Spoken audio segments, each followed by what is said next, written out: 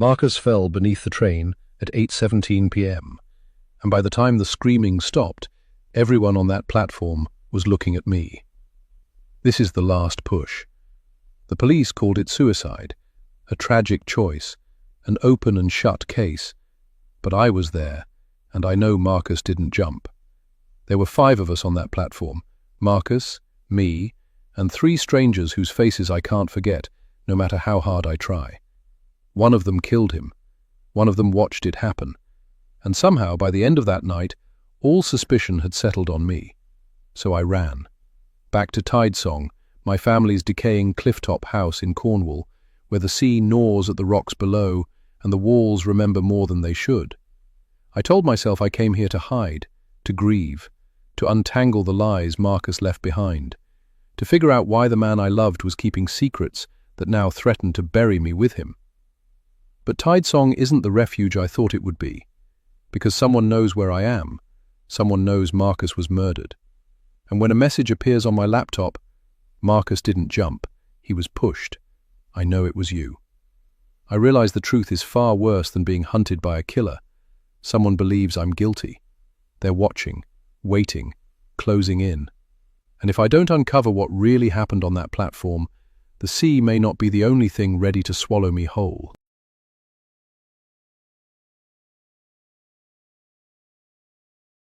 Prologue. The platform. He steps off the platform and, just like that, disappears under the wheels of the tube train.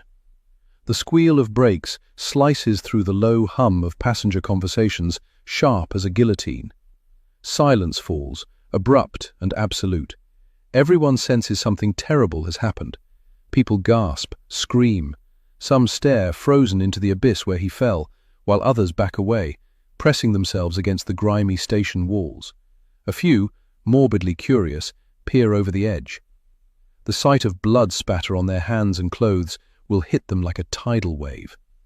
Tiny specks that, at first, they won't associate with blood. But soon they will, and when they do, it will nauseate them.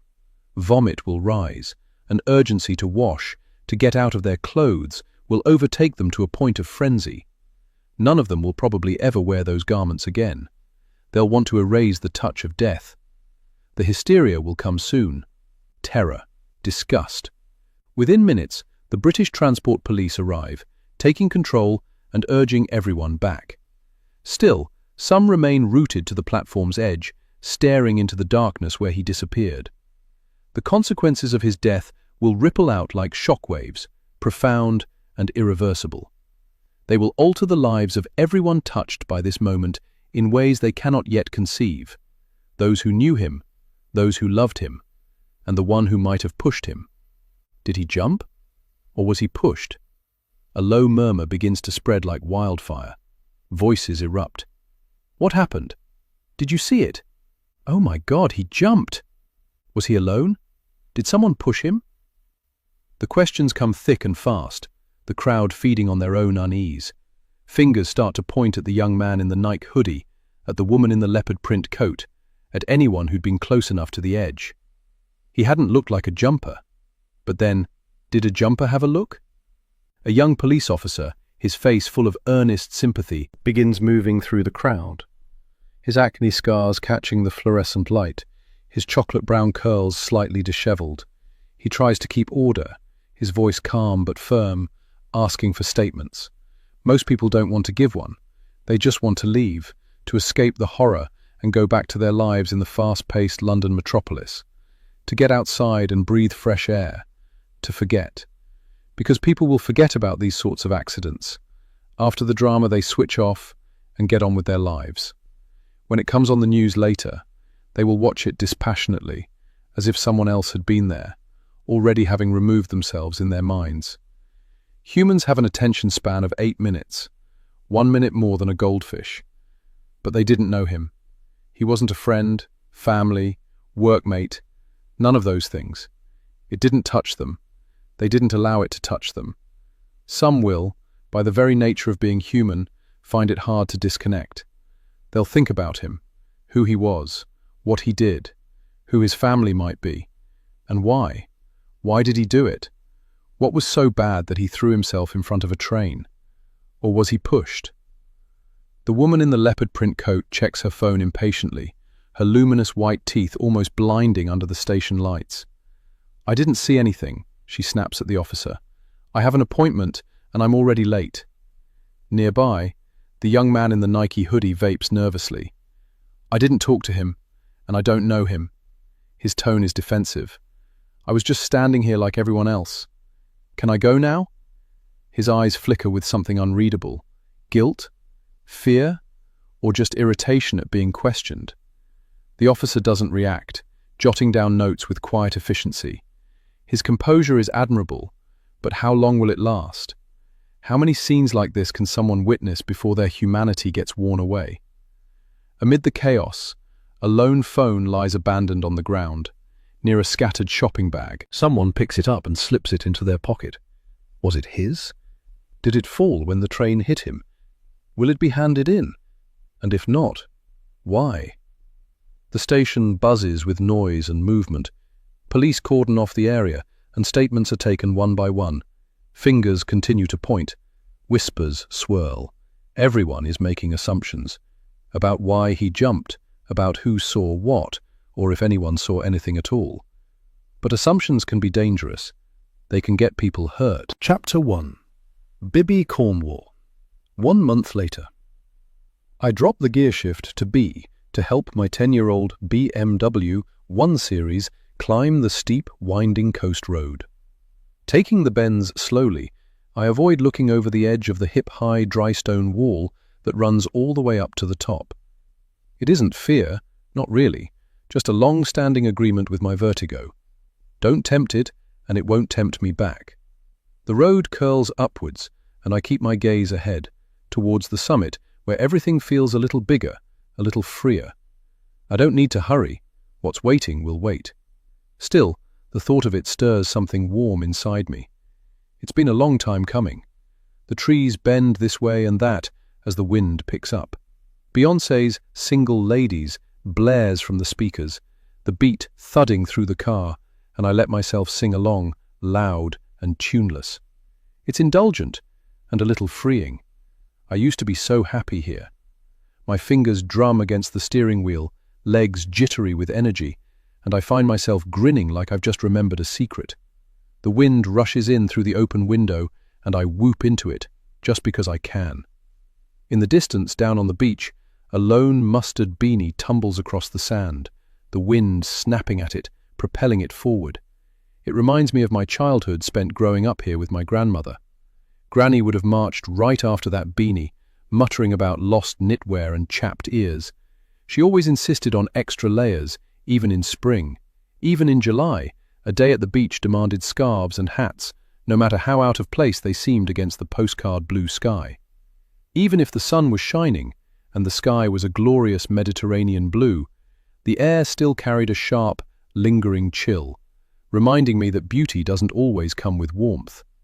My childhood was all cardigans and wind-tangled hair, the brush tugging at knots crusted with salt and sand. I smile at the amount of times Granny told me I would have my hair cut short if I didn't wear a hat more often. Granny would hum quietly to herself when she brushed it out, patiently, careful not to hurt me. Granny was never going to cut my hair. It's full of different shades of gold, like the lush hay my father used to feed our horses in the summer. She smoothed it down with her hand after brushing it through. So many memories drift back, making my eyes prickle.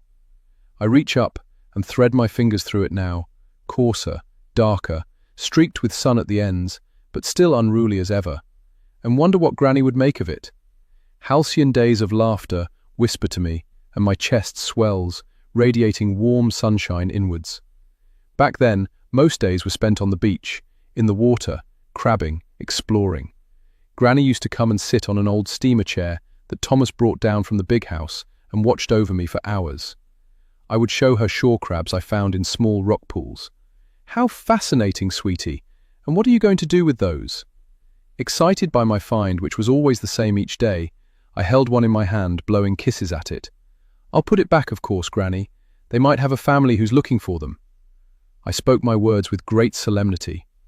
Granny's smile was soft, fond in a way that made my words about love and families land somewhere deeper. We didn't speak into the silence that followed. We didn't have to. It was already full of knowing, and a kind of hope that didn't need announcing. I'd lost both my parents, and it was rarely spoken about. At times like these, I found my behavior reverting to a more childlike innocence when my life was carefree. "Bibby, now off you go and bring me more treasure when you find it," she used to say. I'd spend hours and days that way before I lost my parents, and Granny never got bored of seeing the same treasure day in, day out. Wrapped up in bright scarves and woolen blankets, she used to sit on the beach whenever I wanted to play there. I'd run up to the big house to tell Thomas to fetch the steamer when I was all done playing, and we walked back up the hill together. Later, after I lost them, I'd spend hours on the beach, and she would still come down to keep me company. The cove welcomed the wind like a long-lost friend, Granny used to say. I imagined the rocks on either side of the cove as open arms, embracing the wind. But up in the big house, it howled around the place like an angry giant. The wind was always worst on the veranda of the house. You didn't dare stay out there long for fear of being blown out over the rocks on a windy day. The outside furniture was anchored to the flagstone floor in case it disappeared over the edge or slammed into the patio windows. As my car trundles up the steep road with the occasional battering of a gust of Cornish wind, I grit my teeth, holding the steering wheel tightly, afraid I might get blown over the side. I've always feared strong winds. No logic to it, just the howl around the house was enough as a child to scare me. Granny warned me never to step onto the veranda in a gale, or I'd be swept off the edge. When it blows hard, it rips down the stone path to the beach like it's got something to prove. The pale blue sky is full of fluffy clouds puffing out to sea, the sun fighting to make an appearance. But it makes little difference. It carries no warmth, only the salt-stung chill of early summer. In a few weeks, though, everything will change. A sign points the way to Sanborn. Here, the razor-sharp bend is precarious if you're not expecting it. I used to cycle down here when I was young, no helmet, legs outstretched, zooming down the lane, hair blowing wildly. Granny had a fit every time. "Bibby, you know how dangerous it is. Take it slow, or I'll get Thomas to get rid of that dreadful bicycle." I'd smile, waving goodbye as I disappeared from sight, fully aware that Granny would be shaking her head, muttering to Thomas about getting rid of the cursed contraption, and questioning why she'd ever bought it from me in the first place. A pang of regret grabs my chest tightly that those days are long gone. I wish she was here. I miss not talking to her.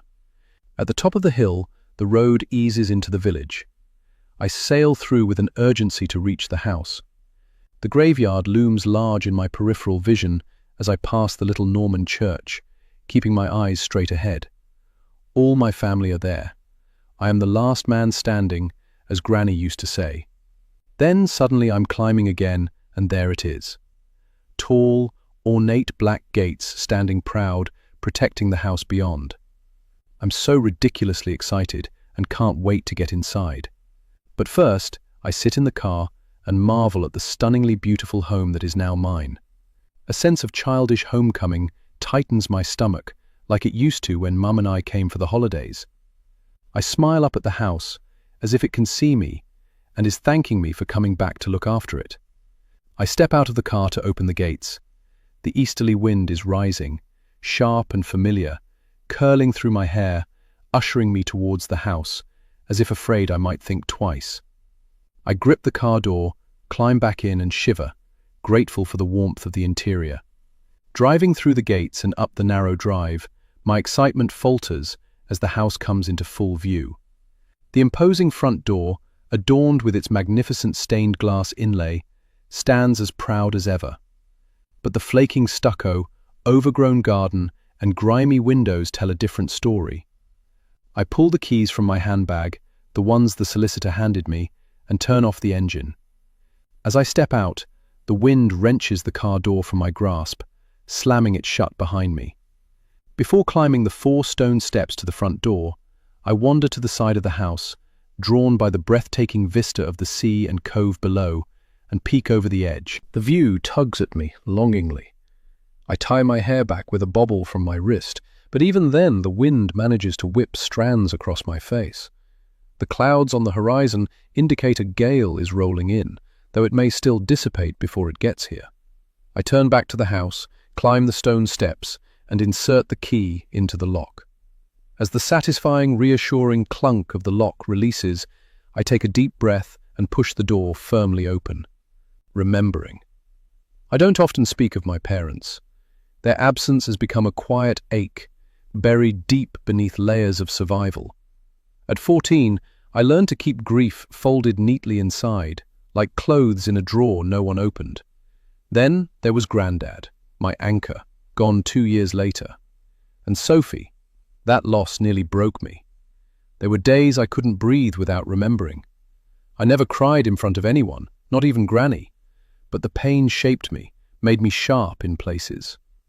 Grandad once tried to send me away for treatment, and I felt betrayed, devastated. I promised myself I'd get better, learn control. And I had, mostly. But sometimes, when things spiral, when people cross lines, the old fury surges. I scared myself once, throwing a glass at the wall after a fight with Granny. It missed her head by inches. I cleaned it up in silence, hands trembling. The sharp tang of pine and disinfectant hits me as I step inside. To my relief, the interior is in much better shape than the exterior, thank God. Better than I'd expected, in fact. Mrs. Pugh must have been over, or perhaps she'd been quietly keeping it tidy for me. I'm not sure if it was what Granny would have asked her to do. Tidesong Villa, the rosy pink stucco Victorian house perched above the Cornish coast in the small seaside town of Sanborn, has been ours since the 1800s. And now, impossibly, wonderfully, she's mine. I twirl on the solid oak floor, the familiar feeling beneath me, laughter catching in my throat. It's everything I ever dreamed of, just not the way I imagined. It hasn't changed. If I stay still long enough, I can almost hear the echoes of the past whispering through the vast hall where an open fireplace, now filled with dried flowers, stands proudly. A rush of excitement, laced with uncertainty, settles low in my chest. This is a bittersweet inheritance, its memories folded into the very bones of these walls, some of them soft with laughter, others harder to hold close. I can hardly believe how close I came to losing this house. Even now, the thought of Marcus's betrayal sends a hot pulse through me, a flash of red so sharp I have to steady myself, reminding my hands to unclench. I've always been drawn to Cornwall, the rugged cliffs, sandy beaches, and the soothing roar of the waves that linger in my memory. I climb the stairs. Through the tall floor-to-ceiling window on the first landing installed by Grandad, I watch the breakers crash and pull. He's been gone 14 years now.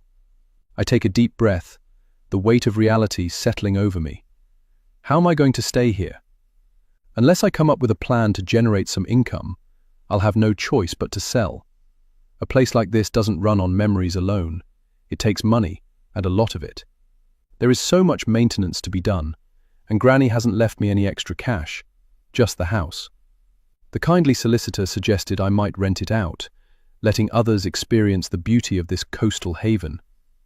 It's an option, I suppose, but I need somewhere to live. I'm already behind on the rent for my London flat, and honestly, I've had enough of London. The crowds, the noise, the grime. Once I repay my arrears with the little savings I have left, I'll have nowhere to go. I continue to climb the richly carpeted stairs to the 3rd floor, my fingers trailing along the silken banister. At the top, I find the self-contained penthouse, a possible sanctuary, if I can make it work. I wander through the floor's kitchen and the spacious bathroom, smiling as my eyes land on the slipper bath I was already planning to soak in tonight. In the lounge, I sink into the red velour couch, running my hand over the plush fabric. From the tall windows, the breakers are visible in their full dramatic glory, crashing along the coastline. The apartment even has its own private entrance. Granny always wanted me to come live here with her. She did all this for me, but I never wanted to leave London. Sanborn felt too small, too quiet, where everyone knew your business. Unlike London, where today's gossip is forgotten by tomorrow, here people don't forget. I'm probably the town's hot topic right now. The sound of the front door opening jolts me. I rush downstairs just as Thomas Pugh steps inside, carrying my suitcase and the bags I left in the boot. He must be nearly 90, or at least he looks it. His face, deeply weathered from years of outdoor living, is tanned beneath a thick head of grey hair. The Pughs have been as much a part of this house as Granny has. "Oh, Thomas, you didn't have to do that," I say, standing on the bottom step, gripping the oak newel post and beaming at him. I'm so thrilled to see a familiar face. "But thank you, and it's so lovely to see you again." He looks well, all things considered, though there's something new in his face, perhaps the uncertainty of what lies ahead. The last time I saw him was at Granny's funeral, when everything quietly began to unravel. The tension, the silence, the things no one dared name, it has aged us all. Grief, yes, but something else too. "Just leave the bags there," I tell him, gesturing to the bottom of the stairs, showing him that I am perfectly capable of carrying them up the 3 flights myself. "I can take them upstairs later. You don't need to fetch and carry for me. I'm stronger than I look, you know." That familiar lift of his eyebrow makes me grin. It's the same look he used to give when he tried to scold me on Granny's behalf. "I won't do anything of the sort, miss," he replies, his Cornish accent warm and comforting. "Your grandmother asked us to keep an eye on you when you came to live here." I smile at his words, feeling a pang of nostalgia and reassurance in his presence, and knowing Mrs. Pugh wouldn't be far away. Oh God, they are relying on me to live here, aren't they? I have no money, not really. No savings, no fallback plan, just overdrafts and unopened bills gathering dust in a shoebox under the bed. What had Granny been thinking? She knew I didn't have a proper career or anything close to stability. Acting isn't a job you can rely on. It's all feast or famine, and lately it's been nothing but famine. I went to London chasing the dream like everyone else. Naive, hopeful, convinced I'd be different. And maybe I still believe that somewhere under the cynicism. But it's been years now. Years of barely there auditions, temp work that never lasts, rent arrears piling up, and smiling too brightly for people who stopped calling back. How did Granny imagine I could possibly manage this place? This beautiful, sprawling, crumbling house? Alone? Without her? "Your grandmother knew what she was doing when she left you this place. She said you'd find a way to hang on to it," Thomas says gently. "Did she now? Well, she had more faith in me than I do." I force a smile, trying to reassure him that I do have a plan. I don't, of course. All I know is that I own Tidesong, and I can't let it go. It's so much more than a house. It's my home. And I can't let them worry either. This has been their home for most of their lives, their security and income tied to it. Do the rest of the staff feel the same way? I focus on a spot, just above Thomas's head, unable to meet his gaze. "We're only in the cottage down the lane if you need anything," he says, mercifully saving me from further explanation. I am grateful for his tact. "Will you be all right here by yourself tonight?" He hesitates, as though he wants to ask something more, but thinks better of it. I have no idea what I'd say if he did. I don't want to lie to them. The cottage was part of their deal. Rent-free accommodation in exchange for looking after Granny and the house. Granny paid them, of course, but it couldn't have been much. Mrs. Pugh had been with her since they were young women, inseparable. Now it's up to me to look after them. "Will you be using the top floor?" Thomas asks. "Mrs. Pugh has got all the rooms ready for you. She wasn't sure where you'd like to sleep. Thought you might want to use your grandmother's room." "Oh no, Thomas, that's very kind of her, but I'll use the top floor. It's more convenient, like a large apartment with everything on one level." I manage another smile. I can't see myself wandering down to the kitchen in the middle of the night, not with the wind howling like a living thing around this big, old, creaky house. The shadows seem deeper after midnight, and every groan of the floorboards feels like a whisper. Stormy nights make the whole place feel haunted. Are we still having problems with the electrics? They always used to trip out when the weather turned wild. "All sorted, miss," he nods. "Your grandmother had the whole house rewired, and the fuse box is in the kitchen now, not the basement." I sigh with relief. No more creeping down cold stone steps with a candle in hand, because the torch could never be found, to reconnect the power. And she put in a new boiler and radiators, so you'll not be cold. But there are candles and matches in the kitchen, just in case, and a torch hung by the pantry. You know, Mrs. Pugh, always better to be prepared. He was right. In a house like this, it was foolish not to be prepared. New wiring or not, I'll take candles up to my room tonight, and have the torch on my phone if I need it. As Thomas speaks, I feel the house wrap itself around me like a warm embrace, as if it's whispering, "You're safe in here now. You're home." London feels a world away. "That's so kind of her," I say. "Please tell her I'm very grateful, and I'll hopefully see her tomorrow." "You will, miss. She's looking forward to seeing you again."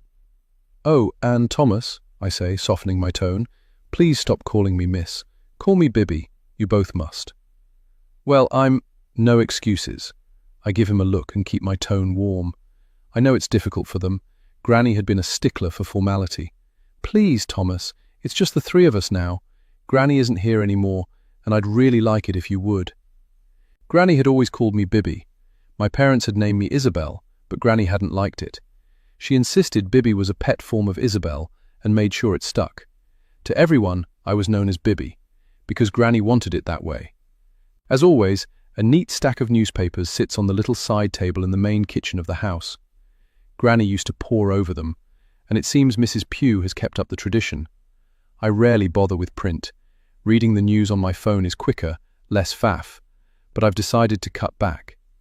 It's intrusive, always pulling at my attention, and the signal here's terrible anyway. I pick up one of the national tabloids, the one that has been continuing to report on Marcus's tragic death, now ruled a suicide. I flick through the pages until I find it, tucked away on page 12, a small column buried near the bottom. The words blur. I sit back, the paper trembling slightly in my hands. I still can't believe he is gone. The memory coils itself tightly in my mind, dark and suffocating. My throat tightens, and for a moment, the silence of the house feels oppressive, the walls too close. I drop the newspaper back onto the table. Chapter 2. Marcus London. Before I lie on the sofa, thinking how I messed up. But it was a mistake, and we talked about it. I did something stupid. I was high. I said I was sorry. It's sorted now. So why is Bibby still holding it against me? She said she understood, said she was fine. But that's the thing with women. They say one thing and mean another. How am I meant to know where I stand when the goalposts keep shifting? For God's sake. It happened 3 weeks ago.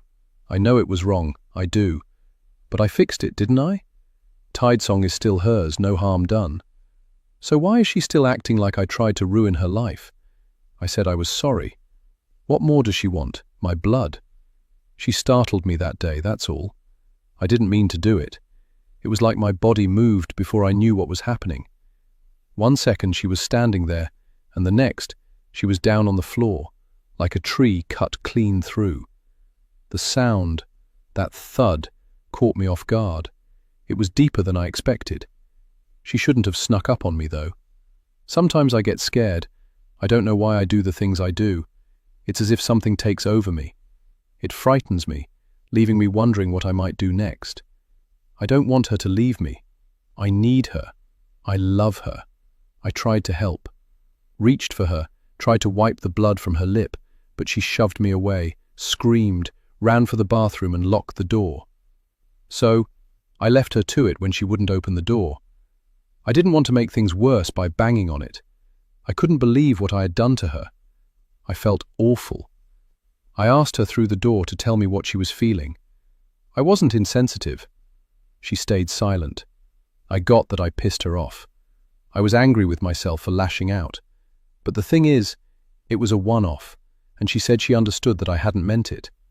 Understood how she'd surprised me and I'd reacted. I explained about what she'd seen on the screen. Said I was sorry. That it wasn't me, which made no sense. And then I stopped talking because I needed to tell her the truth. That I wasn't well, and that's when she shot out of the bathroom with the batshit crazy drama of what a shit I was. Well, sort of. There was a lot of effing and jeffing and smashed crockery, and at one point I really thought she was going to strangle me. I truly thought I was a goner. It might have been kinder if she had. What Bibby saw on my screen that day It wasn't what she thought. I wasn't trying to defraud her. I wasn't planning some twisted scheme to take her inheritance. At least, I don't think I was. I was curious, that's all. Wondering how easy it might be. Testing the waters, just thinking. But when she saw the screen I was looking at, her passport, the land registry forms, it looked bad. I know that. How could it not? Afterwards, I tried to explain. Told her I'd never actually transfer the deeds of Tidesong over to myself, even though I'd already filled out a TR1, a transfer of whole of registered land form, and forged her signature. But I hadn't registered the transfer with the land registry, even though I had filled in an AP1 form and the ID1 identity form. It didn't look great seeing it all on the screen, though. But let's be honest, who would believe that? And truth be told, I didn't even have an answer for my own actions. Nothing I could face anyway. I felt like I was losing control, doing things that didn't make sense, thinking thoughts that didn't feel like mine. I did want to be honest with her, but I was afraid. Then we had that conversation, the one no one wants to have. I told her I had a glioblastoma grade 4, an aggressive brain tumor. "I'm sorry," she said, shocked by my admission, shaking her head. "I shouldn't have lost it. But what you did, it was low, really low. I should report you." I knew she was pulled by guilt for her outburst and anger at what I was proposing. Her hands rose in frustration, as if she could push the whole thing away. "I don't want to. Of course I'm not going to. But maybe that's what you deserve." Then the tears, quiet ones that built as she spoke, a quiver to her voice. "This thing, what you're going through, it doesn't erase what you did to me." I saw she couldn't or wouldn't grasp the reality of what I'd told her. She closed her eyes tightly as if to control her emotions. I said nothing, ashamed of what I'd done to her. Her swollen lip made me wince just looking at it. I continued to say nothing. There wasn't anything to say. She was right in her way. But whatever she saw in my face, it wasn't what she thought. I was thinking ahead, thinking how I was going to beat this thing. But she wasn't ready for that. Not yet. Maybe not ever. "Don't look so smug," she snapped. "Just because you're sick doesn't mean I won't report you for what you did." I wasn't looking smug, more confused and worried what she might do next. "I've got the proof, Marcus. It's still on your computer. I could go right now and print it all off. Ruin you." Then she laughed and cried some more. "I know that's a stupid thing to say after what you've told me." She wiped her eyes on the back of her hand. I didn't believe she would report me. Not really. I hoped she wouldn't. But there was something in her voice, something clipped and bitter, that made me wonder if she just might. I hate the thought she might feel tied to me out of obligation rather than love. I know she feels guilty for lashing out at me, knowing what she does now. Though I deserved it. "You know what?" She sucked in a deep breath. "Let's just keep this between the two of us, okay?" Now, as I lie on the sofa, a spider crawls out from underneath, stopping dead in the middle of the floor. I freeze. Where did it come from? I live on the top floor of a swanky building in Cadogan Place, for Christ's sake. Has it crept in from the balcony? Or has it been lurking here all along? And if it has, what the hell has it been eating? I'm not great with bugs. I'm not sure if it was really there either. I keep getting visual disturbances, optical illusions, but I haven't told Bibby that bit. She's got enough on her plate absorbing that I have a brain tumor. I grab my empty glass from the arm of the sofa and trap the spider underneath, sliding an envelope from today's post beneath it. Carefully, I carry it out to the balcony and release it. I don't see anything. Did it scuttle away, disappearing over the edge? I don't like them, but I couldn't kill it. I couldn't kill anything, actually. Life is too short. The world below fascinates me. From up here, it's like I'm invisible, people rushing about, oblivious to the chaos unfolding inside my head. Bibby has potted flowers. Tubs of bright colour she planted to make it homely out here are now starting to bloom. I sniff, rub at my nose again, and pour myself another drink from the trolley in the lounge. Too much of this lately. I know it. The manuscript is sliding further behind. The tension with Bibby isn't helping. This thing growing inside me is slowing me down. I see her watching me, wanting to do things for me. I don't want her to. But as each day passes, I notice myself a little weaker in my motor skills or my speech. I'm trying to hide it from her. She hates it when I drink, but it helps. It helps a lot, just like cocaine. I take a long swig. The headache's creeping in again, dull and pulsing. I drink deeper. Maybe I should just let her go, set her free from this madness. The thought guts me, but I can't ignore it anymore. Holding everything together, pretending it's fine, it's exhausting. And it's starting to show, even when I try to hide it. Maybe ending it would be kinder. The phone vibrates on the table. No name on the screen.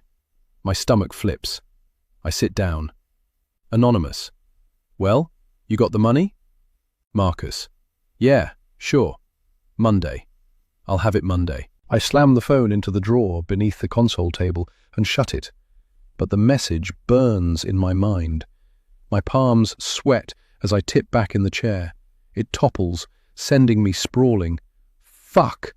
I stand up, walk around the room. I forgot all about that. How the fuck could I forget I owe money? I grab my hair with both hands, pulling hard, wondering what I am going to do about everything that is going wrong in my life. I can't tell Bibby about this either. My memory is failing. It's why I'm not tackling my writing. I can't keep things straight in my head.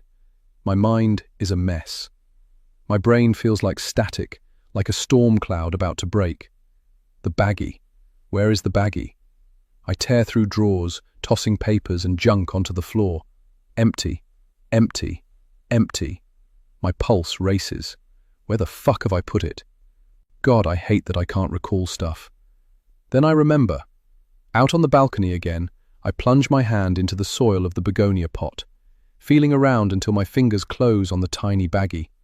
Relief washes over me. Bingo! I told Bibby I'd stopped, hence having to hide my stash in the plant pot. She doesn't understand that it helps my head, helps my thinking. I feel like I'm suffocating right now. I need to focus. In my office, I open my laptop and stare at the last chapter of my manuscript. My vision swims. Writing is supposed to be my escape, my sanctuary. But not tonight. The tension in my chest from anxiety is unbearable. I need a bigger release. I'm scared how this will kill me. Slowly, the doctor told me. Painfully. The baggie. Oh yes, I forgot about it. I'm doing a lot of that lately. Bibby, I don't think has noticed. I hope not anyway. My fingers tremble as I pull it from my pocket, the crinkle of plastic almost deafening in the suffocating silence of fear squeezing me. My heart pounds, a caged animal thrashing to break free as I set it on the glass tabletop. It just sits there, small and unassuming, yet it feels like it's staring back at me, mocking me. I really need this. My breath quickens. I know I shouldn't. My hands shake as I reach for the powder, spreading it out on the glass with a jittery, unsteady motion. I grab a credit card and scrape it into a line. It isn't neat. Nothing about this feels neat. Everything inside me feels chaotic, and I don't know how to calm it down. The text message flashes back into my mind, searing. Just those words. I can't even make myself read them again. But I remember now what it's about. Panic surges, sharp and sudden, like I might shatter from the inside out. My lungs ache as I roll up a tenner. My chest tightens some more. My head spins, but I lower myself anyway. Closer. Inhale deeply. The powder rushes up my nose, and the sweet sting cuts through the chaos of my thoughts, through the screaming void in my head. Fireworks. My brain lights up like fireworks. For a second, a single fleeting second, I feel alive. Yes, I whisper, my breath shaky and sharp. But the relief isn't enough. It's never enough. My hands are already scrabbling for the baggie again. They don't feel like my hands anymore. I have pins and needles. They feel foreign, disconnected, moving on instinct but not a part of me. Panic grips me as I claw at the powder, desperate for more. Just a little more. Just enough to quiet the storm in my head. Somewhere, Deep inside, there is a voice, a whisper, a warning. Stop. Don't. It's faint, barely there, like a flicker of light in an endless tunnel. I shove it down. I can't hear it right now. I won't hear it. The powder is ready again. I don't even think. I can't think. My body moves as if it's on autopilot. Another inhale. The sting.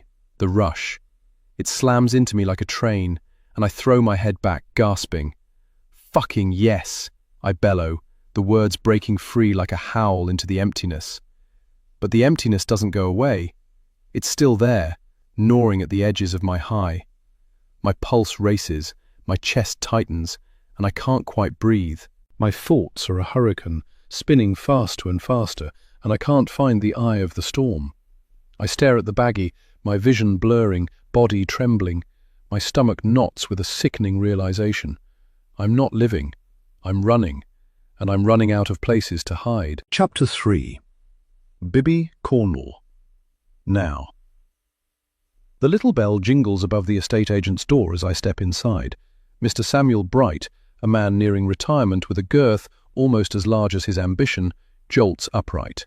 His silver hair is mussed, and in his haste he knocks over a coffee cup, hurriedly mopping the spill with a wad of papers. Then, as though remembering decorum, he smooths his suit and beams at me. "Good morning, Miss Bancroft. Are you here on business?" His tone is bright, eager. I nod, keeping my expression neutral.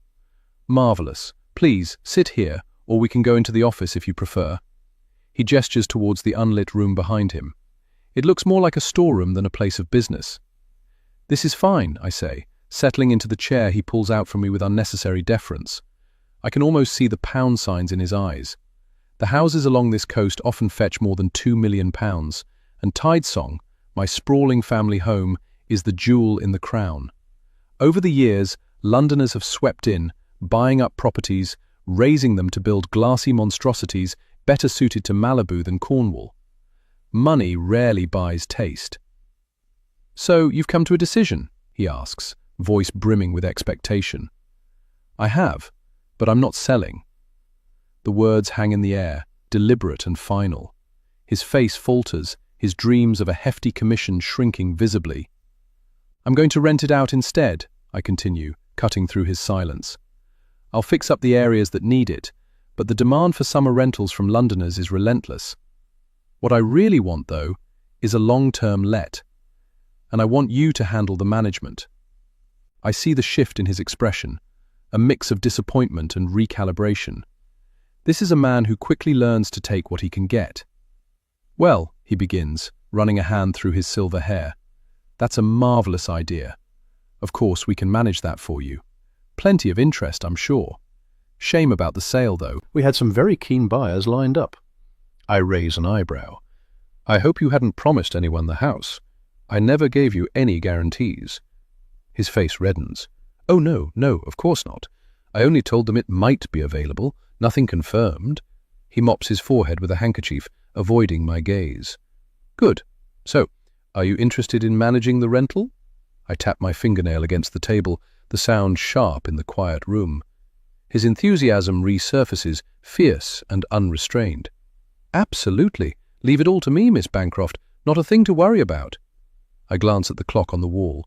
It's almost noon. "One more thing," I say, watching his nostrils flare ever so slightly. "Yes?" "I'll be living in the self-contained apartment on the top floor." He blinks, momentarily thrown. "You will?" "Yes. There's a separate entrance at the back, so I won't need to go through the main house. The door on the third floor can stay locked, ensuring privacy. All my bills, energy, water, broadband, will be included under Tidesong's household expenses. That's part of the deal." He hesitates, the polite mask slipping for a fraction of a second. "I see, but won't the tenants—" "They won't notice. Whoever rents Tidesong will be paying so much they'll hardly miss the little I use. So, are you still interested, or shall I take my business elsewhere?" The threat does the trick. He straightens, grinning once more. "No need for that, Miss Bancroft. We'll handle everything." On the walk back to Tidesong, I detour through the village. My fingers trail along the rough golden stone of the buildings, their textures and curves so achingly familiar. The place hasn't changed much. New coffee shops, artisan bakeries, upmarket boutiques, but the bones of it remain. Inside the newsagents, I linger by the suites, pretending to browse. My real motive is to gauge whether anyone recognizes me. If they do, they don't let on. I buy a bag of wine gums and leave, relieved and disappointed in equal measure. The Anchor pub next door catches my eye. Its facelift is obvious, leaded windows gleaming, and the menu displayed outside boasts contemporary twists on classic fish dishes. The scent of wood smoke from its chimney mingles with the salty sea air, tugging at old memories. I follow the lane past the pub, the yew hedge enclosing the graveyard, casting dappled shadows over slippery stone flags. The vicar stands near the gate, chatting with a young couple. He waves when he sees me, and I wave back, the motion automatic. Further down the lane, I stop abruptly in front of a familiar cottage, Gilbert's cottage. The sight of it grips me. A terracotta pot on the windowsill cradles a geranium just starting to bloom. I take a step closer, drawn by an old, inexplicable pull. The door creaks and opens. Samantha Bowley stands there, her face in shock before twisting into anger. She hasn't worn well since I last saw her 14 years ago. She didn't go to Granny's funeral. I'm glad. I wouldn't have wanted her there. The ungrateful witch. I realized too late I made a mistake coming to this cottage. What was I thinking? My God, it's you. Her voice is sharp, cutting through the quiet. My chest tightens. What are you doing back here? She spits out like acid, her tone laced with disbelief. Didn't think I'd ever see you again. My God, you've got some nerve. I step back, my pulse roaring in my ears. Why is she still here? Still in this house? Her eyes narrow, her lips curling into something between a sneer and a snarl. What are you playing at, Bibby, coming back like this, to this house? The air between us feels charged, electric. I swallow hard, unable to answer, the weight of the words and the memories they unearth threatening to crush me. In the distance, the church bell rings, its solemn toll a mocking counterpoint to the storm gathering in Samantha's gaze. Chapter 4. Marcus, London. Before I met Bibby roughly a year ago at a party hosted by my agent where she was serving drinks as a waitress, there were dozens of people in the room, but she stood out instantly. Her golden hair tumbled in soft curls over her shoulders, catching the dim light. To be honest, I didn't want to go. I'd already dragged myself to a handful of parties that week, events I had to be seen at, but none of them left me inspired. All I wanted was to get on with my work. I'd been burning the candle at both ends, putting in long hours, and my sleep was as fractured as my focus. When my agent, Adam, called to insist I attend, I tried to wriggle out of it with a dozen excuses. "It's my birthday, Marcus. You can't say no." His oversized face looms on my laptop screen during our Zoom call, giving the impression his head is too big for his body. For all his brilliance as an agent, Adam hasn't quite mastered the subtleties of video meetings and always sits alarmingly close to the camera. Reluctantly, I give in. "You're right. I can't say no," I mutter, fully aware that skipping the party would be career suicide. When the night arrives, I'm running behind schedule. I'm knee-deep in a pivotal scene of my manuscript and haven't realized the time. My Uber cancels on me twice, and though the venue is only a 12-minute walk, torrential rain makes that impossible. By the time I arrive an hour late, I am soaked from the dash from the third Uber to the pub. The party is at one of Adam's favourite haunts, a Victorian-fronted pub tucked away in a side street in Piccadilly. The moment I step inside, the bass of the music hits me like a physical force. The room is packed with an eclectic mix of artists, authors, and television personalities. Some are dressed casually, others teetering on the edge of flamboyance. And then I see her. A stunning woman walks past me, balancing a tray of champagne flutes with ease. She flashes me a smile that stops me dead in my tracks. Her perfume lingers, a sweet, sultry scent that tugs at my senses. Her short black skirt and fitted white shirt give her an effortless allure, while a peak of a lilac lace bra strap hints at a bolder side. I stumble my way through the crowd, weaving between bodies, searching for Adam. His booming laugh guides me to the back of the room, where he holds court with a small group of admirers. His wife, Linda, stands by his side, her polite smile barely concealing her desperation to escape. I reach the bar and order a whiskey on the rocks, deciding to let Adam find me instead of the other way around. I lean against the bar, watching the room through the mirror behind the bottles. "Drinking alone, Marcus?" Linda's voice stirs me from the haze. For a moment, I just stare at her, caught between the present and the letter that arrived 2 days ago, quarantined on the counter. I read it, once slowly, once again in disbelief, and now the words linger. Her timing is perfect. I need something to pull me back. "Hardly alone, Linda. There are 100 people here at least," I reply dryly. Beside her stands a petite, dark-haired woman in a striking red dress. Linda introduces her. "This is Samantha Bowley, my childhood friend from Cornwall who's come up to visit. We grew up together, in Cornwall. Bet you didn't know I was a Cornish lass." Her words sound slurred now. "I didn't know that, no. Adam's never mentioned it when you go down there for holidays." The champagne has loosened her usual poise, but she maintains a veneer of charm. Samantha takes the glass of wine proffered by the bartender. The conversation turns to small talk. Linda's obligatory presence, Adam's booming birthday speech, and their shared love of Cornwall. We're slipping away in a few minutes. I've got a table booked with a couple of other girlfriends at Jules just round the corner. "You won't let on to Adam that I've slipped away, will you?" I doubt he'll miss me now that he's given his speech and he's seen how many people turned up. Discretion is my middle name, you know that. I salute her with my glass of whiskey.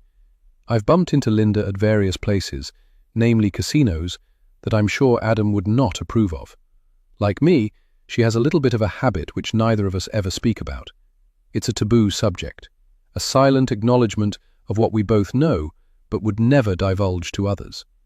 Unlike her addiction, mine is escapism from reality, a reality the arrival of that letter from the hospital indicated. I do. Just as I think the encounter is winding down, Linda leans in and whispers something that cuts through the noise of the party. "I hear you owe some serious money at one of the casinos." Her words hit me like a punch to the gut.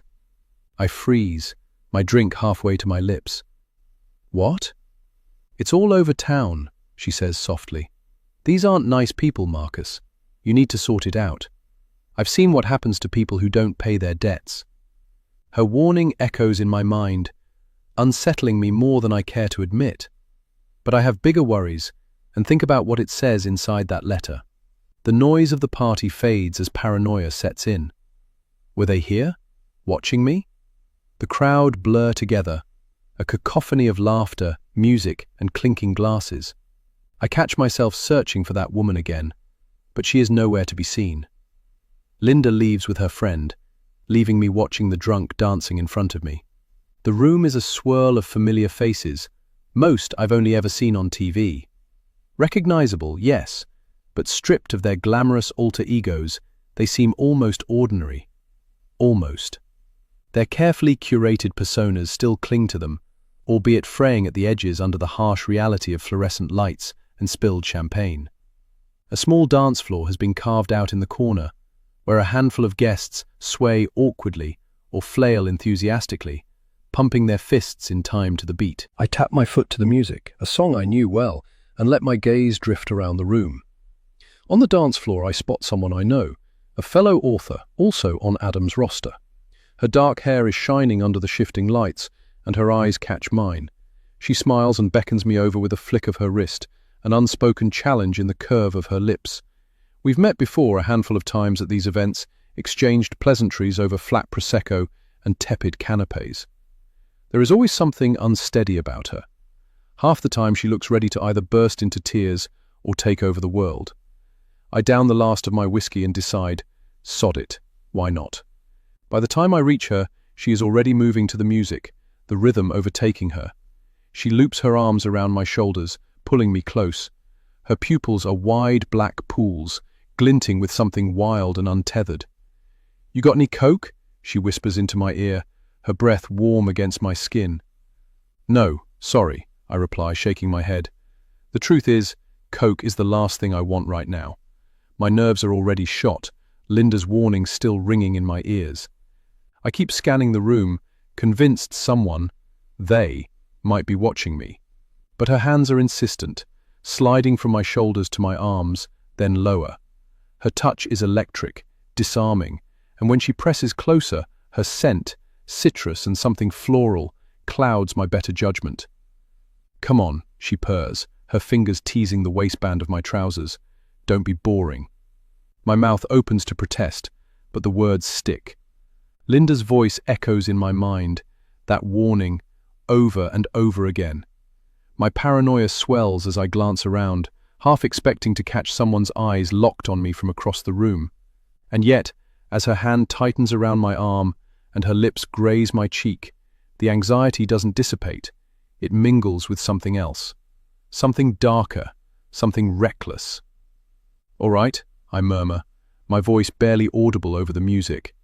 Because in that moment, it is easier to give in than to fight the pull.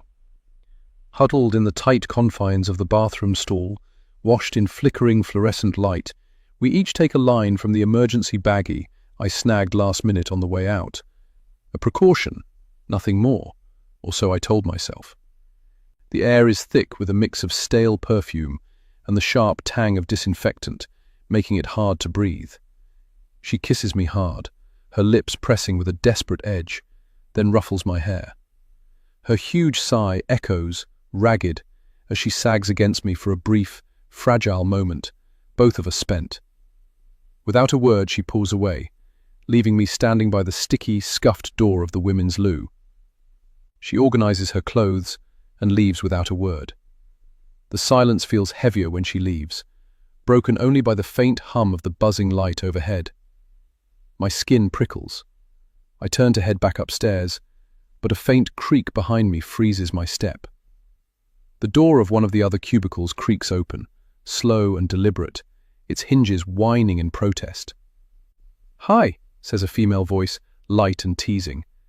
"Do you always use the women's loo?" The good-looking waitress from earlier gives me a seductive smile. I stammer, fumbling for an excuse. "No, I was escorting a friend.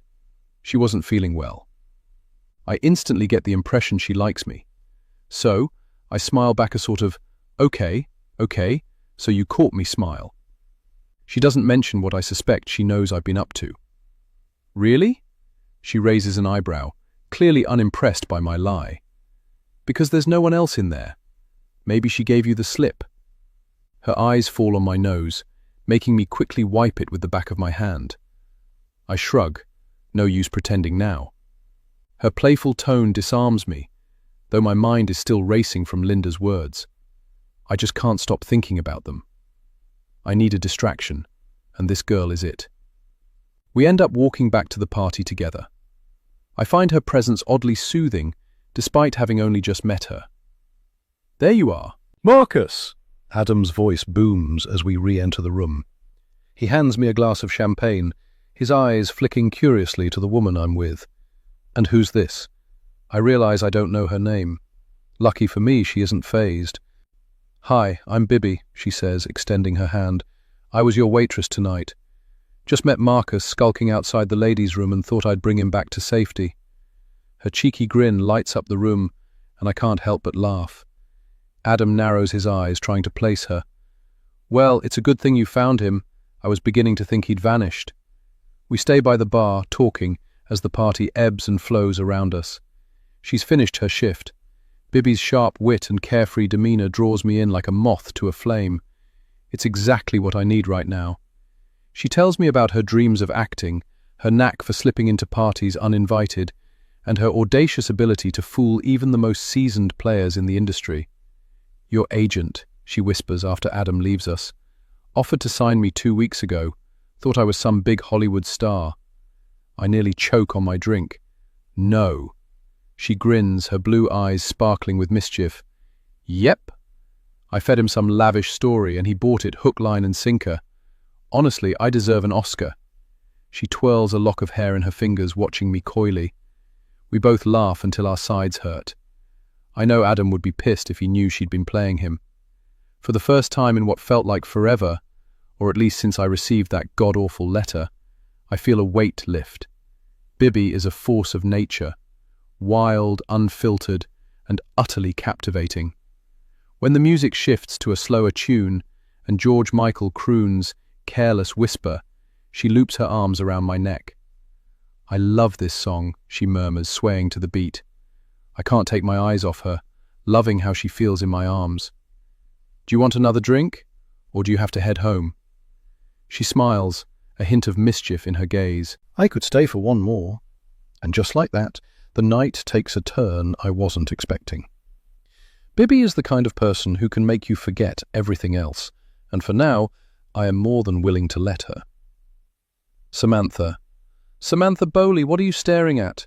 Linda says from the edge of the pavement. I stand motionless, my fingers pressed against the rain-speckled glass, watching the woman with Marcus Dalton. Her laughter spilling out into the night each time the door opens, grating on my nerves. I watch as she coils herself around him, her body language possessive and brazen. My breath hitches, my chest tightening like a vice.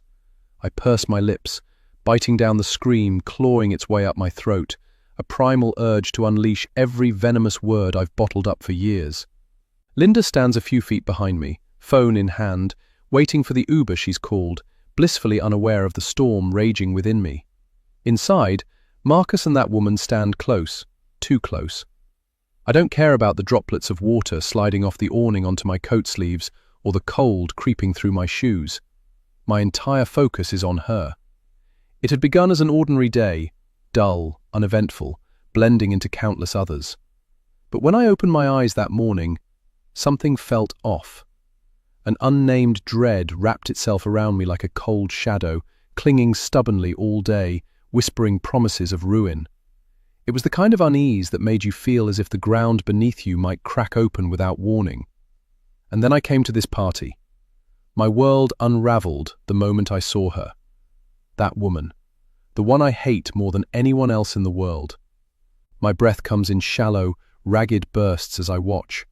Pain surges through my chest, sharp and raw, breaking free of the cage I've kept it in for years. All the walls I have so carefully built around myself begin to collapse, brick by brick. The shields protecting me dissolve, leaving me utterly exposed. The woman with Marcus reaches up to brush his hair from his face, her fingers lingering too long. My vision blurs, not from tears, but from the sheer intensity of my fury. The pain and anger swirl together, a toxic brew that leaves me unsteady on my feet. It is as if a sinkhole has opened beneath me, dragging me into its depths. The path I've clung to, the life I've carefully rebuilt, suddenly seems meaningless, as if a single glance from that woman has undone everything. My nails bite into my palms as I force myself to keep watching, even though every second feels like a fresh wound. The cold glass seems to mock me beneath my fingertips as I lean against it, a barrier I can't cross. If I let the rage I feel consume me, there will be no going back. But I wasn't sure I cared anymore. Linda beckons me into the Uber, her expression impatient but good-natured. Reluctantly, I climb in, my stomach churning with unease. I sit stiffly, so on edge I daren't speak. Words feel dangerous, fragile, as though they might shatter the tight grip I have on myself. "Do you know who that woman was with Marcus Dalton?" I ask at last, my voice low, hesitant. "What woman?" Linda replies, rummaging in her handbag, barely glancing up. "Oh, could you stop right outside Jules? Otherwise we'll look like drowned rats walking in," she says loudly to the driver, trying to be heard over the hum of the radio. She pulls out a lipstick and mirror, expertly swiping her lips with a fresh coat before snapping them back into her bag. "This weather is atrocious, isn't it? I hope it picks up before we head to Cornwall for the Easter break." "So, do you know the woman or not?" I repeat, my tone sharper this time. "I didn't see a woman with him. Was there a woman?" "God, I'm so unobservant," Linda says with a laugh. "I can ask Adam later if it helps. Why do you want to know?" "No, it's fine. Don't ask, really. I thought I knew her." The words feel heavy and final, as though saying them will scorch my tongue. "You sure? It's no trouble. Adam knows everyone. She might be one of his clients." No, no, don't ask, please. The urgency in my voice makes me wince. I wish I hadn't said anything at all. I just thought she might be Marcus's girlfriend, that's all. Really? I don't think he has one. Why? Are you interested? I recoil. Oh, come on, Samantha. You're only in your 50s, for heaven's sake. Live a little. My voice is laced with disgust. I'm not interested. Linda rolls her eyes. I was just saying. Linda raises an eyebrow, her curiosity piqued, but I can't meet her gaze. Okay. He's nice, Marcus, but he's got some problems going on, so I'd keep away if I were you. For God's sake, I don't fancy him, I snap. I'm old enough to be his mother. Linda laughs, amused by the vehemence in my tone. Since when has that stopped a woman screwing a younger man? Give yourself a break, Sam. What's really going on here, darling? You've got the wrong end of the stick, Linda. It's the woman I thought I recognized, that's all. But the more I think about it, the clearer it is that I made a mistake. Linda won't have recognized Bibby, of course. She'd already left Cornwall for London by then, and had lived in the next village over from Sanborn anyway. She knew the story more or less, but Bibby looks different now, and I have no interest in talking to her about any of it. Linda studies me for a moment, unconvinced, but lets it go. Right. Well, we're here now. Jump out, thank you, she says brightly to the driver as the car rolls to a stop outside Jules. We step into the rain, dashing under the restaurant's awning. My mind races, drowning out Linda's chatter. I have to know more about Marcus, about Bibby, about what the two of them are to each other. Why should Bibby have anything precious when she's taken everything from me? As I follow Linda inside, I vow to find a way to strip Bibby of it all. I hadn't been prepared for the raw shock of seeing her again, the way it has ripped open old wounds. But now that the door to the past has been cracked open, I won't stop until I step through it entirely. Maybe I will stay in London a little longer than planned, just long enough to find out more about Bibby Bancroft's life, what she's doing, who she surrounds herself with, what she values most. At least she has a life. My head is throbbing, the relentless churn of thoughts sending sharp stabs of pain through my skull. I need to stop thinking, to quiet my brain, but it is too late for that. The headache has settled in, a dull, insistent throb. Tomorrow, I will start looking into Bibby, see what kind of life she has built for herself. Bibby has no idea I'm here, no idea that I have seen her. I have the upper hand. I had spent years piecing it together, what really had happened that day, the day that tore my world apart. At first, I had tried to believe it was an accident, a tragedy, something cruel and random. But the truth whispered to me, persistent and unyielding. I knew now. I knew what Bibby had done. But there was no proof, no way to make it stick. And so, Bibby walked away, untouched, innocent. That will not happen again. I will need to keep to the shadows for now. Watch. Wait. Work out exactly how to get even, because I am going to get even. There is no doubt about that. The question isn't if, only how. Or maybe I should let Bibby see me. Step into the light, let our eyes meet across a crowded street. Watch the color drain from her face as recognition sets in. That will rattle her for sure.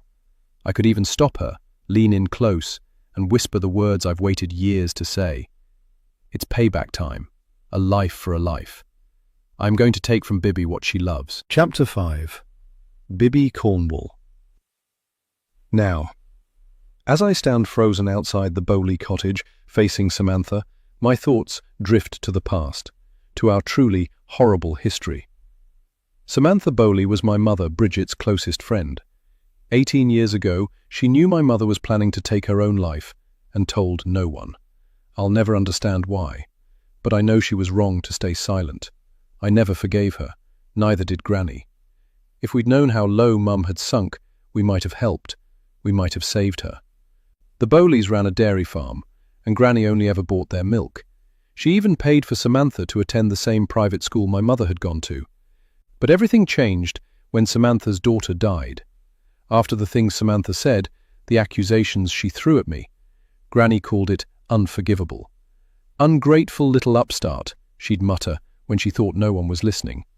And maybe she did put the word out, because soon nobody in the village or the nearby businesses bought from Bowley's farm. The business went under. Sophie was my best friend. She died on the beach 2 years after my mother died. Samantha believed I'd taken revenge. She was certain of it. But it wasn't true. It was an accident. She never believed me, though, and thanks to the rumors she seeded, neither did half the village. It would have been more if not for Granny. They respected her. She employed most of them.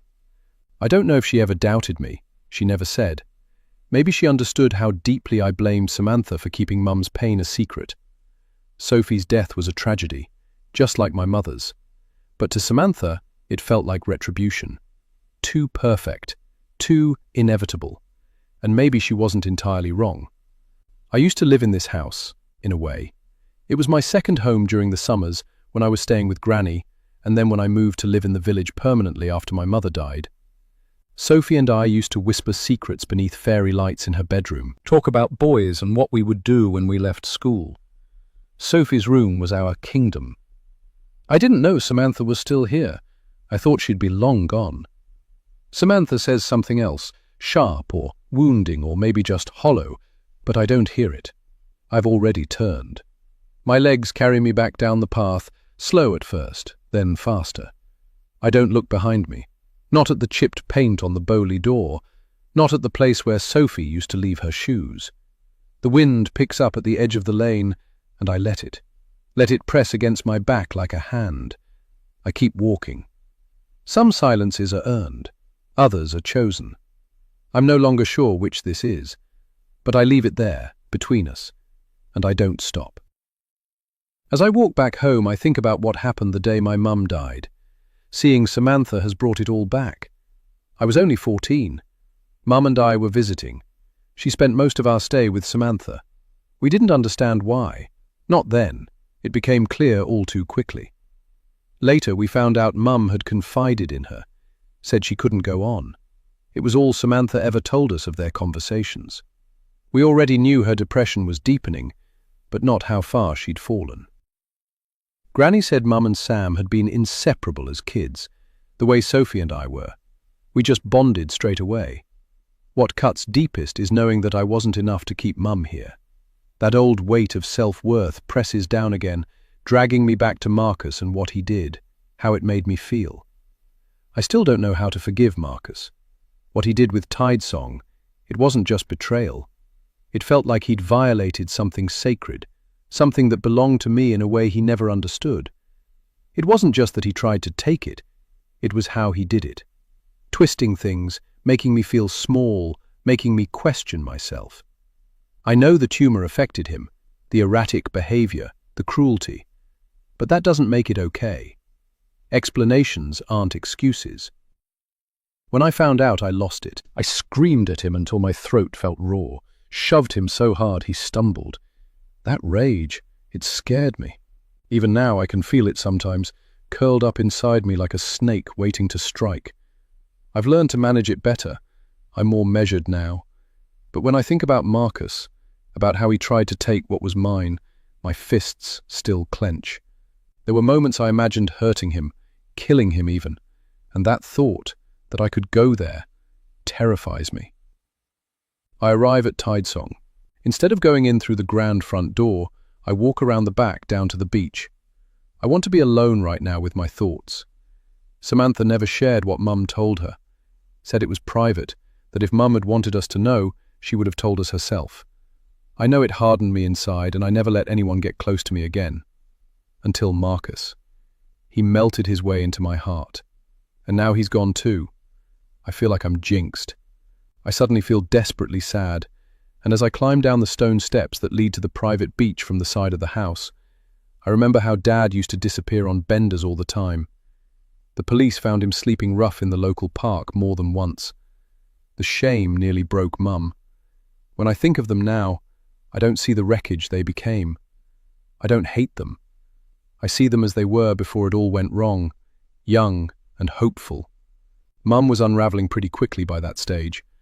I knew if Granny and I did nothing, she would shatter. I couldn't reach Dad at any level. He was always drunk, too far gone to care. But I thought I could save Mum, so I called Granny. I never understood why Mum had such a problem with her. Losing the house, the money, the car, and his friends destroyed my dad. It happened so fast. You wouldn't believe how quickly everything can change when one of the pieces falls from your carefully built life. He never recovered. We ended up in a damp, cold house, so far from our old life that it felt like we'd landed on the moon. "Hello, Bibby." Thomas startles me as I round the edge of the rocks at the bottom of the steps. "Oh, you made me jump. What are you doing here? Not much gardening to be done around here." I laugh, trying not to show the sadness I feel. "Well, this seaweed is a nuisance. There's a lot of it this year. Makes the beach look untidy. Your granny hated it and made a point of reminding me to clear it up. I know she's not around anymore, but I like to keep her standards up." "Yes, I remember she did. That's very loyal of you. I'm just going for a stroll. I'll see you later." I feel he can read my thoughts and need to move on before I break down in front of him. "I bet you're reminiscing a lot right now. Lots of memories for you to get through." I don't reply and smile instead, simply unable to risk saying anything while remembering how Granny begged us to come to Sanborn, to live with her and start again. But Mum and Dad's pride got in the way, especially Mum's. I couldn't make sense of why she kept us living like that when we could have come to Granny's, and everything might have been good again. A lock of hair blows across my face. Mum changed when we lost everything. Her face aged overnight. Her skin turned sallow. When she stopped answering Granny's calls and letters, Granny came down herself, pleading with her to move to Sanborn. She never gave up on her daughter. I sit on the rocks where I used to find the crabs and pick one up, settling it on my palm. One day, when Mum was really down, I cried and begged her for the millionth time to tell me why we couldn't go to Granny's and had to live in that horrible house with no money and all our old friends ignoring us. She stopped being angry and told me, just like that. I don't know what changed for her. I thought I'd worn her down. I brush my wind-blown hair off my face and settle the crab back on the rock. I look up at Tidesong, and I'm unable to understand how Mum didn't love it as much as I do. She couldn't face hearing, "I told you so," from Granny, she said. That was why she didn't want to come back. Granny had warned her before she eloped with Dad. "He will bring you so far down, you won't remember the charmed life you had. Trust me, Bridget, this is a mistake. He's not a strong man. He will destroy you." Mum repeated them to me, over and over, saying Tidesong was tainted for her because of the squabbles with her parents about wanting to marry Dad. She was right, Bibby. Granny was always right. Never forget it. I should have listened, but I was stubborn. I thought I knew best. I couldn't understand why she just couldn't forgive Granny and put it behind her. Mum finally relented, and the two of us made the trip together. It meant a lot. Until then, I'd always gone alone for the holidays. Mum wasn't herself after Dad died. She was totally lost. Granny said I could stay if Mum insisted on going back. I think Mum had already lost much of her fight by then. I stand and carry on walking along the beach, taking off my shoes and carrying them. My mum was everything to me. It felt like the ground vanished beneath me when she died. I've been trying to make sense of it ever since. I look up and see Thomas dragging the seaweed into a pile, then picking it up and dropping it into his wheelbarrow. On the days Dad was drunk, but not drunk enough to pass out, he'd sit by the window, staring out, muttering to himself. Sometimes I'd sit with him, silent, just so he'd know he wasn't alone. The TV was always on, humming with unease. Reports of reckless lending, ballooning debt, and markets teetering on invisible fault lines. Experts debated the risks, tossing around numbers and warnings that few seemed to heed. Someone was lying, someone was making dangerous bets, and the consequences were already trickling down, crushing those without a safety net. The well-connected quietly pulled out. The rest stayed put, unaware they were sinking. The middle class felt it first. People like them. "It's all gone to shit." That's what Dad kept saying, over and over. All gone to shit. Shit, shit, shit. All gone to shit. Dad was made redundant. Downsizing, they said. He searched for work, first in his field, then anywhere. Sales jobs were everywhere, but pointless. Overqualified, they told him. Imperial Electronics had folded under debt and overseas competition. Quiet closures followed. The storm hadn't hit, but the air was charged. Mum found work at a small supermarket, but it shut down without warning. She applied for a waitressing job, closed before she heard back. They talked about emigrating, chasing something better, but the news abroad was bleak, and they couldn't afford it anyway. The savings were gone. The bills kept coming. We had a beautiful house. Soon, the bank would take it. The final blow was applying for benefits. Dad made to feel like a fraud. Any savings? Any equity? What savings? What equity? Gone in 2 months, wasted on a mortgage they couldn't save. But they had pride. Thought work would return. Thought things would change. They didn't. They only got worse. I catch up with Thomas, raking up the seaweed, suddenly needing company. Can I help? You can, but I've only the one rake. Are you in need of company? We had the grocery delivery from the farm before you got back, and Charlie tells me you ran into Sam Bowley. I pull a face, not sure if I want to talk about it. Gossiping about me, was he? I remember Charlie. He loved nothing more than gossip. He said she's stirring it up again, blaming you for Sophie's death, claiming you wanted revenge for Bridget. Ridiculous. Want to talk about it? Thomas asks gently. About what? He exhales, reading my reluctance. Aye, memories your run-in with Samantha Bowley's likely brought back. You were always very intuitive. I take a deep breath. Something inside me loosens, and suddenly I see it all in my mind's eye. I sit down on the sand. We were on the beach, in our bathing suits, splashing in the sea like we did every summer's day. That afternoon was scorching. The waves were big, I remember that. They kept knocking us over and we laughed so hard we couldn't breathe. Your granny never took her eyes off you in the water. She was terrified something might happen. He sits beside me. I didn't know that, Thomas. She'd watch from the big window. She thought you'd outgrown having her on the beach. Mrs. Pugh told her so. I smile, picturing Granny's grumpy face at being proved wrong. I thought she'd just realized I was growing up. She had, but she still feared you might do something daft like your mother. I didn't know that. You wouldn't talk about Bridget. She thought you were bottling it up, and one day it might burst. And it did, with Marcus. I swallow hard, the memory of how I'd trusted him, loved him, only for that love to curdle into a blinding, red-hot rage at how close he came to stealing everything from me, knowing I'd already lost my parents. Even now, the thought of what he did makes my pulse hammer, my hands clench as if I could drag him back just to make him feel what he put me through. I knew Granny never forgave Soph. After our falling out, she took my side and banned her from the house. When we made up, Granny grudgingly let her come to the beach with me, but her resentment never lifted. We rode the waves on our bodyboards that day, again and again, until we were breathless, exhausted, and laughing. That was when I noticed Sophie breathing hard, but Soph didn't say anything, so I thought it was okay, that she was okay. He stands, collecting his rake, and moves along the beach. I follow with the wheelbarrow. It wasn't my fault, Thomas. We all know that, Bibby. It was an accident, Thomas says, his voice low, steady. I wipe the tears running down my face, the memory still too painful. I was a teenager, Thomas, 16. How was I supposed to know what to do? It's why I kept quiet. He doesn't answer right away, just looks at me, too long, too carefully. Nobody blames you, Bibby. I let out a bitter laugh. They do, thanks to Samantha. She thought I was getting her back for my mum. Thomas stops and turns around. His fingers tap against the rake once, then stop. Look, Samantha was sick back then. You have to forgive her. She was out of her mind with grief. But I loved Sophie. She was my best friend. I'd never hurt her.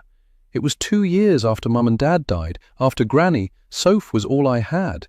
How could Mrs. Bowley think that way of me? Thomas nods, but his eyes turn away just for a second, like he's remembering something. He exhales slowly, as if he's been holding it in for years. The police found nothing suspicious. They cleared you from all wrongdoing. His voice softens. They said there was nothing you could have done anyway. I reach the top of the steps and pause to catch my breath.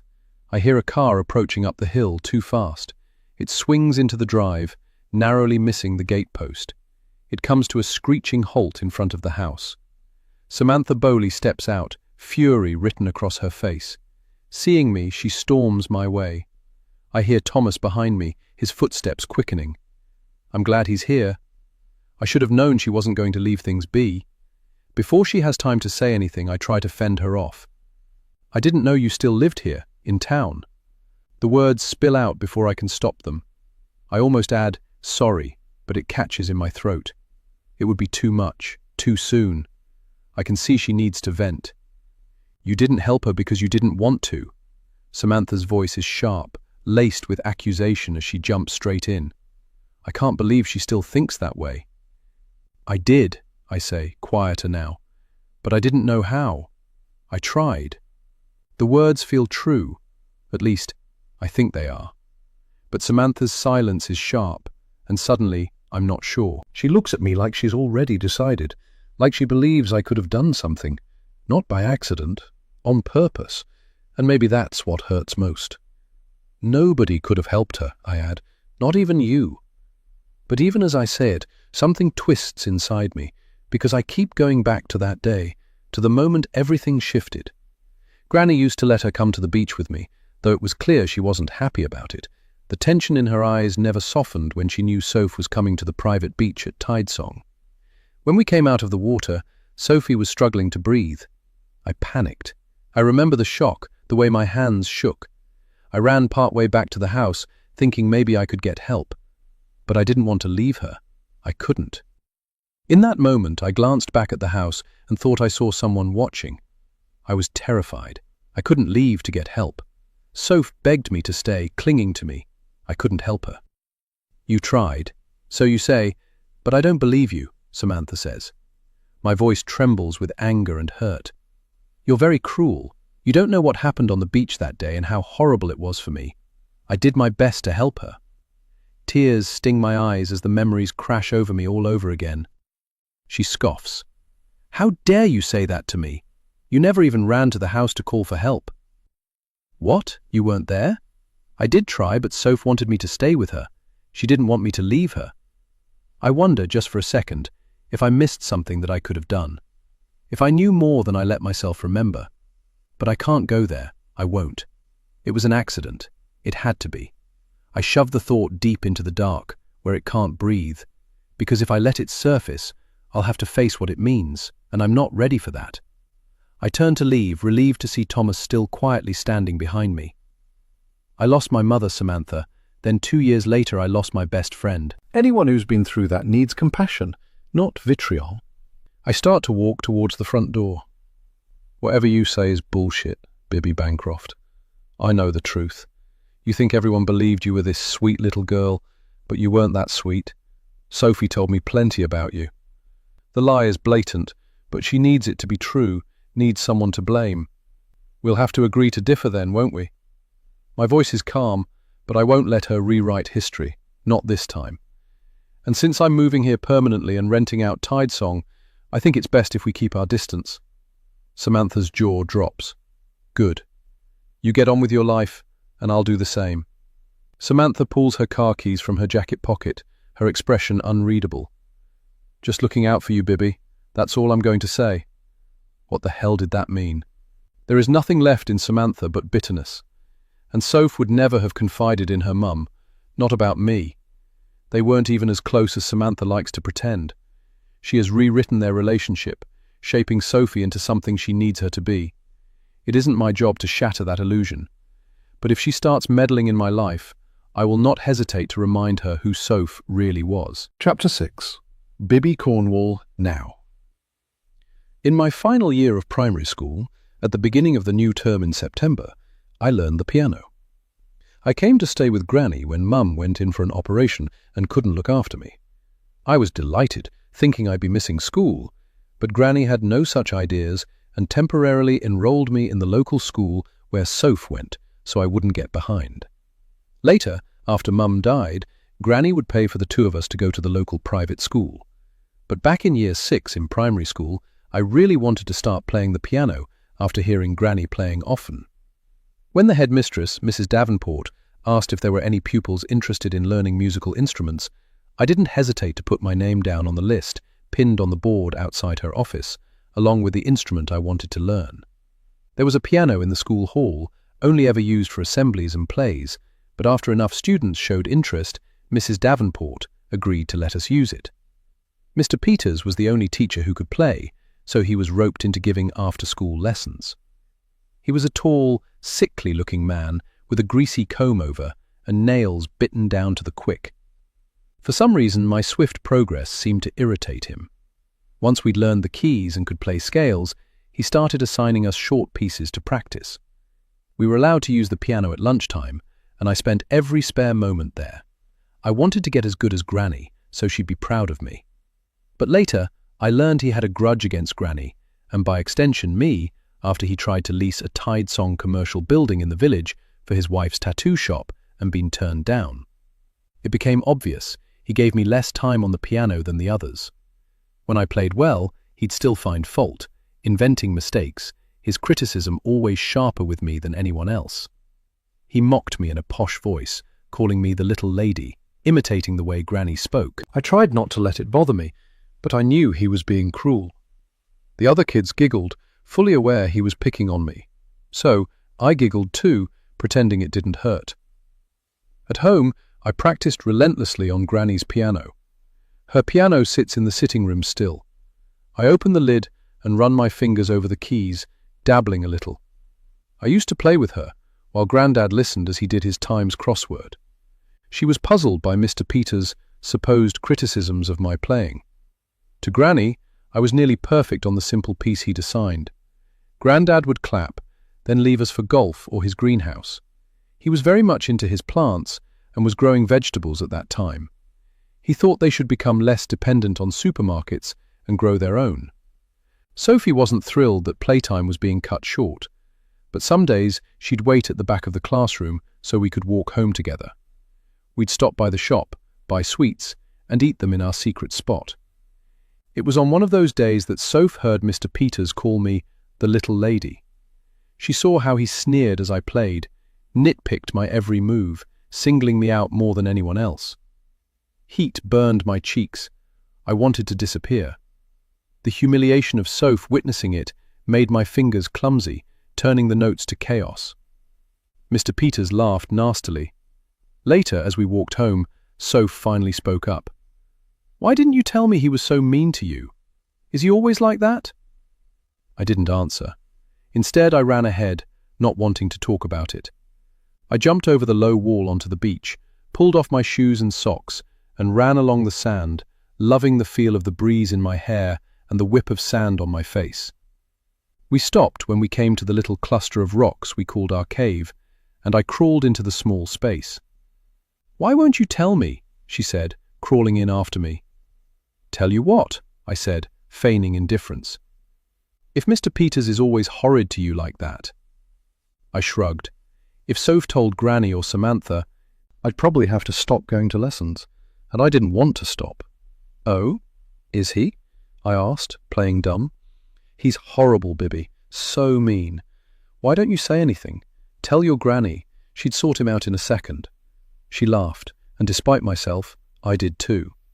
I knew exactly what Granny would do, how she'd go about dealing with Mr. Peters. That was what I was afraid of. If she found out, he'd lose his job, and I had no doubt he deserved it. But I didn't want to be the reason why. I hesitated, but in the end, I nodded. We both knew Granny had a short fuse. If she found out, all hell would break loose. I didn't want teachers tiptoeing around me, afraid of what I might do. Your Granny would get her knickers in a twist if she heard him calling you the little lady. She mocked the way Mr. Peters said it, and we laughed. "I guess. Just don't tell her, Soph, please. She'll make me stop going, and I do enjoy it." Sophie screwed up her face. "Enjoy it? When he's so cruel to you? How can you?" "I dunno, I just do. Promise you won't tell. Promise, Soph." I held out a sweet. "Please, don't tell." I wished she'd stop talking about it. I was trying to push the whole mortifying scene out of my head, but now it was all I could hear. Mr. Peters' mocking tone, the way he singled me out, nitpicking every mistake, real or imagined, and those horrid pop-out eyes round as billiard balls. Sophie did promise in the end, and nothing happened. I spent the next week, then another, waiting, half convinced Sophie would tell. But she didn't. Then, on the second Wednesday after my lesson, Mr. Peters strolled out to the car park, swinging his satchel, whistling tunelessly. Most of the staff had already left.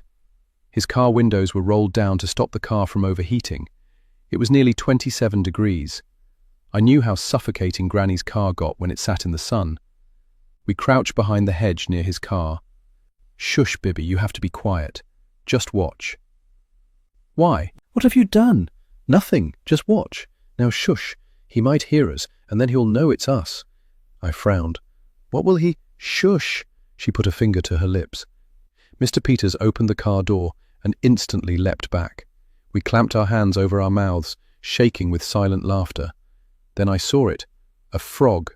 Then another. Then another. Sophie lost it. She fell onto her back, her body convulsing with laughter, as Mr. Peters made panicked little noises, wafting his briefcase at the leaping frogs. "Shoo! Shoo!" I buried my face in Soph's neck, giggling. "How many did you put in?" "Lots." "Where from?" She grinned, still breathless. "That lane that floods all the time. You know the one near the stream? It's littered with them." I boxed up as many as I could, sneaked out at break, and dropped the lot through his window. I told Mrs. Olson I had a tummy ache so I could slip out to the loo, then nearly got caught coming back in with the empty box. Mrs. Davenport was right there. I almost wet myself. "You know he hates them, right?" Sophie smirked. "Exactly." "What if he finds out it was you?" "How? Nobody saw me, and the frogs aren't going to tell him."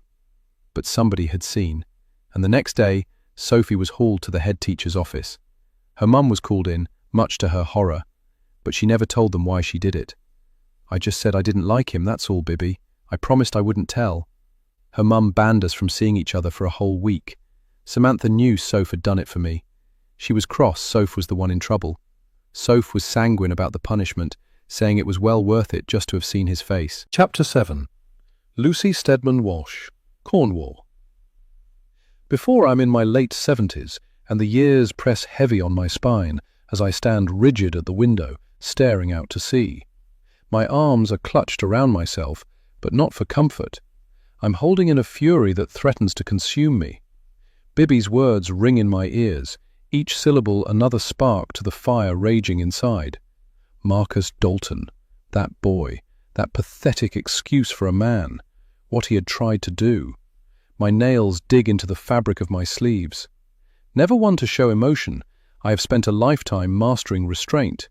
But today? Today, I want to cast aside every ounce of my carefully bred composure, spin on my heel, and scream at my granddaughter for her sheer, blinding stupidity. How could she have been so naive? Behind me, Bibby hovers just inside the doorway, arms wound tightly around herself, as if trying to hold her shape in the face of everything she's just confessed. Her breathing is shallow, her chin tilted up in defiance, but I can see the tremble in her fingers, the way her eyes flicker between guilt and stubborn resolve. She hasn't moved since she spoke Marcus's name aloud. She's waiting for something, perhaps judgment, perhaps comfort. Even she isn't sure which she longs for after telling me, only that she cannot decide if she deserves one or the other. But screaming at Bibby isn't going to change what has happened. It won't undo the damage, and it certainly wouldn't help either of us. I learned, through decades of disappointments and betrayals, that patience and playing the long game are far more satisfying weapons than rage. But the betrayal cuts deep. After everything I have done for her, after all the warnings I hammered into Bibby about the treachery of humanity, the girl still chose to fall into the same wretched trap as her mother. Was this fate? Some cruel, inescapable curse upon my family? I have had a wonderful marriage, long, steady, and happy, but it was not left to chance. We built it, day by patient day, through storms both spoken and silent. And then, not long after Sophie died, it ended without warning. One bright morning he kissed my cheek, and by nightfall I was alone. Still am, in the ways that matter. I chose my husband wisely, ensuring we were a perfect match in every way. But you can never be 100% certain. Unlike my daughter, Bibby's mother, who married for love and love alone, heedless of my warnings. I told her, pleaded with her, that he was unsuitable, that he would bring nothing but ruin and heartbreak. And in the end, I was right. Horribly, unbearably right. I steady myself, keeping the irritation from spilling over. Well, I say at last, my voice like steel. If there's any mercy in this mess, it's that you saw him clearly before it went any further. But that's not the end of it, is it? The question now is whether you still believe he won't do it again. Because he didn't just lie, he calculated. He looked you in the eye, knowing what he intended to take. And that kind of deceit doesn't just vanish. It lingers. It waits. Bibby hesitates, her voice barely finding shape. I don't know, Granny. He said he was sorry, and I think he meant it. It was the gambling, that's all. He was desperate. But he promised me. He swore it wouldn't happen again. She swallows, her eyes flicking to the floor like she is keeping something from me. He's not like that, not really. He made a mistake. That doesn't mean he'll do it again. She bites her lip. I can't shake the sense that she's not telling me everything. The pitifulness of my granddaughter's voice, the sheer foolishness of her words, grate on nerves already rubbed raw. It pains me to see she isn't trusting enough to tell me what she is keeping back. My mind races in a dozen directions at once, searching for the best course of action to not fall out with her. If I push her, she, just like her mother, will clam up, and there will be no chance of getting it out of her, or she will bolt. I don't want either of those scenarios. But then, something inside me snaps. I just can't stand her pitifulness a moment longer. She reminds me too much of her mother, and I fear so terribly for her that I can't stand by, even though I know I should. I round on Bibby so fast I have to grab the back of a chair to steady myself. You think? So what? You do or you don't trust he won't try again? My breath hitches, chest tightening like a vice. My doctor would be furious if he saw me like this, but I can't stop. The crimson rage creeps up my neck. My hands tremble with the effort of restraint. So, you're telling me, I hiss, voice sharp enough to cut glass, that you are going to continue to see this man. Has Bibby lost her mind? The thunder in my voice shakes the very air between us. Even the walls seem to recoil. I hate that I have lost it, just like I did with my daughter. It was a mistake, she pleads, then takes a couple of breaths. We all make mistakes, Bibby cries, but her voice remains infuriatingly calm, albeit tinged with sadness. Who for? Her? Me? Him? I despair she's taking the wrong road, just like her mother. I stare at her, baffled. Calm?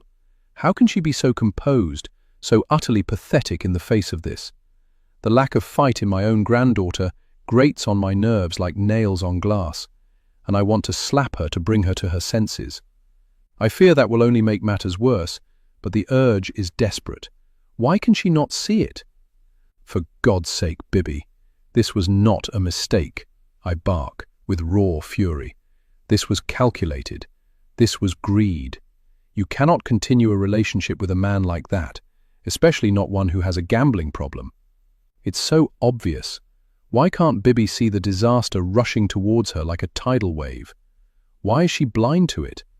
Her mother had been the same, exactly the same.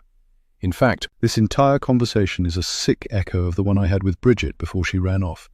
Eloped like a reckless child, marrying that worthless man in France before smugly returning home to announce it was a fait accompli. I wanted to wring his scrawny neck right in front of her. And now, history is repeating itself. I'll make him go to rehab. Christ. I nearly recoil from the sheer stupidity of the words. You sound just like your idiot mother. She was full of love and hope for that dope who destroyed her too. Is that what you want for yourself? I spent years trying to protect Bibby, bringing her to Tidesong after her mother's death, raising her with the wisdom and strength my own daughter had rejected. I've taken Bibby into my heart, shielded her from the world. I thought we were close, that she trusted my wisdom. What the hell has gone wrong? But can anyone really protect someone from their own foolishness? There are too many devils out there, too many traps waiting to be sprung, and in the end, no matter how hard you try, one of them is always lurking, ready to claim its victim. Haven't I given Bibi enough weapons to fight them off? Haven't I taught her better than this? Christ. And then, in a flash of clarity, I know what has to be done. Bibi is walking the same doomed path as Bridget, and I'll be damned before I let history repeat itself. Maybe I was too soft on Bridget. Maybe I gave her too much freedom. Not this time. We reach an impasse, words turning to silence, neither willing to budge. In the end, Bibi leaves, returning to London, returning to him, the fool who will ruin her, not if I have anything to do with it. Mrs. Pugh enters the drawing room after Bibi's departure, setting down a tray of tea and biscuits on the oriental coffee table beside the sienna-coloured velour sofa, my favourite place to relax. Without waiting for instruction, she pours a cup and hands it to me. Sit down, Connie, please. Don't stand on ceremony. Pour yourself a drink. Connie Pugh settles onto the opposite sofa, its design mirroring the other. She takes the hint and helps herself to tea. We've known each other a long time, I say, my voice quiet but edged with something dark. You've seen just about everything in this family that I have. I sip my drink, staring into the flames of the log fire I had asked Connie to light earlier that morning.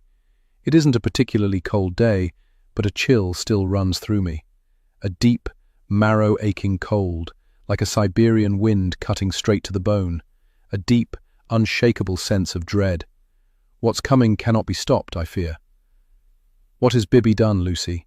Connie asks, as if reading my mind. Hasn't she told you? I glance at her. She usually tells you before me if it's something she knows I won't like. Not this time. I'm worried, Connie. The admission sits heavy on my tongue. Really worried. About Bibi?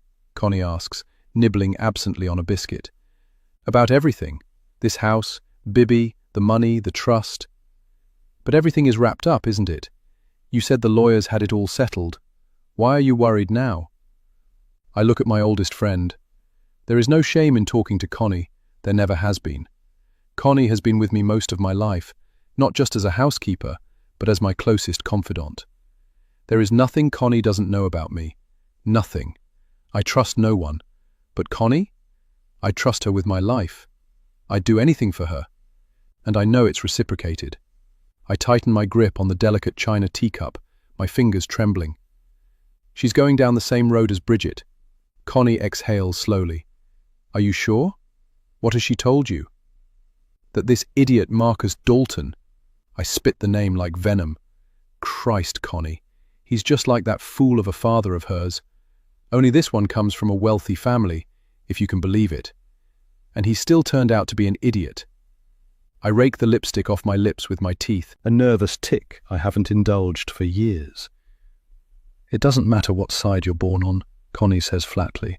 If you're an idiot, you're an idiot. What I don't understand is how Bibi doesn't see it. You know Bibi. My tone is bitter, the weight of years pressing down on me. She adored her father, never saw his mistakes, only that he made mistakes. And she always had excuses for him. It wasn't his fault. Life was cruel to him. He never had a chance. I let out a harsh breath.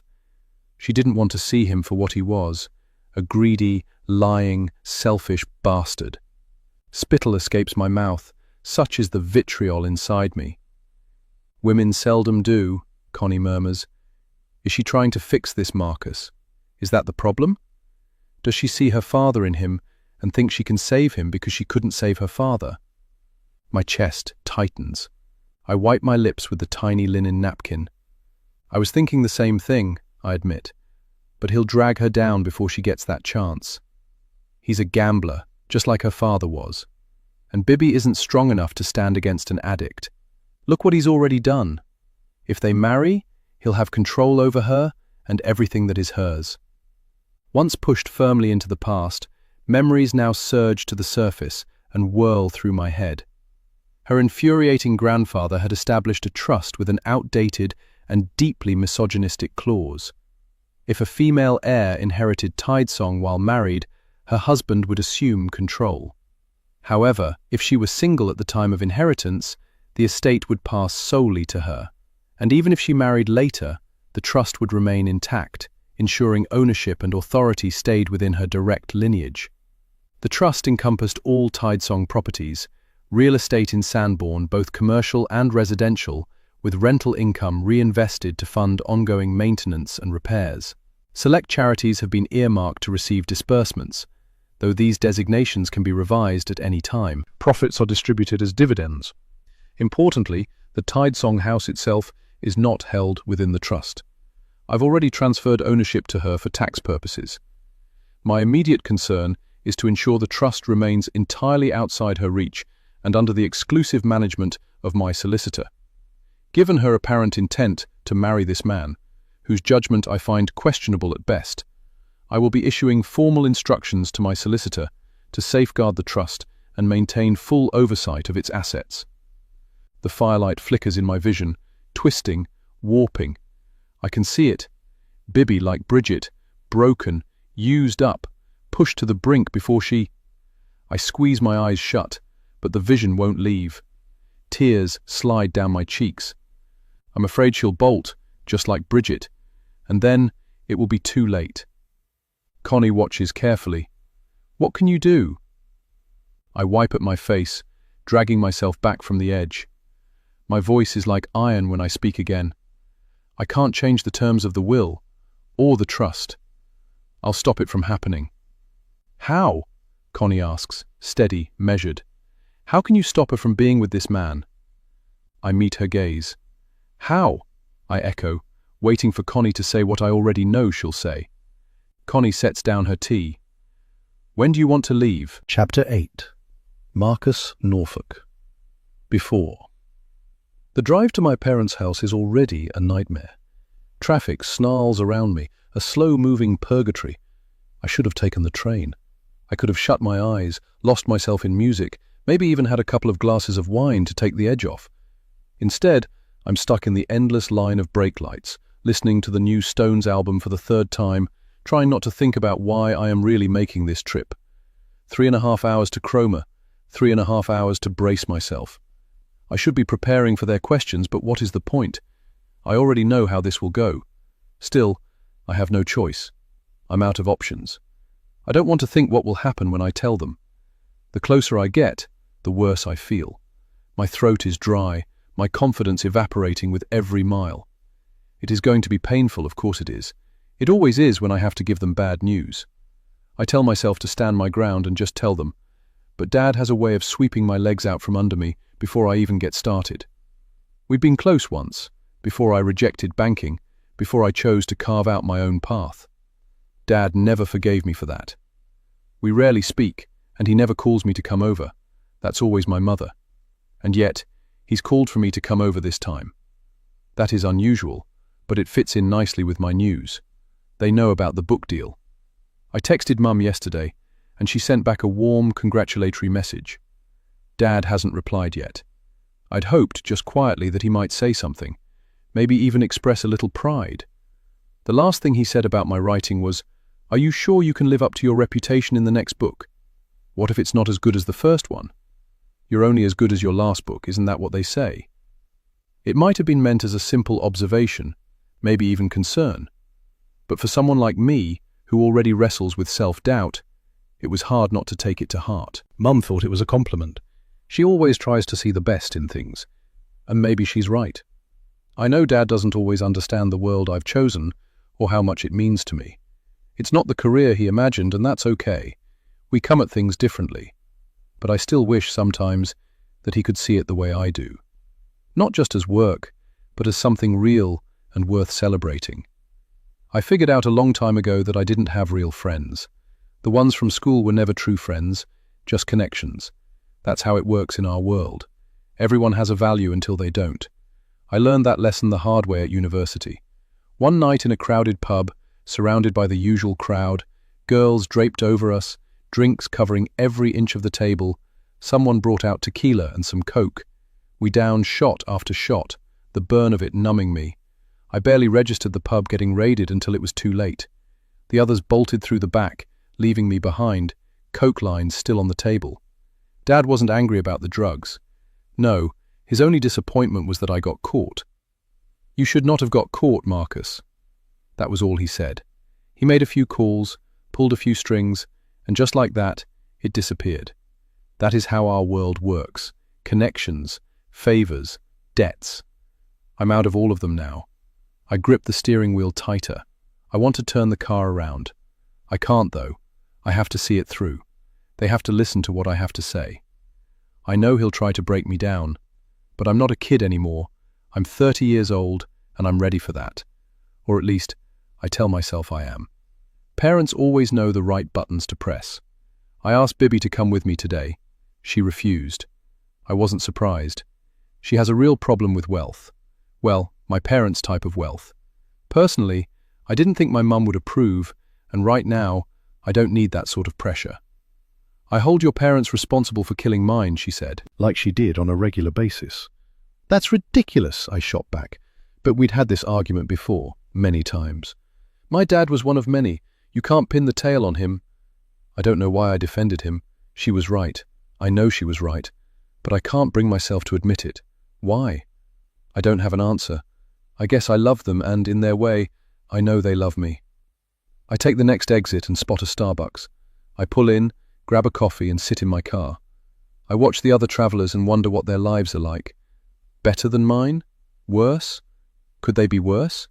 Stressed or not? It's a glorious sunny day, not too warm, but the sun through the windscreen feels nice. Despite the warmth, my hand trembles slightly as I reach for my bank card, using the edge to make a neat little line. One quick sniff. A deep breath. The anxiety shifts, melting into something more manageable, more distant. The country lane leading to the house is just under a mile. And then, there it is, rising up in front of me as I take the final turn. I wipe my nose, double-checking there aren't any traces of white powder. The gravel crunches under the tires. Dad hates it when visitors mess up the driveway. Mum will have heard me arrive. She might already be behind the door, waiting, but she won't rush out. She never does. Dad likes things controlled, not too much emotion on display. The house is immaculate, imposing. Wisteria drapes elegantly around the stone porch. The perfectly pruned architectural plants frame the red brick facade. The lawn is flawless, stretching in every direction, a testament to wealth and control. Bibi would hate it, or maybe she would have handled it. Either way, it doesn't matter. She isn't here. My body stiffens from tension. Right now, I need Dad in a good mood. I tell myself I can handle this and wipe the sweat from my brow with the paper napkin I took from Starbucks. I turn off the engine and sit for a moment, feeling the acid churn in my stomach. I pop an antacid, watching my hand tremble again as I reach for the packet. I flick it, a trick I've used before to steady my hand. There is no easy way of telling them my bad news. I just have to do it. One deep breath, then another. I step out of the car, phone in hand. It's time. The high-glossed British racing green front door opens as I walk towards it. I see the ivy on the west wing has been cut back, neat and precise. I wonder how long it took someone to do that. My thoughts are all over the place. Everything about the house is immaculate, as always.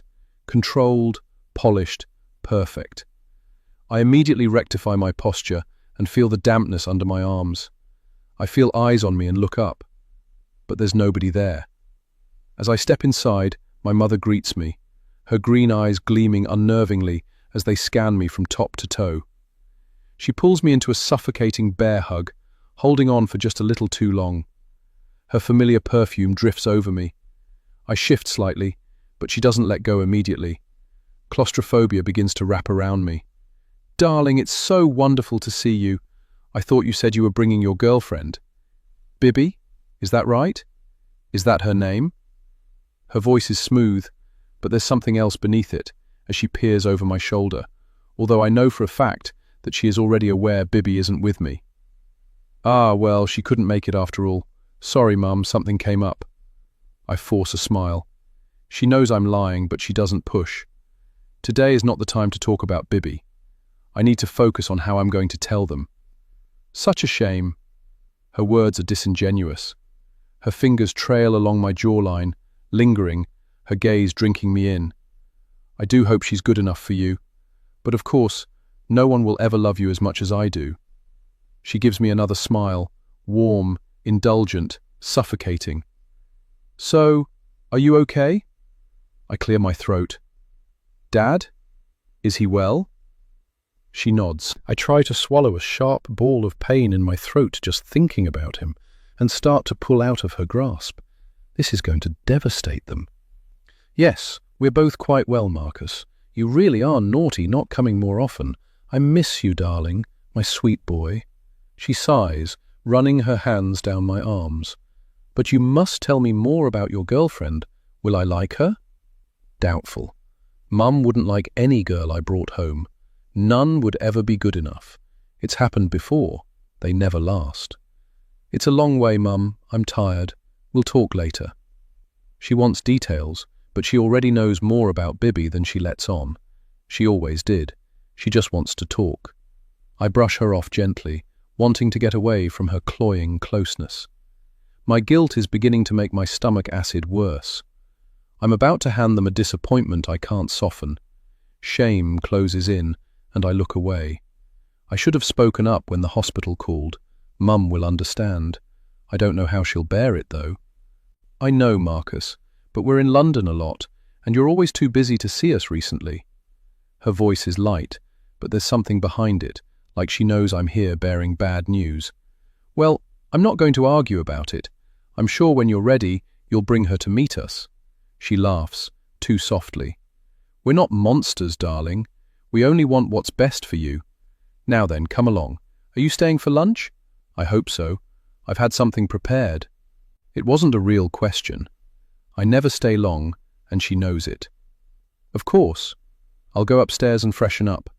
I don't have a choice. Is Dad in the drawing room? She watches me carefully. He is. Marcus, is everything all right, darling? Of course. I have some amazing news for you. I throw it out there, a distraction, hoping to cut off her worry before it grows. But something is off. She has that look. Is everything okay with you? You seem weird somehow. Hopefully nothing. Hopefully a misunderstanding. Darling? I don't understand what she means. She tilts her head slightly, the way she used to when I was a boy, when she would stare at me as if I were the only thing in the world that mattered. I'll see you at lunch, darling. I can tell something isn't right. I turn and climb the central staircase, my skin prickling with the uncertainty I sense in the house. The house has 4 floors. There is the ground floor with the morning room, study, dining room, kitchen, and orangery with huge doors the length of the room that in the summer are nearly always open. That is where Mum likes to entertain most of the time. The first floor has the drawing room, sitting room, and the library, which is mostly Dad's domain. The second floor has the bedrooms, and the third floor is where the live-in staff stay. Bibby would hate this house and all that it represents. She'd hate my mother. The feeling, I am certain, would be mutual, but only because she doesn't think anyone is good enough for me. I've had some doubts about Bibby, if I'm honest, but she is good for me in a lot of ways. I think I was feeling guilty keeping something back, and that caused friction between us, and it drives me crazy. Now that I've told her what's been making me so reactive, she's more understanding. My thoughts spiral at times. I feel unsure about things and the coke helps. I've explained to her why I need it. At first she didn't believe me or understand, until I explained it properly. I told her that my mind jumps like those jumping Mexican beans you get as a child. The coke stops it, calms it. I think of her whole life ahead of her, and I want so much to be a part of it. I can't get enough of her.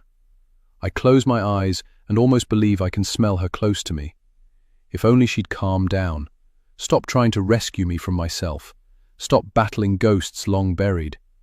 What happened to her parents happened to hundreds of others. She's just angry with the world, and she hates the feeling of losing control. And now that I told her what's going on with me, she feels even less in control. I drop onto my bed, rub my temples and lie back. Then I hear footsteps on the landing and freeze. They hesitate outside my door, then retreat, then come back. That one floorboard right outside the door creaks. I am suddenly 8 years old, and all my old fears engulf me, of my dad coming to tell me off for something I did. The handle turns. Dad steps inside, just a fraction, his hand still on the knob as if ready to retreat. I don't know what to expect. Although he's my father, the same man I have known all my life, something is different about him today. There's an anger inside him just beneath the surface. I can sense it flowing off him as he looks at me. And that concerns me. Has something happened I don't know of? Or am I just projecting all this because I am anticipating how they are going to react to my news? Or maybe they already know. But how could they? It wouldn't surprise me. Dad knows everyone, or at least knows someone who knows him. He's dressed as always, smart, casual navy trousers with a pastel-colored shirt under a V-neck pullover that usually matches his shirt, but today it's navy. That's one thing about this place. It's always cold. You have to layer and layer to stay warm. I smile and sit up, keen to break the ice forming around me from fear that he knows why I'm here, other than being summoned here. "Hey, Dad, how are you?"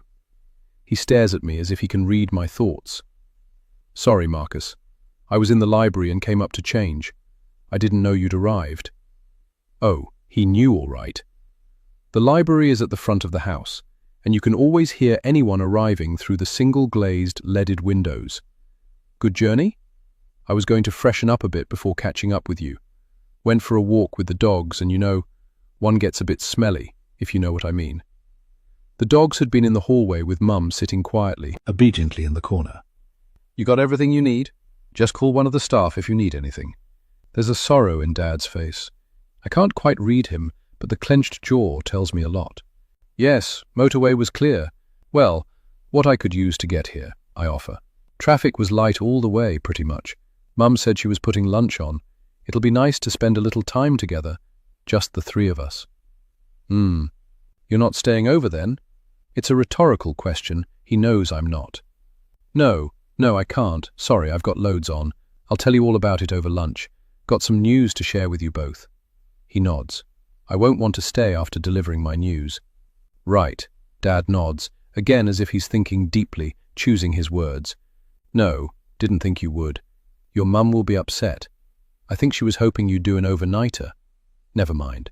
Hey, you're always so busy. Busy. One wonders what you get up to be so busy. I don't miss that it will be Mum only who'll be upset. We understand. Nice to have you here for the afternoon anyway." I nod, feeling that is the only adequate response without getting into anything with him right now. Dad leaves, closing the door behind him. The floorboard creaks.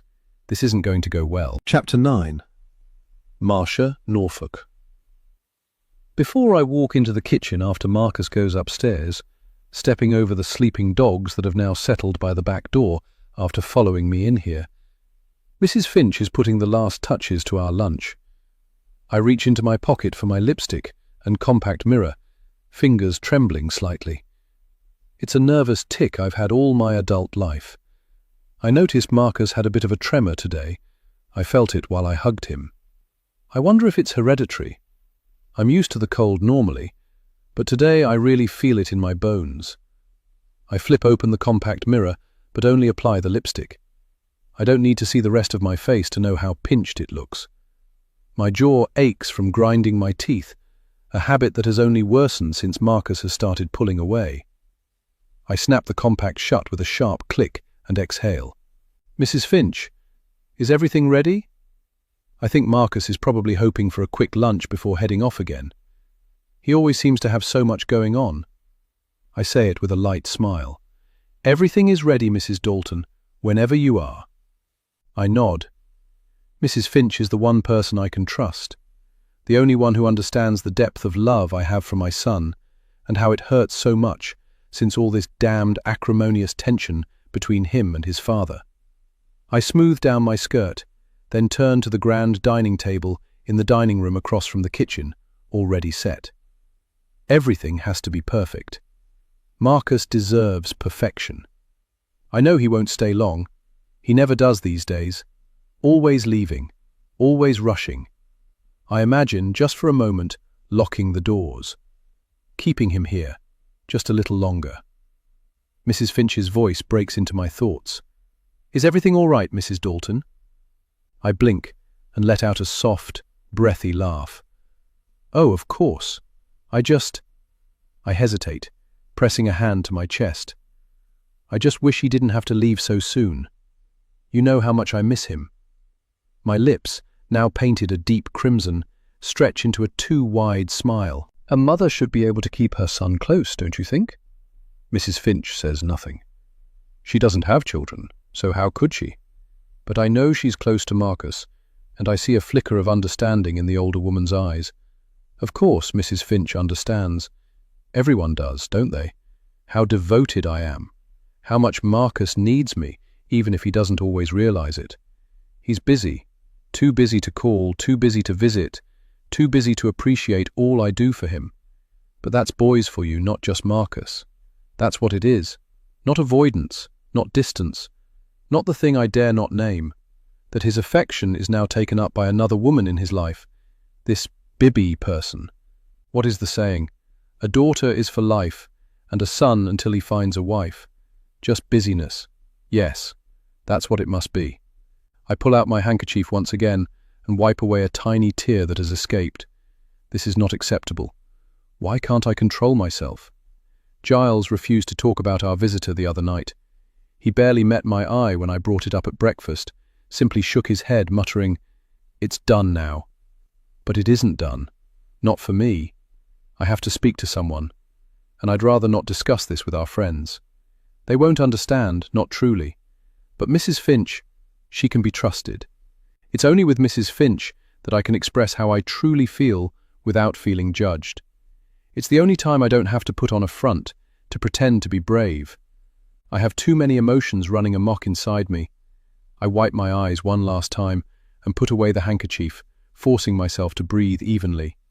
Then, I try to inject lightness into my tone, though it trembles at the edges, giving me away. I'm really worried about Marcus, Mrs. Finch. He's a good boy, but you already know that. He's just easily led sometimes, don't you think? I'm sure it's this new girlfriend of his, Bibby, what a ridiculous name, who has got him in this mess. Mrs. Finch's gaze flickers, unreadable. I do remember him that way. Yes. The thing is, and I don't need to tell you that this has to stay within these walls. Mrs. Finch inclines her head. I understand. I draw in a deep breath. Do I really want to talk about this with Mrs. Finch? If I want to get it off my chest, I have no choice. Of course, Giles will never know I've had this conversation. I lean in slightly, lowering my voice. Marcus has got himself into a bit of a mess. Mrs. Finch's hands pause in their smoothing of the linen napkins. I see. My stomach twists. The memory of that night flashes in my mind. The visitor, a shadow at the threshold, the knock that echoed through the house, sharp and deliberate. The way he stood there, eyes meeting eyes. Giles barely spoke, knowing it was something to do with Marcus. Then that man entered our home, trailing the scent of damp wool and stale tobacco. I was polite. We both were, of course. I'm always polite. But something about him put my teeth on edge, made my fingers twitch against the skirt of my dress. I dared to look at Giles. One glance told me he was raging to have been put in this position. Giles barely said a word as I tried to defend Marcus. Why wouldn't he do the same? My darling boy, it couldn't all be his fault. She had to have had a hand in it. What had he said she was? An actress? Well, clearly this was down to her, not my boy. And then the visitor left, leaving a dark void where he'd been, sinister and dangerous. We'd also received an anonymous letter the day before that told of Marcus trying to steal Bibby's inherited family home, Tidesong, down in Cornwall. Lies, all lies, of course. Marcus would never do such a diabolical thing. Giles barely looked at me afterwards. It was only later that I heard the hushed voices from Giles's study. The words I wasn't meant to hear. Debt, reputation, consequences. I daren't ask who he'd been talking to. Whoever it was, I hope it was someone who will keep quiet. It could ruin Marcus if it got out. Destroy his reputation. I won't allow that. I swallow hard. Yes, well, he owes a lot of money to people who are not our sort, if you understand, Mrs. Finch. I see. I shiver, though the room is warm with the Aga. Yes, and Giles will have to bail him out, but he's not happy about it, and he's going to put provisos in place if he does give Marcus the money. I'm not happy about that.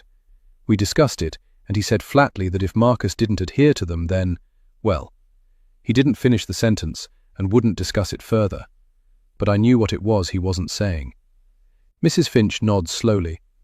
We do what we must, Mrs. Dalton, to protect our children. There's no shame there, and he is a good lad when all's said and done. I nod. Mrs. Finch is right. She understands just like I knew she would. Good. Yes, he is good. He's mine, my son. Mrs. Finch understands. She knows what it is to be a mother. She practically raised Marcus with me. She loves him like her own. The world outside this house has its claws in my boy, pulling him away, whispering lies in his ear, like Bibby. But I won't let it take him. I am not going to let that woman destroy my boy. No, I won't let anyone take him. Not the debt, not them, not her, not even Marcus himself. Chapter 10. Bibby Cornwall. Now I stand up and stretch. I've been kneeling, sorting through the last of Granny's boxes and thrown most of the stuff out. Mrs. Pugh has lit the fire in the sitting room. It's as cold as a morgue in here this morning, but now it's toasty, so much so that I can take off my thick Aran cardigan. I grab my tea, which has nearly gone cold, and walk around the room stretching my legs and twisting my head left and right to loosen up the muscles in my shoulders. Granny never used a computer. I'm surprised she managed until now to do without one. I, on the other hand, have my life on my laptop. I open X and see a post from someone I don't know. Marcus didn't jump, he was pushed. I know it was you. I'm coming for you. For a heartbeat, the thought sparks a savage satisfaction. After what he did, he'd have deserved it. But the heat drains as quickly as it came, leaving only the hollow truth that he was already dying, and none of it was really his fault. I look up out the window, the water relaxing me as my stomach twists. People feel they can say anything online. Another crank. The thing I hate more than anything are lies. People who twist reality to fit their own needs, or to avoid taking responsibility for their actions. Those are the worst.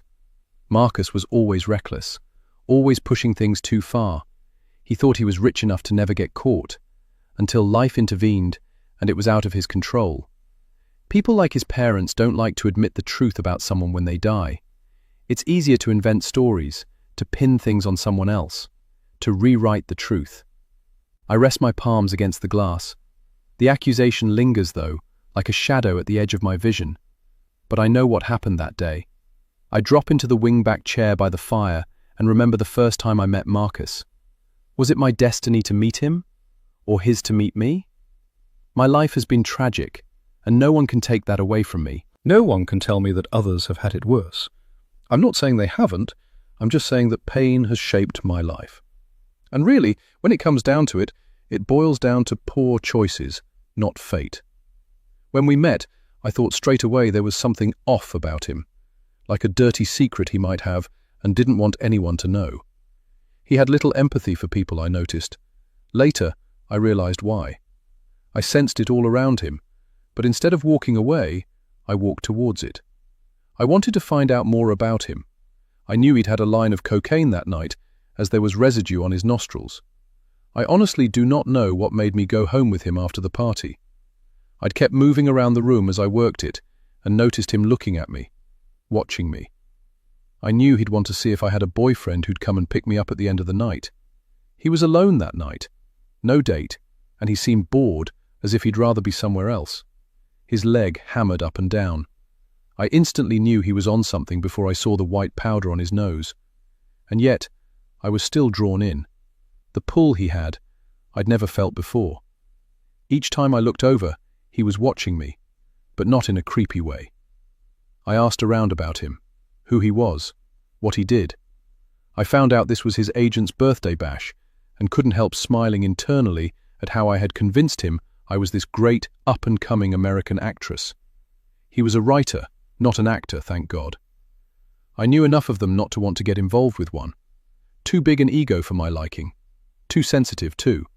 It was part of what made me go home with him that night. The easy charm, yes, but also the sheen of who his family were. Finance money, polished and confident, the kind that buys its way into every room, a nepo baby, and in my book, the worst kind. I'm not blind to my own advantages. My family's property in Cornwall has been in our hands for generations, older money than his, but that's exactly why I see the difference. His world is built on deals and dividends, mine on land and legacy, and it's his kind of privilege I can't quite stomach. For now, I knew enough about him.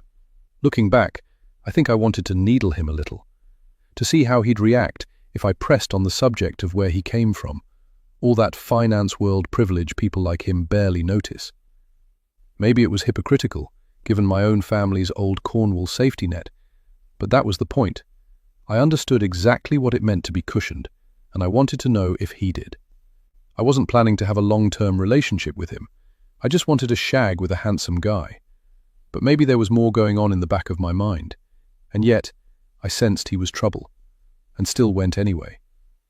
When I finished my shift and was getting changed in the loos, I heard male and female voices in the next cubicle. It was a surprise when I came out and found him there. It was as if the universe was lining it up for me. I knew precisely when I had him hooked. I also knew I wouldn't be leaving that bar without him. Would I have behaved differently if my life had been different, or even if I knew his secret? Perhaps. Perhaps not. That wasn't something you ever know. You make your choices.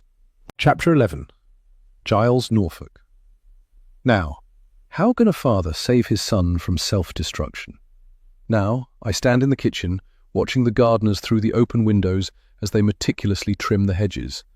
The shears make a sharp, rhythmic clicking sound. I envy that precision, that clarity.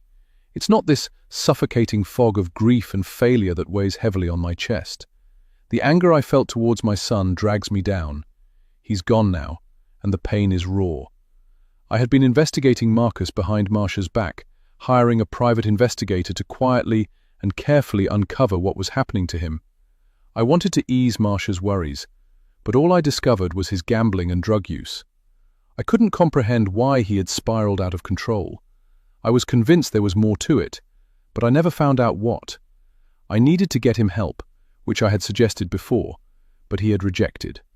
I had reached my limit and decided to take matters into my own hands.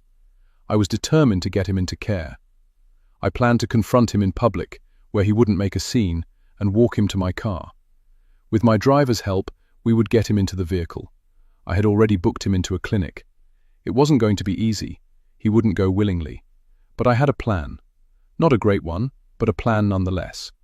After receiving the anonymous letter and having the late-night visit from that debt collector, if one could call him that, I knew I had to do something to help my son. It was all so out of character for him. I wanted to speak to him about both the letter and the visit. But sadly, our last night turned into an altercation of words, mostly mine, of which I'm not proud. I threw him out of the house, refusing to listen to what he was trying to tell us. Now, I can't take any of it back. It's too late. It's all too late. I can't believe that our son would kill himself. Everything has a solution. I taught him that. That is why we, his mother and I, don't believe he threw himself in front of that train. The thought of it is incomprehensible to us. Marcia's grief is a storm that rages through the house, her tears a constant reminder of our loss. She blames herself, just as I blame myself. We are both trapped in a cycle of guilt and sorrow, unable to find solace in each other's company. Marcia has sunk into a deep grief. She howls like a wounded animal. Do something, do something. My boy would never kill himself. And now I am drowning in guilt for not telling Marcia what really happened that day on the platform. I haven't confronted her about the fact that I knew she was enabling him financially. Marcia has her own money, and she thought I wouldn't find out. Looking back, we made too many mistakes, thinking they were the right choices. I take a deep breath to lower my blood pressure. The doctor has given me some small pills, glycerol trinitrate, for my angina. Something else I haven't told Marcia about. It can wait. We have enough on our plates right now. That terrible morning, I found myself trailing Marcus, torn between doubt and determination. Unsure of the outcome and wary of his reaction after our last conversation, I parked down the street and watched from my car as he headed towards the underground station. I followed on foot, nearly losing him in the crowd of commuters as he slipped into the station. I almost lost him again on the platform, but I didn't. Marcus stood at the platform's edge, his posture tense and his presence unsettling. Something about him that day seemed different, though I couldn't quite pinpoint what. I longed to reach out to him, to bridge the gap between us. But then, in a moment I wish I could take back, I hesitated. The fear of another rejection held me back, and the opportunity vanished. Damn my pride. As the train roared into the station, the rush of air tugged at our clothes. The crowd surged forward, and Marcus was gone, swallowed by the tracks. Gasps of horror filled the air.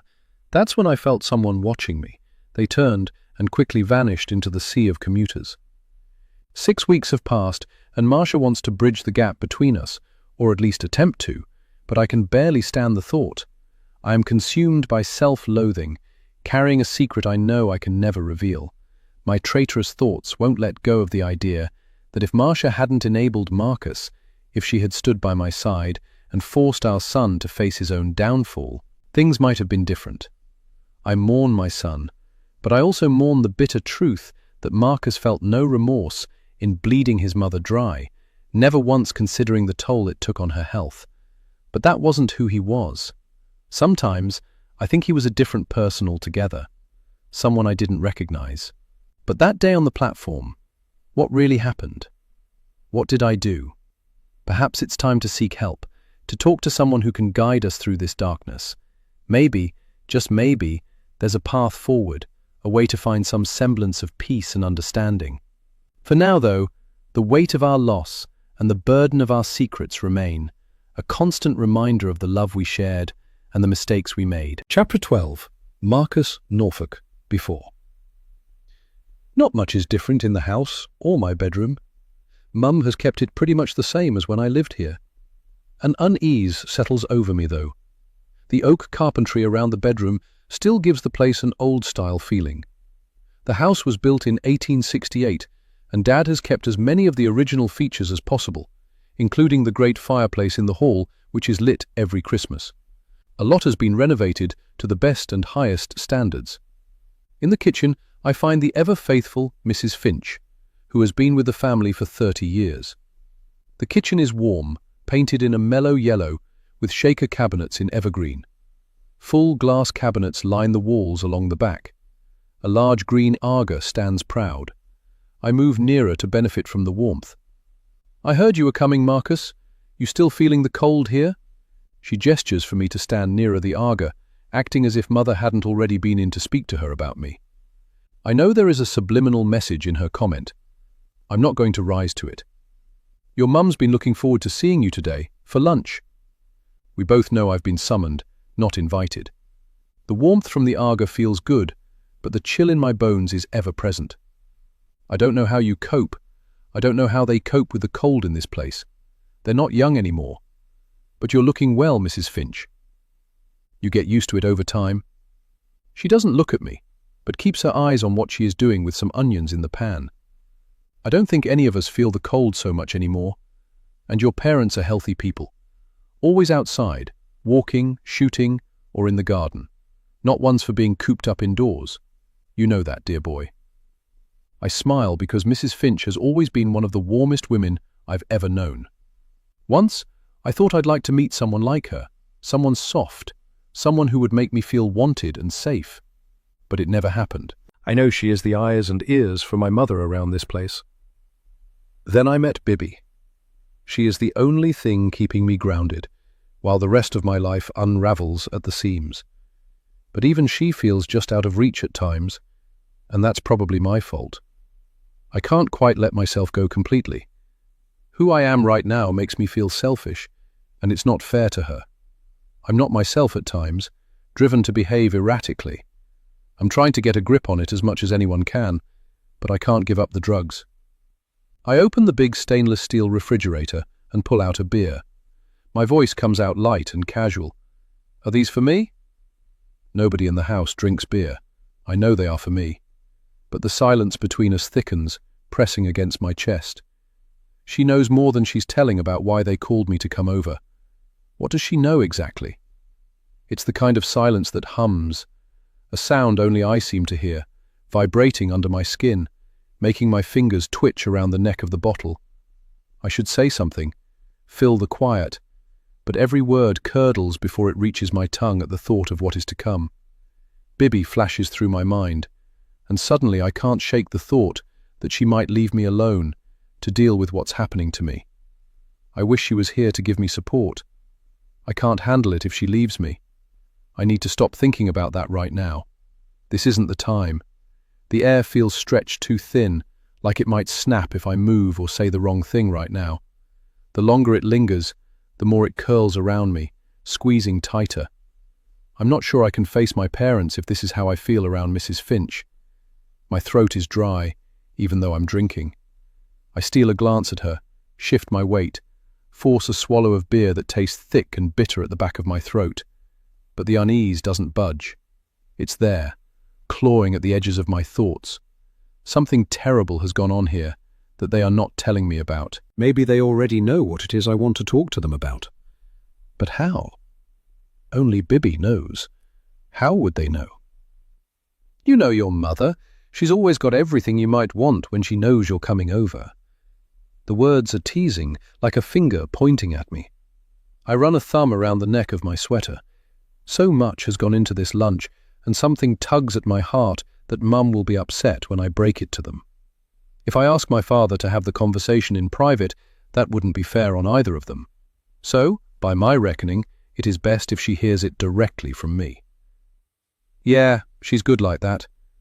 My devoted mother who loves me unconditionally. She's a good person, and I hate I'm going to upset her. She will never get over it. You look worried. Is something wrong, Marcus? Asks Mrs. Finch. I daren't look at her. She's always been good at reading me. Nah, I've just got to talk to them over some stuff and I'm not looking forward to it. I take another drink straight from the bottle. Mrs. Finch nods. The all-knowing Mrs. Finch. I can simply ask her what Dad wants me here for, but she would never divulge anything. She's faithful to them both. They had a visit from someone that seemed to upset them rather a lot, she says, hoping I might volunteer the added information, I suppose. I know she already knows what that is. I'm suddenly all ears and finish my beer quickly for Dutch courage. What I want is another hit, but even I know that would be mental. She'll drop clues for me to pick up, but she'll never tell me anything of substance. Oh? And who was it? I can't think who it could be. I can't have anything overshadow what I have to say to them today. It has to be today. I won't have the strength to do this a second time. I believe they also had a letter arrive with some rather distressing news. I don't suppose you know anything about that either? She shakes her head. I don't know. They didn't tell me. I can tell you that Mr. Dalton wasn't pleased to see the visitor or receive the letter, if that's of any help. Setting the pan with the onions to one side, she makes herself a cup of tea. I see another pan bubbling away. She's preparing their evening meal in advance. She often does that. I remember there was always the smell of something cooking in the kitchen. She cocks her head to the left like a bird, waiting for me to embellish more about the mystery visitor. I look at my nails. How mysterious. Was he here long, this visitor? Did this person have something to do with why I'm here? I drop the bottle in the bin and stare out the window at the beautifully kept garden. Anything not to face her. The rope swing from my childhood is still there. No, about 15 minutes or so. When he left, your mum and Dad talked for over an hour in the drawing room. Your mum came out crying. She leaves a pause. Don't you know who it might have been? I can feel her watching. I know it isn't a question. Me? No, how would I know? And the letter? Was that from the same person? I suppose you wouldn't know that either. I sound patronizing. What if Dad had me investigated and knows why I'm here? But if that were the case, they wouldn't be angry with me. And that is what I feel coming off them. Well, him at least. My stomach twists. Your mother said it had something to do with you. I just thought you'd know about it. They've been very upset since. Maybe they do know then. Why are you suggesting I would know anything about this visitor, Mrs. Finch? I don't live here. I snap, twisting around in time to see her press her lips together. What are you trying to suggest? She knows something. Is there something you want to tell me, Mrs. Finch? The silence stretches, long and heavy. She exhales shakily. No, I don't think so. She uncovers the food on the counter that she's made for our lunch and turns her back to me as she puts her empty teacup in the dishwasher. I'm sure you'll find out in good time. Has something happened I should know about with my parents that you think they won't tell me? I'm beginning to worry that one of them is sick, and this visit has nothing to do with me. Take this into the dining room, will you? They'll be down in a moment. I'll bring the rest. She rests a hand on mine, then hands me a platter of poached salmon. Then, just as I am walking out of the kitchen, she says, Marcus, you must tell them everything. You must. I feel weird now, as if I'm walking into something I'm not prepared for. I have an idea who came to see Dad, and I'm angry about it. I also have my suspicions on who sent the letter. But for now, I can't say anything. What if I have it all wrong and one of them is sick and that's what they want to talk to me about? I want to retch at the thought. I'll have to wait for them to tell me before I say anything.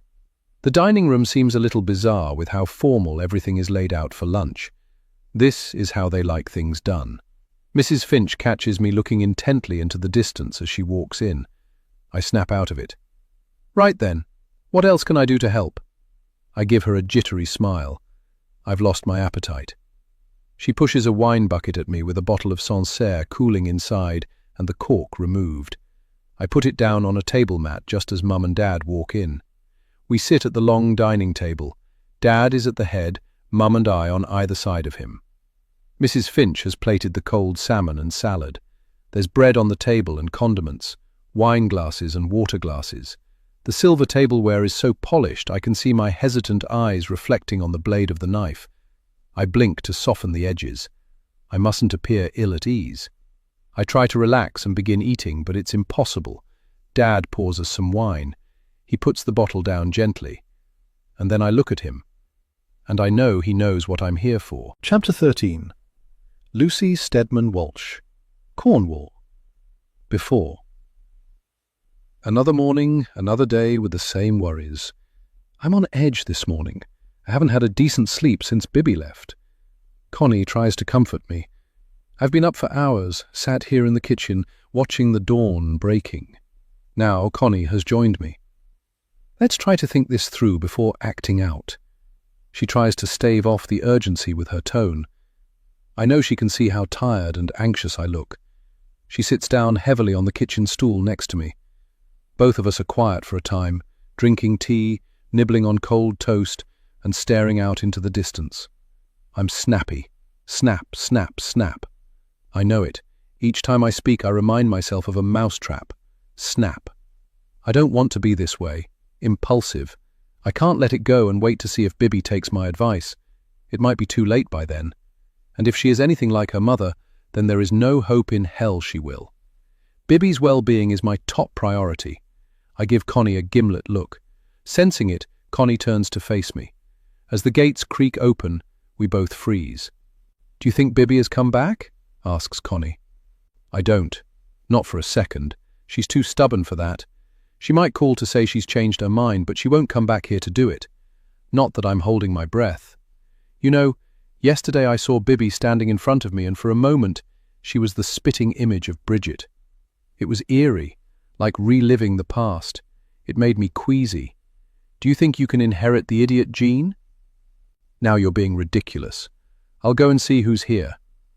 They listened as footsteps crunched over the gravel, followed by the deep, deliberate thunk, thunk, thunk of the heavy door knocker.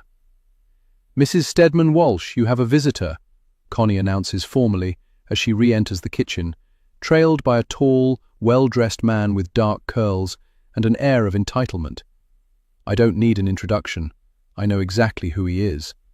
My expression makes it clear, and he sees it. Surprised to be recognized so quickly, he smiles, a practiced move, meant to soften the impact of his presence and put me at ease, but if he thinks showing up here will change my mind, he is sorely mistaken.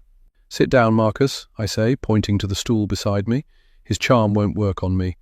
I've seen too many men like him in my time. I'm too old and too wrinkly to let this one think he has a chance. I need a drink, I mutter, rising slowly from my stool. My hip is aching, but I refuse to show it.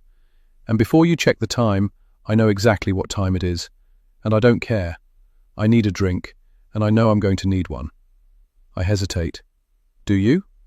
It is always time for a drink somewhere in the world, and good manners dictate I offer. I reach into the cupboard and pour myself 2 fingers of gin. Do I need one? Marcus asks. You might, but that depends on how you think this is going to go.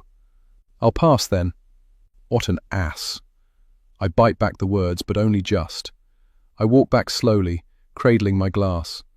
Connie is just out of earshot in the hall, but I spot the tip of her shirt peeking around the kitchen door. I sit down, take a measured sip of gin, and set the glass down gently between us.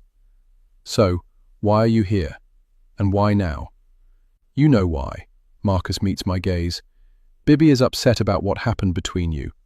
My eyebrow shoots up. Upset? And what business is it of his what went on between me and my granddaughter? I want to make things right, he continues. I feel I should explain. I love Bibby, and I would never want to hurt her. But you've wounded her deeply, and I want to fix this, for all of us. I let out a dry chuckle. Fine words. I take another sip, resisting the sudden and powerful urge to hurl the glass at his head. Just words, that's all they are. The thought fires through my mind. How swiftly can I slash his neck, sever his jugular before he even knows what's happening? Not swiftly enough. I'm not fast at anything anymore, And I'm not about to kid myself otherwise. but I am older, more patient, and far more skilled at bringing down an opponent than he can ever imagine. His bravado, his sheer audacity, ignites a slow, simmering rage inside me. In my youth, I learned a great deal about the human body and how to stop bleeding. My father insisted I join the Girl Guides or something similar, believing it would be useful in our small-town life. Yet I couldn't recall ever needing to use those skills. A cut to the jugular is fatal. Not even a tourniquet can help. Not that one would apply a tourniquet to such a wound on the neck. The thought makes my lips twitch slightly. In reality, my experience is limited to wrist splints, bad grazes, the Heimlich maneuver, and major emergencies where the best course of action is to call a doctor or an ambulance, whichever arrives first. I catch a glimpse of Connie in the hall, watching me with a frown. The woman has slinked out of her hiding spot, listening intently, though only I can see her. I'm certain Connie can read my mind and knows exactly what I've been thinking. Mrs. Stedman Walsh, he says smoothly, his voice dipped in syrupy regret. Bibby has told me all about you, how close you are, how much Tidesong means to you. And I just want to say, I'm sorry. Truly I am, for what I did. He lets the words hang, watching for a reaction, then sighs as if burdened by deep remorse. I can see why Bibby believes his repentance. Sorry. Is that all you have to say? So, he's sorry, is he? Is he thinking that sorry is sufficient? For what? What does he think saying sorry is going to do? Yes, what I did was madness. I see that now. But you have to believe I wasn't in the right frame of mind at the time. He gives a slow shake of the head, a practiced frown of regret to prove his point. He's good. But I want you to understand, it's all sorted. It won't happen again. He even dares a small, almost self-deprecating chuckle. I made a mistake. A bad judgment, that's all. People do, you know, make mistakes, that is. And as I said, I wasn't thinking straight. I take another drink. Connie folds her arms and listens, now standing directly in the doorway. I'm sure she can see my nostrils flare. Marcus, are you aware that her father was a gambler? He looks shocked. No, Bibby never. Of course she wouldn't tell you. It's not something she wants to remember. But she has told you what happened and why his freefall came after people like your father cut them loose with no safety nets and pocketed their big bonuses. She has said as much. There isn't an ounce of remorse from him, likely because I'm attacking his family. Then, Marcus, you need to understand that his gambling got out of hand from sheer desperation to keep a roof over his family's head. Not greed, like yours. You have money, plenty of it, but you don't think it's enough. That, in my book, is pure avarice. I let the words settle before continuing. My daughter met a gambler. Bridget thought she could cure him, and for a long time she did. But there's always a price to loving someone with an addiction. The never knowing, the fear of what might push them over the edge again. Living on a slippery slope, I swirl the last of my gin. Bridget wasn't strong. She clung to hope, believed he'd never fall again, until he did. And then he destroyed his family, left them with nothing. She couldn't bear it, and so she took her own life. Here, at Tidesong. I down the gin, setting the glass down with finality as I remember the day I found her body. Like I said, she wasn't a strong woman. His eyes flicker, sharp and assessing, before he presses on, his voice steady and oh so reassuring. I can assure you, I will never gamble again. And Bibby, he gives a solemn nod. She will always be safe with me. I laugh. If I had £1 for every addict that said that. But she won't. She will never be safe with you, and she will never truly trust you. She will forever be checking and looking over her shoulder to see if you are lying to her. And you will. Look, I came here to put your mind at rest, for Bibby's sake. I don't need to keep rehashing this. You have my word. He snaps, irritation thick in every syllable. He's losing his composure. I arch an eyebrow and smirk. The word of an addict? It means nothing. I want you to stop seeing my granddaughter. Break it off with her. Set her free. If you really love her, you'll do that. I won't do that, he retorts curtly. The time we have together is precious, and I will do no such thing. Yet you claim you love her, I shoot back, my tone as sharp as a scalpel. I do, and precisely because I do, I refuse to let you meddle in her life. She gets to choose who she loves, he says, nostrils flaring with barely concealed anger. Don't kid yourself, she doesn't love you, I reply coldly. He blinks, his face momentarily paling. Did she say that? I can see the words have stung. I shrug, a dismissive twist at the corner of my lips. No need for words. I know her well enough. She pities you, like a stray dog expecting a second chance, trying to fix what she couldn't with her own father. You've simply taken his place. You're wrong. He rises to his feet, his face pale. I've hit a nerve. I've come a long way to settle this between us. But if you're not willing to meet me halfway, then Bibby will cut you off. I promise you that.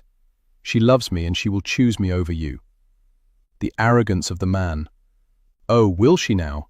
I sneer, my voice dripping disdain. Then I'll cut her out of everything. She'll be left with nothing, not a bean. Not sure how I will do that. I've already handed her the damned house, but he's not to know that. For a long moment, he simply blinks before forcing his features back into that smug mask. His eyes betray the calculation behind his false remorse. He doesn't want Bibby alone. He wants the entire Tidesong estate. I can see it behind his eyes. His absurd love sermon is nothing more than a means to control her, to secure what he craves. Money. Maybe you don't know her as well as you think. She's confided in me some of the secrets hidden here, like the death of Sophie. A sharp pain strikes me in the chest. What does he mean? What does he think he knows? Or better still, what does Bibby think she knows? I'm shocked into silence for a few short seconds. Outside, the wind suddenly picks up, howling around the house as if it too is warning me that this man needs to be put in his place once and for all. Let me make you an offer. What kind of offer? I know how deeply in debt you are. If you leave Bibby, I will pay off what you owe. Just like that. I leave the woman I love and you pay off my debts. And what if I told you that I couldn't give a toss about what I owe? That it really is totally insignificant right now? I'd say you're lying and trying to put on a brave face. This will be our little secret. You, me, and the lawyers. Come on, you must want something in return apart from my leaving Bibby. I think of the debt she will inherit if she marries him, and I boil inside. I'll write to you, or at least my lawyers will, with a draft of an offer. You owe bad people a lot of money, and you're putting Bibby in a dangerous position. Thanks to my lawyers who did some digging, I know exactly what his financial situation is. I might not be able to stop them marrying, but I can certainly try to prevent his debts falling on her. After Marcus leaves, Connie slides into his seat. She says nothing at first, just watches my clenched fists the way my knuckles whiten.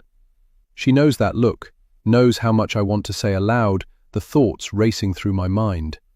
She waits to let the storm simmer. Finally, Connie speaks. "So, what do we do now? And how do you think Bibby is going to feel when he tells her what you've proposed?" I let out a sharp breath. Angrily, I imagine. But what else can I do, Connie? I can't physically stop her marrying him and then his debts fall on her. I have to do something. He will accept. My God, why wouldn't he? Maybe because Bibby wouldn't want you to interfere. Rubbish. Anyway, I told him it was between us. Right, and you'd believe the word of an addict? Throwing my own words back at me irritates me. I can't remove Bibby from my will, we both know that. This inheritance is rightfully hers. She already owns the house. However, I won't allow him to take it away from her. My lawyer is handling all the necessary paperwork as we speak to ensure she inherits what she can before she marries that fool. The only thing left is for the other trustee to sign off on it. I can't risk her having full control over it. That man is not to be trusted. He's very manipulative, and if she's anything like my daughter, my lawyer will have the final say. I let out a hollow laugh. He said sorry, as if sorry could fix this, the deceiving bastard.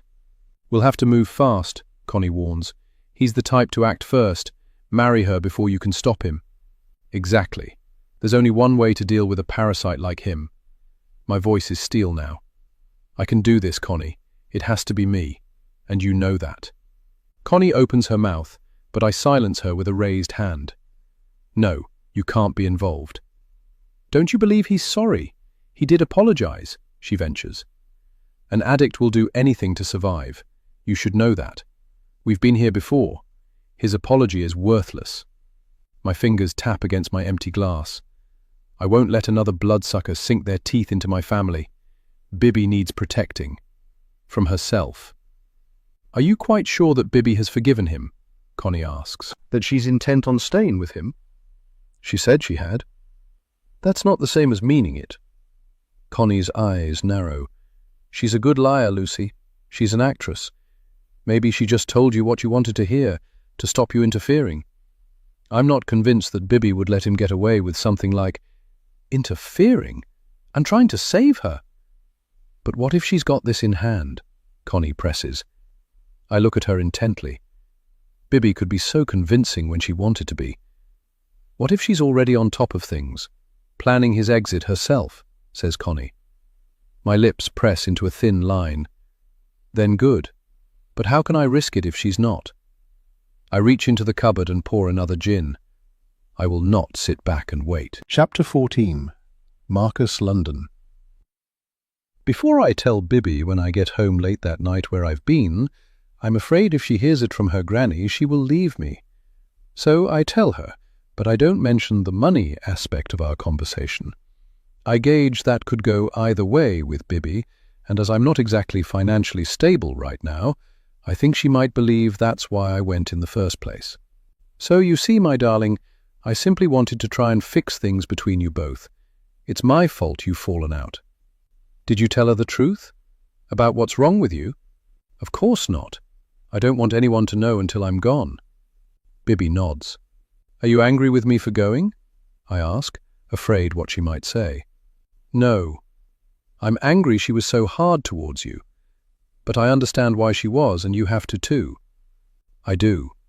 Without the full facts, it's the only way she can believe what's happening. I hate lying to her. I know, but please don't say anything. I don't want anyone to know. I want to go quietly on my own. What?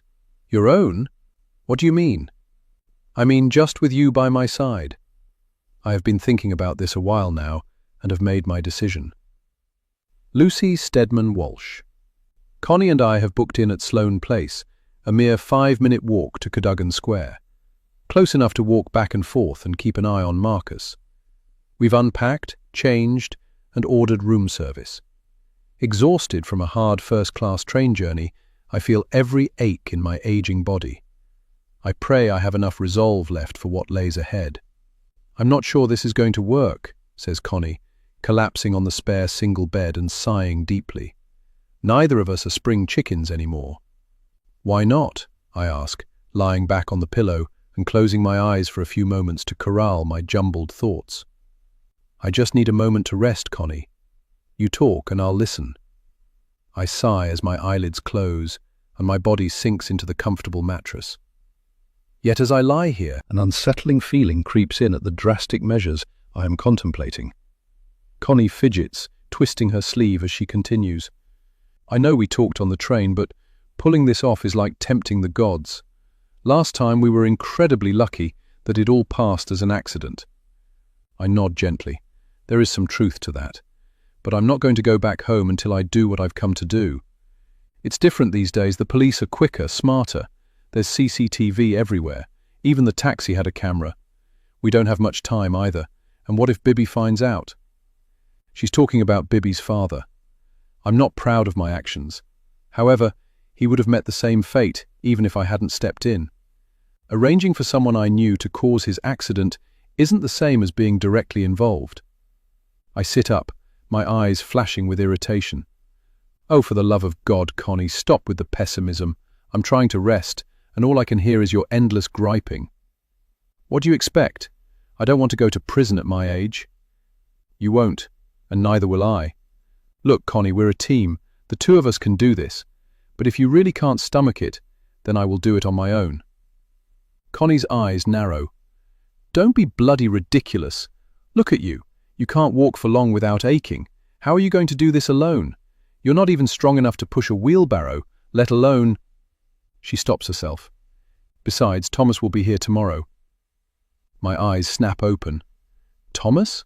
Why? What have you told him? I stay perfectly still, staring at the ceiling, waiting for an answer I haven't been expecting. Calm down. No, I'm being serious. What have you told him? A tightness presses against my chest. Connie hesitates just long enough for the air to grow thick, for the distant wail of a police siren to puncture the silence. A car horn, then another. Thomas has always known, Lucy. I sit up too fast, my head spinning. What? I told you, no one, just you and me. How could you lie to me, Connie, after all these years? My fingers curl around the duvet, twisting the fabric. What does she mean? Don't start with the wounded act, Lucy Stedman Walsh. This is me you're talking to, the one who knows all your secrets, the one who will go to her grave to protect you. But Thomas knows about Sophie. But nothing. Thomas is as loyal as I am. The only difference is you didn't know he knew. My mouth is dry. Are you telling me he knows everything? Of course not.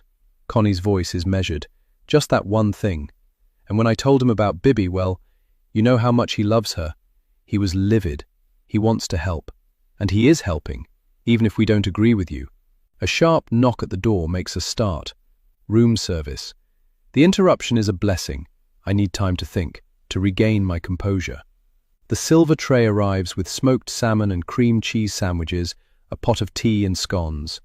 It's almost absurd, the civility of it all in light of what we are planning. I pick at the corner of a sandwich, my appetite dulled by the unease settling deep inside me. Thomas is coming. That should be a relief. But somehow, it isn't. Chapter 15. London.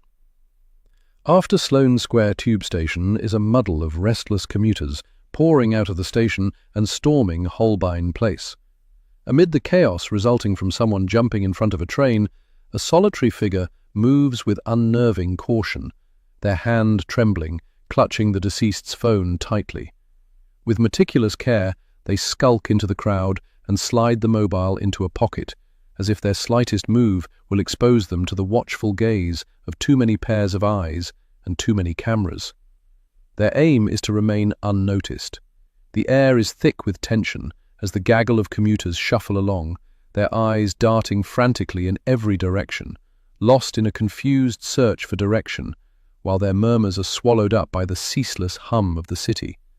Most hurry past the Royal Court Theatre, weaving around the cluster of police cars and ambulances that stand around the unfolding mayhem. The figure melts slowly into the throng.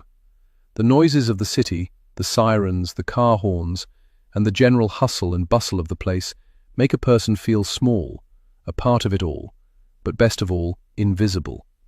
if not for all the CCTV cameras everywhere.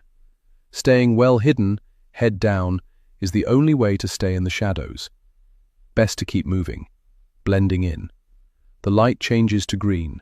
The crowd exhales, a slow ripple of motion spilling forward. They move with it, neither pressing ahead nor falling behind, just another part of the tide.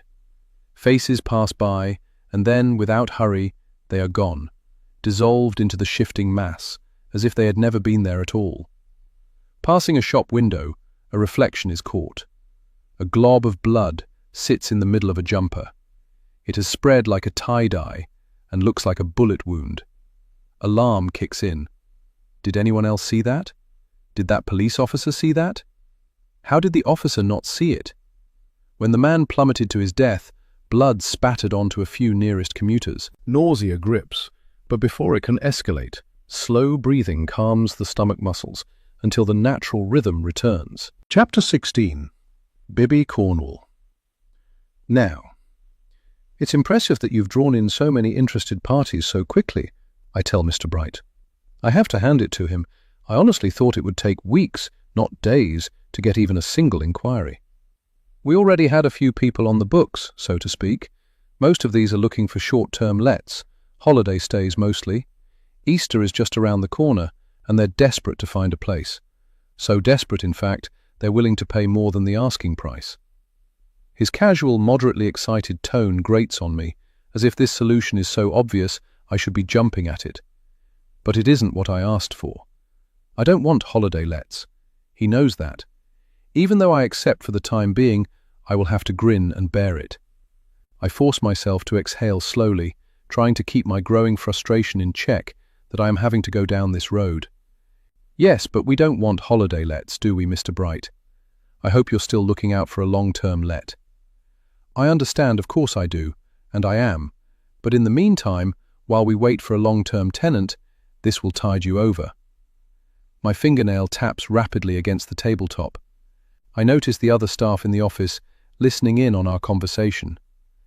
I see that, I say, keeping my voice even. But short-term lets mean more hassle, more cleaning. And well, I try to phrase it delicately. You know how wealthy families can be. Their children tend to, let's say, run roughshod over everything. Don't you agree? Whether he does or not is irrelevant.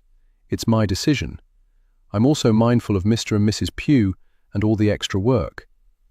Yes, whatever you say, Bibby, he says dismissively. Let me sleep on it. About the holiday lets, I mean. I'll get back to you tomorrow. Frustration bubbles under the surface that this inheritance is not going to be straightforward. The thought of giving in to short-term renters gnaws at me. Just as I step outside, I turn back.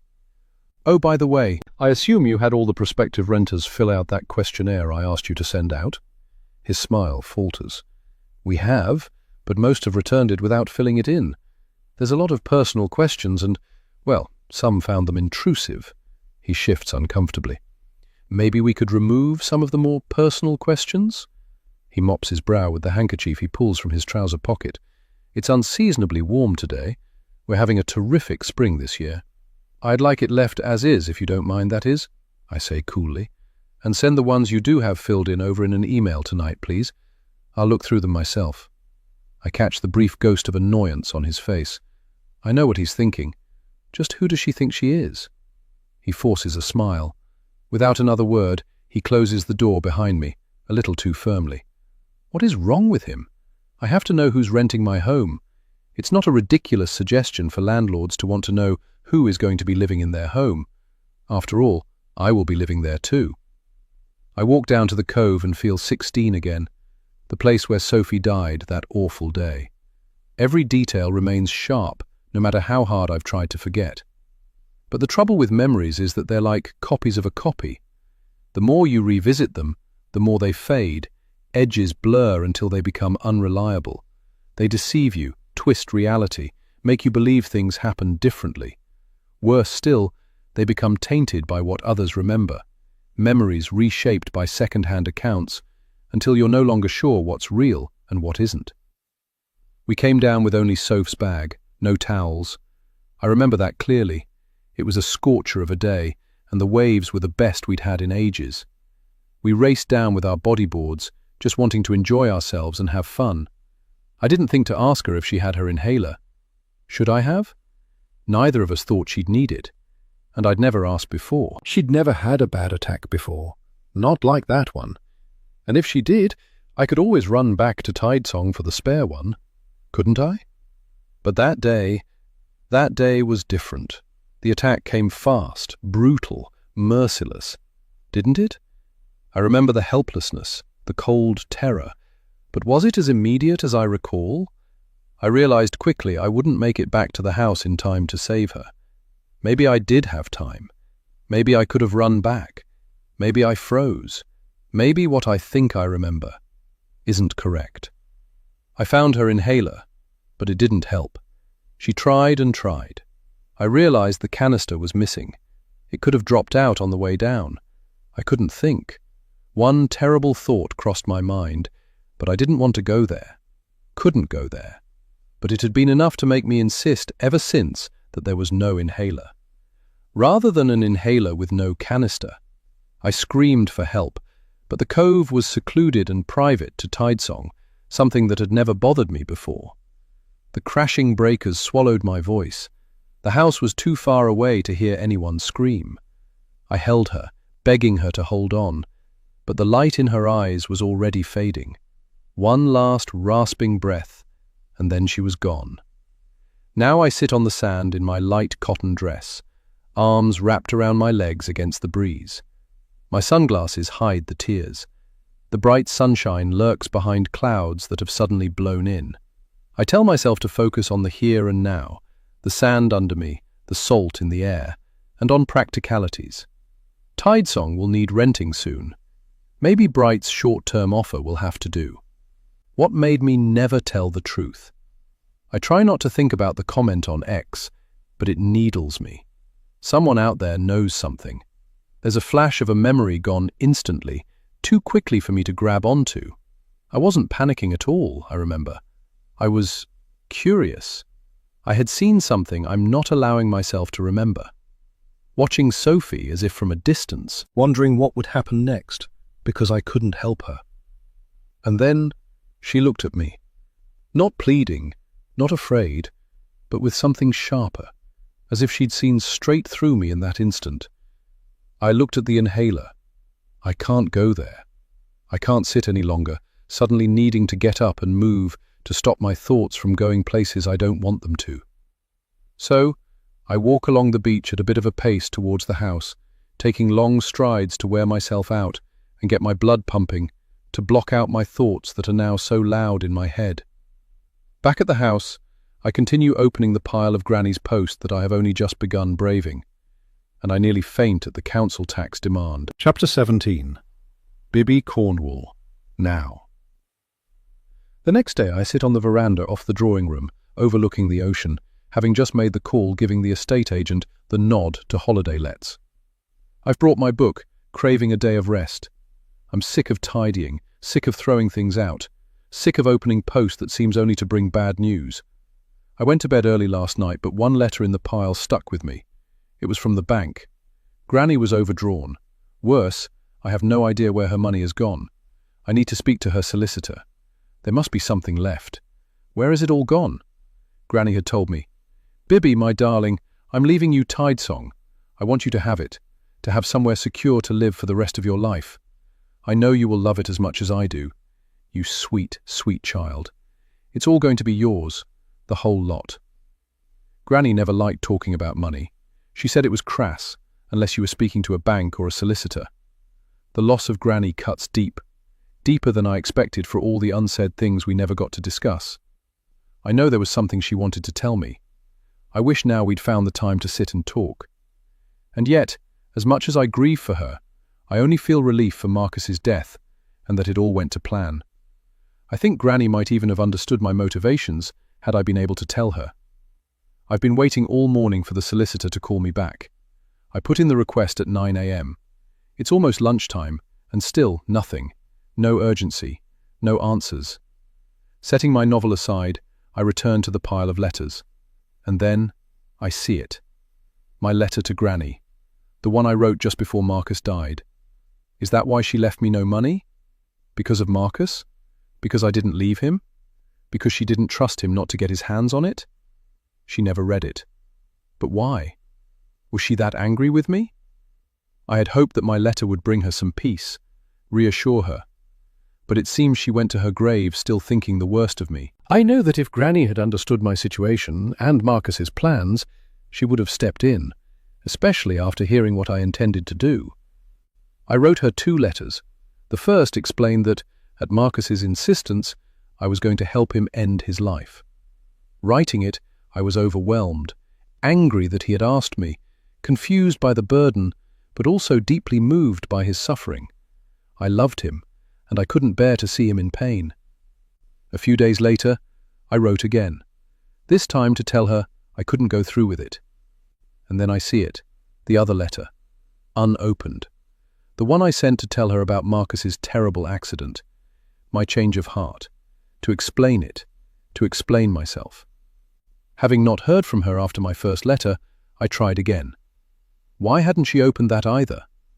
Had she disowned me that much that she neither wanted to speak to me nor read my letters before she died?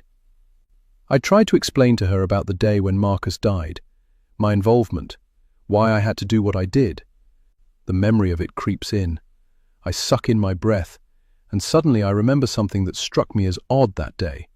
On the platform, the smell of that familiar perfume, Granny's perfume.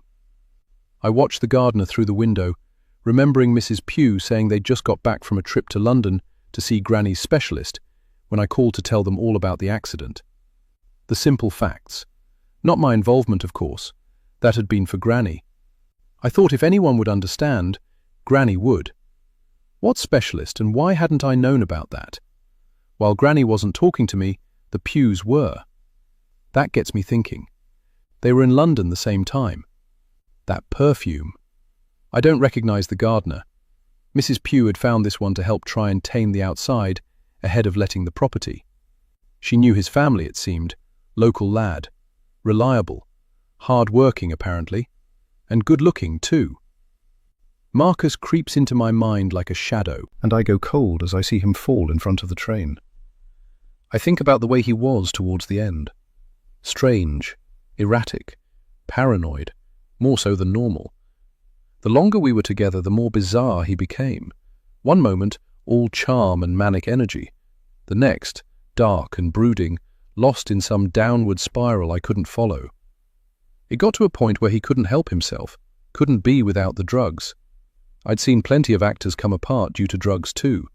Restless, disconnected, their minds fraying at the edges. Conversations that spiraled in strange, nonsensical directions. For Marcus it was a little more complicated, but he was consumed, destroyed. I couldn't really reach him in the end. I forced myself back to the present, the warmth of the day. I don't want to think about Marcus anymore. I hear a cough. Mrs. Pugh. I bumped into Mr. Bright in the village. He tells me you're going to rent out Tidesong for the holiday season, as a holiday let. That's right, yes. Mrs. Pugh looks put out. I had planned on telling her when she got back from shopping. It just never occurred to me that Bright would get to her before I did. She shouldn't have had to find out from Mr. Bloody Bright and his big gob. I see. Your grandmother wouldn't approve, but you already know that. Shit. She is cross. Well, maybe I should tell her why I have no choice. Granny isn't here, but I am, and so are all the mounting bills. Needs must. I guess I could make it right between us if I tell her about my dire financial situation. I do. But you see, the thing is, Mrs. Pugh, Granny didn't leave me any money, just Tidesong, and I can't run the house without money. There are bills to pay, staff and the upkeep to support. Mrs. Pugh doesn't look at me, but off into the distance, as if remembering something distasteful, and nodded knowingly. I have the distinct impression she knows something about why there is no money. You mean people like us? Is that what you mean? I can't quite tell why she seems so distant. There's no edge in her voice, no accusation, just a calm, almost detached tone, like she's been bracing for this moment. It's not anger exactly, more like quiet disappointment. And that's the other thing I can't quite make sense of. Granny didn't include them in the will, didn't protect them at all. That surprises me, considering how much Granny thought of them, how much I do. No, that's not it, but I do have to pay you, and all the bills for the running of Tidesong, which are not small. I have no money, and this is the only solution, for now. Mrs. Pugh relaxes, and her grip on the back of the wicker chair loosens. I see.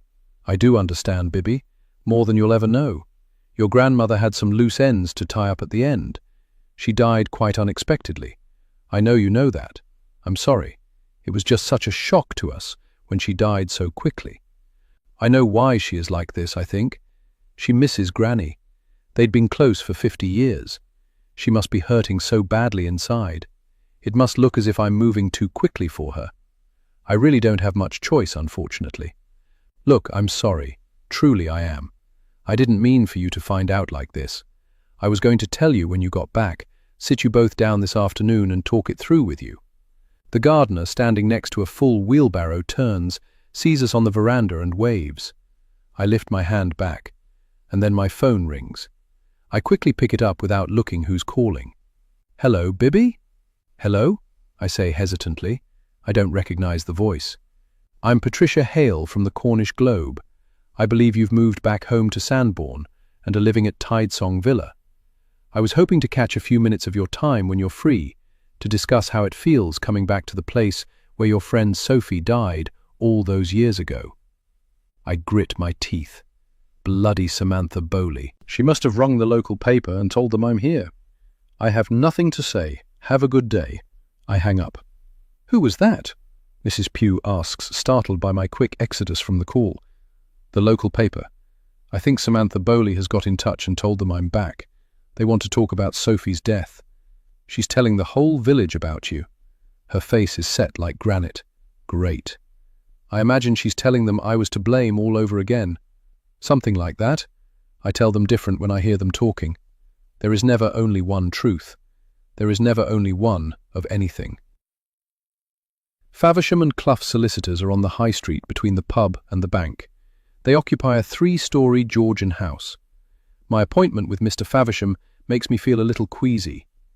I'm unsure why that is, but something tells me I'm going to find out something about Granny I'm not expecting. We had previously met to speak of Granny's will. Miss Bancroft, a pleasure to see you again. Would you like tea or coffee? Water will be fine. I'm suddenly very parched. We walk to the first floor and into his office. Center stage is an antique partner's desk stacked with papers. The walls are simple with a couple of sailing pictures, and on his desk there's a framed photograph of his family. Mr. Faversham is the son of old Mr. Faversham, who was Granny's original solicitor. The young Faversham looks stressed and tired. His features are neutral and impossible to read. He's much younger and better looking than I'd originally expected. I suppose that stemmed from hearing Granny talking about Faversham, meaning old Mr. Faversham, and I'd developed an image in my mind and was unable to break them apart. Right. I know you told my secretary that you had questions, so I'll do my best to answer them as satisfactorily as I can. There's a green lacquered Mont Blanc Meistersuch Classique fountain pen with a gold-coated cap in Art Deco design sitting on top of a pile of papers in front of him. His keyboard is pushed to one side. Okay, well, the thing is, when I received Tidesong, I thought I would also get the trust and the money from that. I know how that sounds, but you see, I can't think why Granny didn't leave me any cash to run the house. It makes no sense to me. She told me she was leaving everything to me. He coughs. The secretary brings in a jug of water and 2 glasses on a tray and puts them on the corner of the desk. Thank you, Sally. He waits for her to close the door. I've been waiting for you to come and ask me this.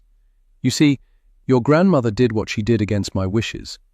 I must stress that I advised her against going ahead with her plans. I don't understand. Granny never did anything her solicitor advised against. I have a bad feeling about this.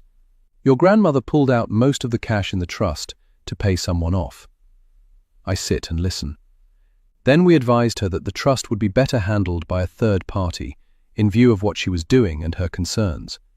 You still have access to the funds if you need them, except you will have to ask the third party. I see. So Marcus was telling the truth. Young Mr. Faversham clears his throat. She didn't have debts, you're quite right. She paid someone else's debts off. She wouldn't give us too much information. Someone else's debts? I parrot. Mr. Faversham riffles through the file to his side, pulling out a handwritten letter. I see Granny's handwriting. Ah, here we go. He reads it through to himself, making sure it's the correct one, then reads it aloud. A Marcus Dalton, I believe, is the man in question. It says here that to protect my granddaughter from harm, I will be paying off the debts owed by this man to have him cleared of any debt. I do not wish Bibby to find this out until I am dead. Tell her that this was done to protect her and to get him out of her life. After my talk with Marcus Dalton, it became clear to me that Mr. Dalton, who had a serious gambling and drug habit, was out to drain Bibby of her inheritance. I have spoken to my granddaughter, and she seems blind to his faults. Therefore, I must take things into my own hands. Mr. Dalton has signed a letter to say that should he renege on his promise to walk away from Bibby and stay out of her life forever, in exchange for me paying off his debts, then the trust will begin court proceedings against him for recovery of the debt by way of the sale of his property in Cadogan Square, London, SW1X. And we hold the deeds to this property. Miss Bancroft, or the trust does, says Mr. Faversham. We are that third party. But he died suddenly, giving him no time to walk away. Therefore, I suspect you will be notified by his solicitors regarding this matter, and of course, we will act for you should you so wish. She paid him off. My voice cracks as the words tumble out, sharper than I intend. So that's it then. He sat there, signed his name, and sold me off like I was nothing. And Granny, she thought I couldn't be trusted to see him for what he was. She decided for me, behind my back, as if my love was some childish weakness to be tidied away with money. I press my hands against my temples, fury and sorrow colliding. Marcus knew he was dying, his mind half gone, and still he let her pay. Knowing how that would hurt me when I found out. He let her believe it would make me safe. And now he's gone, debt-free, leaving me with nothing but this horrible feeling of betrayal. How could they both do this to me? But there was no need to do this. She paid him off, and now he's dead. What a waste of money. What happens to the property in London now? Did Mrs. Pugh know about this? Well, right now I believe his death is being deemed a suicide. The police are looking into it all as we speak, but unless you are implicated, which I doubt, Miss Bancroft, then the property will be sold to recover the money. Wait, sorry, I don't understand how that has any bearing on this debt. The trust owns the property. Yes, but his parents have put a stop on probate. They are convinced he was murdered. The police must investigate whether the agreement between Marcus Dalton and your grandmother played a role in his death. Of course, I find that highly unlikely, having known your grandmother. I really wasn't quite so sure, but the police must investigate all avenues. You understand? You mean they think she might have killed him? Or had something to do with his death? I think they call it under suspicion. Chapter 18. Marcus Norfolk. Before. My mind begins to spin with worry. I want a drink. I grab my wine glass and down it, despite knowing I have to drive home. Mum watches me and frowns. I know she's disappointed in the way I drank that. She's worried, too. I can read what she's thinking. She's thinking I'm out of control again. But she's wrong. I'm the opposite. I'm in total control. They don't understand that I can handle all this. I am not an addict. I know they think I am, but I'm not. I have it under control. They just don't understand. Are you okay, son? Dad asks, wiping the corner of his mouth delicately with the edge of the linen napkin. I shoot him a look. Why is he dragging this out? Why isn't he coming out with it and telling me who came to visit that upset them both so much? Because he wants to see me squirm. That's it. He wants to see me feel humiliated and ask the question. If he already knows, why not say so? Can I have some more wine, please? I hold out my glass, and he graciously refills it without saying a word. There's a slight tremor in his hand. It tells me something is bothering him underneath. Marcus, darling, you're driving back today. Don't have too much. Mother says, sipping her own wine, her eyes full of love, but pleading with me not to make a scene. I know you're desperate to ask me if I'm using again.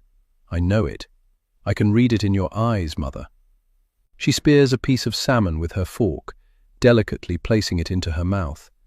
I bring the wine to my lips quickly, too quickly, and spill some down my chin. I mop it up with my napkin, aware they are watching me.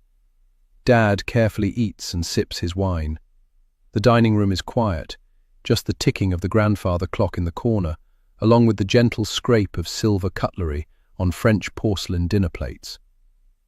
"Marcus, what's happened?" "Well, Dad, let me see. I'm in a jam and need money. Lots of it, actually. But that's not why I'm here. I have something else I need to speak to you about." "Why do you ask that?" "There seems to be something bothering you. You look a little on edge." "Seriously? I'm not on edge, Dad." "Ah, is it because I drank my wine like a desperate man?" I laugh. I sound funny. It is funny. Well, to me it is. Clearly to them it isn't. I'm nervous. I don't know how to break it to them. "Yes, it is."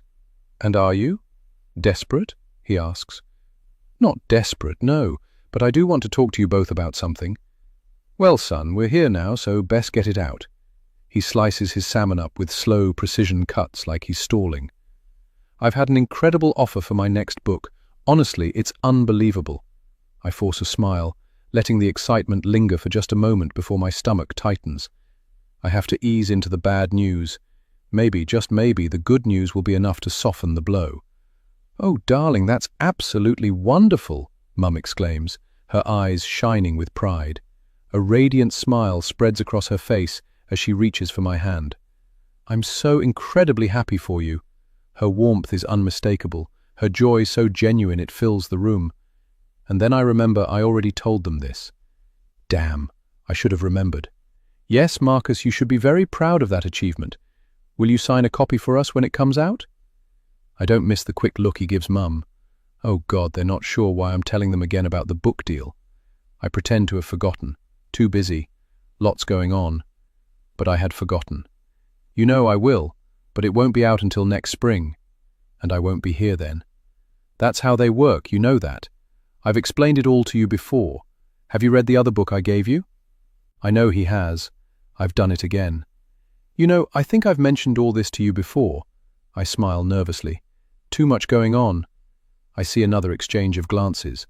I might be wrong, but they probably put my absent-mindedness down to the drugs. If only it was that simple. "I have indeed, and it was marvelous." "Well, you did mention something about the new book, but we're happy to hear it all again. I did enjoy it, thoroughly, by the way." I know he did. He said so at the time. I surprised myself by remembering that. "You're a wonderful writer. Well then, what will you do with all that money? Really, do publishers honestly pay that kind of money for a book without knowing how well it's going to do? I was surprised by what you told your mother. 6 figures, you said they were banding about. Something about it going to auction? Is that right?" But, I can hear the unspoken but. There must always be a but somewhere with Dad. "They do, yes." I smile through it. A bit like gambling, isn't it?" he adds. There it is, out in the open. The word swings between us, thick and inescapable. My pulse quickens. I knew he wouldn't be able to hold back, couldn't resist slipping it in. Gambling, gambling, gambling. The word pounds in my skull like a relentless drumbeat. If only he knew why. I haven't told them about this new addiction. Was that a lucky guess, or does he know something? The room feels smaller, the air pressing in, heavy with unspoken accusations. My fingers twitch. Christ, I need to do a line. I have the worst headache. I suppose. I don't look up but concentrate on my food. Mother has put down her cutlery. Without looking up, I know she is watching me carefully. Mum nervously knocks her cutlery against her plate with her glass, the sharp clang making both of us jump. Sorry, she mutters, her voice unsteady as she hurriedly finishes her wine, sensing the growing tension in the room. "What happens if the book is a flop?" Dad asks, his tone carrying just the slightest edge of doubt. He lets the silence stretch, deliberate and heavy. "Not that yours will be, of course. I'm merely curious. Do they want the money back?" "No, that's their loss," I reply quickly, my mouth dry. I need to stay calm, keep it together. But they're very astute and rarely get it wrong. I swallow hard. It does happen sometimes, occasionally. The words feel flimsy, unconvincing, and slightly messy in my head. The pressure of the headache coils in my chest. God, I need a hit. I see. Dad's voice drips with sarcasm, stretching out the words just enough to make my skin prickle. Another long pause follows, the air between us growing thick, almost suffocating, heavy with unspoken judgment. I bite back the comment burning on my tongue, my jaw tightening. He always says the right things, the perfect, measured words. But why does it all feel so forced, so rehearsed, as if he's just going through the motions, not really meaning any of it? It's infuriating. It doesn't matter. He's not going to change, not now, not ever. I can either take the little praise my dad's offering or just leave it. I know he cares deep down, and I know he's proud, but he just can't seem to let go of the fact I don't want to go into banking. God, how long can a person hold a grudge? A lifetime, it seems. It stings, but what's the point of carrying it around? Is it really worth the strain it puts on our relationship? I'm not going to change course now, so why keep pushing? Why keep pretending like it matters? Mrs. Finch tells me you had a visitor call round about me. I dip my toe in the boiling water. Yes. Dad regards me while still eating his lunch, his expression unchanging. Chewing and chewing as if he's thinking of the next thing to say, mulling over his words for maximum impact, cogitating on how to deliver the dart that he's been preparing. It goes without saying that Dad likes to consider before firing. The ball of anxiety in my belly spins, throwing acid reflux up my gullet until I can taste the bile in my mouth. He isn't going to bail me out financially, I just know it. But I'm not really here for that. I have Bibby's grandmother's offer on the table if I want to take it, and it looks like I will have to now. I wish I had the courage to just come out and tell him why I'm really here. The money, yes, but my illness too needs to be addressed. Making that admission now, I feel, isn't going to happen. My courage is slowly dissipating. What had the visitor wanted? Why had it made Mum cry? But I don't ask, because deep down, I'm afraid of what they might say. Am I a coward? Maybe. But right now, I just can't face the reality of my life spinning out of control and them getting caught in the mess. Can I ask a question? Dad says, sipping some wine, wiping his mouth delicately on the edge of the linen napkin. I want to grab it from his hand and toss it to the ground, demanding that he just spit out what he wants to say to me, because I have stuff to say too. Of course. It feels so goddamn awful with this ongoing drama. It's like I'm trapped in a dreadful Shakespearean play with no exit. Are you gambling? Dad asks matter-of-factly, like it's the most common question a father would ask his son in polite conversation, akin to, are you planning a holiday soon? Immediately, I shake my head like a naughty schoolboy caught out in a prank, but it's too late. A heat rushes up my neck, burning my face. I should have been ready. Christ, I should have known he wouldn't dance around this. I am such a letdown to them, and I don't want this to be the last way they see me. I mean, I have gambled. The words feel unsteady, teetering on the edge of something dangerous. A bit. A breath, a lifeline. But it's flimsy and weak. But I'm not addicted. You don't have to worry about that. Lies. But not really. It was a one-off. I try again for redemption. Try to convince him. Try to convince myself. I went with some friends to the casino. And I lost. A pause. Not exactly the truth, but I don't want to make it as bleak as it really was. I don't want to say it. Saying it makes it real. The truth teeters, threatens to topple over the edge with me. A lot. The air stretches thin and brittle. Any second now it'll snap. And then I'll fall. A broken man right in front of him. But it would be much worse if I tell them everything. I realize now I'm not going to be able to, not on top of this revelation. I don't know why I'm lying, keeping things back. No, that's another lie. I do know. I know exactly why. Because the second they see the truth, really see it, they won't be able to take it. And I don't know if I can survive that. The disappointment on my mother's face is already crushing. Mum drops her gaze, stares into the wine glass she's holding. Her fingers grip the stem. Her knuckles turn so white they look as if they might burst through the skin. Marcus, we have to agree at least on one thing, that your idea of losing a lot is not the same as everyone else's, Dad says, impassively breaking through into my dark thoughts. Well, that depends on... I can't remember what it was I was going to tell them. It's gone. Vanished. There's only a white space where my thoughts used to be. Christ, not now, not like this. Depends on what? If you have the funds, or if your family have the funds? There's steel in his tone, like it's forged into a spear, and he's aiming right at me. No, I didn't mean... I try to drag them back, but they've gone. No, don't do that. His voice is sharp, cutting through the air like a blade. His eyes burn, dark with something volatile, something barely restrained. I know exactly how you meant it, Marcus. Just like you always do. The same tired excuses, the same empty words. His breathing is uneven now, his anger rising too fast, too hot to contain. But it all comes down to the same thing, doesn't it? His voice drops, quieter, but somehow sharper, deadlier. You've racked up another mountain of debt, money you can't pay back. Have I? I don't recall. Has this happened before? I don't show my confusion. And now you're here, expecting us to clean up the mess. He exhales sharply, his jaw tightening like he's holding something back, something that wants to be let loose. Again. The word lands like a hammer blow, final and damning. No, wait, that's not fair. I try to defend myself, but I can't. My thoughts are not there. Fair? Dad exhales sharply, a bitter laugh catching in his throat. His nostrils flare as he drags in a breath, trying, failing, to rein in the anger. Don't, he warns, his voice tight with restrained fury. Don't sit there and tell me it isn't fair. His eyes flash, his disgust now fully unleashed. You have a very generous allowance, one most people would kill for. You live without a single financial worry.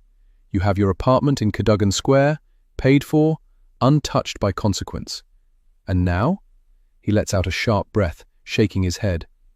Now, your writing brings in more than your damned allowance, and still, you manage to spend more than you have. His jaw locks, his fist pounds the table. He leans in closer, his voice dropping into something lower, harsher, deadlier. And you dare to sit there and say it's not fair. That isn't what I meant.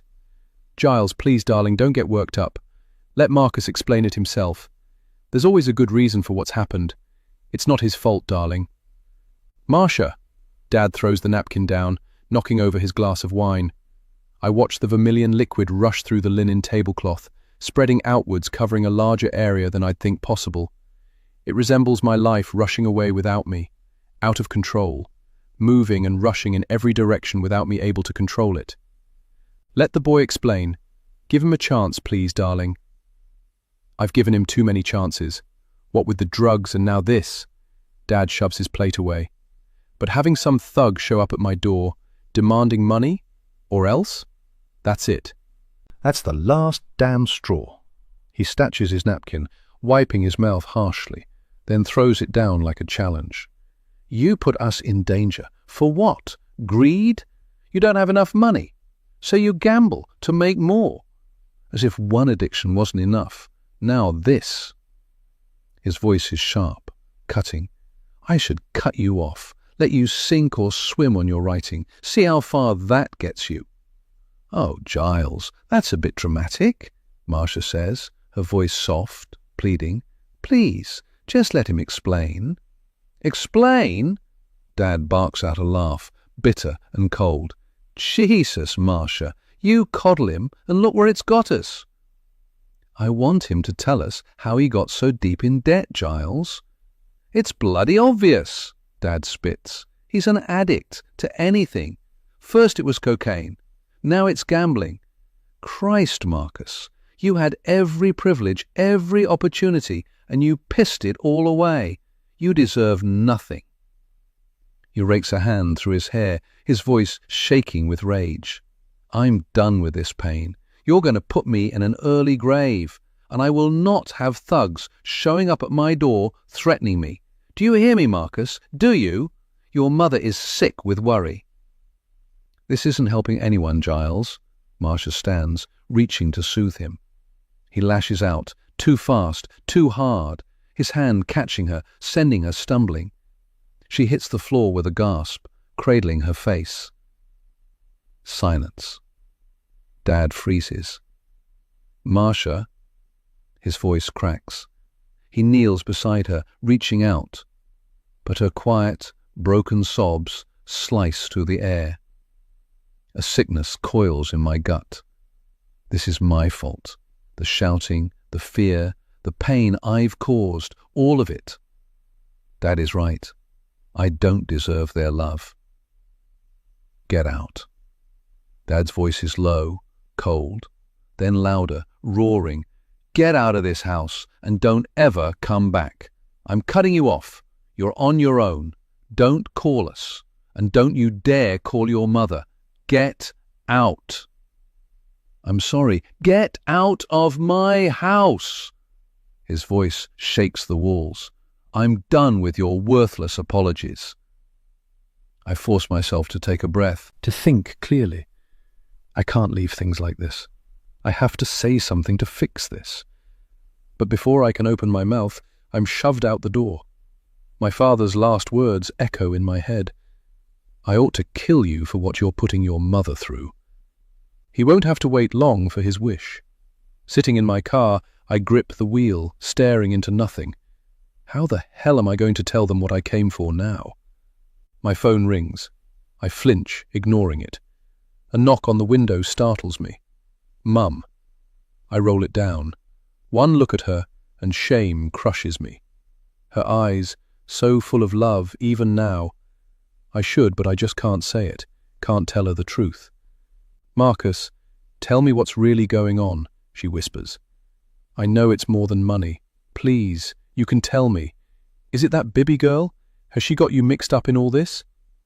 Tears slip down her face, and my throat closes up. "Marcus, we got a letter from her grandmother. She says you tried to steal her inheritance. Please tell me it's not true. I need to hear it from you." "I can't talk to you about it right now. I have to do something first," I say. "Then I'll tell you. I promise, Mum. This time, I'll fix it." Fury rises in my chest as I picture her letter in my parents' hands. How dare she drag them into this? I clench my jaw, inhale slowly, and close my eyes. One breath, then another.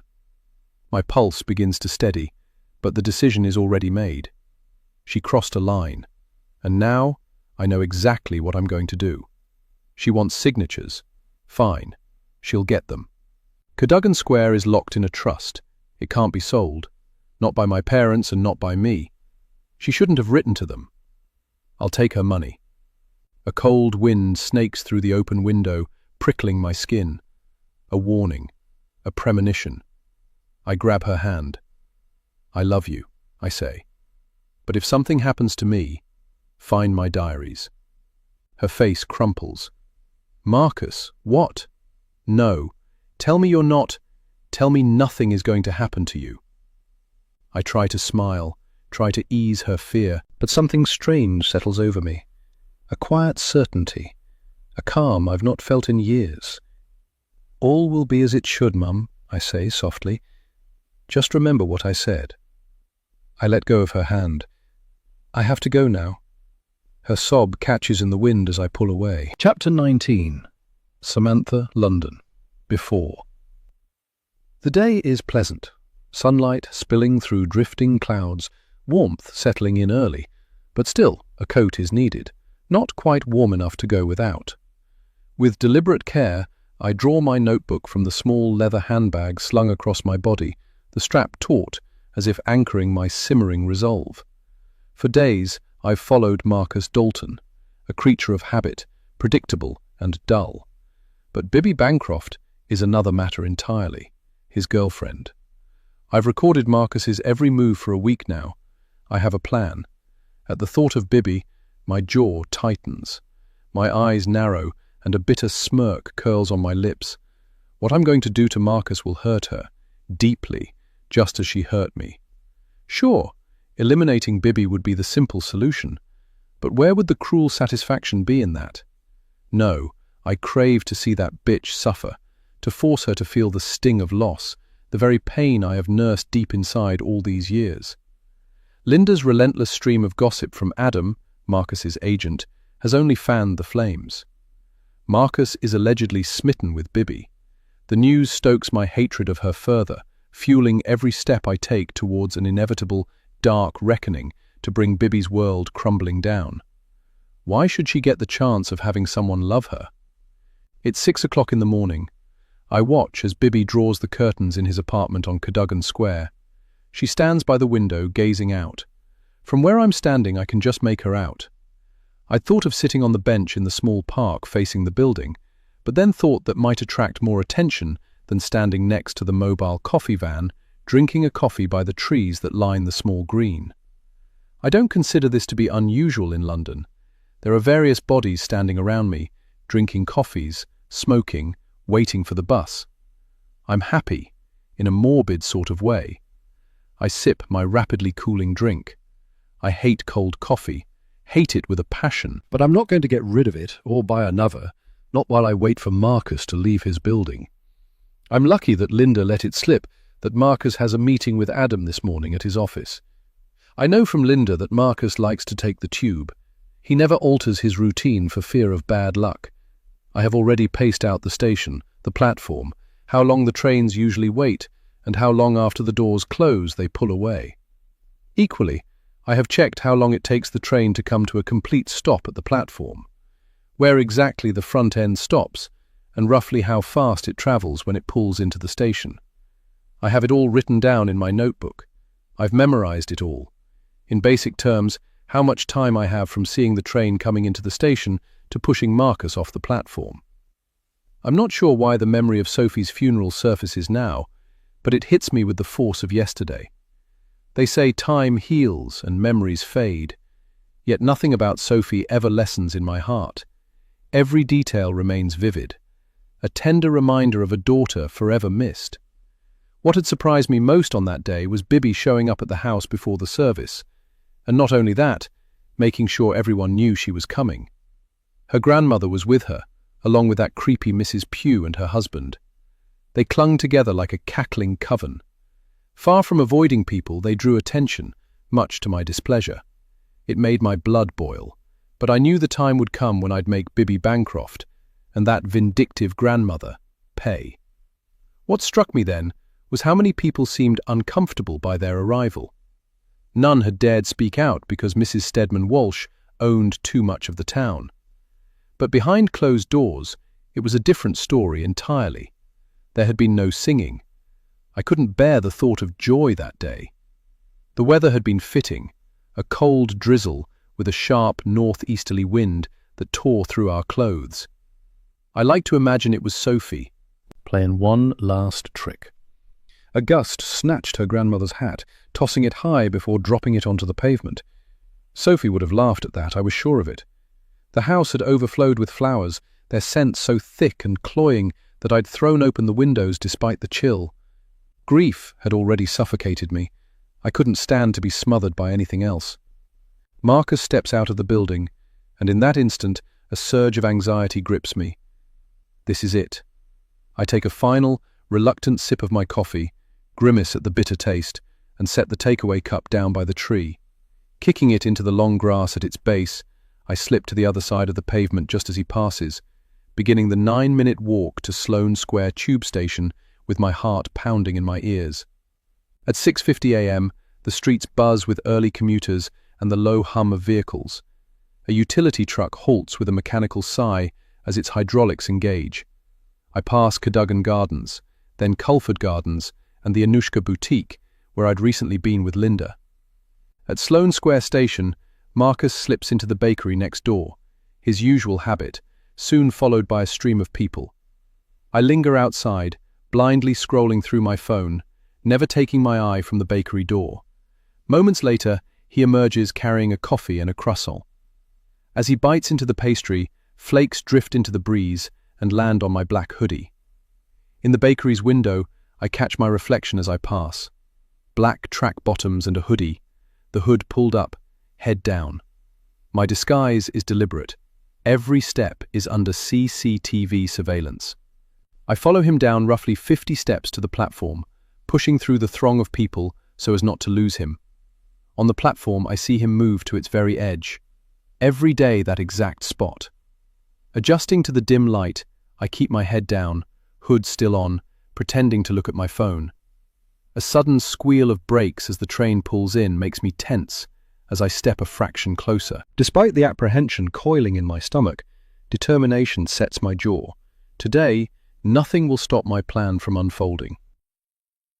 Giles, I rise from the bench outside Sloane Square station, my stomach tight as I watch Marcus enter the station after grabbing a coffee and croissant, stunned and relieved that he hasn't spotted me. My hands tremble as they tug my hood lower, my black jeans and tan hoodie helping me disappear into the crowd of young commuters.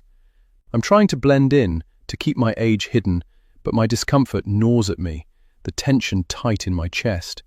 It seems so much more crowded than I remember. I don't want Marcus to spot me. I pull myself together, knowing this is what I have to do. I picture telling Marcia and the expression on her face when I do.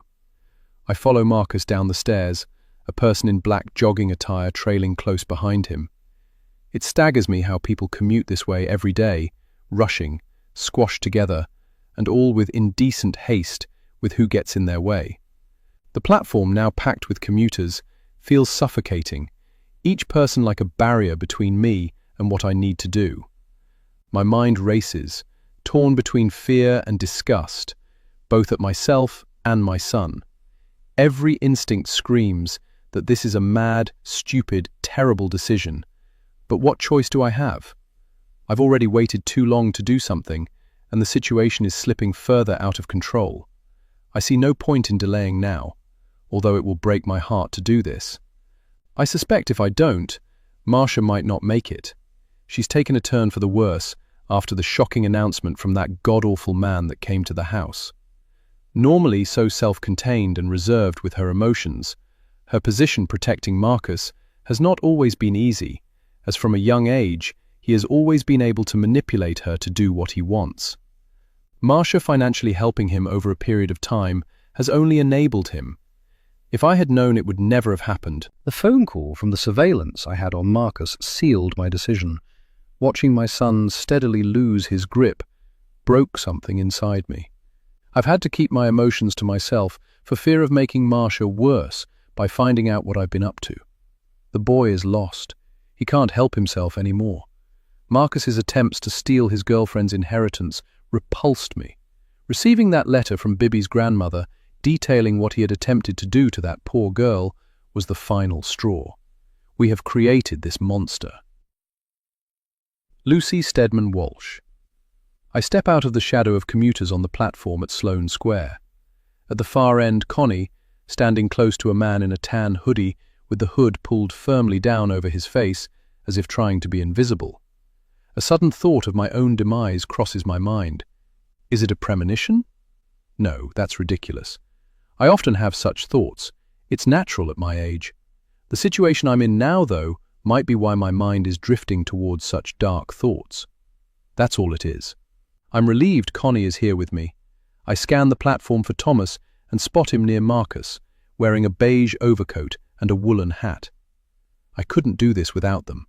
Connie was right. The tension in the air feels palpable. Is it all coming from me? There's a heaviness in the air. Maybe it's just my imagination. I'm beginning to feel a little unwell, my heart pounding wildly, my chest tight, and I'm suddenly soaked with sweat. The desire to remain stoic in the face of excruciating agony is a typical character trait of mine.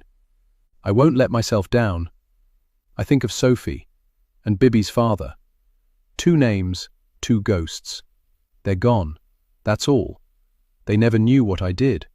Bibby still doesn't, and I see no reason she ever should. I told myself it was all for Bibby. Every move, every bargain, every silence. But really, it was about control, and I had it. No guilt, no apologies, just the price of keeping things the way I wanted them. I quickly scanned the faces of the commuters, half expecting to see someone I know.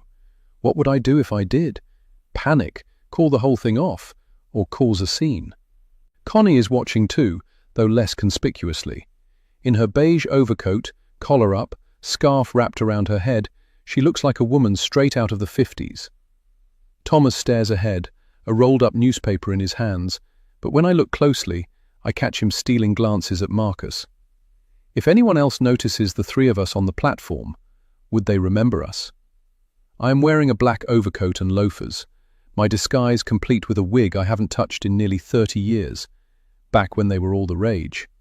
I stand next to a woman in a leopard print coat. Marcus stands stiffly, his posture unnaturally rigid. Hard to believe this is the same man who sat in my kitchen a couple of weeks ago, trying to feed me lies, then accepting my offer of money. I don't believe him, though. I don't believe he will leave Bibi, which is why I have to do this. To save her from herself. I am acting on love. That girl never thought things through. If Bibi got it into her head to run off and marry that idiot, there would be no time to waste. The death of her parents, then her granddad, and Sophie has all but broken her. But it is an intrinsic part of life, and how things change and never stay the same. How you have no control over what might happen to you. I lose myself for a moment, remembering Bridget first showing me a photograph of Bibi's father, Randy Bancroft. It was a ridiculous photo. She had only caught half of him, straight down the middle from his head to his feet. He had been standing by a large rock, half of him hidden. I asked what the other half of him looked like. Bridget hadn't seen the funny side of my question. I always thought of him as two-faced from that day on, and I hadn't been wrong. The memory unsettles me. But was that the source of my problem with Bibi? That I always thought she might turn out just like Bridget, and did I therefore lose sight of the bigger picture? I tried to give her deep foundations, but had I tried too hard? It's remarkable how Thomas is happy to help me with my little problem, but I was insistent that I was the one to do it. Otherwise, I was going to call the whole thing off. Nobody else is going to get into trouble on my account. Should anyone find out, of course, which I hope will not be the case. Thomas is familiar with my authoritarian nature when I want to put my foot down. He will not interfere unless specifically asked. I thought it would be easier this time, but now, standing on the platform, I feel the damp chill from the unexpected light drizzle we were caught in on the way here. Despite sweating, I still feel cold. I will myself to stay calm, stepping closer behind Marcus until I can almost touch him. I have an uneasy feeling as I edge forward, checking my watch and looking down the tunnel for the train. Any time now. The other commuters are also beginning to move forward in anticipation of its arrival. There's a hum of conversation, a fizz as if a can of something is opened close by. Sneezing, coughing, a faint cry of a child which doesn't amount to much. I am acutely aware of all the sounds around me. Bibi will never know what happened here today, not until I'm dead. I've written her a letter and left it with my solicitor to be read at the right time. I hope Bibi will understand why I had to do this and that she won't hate me too much. I'll do anything for Tide Song. It belongs in my family, and I'm not about to let a stranger take it. I'll omit Connie and Thomas's involvement in case Bibi goes to the police. Not that I will face any trouble being dead, but Connie and Thomas might. I think about death. Does everyone rest peacefully, or do those who die by another's hand remain restless? Or am I simply feeling guilty for what I'm about to do? I know I'm going to go through with it. Maybe I should go to the funeral and bring flowers. But would that be hypocritical? It might help him rest in peace. I don't want him roaming the earth, restless forever. I'm not that cold-hearted. I hear the tick, tick of steel wheels hitting the joints on the rails as the train comes towards us. The beam of the headlights breaking through the darkness of the tunnel and into the station. The screech of wheels grinding as the brakes are applied. The nose of the train appears at the tunnel's entrance. I move as quickly as I can, slipping in even closer to him, jostled and shoved from all sides, straining to keep my balance. The pain in my hip grows from standing too long. Normally, I'd have my stick, but it will give too much away. I push forward another step, trembling, afraid I might miss my spot or be knocked over, and that he will turn around and see me. Bodies pressed together, a sea of people moving as one towards the edge of the platform, towards Marcus. I am one step behind him. Thomas is close, just in case I falter, knowing he will intervene if I can't succeed. This is now or never. I'll never have the courage to try again. I can't see Connie. A woman dressed in black stands close by in front of me, obstructing my view. She turns her head slightly, and for one moment, I think I recognize her. Something familiar about her makes me look again, but she pulls her hood down further, and I turn to refocus on Marcus's back. I will not fail. My hands twitch, my body tenses, unable to hear anything but the thunder of blood pounding in my ears. Now, now, now. I step forward, ready, and then... Samantha. I peel myself from the underground wall, heart hammering as the train thunders in. My hood up, I move fast, darting to the front of the platform. I'm on the verge of rushing forward, but calm myself. I slam into the back of someone who simply grunts but doesn't move out of my way. So close now. My hands tremble at my sides, palms slick. An elderly woman in a black overcoat blocks my view. I look again, sensing some familiarity, then quickly turn to what I have to do. Blood roars in my ears, deafening, as if I'm underwater. But through it all, I see only Marcus. Inside, I scream for the injustice of losing my daughter, and how I must do this to make Bibi suffer. She has to feel the pain of losing someone she loves. Wasn't it bad enough that she'd had a journey in which she got to meet someone she wants to build a future with? She has carved out a life, something my Sophie never got the chance to do. Just one more step. I move my hands in front of me, palms at the ready. Someone jostles me from behind, nudging me closer. I have to steady myself to not bump into him too soon. I turn my head, see the train's lights, hear the screech of metal as it begins braking, feel the rumble underfoot. Now, now, now. It has to be now. I step past the old woman and feel her lose her footing, but I don't have time to see if she is okay. Closer to Marcus. I am right behind him. I can smell his aftershave. I am that close. I raise my hands and then... Giles. I move towards the train, the screech of wheels raking over my nerves like nails on a blackboard. The sound sets my teeth on edge, but the real torment is inside. The other night, Marcia spread out photographs of Marcus on the kitchen table. Images of a boy she still sees as her son, not the man he has become. We sat together, speaking in hushed tones about what to do. I so nearly told her my plan. The words had been right there, burning on my tongue. But I couldn't do it. Not to her. She had looked so broken. She had called Marcus, begged him to get help. He hung up on her. He doesn't listen to anyone, she sobbed, because to him, he has no problem. The sound of her despair sliced through me. I had wanted to fix this. Fix Marcus. Fix everything. But Marcia's love for our son, her unwavering, aching love, is a weakness. Understandable, yes, but not helpful. And now, as the train roars in, the weight of it all sits heavy in my chest. There is only one way this can end. I crane my neck, but taller bodies block my view. The air in the station is stifling, thick with the press of impatient commuters. Am I making a mistake? I should have taken Marcus the moment he arrived, led him straight to the car, no hesitation. That had been the first plan. But doubt had crept in that he'd fight me, create a scene. Now, I am considering boarding the train with him. I'm being a coward. Being locked in a carriage with him concerns me, especially if he's high. The thought of stopping him now, here, in this crush of bodies, feels impossible. I hadn't expected it to be this crowded. I was so certain before. Kidnapping my own son, locking him in a private addiction clinic. I'd convinced myself it was the only way, the right thing. But standing here, the reality of it sits heavier than I'd anticipated. What if Marcus shatters under the weight of it? What if this pushes him too far? Still, I have no choice. The alternative is worse. A filthy, forgotten room in some squalid corner of the city, a place where Marcus will be swallowed whole. The thought turns my stomach.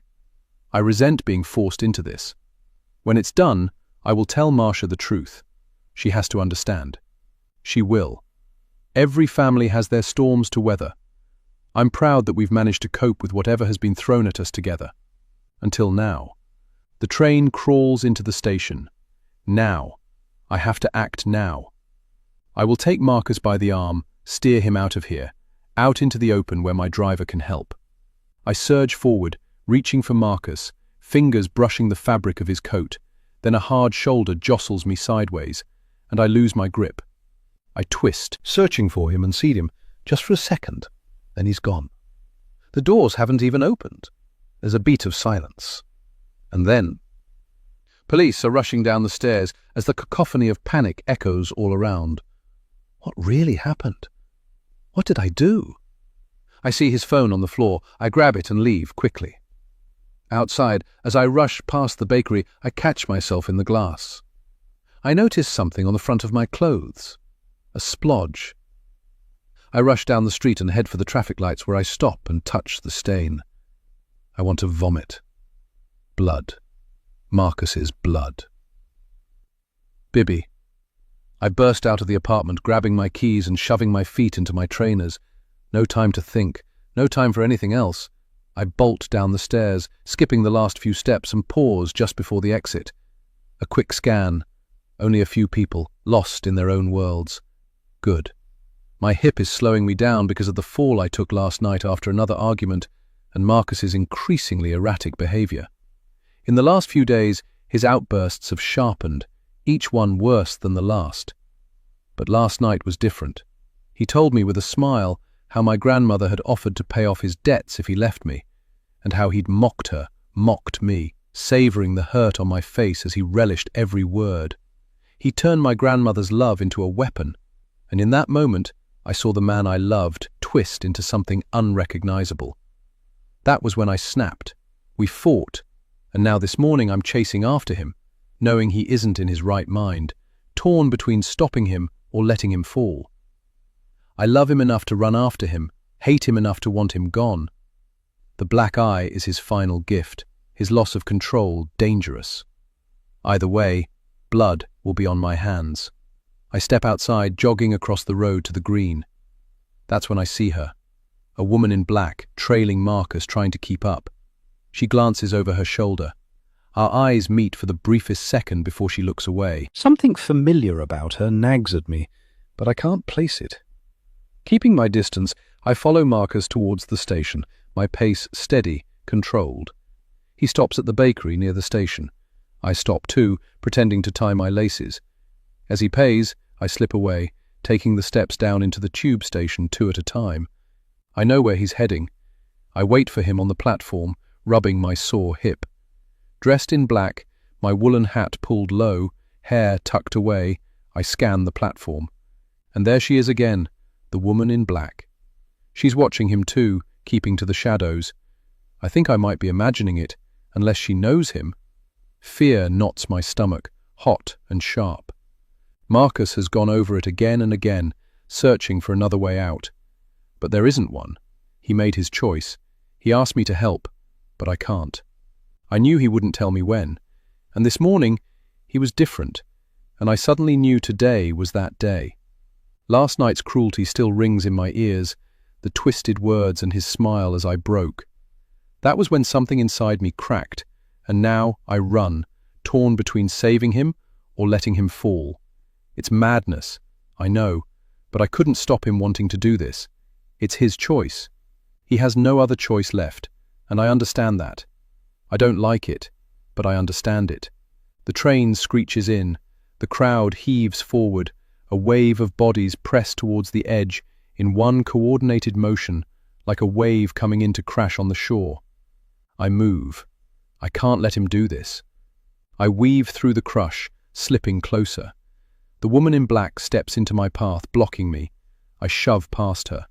An older woman stumbles. A tall man shunts into me, reaching out to steady himself and looking as if to grab Marcus. The crowd surges. Marcus is right there. I stretch out my hand. But she does too. The woman in black. I take my eye off him for a second and look at her. A shove, a blur of movement, a sudden, violent thrust. And then... Chapter 20. Bibby Cornwall. Now. The floor-to-ceiling windows in the hallway have become my spot. I stand here for long stretches, watching the ocean. It brings me a kind of calm. Hearing Patricia Hale's voice on the phone earlier has unsettled me. She was the one who broke the news about Sophie all those years ago. I open Instagram and search for her. She's already following me. I hesitate, consider blocking her. But that might only make her more curious. I won't be engaging with anyone from the press about Sophie. That chapter belongs to the past, and that's where it should stay. There's no sense in unearthing pain for the sake of it. Shaking off what it might mean if she does come looking for me, I head to the kitchen. Worry makes me eat, and I have to be careful as I gain weight easily. The large stainless steel fridge is fully stocked. I slap slices of mature cheddar, tomato, and mayonnaise between sourdough, eating the sandwich standing up. On the counter, a stack of outgoing post waits for Mrs. Pugh to take to the post office. Most of the envelopes contain copies of the death certificate, legal proof I need to send out as Granny's executor. Voices drift through the open windows from outside. Looking through the glass, I spot Mr. Bright, the estate agent, strolling along the perimeter with a couple somewhere in their mid to late 60s. What on earth is he doing, showing them around without contacting me first? I pull my phone from the back pocket of my jeans and see several missed calls and texts. Of course, I've left the sound off, probably after that frustrating call earlier. It is a perfect day to show Tide Song to potential renters. From Bright's relentless messages, it's clear the couple, the Ravens, are eager to view the place. He must have decided not to waste the opportunity, especially since, according to his texts, they've driven for hours. I step outside, keeping to the shadow of the house, and the heat hits me, making me momentarily forget how wonderfully cool Tide Song stays when it's hot outside. The long-awaited shift in the weather has arrived, the forecast for once right, with uninterrupted sunshine forecast for the next few weeks. Yesterday, it was barely 12 degrees. Today, it's already over 20. By the weekend, Sanborn will be packed with tourists. I finish my sandwich and wipe my mouth with the sleeve of my jumper, not taking my eyes off the couple. The Ravens, according to Bright, are searching for a long-term rental in Cornwall, but I'm unsettled as I watch them. It's like they draw me in, with an eerie insincerity, like dark vines crawling towards me. I step to the side so they can't see me watching. The man seems kind of familiar, but I can't put my finger on it. Maybe he's an actor. Then he suddenly looks around. My heart skips. He's oddly familiar. I just can't place him.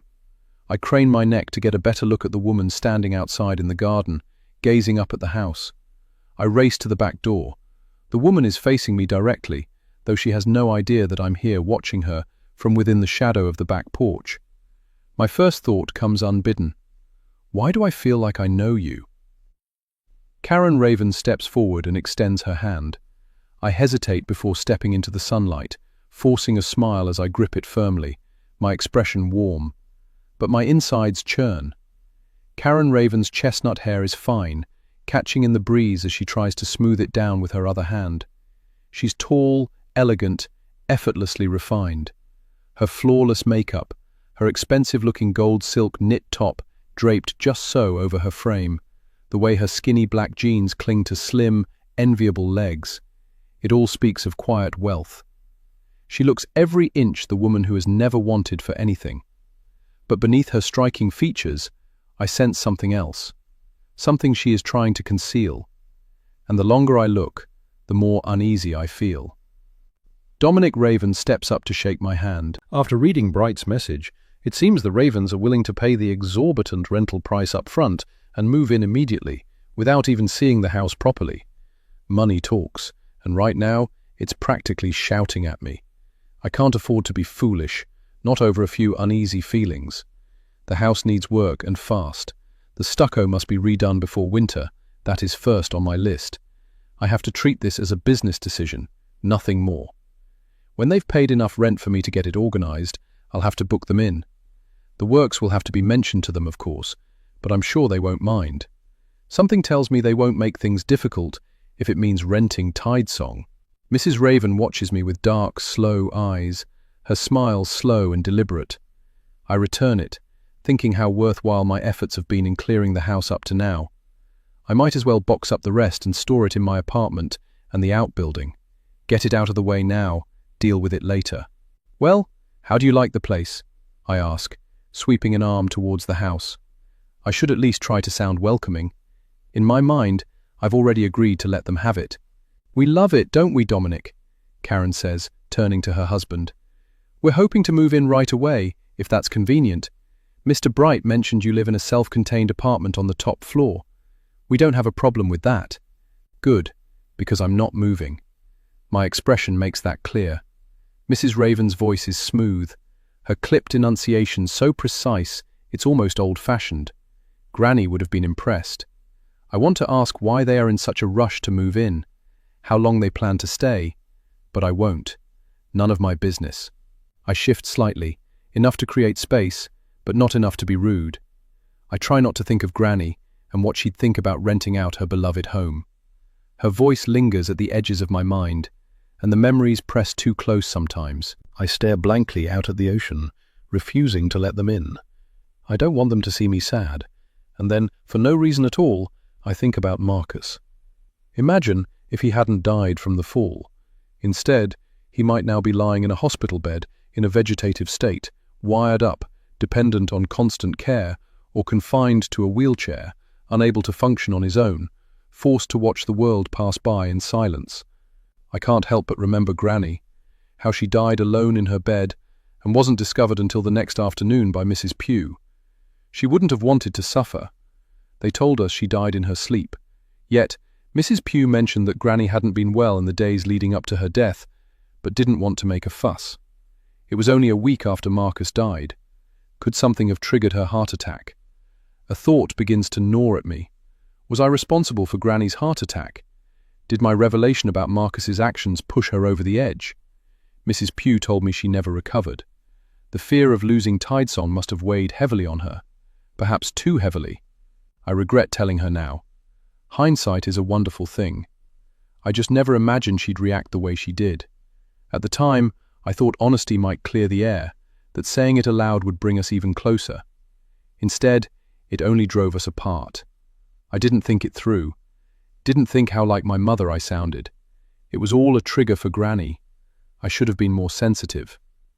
I glance over at Mrs. Raven, with her long, straight hair and that perpetual, slow-eyed gaze. I watch her measuring my every move. A buzzing in my back pocket interrupts my thoughts. I pull out my phone to see a text from Granny's solicitor, asking me to come by tomorrow because he needs to talk. This doesn't sound good. Noticing Mrs. Raven's watchful eyes, I force a smile and tuck my phone away. Just then, Mr. Bright joins us after locking his car, carrying a stack of paperwork. Would you like a tour of the house? I suggest. There's a subtle change in the atmosphere around us. The Ravens exchange knowing glances, as if sharing a secret through telepathy. I steal a look at Mr. Bright, and he shrugs. What on earth is going on with these two? This feels like a bad idea, but I need the money. I can't back out now. I have no choice. That would be perfect. Will you show us the house, Miss Bancroft? Mrs. Raven coaxes as she steps towards the front door. Sure, if that's what you want, I reply, retreating into the house. Let's start in the kitchen, I add, eager to put some distance between us. Let's do that. I think it's a splendid idea, don't you, Dominic? She chimes in. As we tour the house, they both stick close, Mrs. Raven constantly asking questions. I am relieved to wave them off when they are finally done, their Bentley slowly crawling down the drive and through the tall iron gates. The ground beneath me suddenly feels like shifting sand. I have no idea why. Don't you think they were odd? I ask Mr. Bright. How did they find out about this place? They showed up at the office out of the blue, claiming that a friend mentioned Tidesong was available. I wasn't going to turn them away, he explains. What? Not even a call to say they were coming? I reply. It's even stranger that they drove all this way when the place could have been rented out by the time they arrived, he adds. Please, find out more about them. There's no harm in running some checks. I'll do my best. But remember, I'm only an estate agent. I can only go so deep, thanks to privacy laws. Maybe your solicitor will have better luck, he says. Maybe, I reply. Chapter 21. Giles Cornwall. Now I sink into the couch with a weary sigh, peeling off my shoes as if shedding the weight of my secrets. You can always appeal to her better nature. Try to get her to confess, I murmur, though my tone betrays an unease I can't ever quite mask. I can't believe how hilly this place is. I doubt we'll be taking many walks here again. My hips are killing me. Still, this sofa is far more comfortable than I expected. I let out a contented sigh as my body sinks into the cushions. Marcia, no, Karen, as she prefers to be called when it matters, removes her shoes with deliberate care and flops down beside me. Her eyes blaze with a desperate intensity. I need more time, she insists, her voice trembling between determination and despair. Living in this house with her scares me, but we can't rush things. We've only been here 2 weeks. It feels more like 4 to me. Though we had once cherished our long walks together, the steep slopes now mirror the uphill battle of uncovering the truth. And what if you never uncover it? I counter quietly, my words laced with a tension deeper than the conversation's surface. After all, Marcia doesn't know I was there that day. The police say there's no evidence he was pushed, nothing on CCTV, and supposedly she wasn't even there. There was little left of our son to do an autopsy. She was there, Marcia snaps, her voice cracking. I see her desperation to prove Bibby's guilt over Marcus's death as a palpable entity between us. I shake my head slowly. You can't be certain. There's no concrete proof, and she has an alibi. Not a very good one, she shoots back. Stop being so gentle with her. She killed Marcus, our son. We both know she did. A moment of heavy silence passes as my eyes fix on the rug beneath my feet. I was on the platform that day, and I cannot be sure of that at all. That's not true, Karen, I say softly, remembering to use her new name. You already believe she did it regardless. My son didn't kill himself, she hisses, wiping at her eyes with her sleeve. Damn it, I haven't any bloody tissues. Give me your handkerchief. I hand it over with a resigned air. Darling, getting worked up won't help us. We need to get the truth from her, to expose any lie she tells about that day. Isn't that why we're here? My voice wavers slightly, the confession of my own complicity lurking just beneath my words. Marcia's eyes flash with both frustration and fear. I know she won't contemplate not getting a confession out of Bibby. Oh, I know exactly what you're about to say. Still, he continues, his tone tempered to ease the brewing tension. I'm going to say it anyway, Marcia. I forget to call her Karen. If you hadn't enabled him for so long, maybe things would have turned out differently. Maybe the gambling, the drugs, maybe they wouldn't have spiraled so far out of control. The words are not meant as an accusation, yet they carry an undercurrent of guilt, fed by the unspoken truth of my own presence on the platform that fateful day.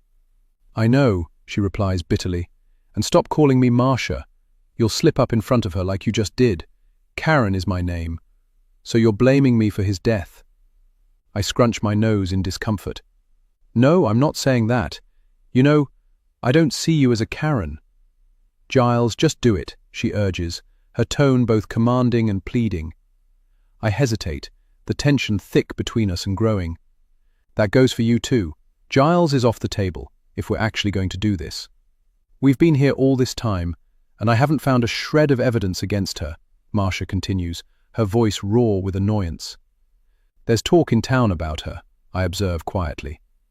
Yes, but that talk can't tie her to anything. Half the people say she was involved in her best friend's death, and the other half say she wasn't. She blows her nose. I see how she's fighting back tears as her grief threatens to overwhelm her resolve. I lean in, my unease deepening that the more digging we do, the closer my own exposure we will be. But don't you think it's similar to what happened to Marcus? She says. Similar? How? I challenge, her voice a fresh wave of pain hitting me. Marcus was pushed in front of a train, darling. Her friend Sophie died from an asthma attack. There's no comparison. She chokes back a sob. The very mention of Marcus's fate strikes me like a physical blow. I see for the first time that even the faintest coincidence will be enough to fuel her conviction that Bibby is guilty. In that charged moment, as I wrestle with my hidden truth and Marcia with her consuming grief, we both feel, and very differently, the crushing burden of that day that refuses to remain buried. Yes, but there was no inhaler. It was conveniently left at Bibby's, she begins again, her voice low with unease. Or at least so she says. She explained it at the time, I counter. They were heading to the beach, and Bibby thought Sophie didn't want to lose it, so she left it behind. That's what she told everyone. Sophie had never had an attack that bad, so Bibby wasn't worried. She was 16. What 16-year-old thinks of those things? I run a hand over my face, every gesture weighted with the fear of being discovered. Since arriving, I've caught every whispered rumor about Tidesong and Bibby Bancroft, and I know Marcia has too. They always took it with them. Why then did they forget it that day? After all those trips together, how could they have overlooked it? My tone trembles with anxious determination. The mother of the dead child already said all that. They couldn't prove it was deliberate. Their excuse was plausible. All they packed were towels. They were going swimming. Bibby didn't know Sophie had left it. Why would she? All she wanted to do was get down to the beach. Her eyes blaze with grief and urgency. If you were risking your life, wouldn't you always bring your inhaler? I shift in my seat, discomfort rippling through me as I battle the dread of exposure. I'm going to need some painkillers. My hip is killing me. And besides, she wouldn't have known she was risking her life as she'd never had an attack so bad. And what teenager thinks like that? Marcia leans back and closes her eyes, as if to shut out the relentless uncertainty. I recall warning her that uncovering solid evidence on Bibby would be nearly impossible. And are we sure Bibby didn't know? Marcia presses, her voice wavering with desperation. I frown. Darling, listen to yourself. How would Bibby know if her friend was going to suffer an asthma attack? Sophie can't tell us now. She's dead, and dead people don't talk.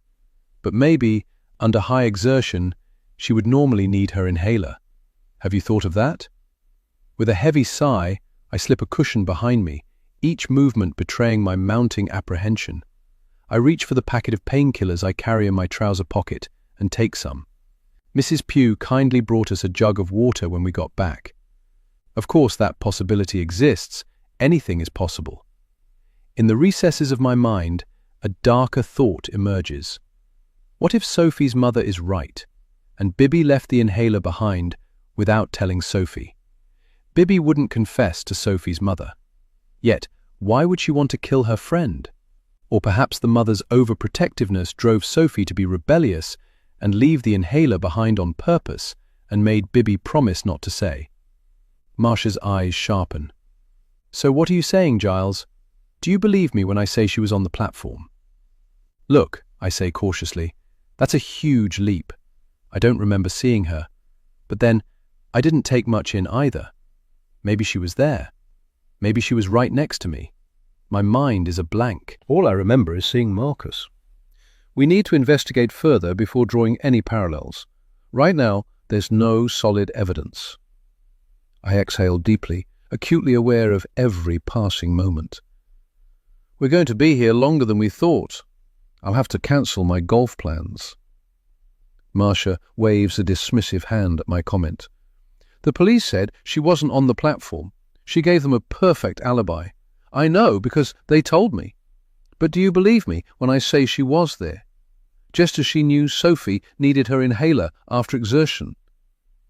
My voice is barely a murmur. I just don't know. If the police are satisfied with her alibi, what more can be done? A tremor of anguish weaves through Marcia's words. I have to dig deeper into Sophie's death. I thought it was unrelated to Marcus's, but the more I think about it, the more I feel we're missing something crucial. The CCTV showed nothing placing her on the platform. If she wasn't there, how did she pull it off? At that, my pulse quickens. Every mention of the CCTV makes me shudder with the fear that Marcia might notice me, even in my disguise, if she were to see it. The terror of being discovered seeps into my every thought. I am certain Bibby is behind Marcus's death. I felt something off the moment we arrived at Tidesong. You must have sensed it too. Bibby is hiding something, I'm sure of it. Marcia's gaze burns with resolve. I am going to find out what really happened to Sophie, and I bet that's the key to how she killed Marcus. I try to slow her down, my voice low and urgent. And what if you don't uncover solid proof, only enough to make you suspect her? Then what? Do you plan to push her off a cliff? You must be careful not to let your desperate need for truth distort your judgment. You're chasing shadows, Marcia. Bibby might have been cruel, even manipulative. But what's her motive? If she hated him, she could have left. That's what people do. They walk away. It's a thought, she replies, locking eyes with me. There are dangerous cliffs around here. Accidents happen. I shut mine, unwilling to meet the fierce intensity of her gaze. I hadn't considered that, she continues softly, disingenuously. Don't be ridiculous, I snap, my eyes widening in alarm. Whatever we find, we hand it over to the police. We agreed. Nothing more. Any further action would be criminal, and you'd be the one in trouble. That's the only reason I agreed to this charade. Marcia sighs wearily, tossing my handkerchief back at me. You keep saying that, but I'm going to record everything, like a podcast, episode by episode, until the truth comes out. She killed our son. The police might want to reopen the case once my podcast is out. Just be careful, I warn, my voice trembling with dread. If you get it wrong, it could ruin us, and she could sue for slander. That's the last thing we need. Marcia's anguish finally breaks through her restraint. It won't matter by then. She pushed our son in front of that train. When will you believe me? She yells. With that, she storms out, leaving me alone with my racing thoughts and the ever-present fear of exposure. Chapter 22. Marcia Cornwall. Now. After clearing out Marcus's apartment, I have been overwhelmed by the sight of his life packed into boxes and black refuse sacks. What strikes me the most is a solitary, numbered diary, a journal I never imagined my gentle son would keep. Why is there only one? Where are the others? Did he discard them all? And why preserve this one if it holds no clue to easing my grief? He'd said to read his diaries if something were to happen to him. So where are they? The diary pulls at my emotions with a painful urgency. What if its content shatters the image I'm clinging to, revealing truths too harsh to bear? And yet, if I'm ever to uncover what truly happened to my darling son, I will have to read it. Determined to shield myself from his most intimate confessions, I flip past certain passages in the airy kitchen of Tidesong. Every mention of Bibby feels like a blade twisting deeper. His journal spills raw and unfiltered onto the page. Fragmented sentences, erratic leaps from one thought to the next. It's as if he's hurling his mind onto the paper, desperate to empty it before it implodes. Yet the words don't seem to fall into line. They scatter and clash, mirroring the storm he clearly couldn't contain. Just past lunchtime, I'm still poring over the diary's pages, trying to slip into my late son's perspective. I strain to imagine how he saw Bibby. Was it raw, passion, lust, or something altogether darker, something disturbingly sinister? Before I can lose myself further to these thoughts, the back door of the kitchen creaks open. Startled, I slam the diary shut, my heart pounding as I realize how guilty I look. Mrs. Pugh enters quietly, a wicker basket of freshly picked vegetables in her arms. Her gaze sweeps over the room before landing on the diary, clutched tightly in my hand. In that brief, unnerving moment, I know I have to hide the damning pages. If Mrs. Pugh catches even a glimpse, I will immediately expose the secrets therein, and with them, the truth about whose diary it really is, to Bibby. Forcing a smile, I greet her, casually. Deep down, I am tormented by my obsessive need to continue reading my dead son's diary, and the need to decode his private thoughts. Reading his diary is my desperate act of connection. Yet I am painfully aware that every secret I uncover edges me further into a personal abyss. I want to leave with an overwhelming need to hide it and protect it. That's a lot of vegetables. Is it just for us? I ask, my tone light, despite the sudden tension in the air. "They're for tonight's meal," Mrs. Pugh replies coolly. "Are you and Mr. Raven dining in, or have you planned to eat out?" Her words are measured, each syllable laced with something I can't quite place. Or is it just my paranoia, imagining that everyone in this house conspires with Bibby? After our walk this morning, the idea of venturing out again holds little appeal, and I suspect Giles shares my reluctance. "We'll be eating in, Mrs. Pugh, thank you," I answer. I want to sound grateful, even excited at the prospect of a well-prepared meal. After all, she has managed some delightful dishes. But the words elude me, leaving only an awkward pause. "I'll leave you to it," Mrs. Pugh says, setting the basket down with a resounding thunk that reverberates through the spacious kitchen. The charm of the large window bathes the room in brilliant light. I have to admit it's one of the nicest rooms in the house. I like to cling to the belief that Marcus is still guiding me, urging me to uncover the truth about how he died. "Does anyone use the internal door to Bibby's apartment?" I ask before I leave. Mrs. Pugh's expression tightens, clearly displeased at being asked such a thing. "No, that was the agreement. Bibby only uses the external door to give you your privacy." The reply does little to quell my disquiet, though. I recall with a shiver how I heard that very door open the previous night, followed by the soft tread of Bibby's steps descending the stairs. Giles dismissed it as the groans of an old house, but I wasn't so sure. Driven by a mix of suspicion and an unyielding need to piece together my son's cryptic life with this woman, I crept from our bedroom in the dead of night to investigate with a burgeoning dread of what I might encounter. In the murky light, it almost felt as though Marcus's spectral presence was urging me on. I crept silently down the stairs, trailing a lone figure towards the ground floor study.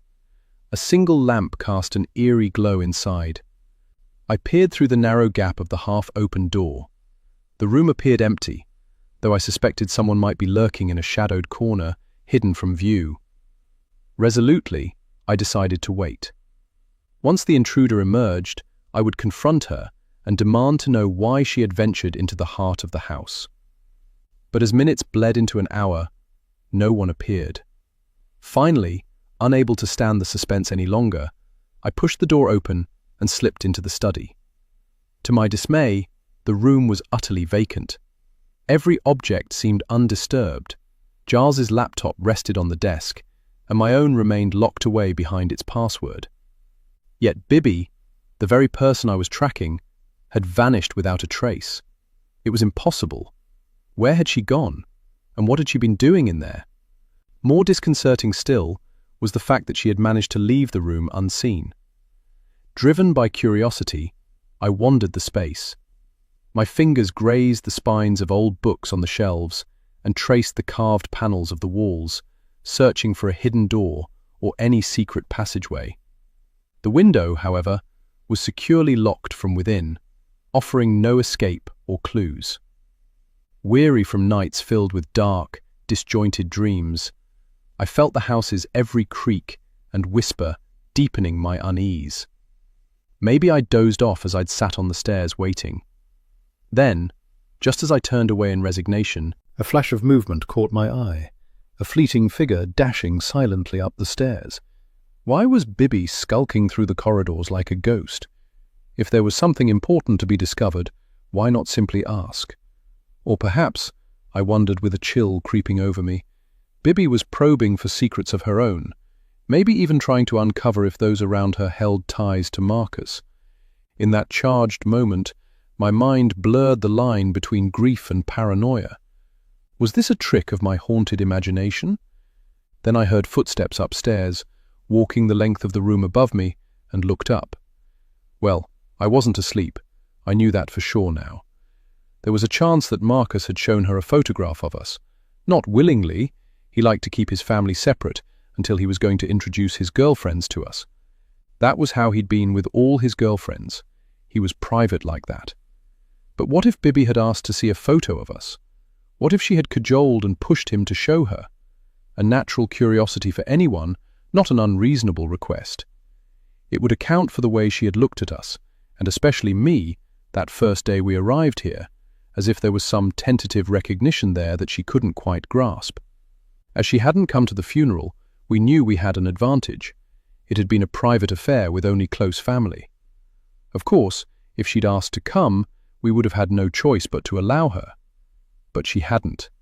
That makes it all the more mysterious in my eyes. But if Bibby knew why we were here, she would have had a much bigger reaction to seeing us that first day at Tidesong. I'm sure of it.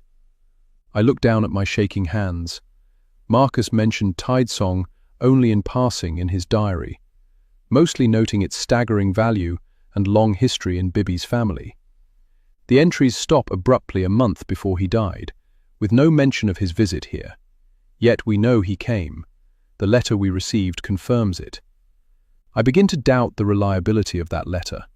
Now, as I walk through the hall, with its high ceiling and waxed parquet floor, towards the morning room at the far end and away from Mrs. Pugh, something makes me look up through the staircase to the top floor, to Bibby's room.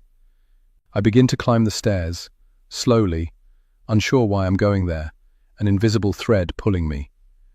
When I reach the top floor, I stand quietly outside the door to Bibby's apartment. What will I do if Bibby is inside? I stand outside the door. Should I knock? All I want is to peek inside, to see if there is anything there about Marcus, or why Bibby was snooping in the study late last night. I'm about to turn around and leave, when there's a sound from down below. Somebody is coming up the stairs. Bibby? It must be. The footsteps on the stairs sound too quick for Mrs. Pugh. I'd recognize Giles's tread. And it isn't him either, because he wouldn't come up here anyway. It could be Mrs. Pugh, I suppose. She did say she was dropping off some vegetables. But then again, she said she'd go through the outside entrance. No, I'm certain that these steps coming up towards me are moving too fast for it to be a woman of Mrs. Pugh's age. There's nowhere on the landing to hide, and I'm certainly not ready to explain why I'm here. I put my palm against the door, turn the knob, and without thinking any more about it, push gently. It's unlocked. My heart thuds. Why is Bibby coming through the main house? Why is this door unlocked? I walk swiftly inside, closing the door quietly behind me. I glance around and realize too late this was a mistake. There's nowhere to hide. There's a cupboard by the door with an ironing board and mop bucket inside. I step in, pulling the door behind me, holding onto the diary just as someone enters the room. Does Bibby often walk through the main house like this? Mrs. Pugh said not. I bite my lip, forcing myself to steady my breathing, though each inhale seems deafening in the cramped darkness of the cupboard. I part my lips slightly, an old trick to silence the rasp of air in my throat, but it does little to dampen the thunder of my pulse in my ears. Through the sliver of space between the door and the frame, I see movement. Someone, surely Bibby, is rifling through drawers and cabinets, the quiet shuffle of papers, and the occasional muted thud of objects being shifted, breaking the stillness. She's searching for something. But what? I push the door open just a fraction more. Bibby remains oblivious to the eyes watching her from the shadows. My muscles tense. How will I get out without being noticed? Then, just as I consider my options, Bibby lets out a frustrated sigh, places her hands on her hips, and turns sharply. I freeze. Instead of heading towards the cupboard, Bibby strides to the built-in media unit, spanning one side of the room. Without hesitation, she drags a chair over, climbs onto it, and reaches into the highest cupboard. My stomach lurches as I see what she's pulling down, an old archive box. Bibby places it on the table with a dull thud, and I suck in a sharp breath, the sound far too loud in the silence. Because there, scrawled in familiar handwriting across the side of the box, are the words, Marcus's stuff. Private. The room seems to tilt. I clamp a trembling hand over my mouth. My entire body is taut with restrained urgency. Why does Bibby have this? And why has it been hidden? A cold realization slithers through me. Bibby isn't just searching, she's retrieving. My instincts roar to life. Every fiber of my being urges me to burst from the cupboard, to seize Bibby by the throat and demand answers. Demand to know why she has Marcus's things, why she has kept them from me, What else is she hiding? But then, it could be nothing. Just an old, empty box repurposed for storage. And yet, Bibi has climbed for it, reached for it deliberately, and seems in a bit of a state. If I stay hidden, I might just find out the truth. If I reveal myself now, I might lose my only chance. I brace myself, my breath locked in my throat. What the hell am I going to say if Bibi finds me crouched in the cupboard like some lunatic? Seconds stretch and feel like an eternity. I shift my gaze, watching Bibi's head, waiting for the inevitable moment when she will turn and find me here. I can almost feel it. Bibi's slow, deliberate pivot, our eyes locking, the stunned silence before the confrontation erupts. But it doesn't happen. Instead, Bibi remains focused on the box, her fingers skimming its edges with a strange kind of familiarity. What is that bitch doing with Marcus's stuff? Then she pulls out multiple small black books, identical to the diary I have. A sick certainty twists in my gut. That box isn't empty. It isn't just some discarded container being reused. It was his. I know it. And Bibi has lied. I have the proof. An email from Marcus's lawyer, confirming that nothing had been taken from his apartment. She even emailed me about it. I haven't taken anything. Yet here it is. Bibi wasn't just lying. She's hoarding Marcus's secrets. Later that night, I can't get to sleep. It doesn't matter that there's no real proof, no clear evidence that Bibi harmed Marcus. I have an unshakable instinct that this woman is lying. Had Bibi known I was in the room earlier? Had she deliberately chosen not to look? The thought sends a shiver through me. Bibi isn't just hiding something. She is playing a game. I'm sure of it. Listening to Giles breathe lying beside me, I wish I could make him understand. But he is always searching for the bigger picture, when there isn't one.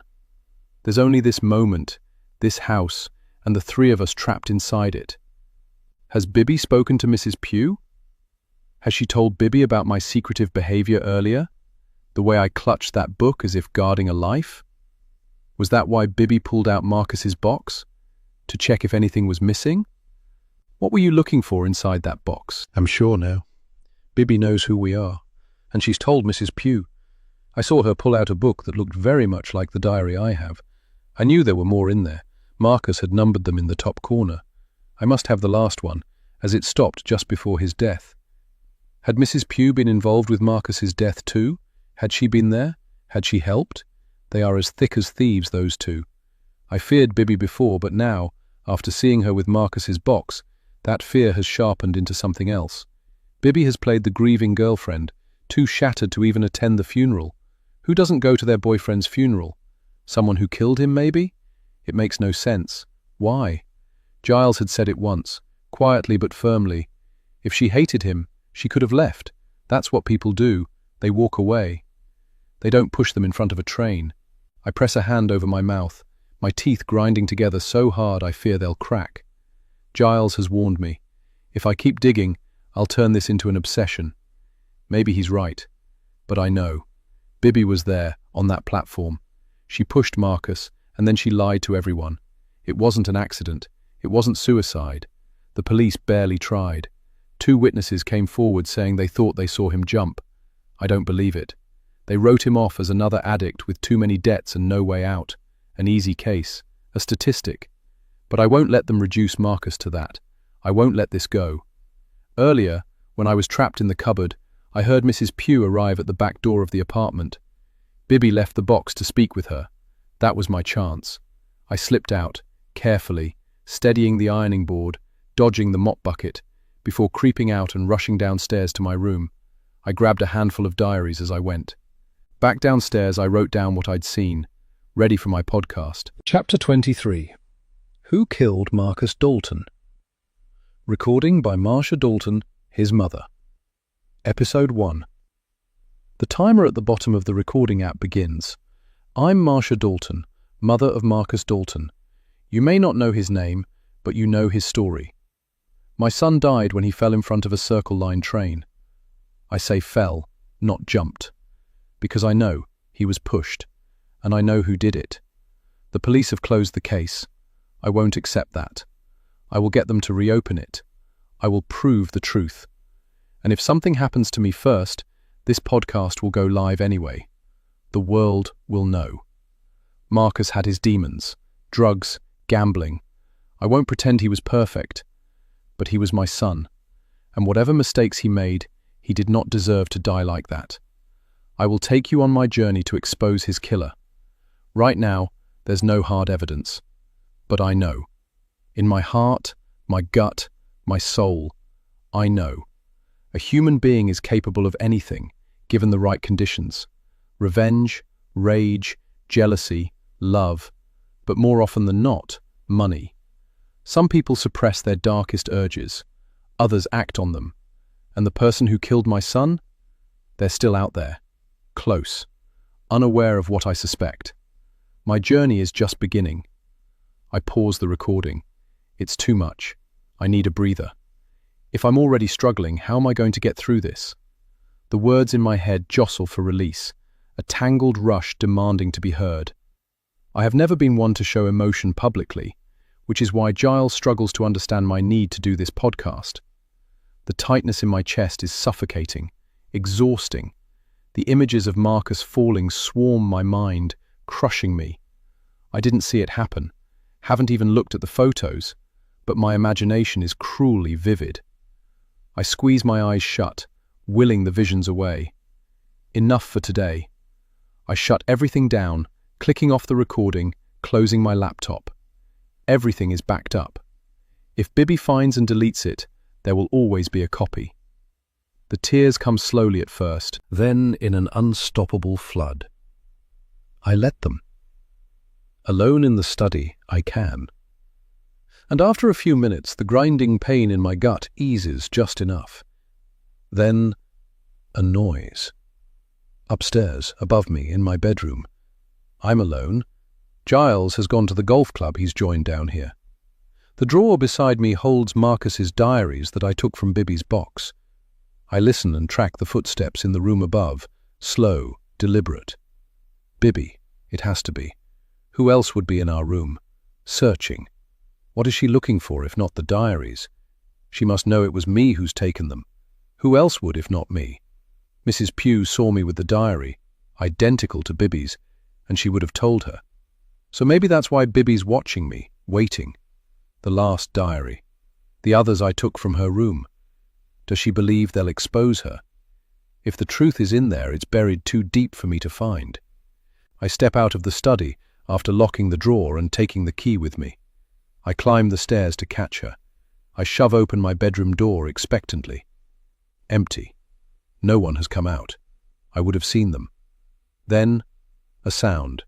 I spin. Nothing. But the noise remains. A faint shuffling close by. Someone is here. Watching. I feel it.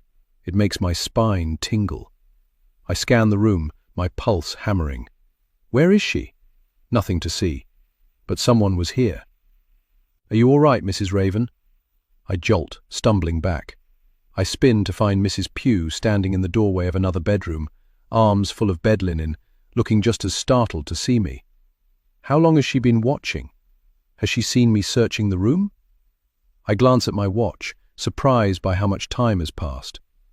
Oh, you startled me, I say, forcing a weak laugh. I was looking for my cardigan. Couldn't remember where I left it. A feeble excuse, but the best I can manage. Had it been her moving around up here? But how had she got out without being seen? I didn't hear you come up. I only just did, Mrs. Pugh replies. I was in the linen cupboard before. If that's what you mean. No, not at all. I thought I heard someone walking around and wondered who it was. I was sure I was alone. I hesitate. Is Bibby around? Mrs. Pugh's expression remains unreadable. She's in her apartment, I imagine, if she's even in. I spoke to her in the kitchen earlier. She went up just as I came here, but she may have gone out again. A pause. Her brow creases. You do know Bibby doesn't use the main house to come and go? Yes, of course, I say lightly. I know Mrs. Pugh is lying. I choose my next words carefully. Mrs. Pugh, Are there any hidden doors in Tidesong? Hidden doors? Yes. Secret passageways, back stairs, places the servants might have used. Mrs. Pugh frowns. Not that I'm aware of. Why? Is something wrong? I'm not convinced. It would explain how Bibby vanishes so quickly, and the noises afterwards, the movement inside the walls. I debate telling Mrs. Pugh about the study incident, but hold back. Not yet. No, just curious, I say instead. Mrs. Pugh hesitates, as if weighing my words, then says nothing at all.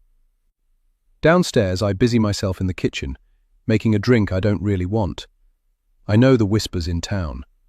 Mrs. Pugh has been at Tidesong for years, deeply loyal to the late Mrs. Stedman Walsh, a keeper of secrets.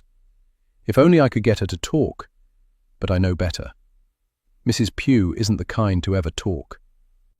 I open the fridge. It's packed with food and bottles. I want wine but pour tonic water instead. Then, reconsidering, I add a splash of gin. Just enough to steady my nerves. The unease in this house clings to me. Does Mrs. Pugh really know what Bibby is like? Has she read the way Marcus wrote about her? What if they aren't just covering for each other? What if they did it together? I'm taking a drink when movement outside catches my eye. Bibby, walking past the window, heading for the kitchen door. Not now. My hand jerks, spilling tonic onto the counter just as Bibby steps inside. I wish I didn't feel so on edge around her. I wouldn't have liked this woman if Marcus had ever brought her home. Maybe that's why he never did. Bibby moves with unsettling ease, smiles like we are old friends, but something beneath the surface is off.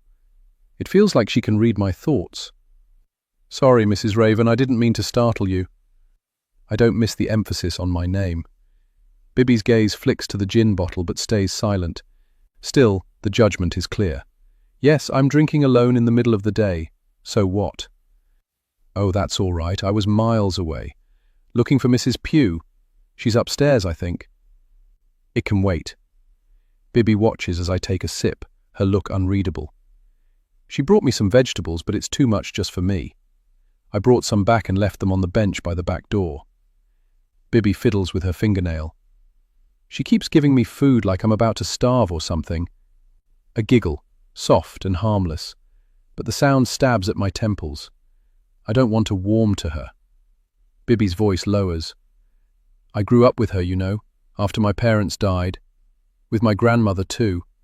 But Connie, Mrs. Pugh, has always been there. She drops her head, looks at her fingernails. Fake. All of it. Maybe this is an opportunity. Perhaps I can get Bibby to talk about London, about Marcus. I nod at the gin bottle and hold up the tonic. I can add something stronger. It's past noon, so technically it's allowed. Bibby wrinkles her nose. I don't like tonic. I'll have a Coke if there's any. Help yourself. Bibby walks to the fridge. I heard you lived in London before coming back here to Tidesong. I did, yes. She takes a casual sip. Did Mrs. Pugh tell you? I shrug. Maybe, or someone else. I can't remember. Must be a big change from city life to this. Bibby nods knowingly. She sits stiffly. She looks sad, not conniving. Something squeezes my heart. A little. Her voice is gentle like a child's. I had to get away. Something bad happened there. I had enough of the place. Dirty, full of people who don't care about you. She smiles bravely. Besides, I spent a lot of time here growing up and I missed it. When Granny died, her eyes glaze over. I'd already lost everyone I loved, you see, and her dying was too much. I tilt my head. Didn't you have a boyfriend? Or a fiancé? Bibby gives a delicate smile. I did. She stares down at her can, then up at me direct and unblinking. I did, yes. He was a lovely man, troubled, but lovely. She laughs quietly. It wasn't an easy relationship. He was troubled, that's all. I clench my jaw, Marcus's face flashing in my mind. I force my voice to stay steady. I'm sorry to hear that. What happened to him? What do you mean? He didn't want to come to Cornwall with you. The silence stretches. I see her gaze off into the distance and know she's thinking about my beautiful boy. I want to cry so badly it really hurts. Bibby shrugs. I think he would have liked to, but it wasn't possible in the end. What do you mean in the end? I can see she's still thinking of him. A golden smile spreads across her face. We split up, that's all. Ah, I see. My son lives in London. I keep my tone light, casual. If I speak about Marcus in the present tense, maybe I can draw Bibby out without raising suspicion. I'm still not sure Bibby has figured out who I really am. I have my suspicions, especially as my mind rages in the early hours of the morning, but I can't be sure. He loves it, I add. Bibby's eyes drop to her fingernails, picking at the edges. That reaction fascinates me. The discomfort, the tiny flinch. How far will you go with your lies? Well, of course it would be uncomfortable, because she killed her boyfriend. Bitch. I never asked. Where do you live? Norfolk, Cromer, I say, and wait for a reaction. Cromer is beautiful. Not that I've been, Bibby says, her voice light, almost careless now, like she's letting the words run away unchecked. My boyfriend's family live there. She laughs, setting her can down, locking eyes with me. I want to slap her. Is she playing with me? My God, isn't that funny? I mean, what a small world. I never met anyone from Norfolk till I met him, and now I know 2 lots of people from that part of the world. He used to say it was beautiful. I would have liked to go, but it never happened. Is she being nasty on purpose? I can feel it, the deliberate needling, the way Bibby is toying with me. And yet, I detect sincerity in her voice. I can't let myself be taken in by her. I force a smile. What did you do in London? Actress. I was quite good, actually. I was starting to get good callbacks, but then something happened, and I had to leave. Oh dear, what a shame. I bite the inside of my cheek to stop myself from blurting. What? That you killed my son? I force my tone to stay even. Can't you go back and pick up again? Come on, come on. Every time I think Bibby is about to give me something, she clams up. It's maddening, the false starts, the near confessions. I can't keep up this polite facade much longer. I just want to scream, "Did you kill my son?" Bibby shakes her head. No, I won't be going back to London again. Not after what happened. Besides, I love Tide Song. I'm really happy living back here. Her smile is slow, deliberate, mocking. She tilts her head, looking up through her lashes that I see are slightly damp, like she knows. You've probably heard the gossip in town about me. I keep my face carefully blank. Not easy when all I want to do is lash out. What gossip? I've heard it all. Every sordid whisper. But I'm not about to admit that. Let Bibby wonder. Bibby smiles, wry and knowing, like she sees right through me and thinks it's sad the way I'm behaving. It really irritates me. Come on, Mrs. Raven. I can't believe the gossips of Sanborn haven't rushed to tell you. Well, maybe I should tell you then.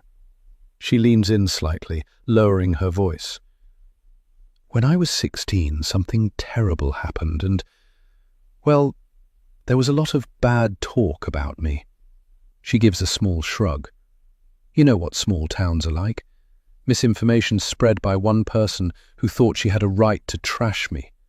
People love to gossip. They only ever see things one-dimensionally, people like that. She lifts her drink to her lips, pausing just long enough for my pulse to quicken. Is she baiting me? The way I see it, when you're affected by trauma of any kind, you only see what you want to see. You only look through the prism you've created. I should know. I've had my fair share. When she sees me about to ask her about it, she clams up. I don't like to talk about it. I don't like to see myself as a victim, and unfortunately, that's how it would sound. A beat. Then softly, almost like a warning. That's kind of dangerous, don't you think? To see things one-dimensionally. Some things are one-dimensional when you murder someone, I scream silently. Instead, I give her a weak smile. We haven't heard anything, but now I'm intrigued. I can't help myself.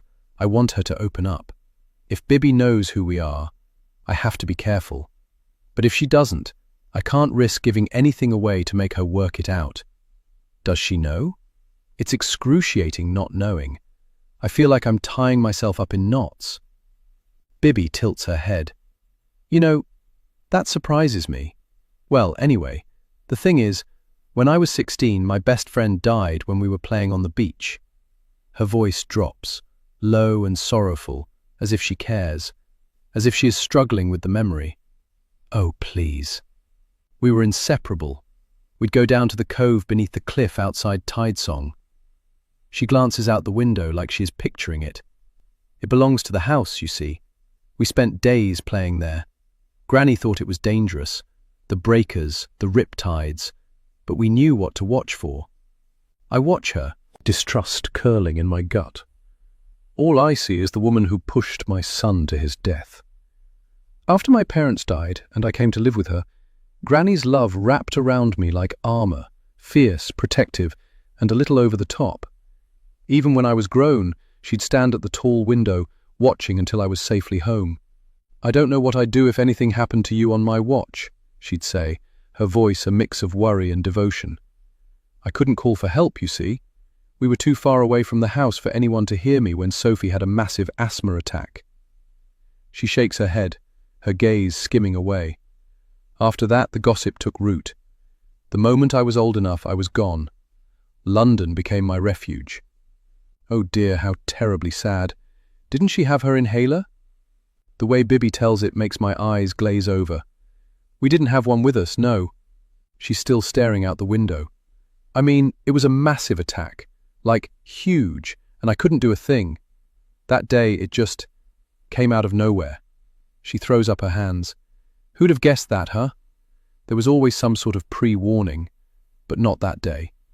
I'm sorry, I didn't mean to open up like that. I said I wasn't going to, and now look at me. My tone is cool. No, don't apologize. But didn't she know she was risking her life not carrying one? I need to know, so I push it, knowing it's cruel. She seems so genuine right now. I don't know what to believe. Bibby turns. No, I mean, yes, of course. But it turns out she left it in the house, we think, when she went to change into her costume before coming down to the beach. She suddenly starts to weep silently, and I don't know what to do. I do not want to comfort this woman. But I didn't know how dangerous it was her not having it. Not really. She exhales sharply, shaking her head, trying to stop her tears. But Samantha, her mother, blamed me. She chokes on the words. It's as if she's unable to stop herself reliving it. She thought I should have checked. But I was 16, for Christ's sake. I wasn't her mother. I just wanted to get into the water and the waves. She drops her gaze as if embarrassed. And how was I supposed to know she didn't have it?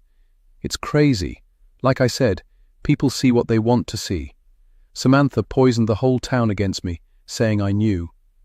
She wipes her eyes with a crumpled bit of tissue from her pocket. But it was her guilt. Easier to blame me, she says. She never liked us anyway. My family, I mean. Even though Granny was always wonderful to her. My voice is level. I'm so confused. Is Bibby the most amazing actress? Or is she actually genuine? I honestly don't know. It must have been awful. To witness. To live with.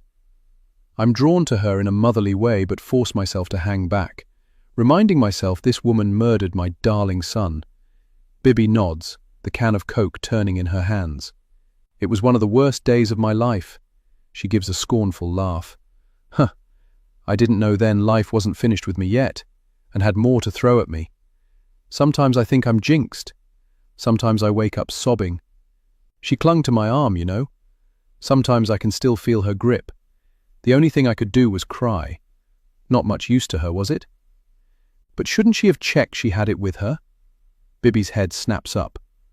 Why? Why would she have thought it would happen? It never had before, and besides, we were on the beach, close to Tidesong. She probably thought we could get help if something happened. She shoves the can away, hard. It slides across the counter and slams into the fruit bowl. I lean in. I'm sorry, Bibby, I didn't mean to upset you. I'm genuine when I say it. It's the way she makes me feel. You know, sometimes she left it in my room when we went swimming, if she'd had a falling out with her mum who was overprotective. Like she was rebelling, you know. But I never told her or anyone that. That's why Soph stayed at mine so much. Samantha hated it, but couldn't stop her. She thought Granny was trying to take her away. Bibby shakes her head. Ludicrous. Granny was nothing but kind. Her eyes shift, and I know there is something she isn't telling me. She clearly doesn't want to say any more. What if it was all a lie? What if Sophie had taken it to the beach, like she always did, and Bibby slipped it away before they came down to the cove? What if that was her story, spun to save herself? It would explain why Samantha's anger fixed on her. What if Samantha knew something about Bibby she couldn't say aloud? Why would a mother hide the truth after her own daughter had died, unless speaking it would damn Sophie? Listen, I'm sorry for coming out with all this. I was only telling you because you'll hear about it soon enough. I wanted you to get my side of the story. Tell me about some of your work. What have you been in? I decide to change the subject radically. Bibby begins to relax again. Well, I was in a West End show for a long run, Mamma Mia. I had a biggish role, enough to have my photo on the front of the theatre. That was so much fun. I love theatre. It's my preferred choice of acting, if I'm honest. You know, my boyfriend liked that I was an actress. He actually saw my picture outside the theatre before he met me. Her face darkens at the same time as my jaw locks. A dense pain radiates up my face from keeping it neutral. Are you okay, Bibby? I manage. If I get too emotional, Bibby might stop talking. What? Oh, sorry, yes. Memories, you know how it is. Sometimes they creep up on you when you're not expecting them. And sometimes they never go away. Yes, they do have a habit of doing that. I pause. Well, I have little to lose, so I push on. You mentioned your boyfriend, then you got sad. The words taste foul in my mouth. Was it a painful breakup? Bibby shakes her head. Not really. I mean, it was sad and painful, but not how you think. We'd broken up before. She frowns as if trying to rid something from her mind. He had problems and was terribly troubled. She looks at me as if trying to decide whether to continue. He took drugs, and it made him weird. I tried to help him. His parents, you know I told you they lived in Cromer. Well, they didn't all get on. I stiffen. His dad gave him a hard time. He didn't think his dad liked him much. He struggled with that. I can't move. I'm stunned, paralyzed. I don't want to stop Bibby from talking, but I don't want to hear it either. Bibby's eyes are vacant, and I feel the blood draining from my face. He asked them for help, and they shunned him. The drugs got him into gambling, and he accrued massive debts he couldn't pay back. He was desperate. The longest pause of my life stretches out. I think I might faint. I've been holding my breath since Bibby started talking about Marcus. Then, Bibby looks directly at me, as if she knows, as if Bibby knows I am Marcus's mother. I really don't know if I should talk about it. How he died, I mean. I managed to compose myself at the word died and fight the sudden pressure in my chest crushing me. It might make you feel better, but it's up to you. I want to scream out and vent my pain, but I don't. I bite down hard. I didn't know he'd died, I say. The word chokes me. She considers, then starts talking again. He killed himself. He jumped in front of a train. Bibby's hands fly to her face as if she can't bear to remember it. She cries so sincerely that, for one tiny moment, I believe she cares. I can't believe how she is making me feel so emotional towards her. I don't know what to believe. She truly seems sincere, but it doesn't last long. Bibby's next words stab me in the heart. His mother killed him. I gasp. The blood drains from my head and pools in my feet. I sway and clutch the worktop. It's as if Bibby has reached out and slapped me. Icy goosebumps crawl over my skin like tiny insects. The pain that shoots through me chokes me. What do you mean? His mother killed him, I manage in a gasp. Bibby holds my gaze. His mother didn't support him when he asked for help. He said, "My mother killed me tonight." Do you know those were the last words I heard him say? That's awful, don't you think? I hate remembering it. Oh my God, why didn't you tell them? Inside I scream, not just with rage but with physical pain, like I've been stamped on the chest. Bibby looks confused. The parents? How do you know I didn't? I don't know why I said that. I suppose I just thought you hadn't, that's all. It's a terrible thing to hear. I just assumed you hadn't. You're right, but God, what do you take me for? She's somber and restrained. I did tell them, and she said to me that I killed him. Lying bitch. Can you believe the nerve of the woman? He was so madly in love with me. I think she was jealous. You know the type. Some mothers are like that with their sons. My body is rigid, trembling. The thing is, he was totally, madly, deeply, and hopelessly in love with me. He had problems he wanted to tell them about, but they wouldn't give him the time of day to let him. They just jumped to conclusions, and that was that. Do you know what he said to me the night before he died? He said he couldn't live without me. And then the next morning, he killed himself. Her voice is monotone. She looks as if she's struggling to talk about it. Do you believe that? She looks confused. What? That he killed himself. I know what was troubling him, so on one side I do. But then I don't, because I know he didn't want to leave me. I don't know what to believe. The police said they had no evidence of foul play. What do you think could have happened? I stare at her hard, trying to understand her, believe her, or find the truth behind her words. But all I want to do is run away and cry. Staying put is unbelievably difficult. Someone pushed him. I make an O shape with my mouth. He owed money to bad people. I mean, that sort of thing. I didn't say anything to the police. I couldn't bear the intrusion into my life, and I didn't think his parents would welcome it either. Selfish bitch. They said it looked like he jumped, so I wasn't going to say different. I know he's at peace now from all his demons. He had a lot of those. The worst thing is, I couldn't help him. He understood that, and I felt so helpless. I'm having a hard time breathing. I was not expecting this, not prepared for it. Are you okay, Mrs. Raven? You don't look very well. I'm fine. It's just so shocking what you said, and so sad. Chapter 24. Marcia. I avoid Bibi the next day. I don't want to see her. Don't trust myself to. Yesterday had been too much. How I had sat there without tearing her apart, I'll never know. I feel confused by her, and I don't want to be.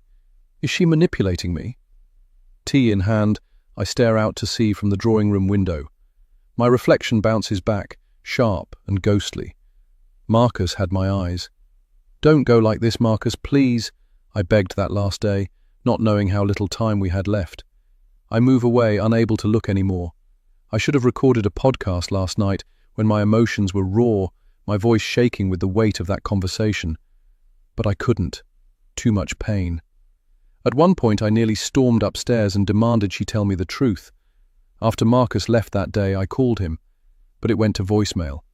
I left no message. I needed to hear his voice. You're worrying unnecessarily, Giles had said tensely. He's probably out with that girlfriend doing God knows what with drugs. You're not helping, I snapped. Try the landline. His mobile might be dead. I had. It rang out, unanswered, just like his phone. In the end, I left a message, my voice tight with unease. Marcus, darling, it's me. Look, I'm sorry you left so quickly. Please, I want to talk to you. Your father regrets how he reacted, but you must understand, it was a shock, from the visit from those people. I ran out of time. I called again, but it was engaged. And now this woman dared to say Marcus had blamed me. What gave her the right? She had known nothing. He would never, ever have said such a thing. Maybe Bibi is rewriting history, imagining the relationship she wanted with Marcus, rather than the one she'd had. What was that word? Manifesting. That was it. Actresses believe in that rubbish, don't they? According to Marcus in his diaries, nothing Bibi said was true. But then the way he wrote wasn't that coherent. He wasn't obsessed with her as she claimed. He never mentioned that. The thought of them together makes me cringe. He had wanted to end it with her many times. He even wrote it down. But that's so at odds with what she says. It feels like Marcus wasn't himself. He loved me truly, madly, deeply, Bibi had said. I could have throttled her on the spot. After seeing him at the house that last day, unease had lingered. I couldn't reach him afterwards. Thoughts spiraled. Had Bibi turned off his phone after he got back? Had she planted terrible ideas in his head? What if he had wanted to call, but couldn't find his phone? Drugged, She could have convinced him of anything. He was in a bad way when he left us. He was sure to have told Bibby everything. Did he really think I didn't care? That his father didn't love him? I can't believe he thought that way. A pain in my chest so fierce crushes me, and I find I can hardly take a breath. My heart is breaking, that's what it feels like. And then, that day, I woke abruptly, a lump in my stomach. A terrible premonition that something was wrong hung over me. Giles had gone away and wasn't due back until later in the day. The house lay in darkness. Just before dawn, I woke and pulled myself out of the armchair by the Aga where I had dozed off, made a cup of tea and listened to the noises of the house waking up, the creaks, the tick of the heating coming on, a motorbike tearing down the country lane. I stayed there for most of the morning until about 11ish. The terrible feeling never left me. I told the staff to take the day off. I wanted to be alone. I didn't know what was wrong with me. Then I was jolted by the doorbell, my phone ringing, messages lighting up my screen, the door knocker pounding. I sat frozen. I didn't look at my phone, but at the door and the loud pounding coming from the other side. The next thing I noticed was the rain pattering against the windows, growing louder. I didn't want to move. I feared opening that door. Something bad had happened, and I knew instantly. I pulled myself out of the chair, chest tight, apprehension cloaking me. Retying my dressing gown, I moved to the window. A car's rear lights idled on the gravel beyond the front door. Not Giles, he had taken the train. Marcus? Could he have come back? Maybe he had finally broken things off with that awful woman. Maybe he had nowhere else to go. Maybe he wanted to apologize for leaving the way he did. The thought made me smile. I hurried to the door. Maybe it wasn't something terrible. Maybe it was my baby come home to say he was sorry. I stopped, froze as the shadows behind the glass of the front door looked nothing like Marcus. And besides, there were two people behind the glass. I saw it then, the strobing blue light, the crackle of a radio on the other side. And I knew. The world spun around me. The distance to the door grew and grew, and I wondered if I could make it. I knew Marcus had a key. He wouldn't knock like that. He knew where the spare was hidden. The calls had come from an unknown number. The shadows outside were not his, nor Giles's. The doorbell rang again. Heart pounding, I moved leaden legs, unlatched the door, and swung it open. Two uniformed officers stood on the step. I stared, my breath locked in my throat, my hands gripping the doorframe. "Mrs. Dalton?" the male officer asked. I heard a small voice. It was mine, whispering, "Yes, Giles." It had to be Giles. A heart attack? An accident? Critical in some hospital? I had to get to him. But how could I reach Marcus if his phone was off? "Are you Marcus Dalton's mother?" the officer asked. I nodded.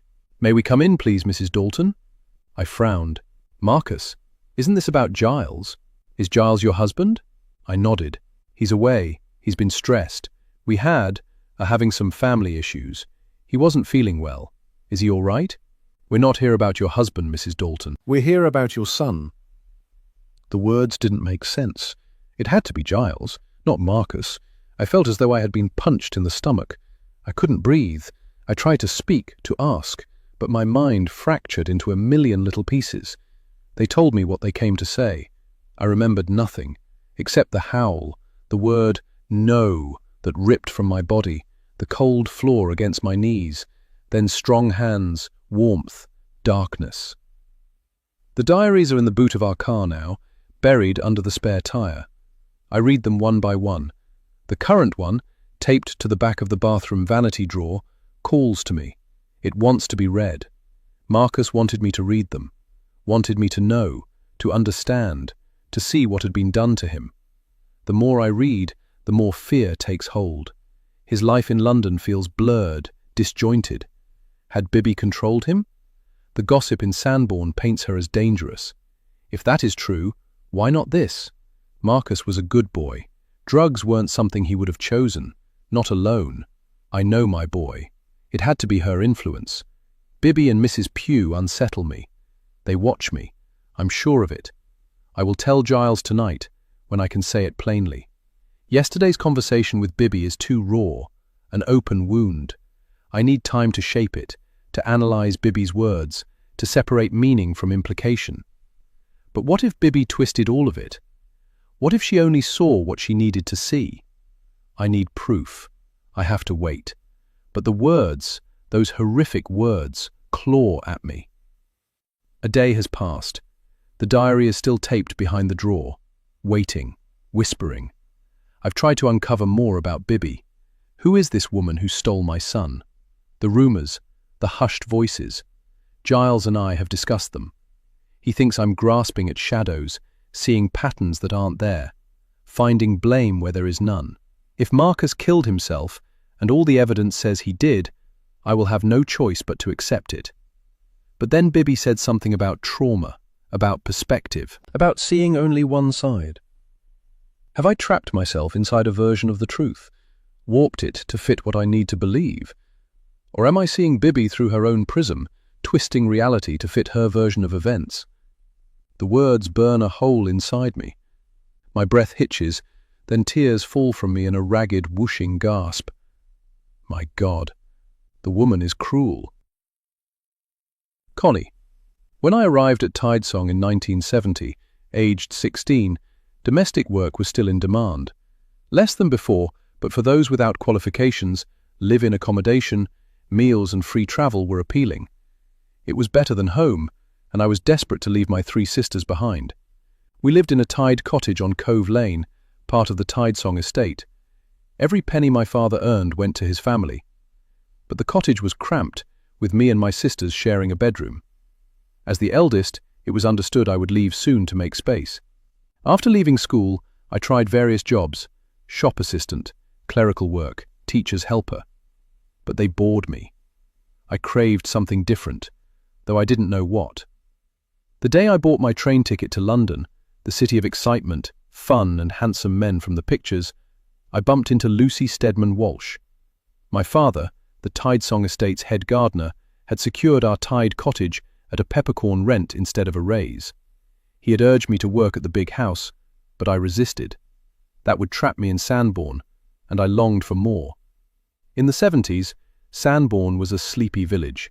Just a few shops, a pub with rooms, a garage, a small Steadman Walsh-owned hotel, a dairy farm, hairdresser, barber, newsagent, tobacconist, butcher and grocer. Lucy Steadman Walsh was waiting for the London train to visit their city house. 7 years older, she was everything I wasn't: opinionated, confident, fluent in French and Spanish. She wore a pale green boucle suit with a skirt so short my dad would have had a fit. "You're Jake's daughter, aren't you?" Lucy Steadman Walsh said, stepping out of the waiting room for air. I had seen her inside and avoided looking in, but there was nowhere to hide. "Yes, that's right, Miss Steadman Walsh." Lucy laughed. "God, don't call me that. It makes me sound like my mother. So stuffy, all that formal nonsense." Ironically, Lucy would later become a stickler for it. I smiled but said nothing. I didn't know if Lucy was joking, and the last thing I wanted was to offend her and risk Dad's job. "Going to London?" Lucy glanced at the ticket in my hand. "Not today. Next week." I hesitated. "I bought it now, so I don't change my mind." I sounded unsure, and I hated it. "Oh, have you been before?" I shook my head. "I'm moving there. I want to live somewhere with more life than dreary Sanborn. No offense, but there's nothing to do here, and jobs are scarce." I lifted my chin, daring Lucy to question my choice. Unlike many, I wasn't jealous of Lucy. We were born into different lives. It was up to me to make something of mine. "What kind of job?" "I don't know. Not a shop or a school. I want to travel, and London pays better." Lucy twirled a strand of blonde hair. "Have you been abroad?" I shook my head, smiling shyly. "I have. It's dull alone. We have a house in the south of France and there's nothing to do when I'm there." It sounded like bragging. I was about to leave when Lucy said, "Come work for me." "As your maid?" My horror was obvious. "Not a maid, a companion," Lucy corrected herself quickly. "A friend, really. You'd live with me, help with my hair and clothes for parties. Mummy insists I be seen. I have to use her maid, and she's ancient." I hesitated. "You'd travel, see incredible places and pay for nothing. If you did, Mummy would let us go to France together, just the two of us. Of course, there's staff. You wouldn't be expected to do anything. Lucy smiled. What do you say, Connie Jackson? I think we'd be great friends. It would be an adventure. It wasn't exactly what I had imagined, but it was a way out, and how hard could looking after Lucy be? My stomach fluttered. This could be it. From that day, we became inseparable. I never looked back. It was the best decision I ever made, or so I thought at the time. Giles Cornwall. Now I stared at my wife last night when I got back from golf and wondered if this was the same cool, aloof woman I knew. She was almost feverish, breathless as she relived her ordeal, being locked in a cupboard in Bibby's apartment, finding Marcus's hidden belongings, Bibby's chilling words about someone pushing him to his death. I didn't interrupt, just listened. Bibby's remark about Marcia causing our son's death was deliberate, a taunt. But did she know we were Marcus's parents? Had she spotted me that day, or was it just an idle comment? My focus that terrible day had been on Marcus, getting him away with as little fuss as possible. I don't recall anyone else. That sick feeling crawls up my throat again, burning like acid. At Tidesong, I've kept my routine. It anchors me. I wake at the same time, drink my coffee, fortified with brandy, and let the house settle around me. Marcia, who never rose early at home, has been waking soon after me. She's restless here. So am I. Now, as I drink my coffee in the quiet of the kitchen, I hear Marcia moving about upstairs. She'll be down soon. I'm sure we'll pick up again from last night. She has been shouting in her sleep again, tangled in the sheets, lost in nightmares that are probably worse than reality. It's always worse in dreams. I rub my thumb over my fingertips, remembering the texture of Marcus's suit jacket. The last touch. They say when you lose a limb, the sensation lingers. That's how it feels. My son is gone, but the feeling of him remains. I hadn't expected the rush of people when the train pulled in. I lost sight of Marcus for a second, just a second. Then came the scream. That blood-curdling, endless scream from someone in the crowd. I knew. Even before I saw. My breath comes too fast. I try to steady it. My hand goes to my chest, where some of his blood landed. I shiver, remembering. I threw the hoodie in a skip. I couldn't bear to see it or be around it. The golf isn't helping. I told Marcia it was, but it's a lie. How can I tell her the truth? That I had stood frozen, unable to move. That my hand had brushed Marcus's back, and now I can't be sure. Had I pushed him? My chest tightens, squeezing the air from my lungs. Bibby. Had she seen me there? My heart hammers, pounding in my ears, in my skull. Ba-boom, ba-boom, ba-boom. It started that day and never stopped. Sometimes it fades, and for a moment, I think maybe I'm dead too. But then it comes back. Ba-boom, ba-boom, ba-boom. Nothing works. Nothing dulls it. Because I ran. I hadn't looked. I hadn't helped. I had known deep in my bones that it was Marcus on the tracks. And I fled. The commiserations had been unbearable. The questions, Christ, the questions. This is like a nightmare, Marcia says, and I know she's referring to last night's conversation. She steps into the kitchen, making herself a herbal tea and opening a packet of biscuits. I eye the biscuits. She never eats biscuits. I wonder if she, too, is slipping something extra into her drink just to get through the day. Maybe we should leave for a while, I suggest. The walls of Tidesong are pressing in, suffocating. Marcia's face twists, not in consideration but rejection. No, we can't. Maybe go for a walk then. Get out of this house. A walk? A walk, Giles? You said the other day it was killing your hips. I can't go for a walk. I need to read those diaries. She's unraveling in front of me. I see it in her eyes, wide, fever bright. And she sees how I'm looking at her. She knows but can't stop herself. No, a walk is out of the question. Read them with me. We'll get through them faster that way. She devours a biscuit, then another. Christ, Marcia, I can't. Why? Because I couldn't bear it. Couldn't bear to read Marcus's private words. Not when I'm not sure. Not when I might have killed him. Chapter 25. Connie. The coffee house in Sanborn hasn't changed since the 70s, when tea rooms faded and freshly brewed coffee houses took their place. I sit by the window, staring through a film of grime, debating whether to wipe it with my sleeve. I don't.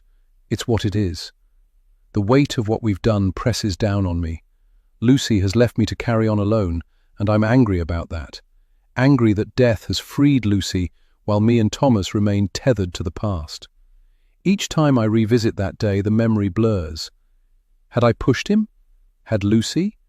So many bodies, a crush of movement, the frantic surge towards the train. It had felt unnatural, as if some unseen force compelled the crowd forward. Or perhaps that was just my mind distorting it under the weight of what I had to do, what Lucy swore she would do. I can still see Lucy's face set with quiet determination. Nothing will stop me. Some days, I feel I'm going out of my mind trying to remember exactly what happened on that platform. A group of women enter, the bell above the door chimes, all blonde, all polished, their faces altered by enhancements. Do their husbands mind? Or do they know better than to mention it? Do the women regret it? Too late if they did. I imagine the horror of seeing one's reflection post-surgery and thinking, "Oh God, I hate it." The bell chimes again. I look up and instantly regret it. Hell, Samantha Bowley. I turn towards the window, willing myself invisible. Samantha orders a takeout latte and a donut. It feels like an eternity before the barista hands over the cup, but at last she's leaving. Relief surges through me until I glance up and see Samantha's face staring at me from the other side of the glass. I had pitied her once after Sophie's death. I had brought cakes, tried to help, guilt driving me. Until Samantha started whispering about Lucy and Bibby, accusing them of complicity. Her words sent a cold rush through me. She was circling too close to the truth I already carried. Bibby had done nothing, yet she had borne the weight of suspicion all these years, and I had let her. I had let her because my loyalty was with Lucy, because speaking up would have meant betraying her. The shame of it pressed hard against my ribs, but still I stayed silent. I had distanced myself then. I was standing so close to Lucy that day on the platform. I remember Lucy's hands, poised and ready, then a surge of bodies threatened to crush us, pushing her aside. I reached for Lucy, afraid she'd fall and be trampled, only to collide with a heavy-set man and a woman in black, my own shoulder brushing Marcus's back. And then he was gone. Had he slipped before I touched him? Had Lucy made contact before being shoved? Which of us had truly pushed him? And that scream, that awful scream, I know I will never forget it, not as long as I live. Lately, I'm always bristly and weary of Tidesong and its memories. I could leave, but I never will. I made a promise. If anything happens to me, Connie, you must protect Bibby. She'll be alone, and she'll need you.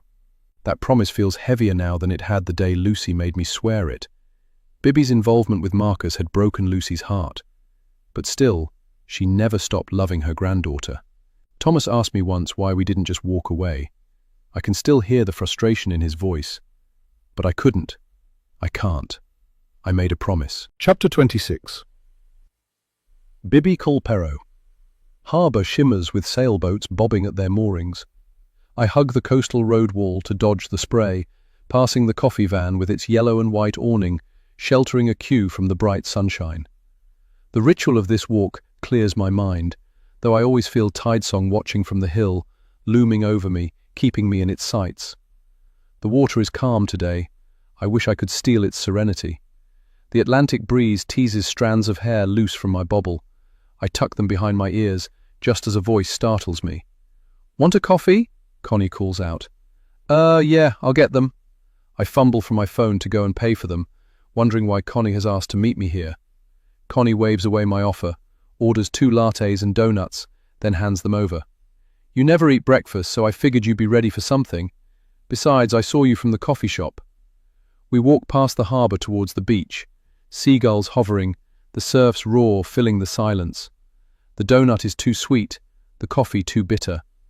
I watch the sea churn behind the low stone wall, its rhythm steady, indifferent. Connie stands beside me, hands wrapped around her paper cup like it might anchor her. "I want to talk about Marcus," Connie says. "Oh, there's nothing to say, he's dead." Is she asking because she thinks I need to talk? Or does she know something about that day? Her tone unsettles me a little. Connie doesn't flinch, but something flickers across her face. Regret, maybe, or something heavier. I can't tell. "You called when Marcus died," Connie says. "I appreciated that. I didn't want to push you. Thought you might need time before talking properly." Bibby nods, unsure what to say. The gulls cry overhead, sharp and distant. "Your grandmother was upset when you stormed off that day, when you told her everything about Marcus. It broke her heart." She wasn't the same afterwards. Bibby looks down at the seagulls pecking at the crumbs around her feet. "I know. I had to pick up the pieces after you left," Connie continues. Her voice is steady, but her thumb rubs at a coffee stain on the cup, like she's trying to erase it. "It's bothered me ever since. And now she's died, and I'm the one left holding it all." Bibby glances at her. Connie's gaze is fixed on the horizon, but her jaw is tight. There's something in her tone, like she's asking for forgiveness without saying why. The sea crashes again, louder this time. Bibby takes another bite of donut, but it tastes like cardboard. She drops it, watching a gull snap it up and fly away. Connie continues, "She hated that you were with him. It reminded her of your mother and father. But you know that, don't you? She was in a bad way when you left. Terrible. I hadn't seen her that forlorn and down since your mother died. She was terrified you'd go the same way. She was terrified she'd lose you." "Why are you telling me this now? I know how she felt. She made it very clear. I feel irritation beginning to rise that it's all being dredged up again. She was hurt, and you walked away. She felt you didn't care about her, that you'd abandoned her for a man like Bridget did." "I was hurt too," I snap, remembering that conversation and how bad I felt when I left. I step aside to let a mother and stroller pass us. "She said awful things. She thought I was a child and couldn't deal with it myself. It wasn't her fault, though. I didn't tell her the whole story." I pause, the sea murmuring behind us. "I tried," I add quietly. "I called her after Marcus died. I wanted to explain, but she wouldn't talk to me. Connie, she wouldn't even come to the phone." Connie doesn't respond right away. Her fingers tighten around the coffee cup. "I know," Connie says eventually. "I was in the room. I asked her to take the call. She just couldn't. I wrote to explain, and she never replied." That hurt, but she never even opened the letter. I've only just found it in the pile of post. I throw my paper napkin from my donut in the bin as we walk past. I thought she was ignoring me. If she had read it, she'd have known why I did what I had to. Connie frowns. "What do you mean, what you had to? Your grandmother told me everything." We get to the end of the road.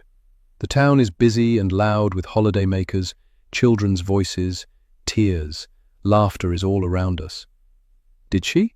Not everything. She didn't know everything. I feel acute irritation that Granny has died without knowing the truth. It hurts, but I can't change that. I have to live knowing my beloved Granny thought so badly of me. A silence stretches between us. They say he might have been pushed. Connie removes the lid from her coffee to finish the last of it. My step falters. I haven't heard that. The police questioned me, and they were satisfied it was suicide. They never mentioned anything about him being pushed. We get jostled to the side by a family in shorts, t-shirts and flip-flops, carrying sand buckets and spades, heading towards the cut-through to the beach. If you're insinuating anything by that remark, why is she bringing all this up?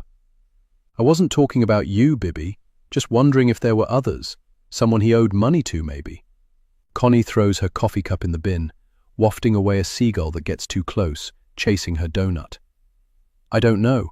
I suppose it's possible, but the police closed the case. They didn't find anything suspicious. I pause, remembering what the solicitor said. Granny's solicitor mentioned they'd looked into it, but nothing came of it. They released the body, what was left of it, and the family had the funeral. Probate's underway. His parents are the executors, and I don't anticipate any issues. The trust was handled by their solicitors. I suppose, still, Don't you ever wonder if he was pushed by someone who had it in for him? I mean, he owed a lot of money to bad people. Connie hesitates. I overheard you mention to Mrs. Raven that he might have been pushed. That's why I'm asking you. Why say that if the police hadn't suggested it? Are you so sure he wasn't? Or do you know something you're not sharing? Eavesdropping, Connie? I keep walking. The pavement's too busy, so I slip down a guinnel to get away and pop outside the pub. I'm refusing to look at her. I knew that had been a mistake when I said it. I don't even know why I came out with it. I was there. I heard your conversation, Connie says. It just struck me as an odd thing to say if you don't believe it to be true. Don't you think the Ravens are hiding something? I changed the subject, not wanted to continue this conversation. She seems off with me and I don't know what I've done. Don't change the subject. The Ravens are perfectly nice, or at least they seem to be. What are you suggesting? Do you know something about them that I don't? I just wonder if the Ravens know more than they let on. I don't want to talk about Marcus. Why do you say that? Just a hunch. She acts oddly around me. Connie considers this. Now that you mention it, the only odd thing I've noticed was when I walked into the kitchen and she was reading something, a book of some kind. She jumped like I'd caught her doing something she shouldn't. It was strange. Really strange. She thinks about this, then adds, Besides, you were furious with Marcus when he tried to take Tidesong from you. I know what you said to your grandmother, but you must see why those of us who know about his debts are suspicious. Like his parents, you mean? I bet Granny wrote to them telling them what he'd done. It was one of the reasons I didn't tell her the whole story. I knew she was too tunneled by that stage and wouldn't understand. When believe me? What do you mean, like his parents? What have they said to you? Oh, nothing much. After it happened, they were angry. We only emailed. Neither of us wanted to talk. I think that was the best solution. It kept us at a distance, and I was happy with that. They just wanted someone to blame. He owed a lot of money, motive enough for suicide. And I have an alibi. But they don't believe that or me. Did they say that? Connie asks. Yes, they did. You don't get it. Marcus asked them for help, or at least he attempted to, but they wouldn't listen to him when he tried to tell them what was really going on. They don't know the whole story. He didn't want them to either. Not in the end. For what it's worth, I thought that was wrong of him. They deserved to know. But I wasn't going to go against his wishes. Connie sighs. Maybe his parents had already bailed him out before and were done repeating their mistake. You don't know their whole story to be so judgmental. Should we get a cider now we're here? I walk into the cool interior of the pub. Connie follows. You know your grandmother wasn't as fragile as you think. She wasn't about to lose Tidesong to an outsider. She was convinced this was all going to end badly and you'd lose the house. I don't understand. Did she do something? I say as I order our drinks and take them to a quiet corner. I'm unsure how much Mrs. Pugh knows about what Granny did about Tidesong. Does she know about the trust and the money she paid Marcus to leave me? I don't think you're ready for this. Connie, she's dead. You're the only one who can tell me. She's hardly going to hold you to account, is she? What did she do? I mean, apart from paying Marcus's debts off and holding his London apartment in lieu of him not leaving me. I can't imagine what she's going to tell me after that. So, you've been to the solicitor? As I told you, she'd do anything for you. When, though? When did she do that? After he visited, she got in touch, and we went down a couple of days later when her solicitor drew up the paperwork. She didn't think he'd sign it, of course, but he did. We both thought it was odd. No argument, no counter-offer. I suppose you'll hear from their solicitors soon, once probate kicks in. I knew all about the money, I say. Marcus told me. I know why he signed as well. He wanted to leave no loose ends. Connie sips her cider and watches me quietly. Her gaze is steady, not accusing, just concerned. It makes my skin prickle. I feel exposed, like she's seeing something I haven't admitted even to myself. And how did that make you feel? I hesitate. The truth sits heavy in my chest. Mad. Really mad. What did you expect me to say? She nods, slowly. Mad enough to do something reckless? I flinch. My stomach twists. Oh, stop that. Just stop that. I didn't do anything wrong. Connie sighs, and there's no judgment in it, just weariness. I know, Bibby. I believe you. But if the police start digging, if his parents find out, they might twist things. That's all I'm saying. I just want you to be prepared. Her voice is gentle, but it still makes my chest tighten. The dread creeps in, slow and cold. I feel like I'm standing on the edge of something I can't see the bottom of. Well, don't, I whisper. Connie, tell me, please, did Granny do something? I can't say it aloud, but I get the feeling you're keeping something from me. The scent of Granny's perfume drifts through my memory. Hadn't I caught a whiff of it that day on the platform? It clings to the edges of my thoughts. Tell me what she did, I say. My voice is barely there. I know you know something. Connie reaches out, her fingers brushing mine. The touch is light, but it anchors me. Her words settle over me like a blanket, not warm exactly, but steady. I nod, but the dread doesn't leave. It just waits, quiet and patient beneath my skin. I watch Connie as she drinks her cider. This might not have happened if you told her everything, if you told her the truth, Connie says. My mouth goes dry. What do you mean, the truth? How do you know I didn't? Connie laughs, sharp and short. You just said you didn't. I stay rooted to my seat. I hadn't meant to lie, hadn't even thought of it that way. So, tell me, I say, my voice quieter than I mean it to be. Connie hesitates. No, I can't. I will tell you one day, just not now. I'm not ready to go back there just yet. Her face is strained, eyes glancing towards the sky. She'd always been protective of me, even when she was furious, even when she didn't understand. I feel it now, the pull to tell her everything. Not because I want to, but because I need to, because she's the only one left who might still care. You can't say that and leave it, I say, moving closer. The pressure of keeping my secrets inside is suddenly too much. I was going to push him, Connie, but I didn't, I swear. She flinches but doesn't move away. Her eyes search mine. Are you shocked? I didn't do it. I was there, though, right there, but I couldn't do it. You don't know what it was like for me. Connie's voice is low. To want to kill him.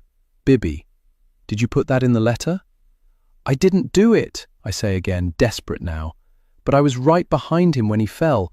You're right, I had a motive, don't you see? If the police had looked deeper into what he tried to do with Tidesong, that would have given me a reason. My alibi is weak because I made it up. I got lucky. The police were focused on bigger cases. There was a stabbing in Soho at the same time. Marcus's death looked like a suicide, and no one questioned it, other than his parents. But the other commuters said they saw him jump. CCTV showed nothing. Then they found out about his debts and gambling and closed the case. I pause, swallowing hard. I'm worried, Connie. If his parents find out about Granny... Connie's face goes pale, but she doesn't recoil, her voice gentler now. Bibby, did he jump? I don't say anything. So, you did push him? I shake my head. I saw a hand on his back. Then he was gone. Then the scream, that awful, hideous scream. And I knew he was gone. Who else would push him? He jumped. He must have. Connie's eyes glisten. She reaches out, touches my arm.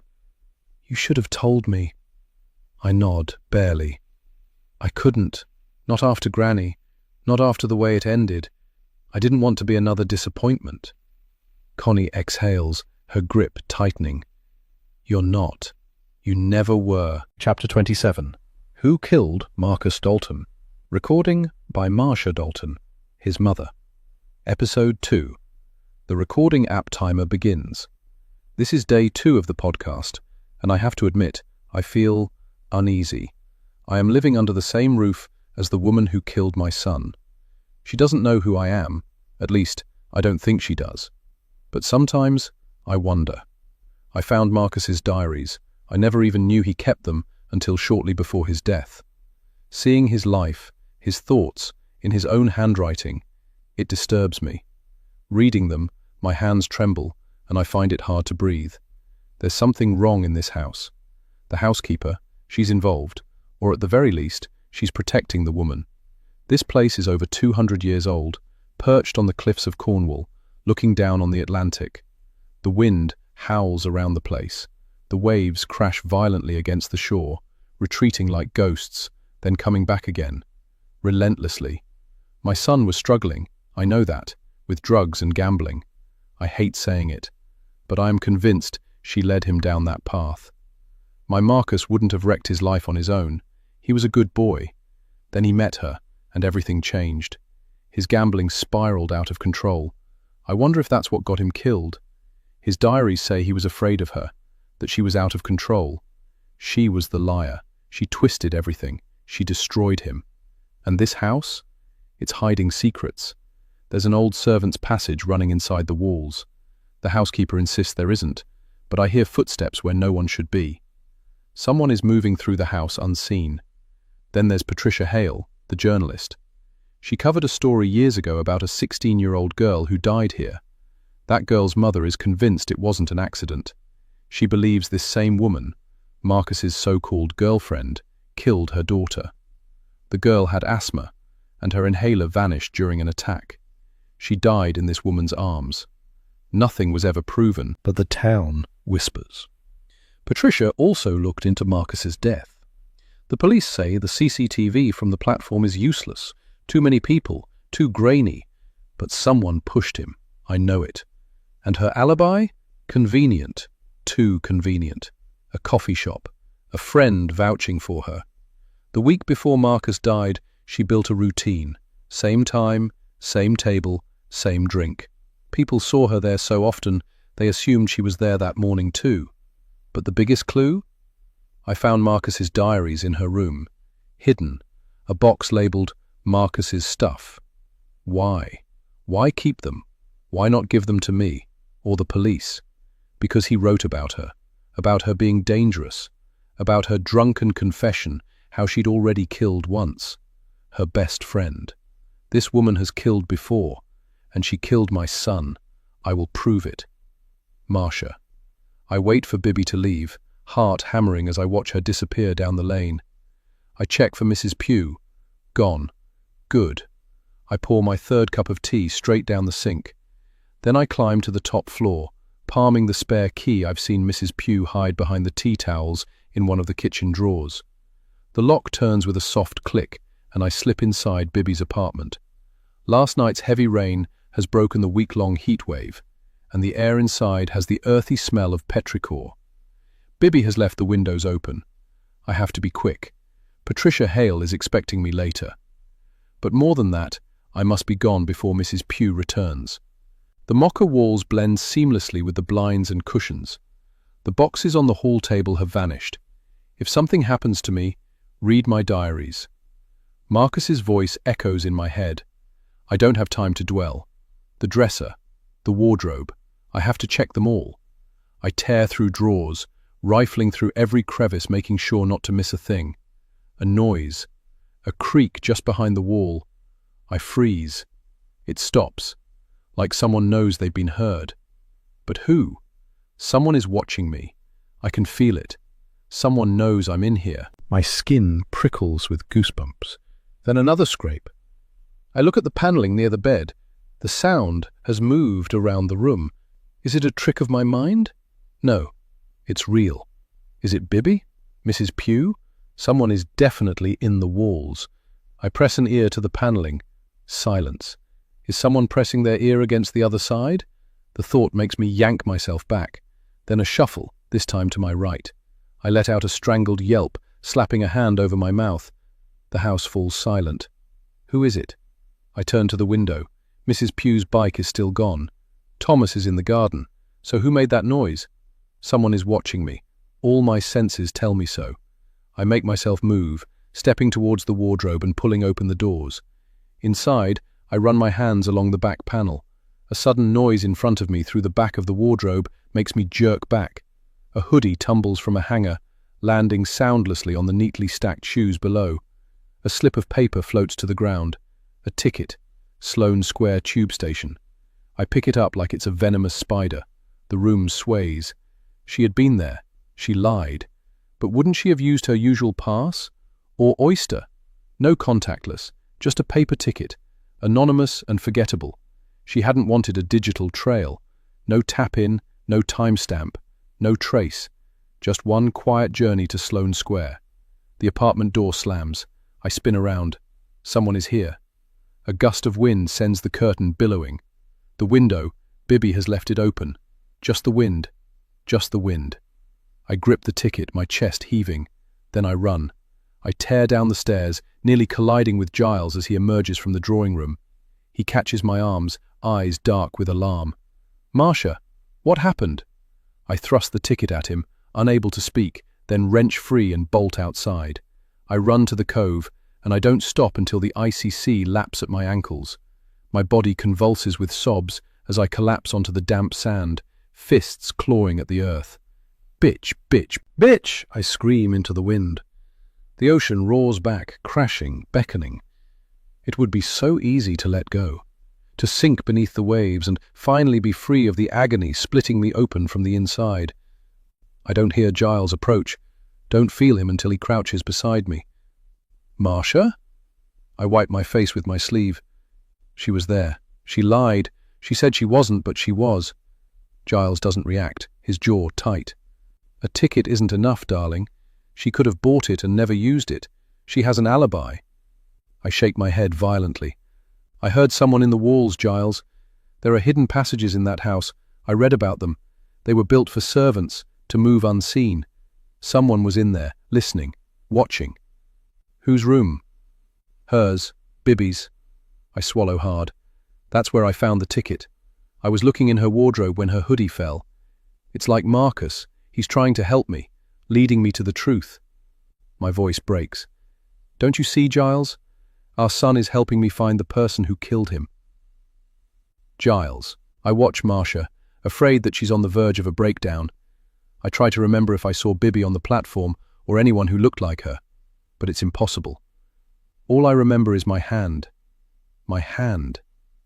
I run the other hand through my hair, staring out to sea. Why had I thought ambushing my own son was a good idea? Why had I been too afraid to talk to him in private? What was wrong with me? Marcia would think me crazy if I told her. I was afraid of what he might say. I was a coward. I blame myself for being too soft on him.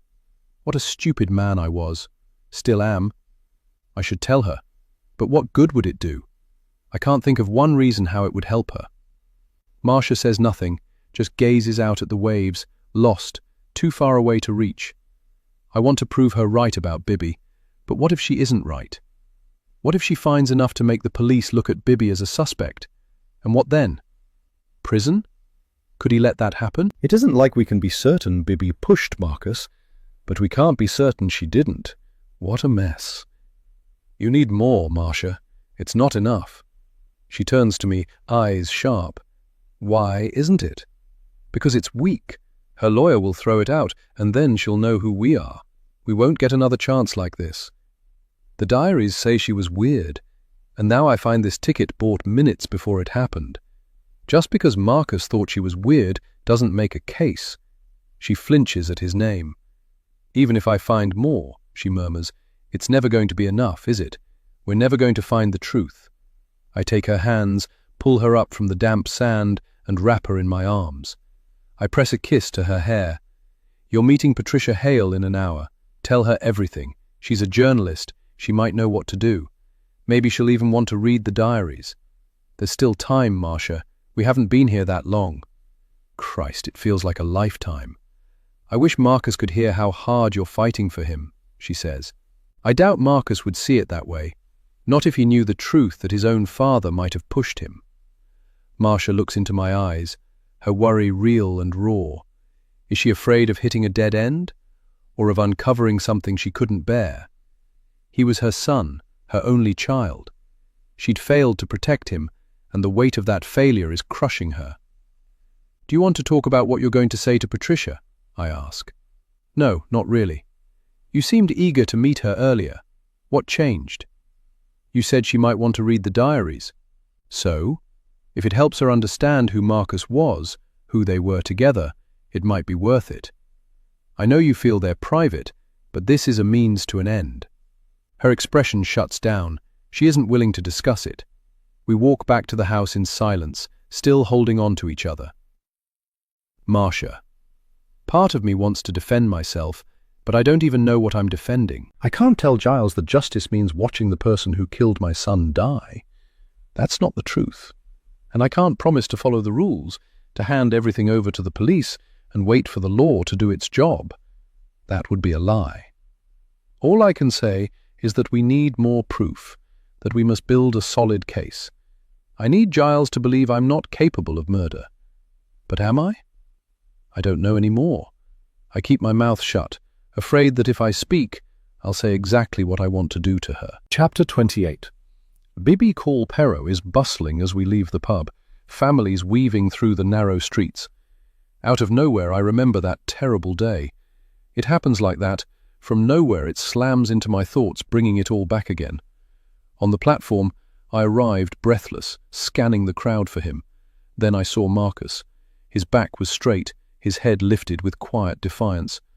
The man who had once leaned on me now stood as if he needed nothing from anyone. In that instant, I understood. He finally grasped the weight of what he had asked of me, and the cost it carried. Connie and I slip into a shortcut, a shadowed alleyway cutting through the town. The sudden chill raises goosebumps on my arms. I rub them absently, distracted. The moment we step back into the sun, the warmth is instant, sinking into my skin like a balm. The flash of memory vanishing until the next time. "Let's get something to eat," I say. I'm not ready to go home. I'm feeling unsettled. There's something in my memory I can't grasp. Connie hesitates, then nods. The cafe on the corner does good lunches. It wasn't that long since she'd been in there for a slice of cake and a cup of tea. Inside, we find a table by the window. Connie orders a bacon sandwich with fries. I pick a summer fruit and nut salad. I sip my water. I take a breath, turn over my arm, and push up my sleeve. The scar is barely visible now, a silvery thread tracing up my skin. Most people wouldn't notice it unless they looked closely. "I've never told anyone about this," I say, voice low.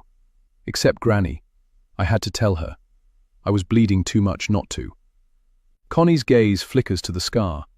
"What happened?" I exhale. "We were on the beach. Sophie was in one of her moods. You probably didn't know she had them. Her mum knew, but she never wanted her to have another label. Thought she'd grow out of it. Looking back, I think she might have been bipolar. She had extreme mood swings. Granny used to be worried about them. She even offered Mrs. Bowley help, to get her seen by a private doctor, but she wouldn't hear of it. She insisted there was nothing wrong with her." Connie says nothing. "There was a broken bottle near the rock pool. She found it, dug it out, then started waving it at me, trying to scare me, laughing when I got scared, telling me I had everything and didn't even realize it. It just came out of nowhere. That sort of thing happened a lot with her. She just went off on one. Remember the frogs at school? That was one of her mad decisions. I used to ignore her, let her go on, and she kind of fizzled out eventually." Connie frowned. "But you'd lost your parents. How could she say you had everything?" "Didn't matter to her. Not when she was on one." I traced the rim of my glass. She was worked up. She'd had a fight with her mum that morning. It always made her worse. Triggered her into a mood of sorts. And her mum, well, she resented Granny and Granny resented her. Hated would be a better word. I think whenever she heard the name Samantha, all the past to do with my mum rushed back. Samantha had been put through a good school with Mum, paid for by Granny, and she never showed any gratitude. That always upset Granny. Then Granny did the same with Sophie. I know it was to help me, but still, Granny despised that Samantha never thanked her or showed any gratitude. Instead, she twisted everything, fed Sophie lies about us, made her believe things that weren't true, that she was only tolerated because she was my friend, and that helped me. She struggled with day-to-day life. I remember a little from then, Connie murmurs. Lucy thought there was more to it, but she never mentioned anything else. She was dyslexic too, and that didn't help. Not stupid like her mum used to say. My voice is sharp. Her mum wouldn't let her get help with that either. Not that there was much help in those days. So she fell behind, and she blamed me, and so did her mum, saying I was keeping her back when Granny and I kept trying to help her. We didn't know what was wrong with her. Of course, now it's so clear to me. The memory of what happened that day is hazy. The red against the sand, the heat, the sound of Sophie sobbing, apologizing, screaming that she didn't want me to die. I remember running, stumbling back to the house, Granny appearing in the doorway, garden soil on her hands, the radio on. The kitchen doors open to let the heat escape. She hadn't understood at first. She'd thought we were playing a silly game. Then she saw the blood. Granny moved fast, apron off the aga, slicing the ties with a knife that came to hand, knotting a tourniquet around my arm. Sharp words at Sophie, sharp enough to cut. Then the rush to the hospital. Granny ran red lights, nearly hit a bus and a motorbike. I remember fear ghosted across her lips and face. She didn't stop, just kept going. I look up. Granny never told you? Connie shakes her head, eyes unreadable. No. When I saw your bandaged arm, she said you'd had an accident, and that was all. She didn't want Sophie to get into trouble with her mum. But I knew things had changed at that point between Granny and Soph. Granny was never the same with her after that. It was a few months before Sophie died. Connie, I remember that time. Lucy was beside herself when we returned from our holiday, ranting about the ungrateful Bowley family and vowing to keep Sophie away from us. She did tell me what had happened, but I thought it best not to mention that to Bibby, at least not yet. Lucy was adamant that nobody knew. She was worried about Bibby's mental health. After all, Sophie was her best friend, the only person she truly connected with apart from Lucy. Bibby had always been delicate, scarred by what happened to her parents, and prone to sudden shifts in mood. I think of her now, how her spirits could plummet without warning, how the depression would creep in and take hold. Someone had seen Sophie attack Bibby with a bottle after an argument, and from that day on, Lucy had it in for her. Though none of them ever spoke of it, except Mrs. Bowley, Sophie eventually told her mother what had happened. I don't want that girl near Bibby ever again. What kind of child does such a thing? She could have killed her. And after everything I did for her and that mouthy mother of hers, well, they can be damned. They won't get a brass farthing from me, even if they beg. I silently eat my bacon sandwich and remember that the witness to the argument also mentioned that Bibby was giving Sophie as good as she got. I know things about Lucy too that Bibby doesn't, but it's never been my place to speak. There's too much to lose if the ghosts of the past are stirred. Besides, Bibby would never believe a word against her grandmother, so why waste my breath? I have buried much of what happened at Tidesong deep in my mind, locked away never to be thought of again. But memories have a way of surfacing when you least expect them, like now. As I look at Bibby's scar, a wave of old memories resurfaces.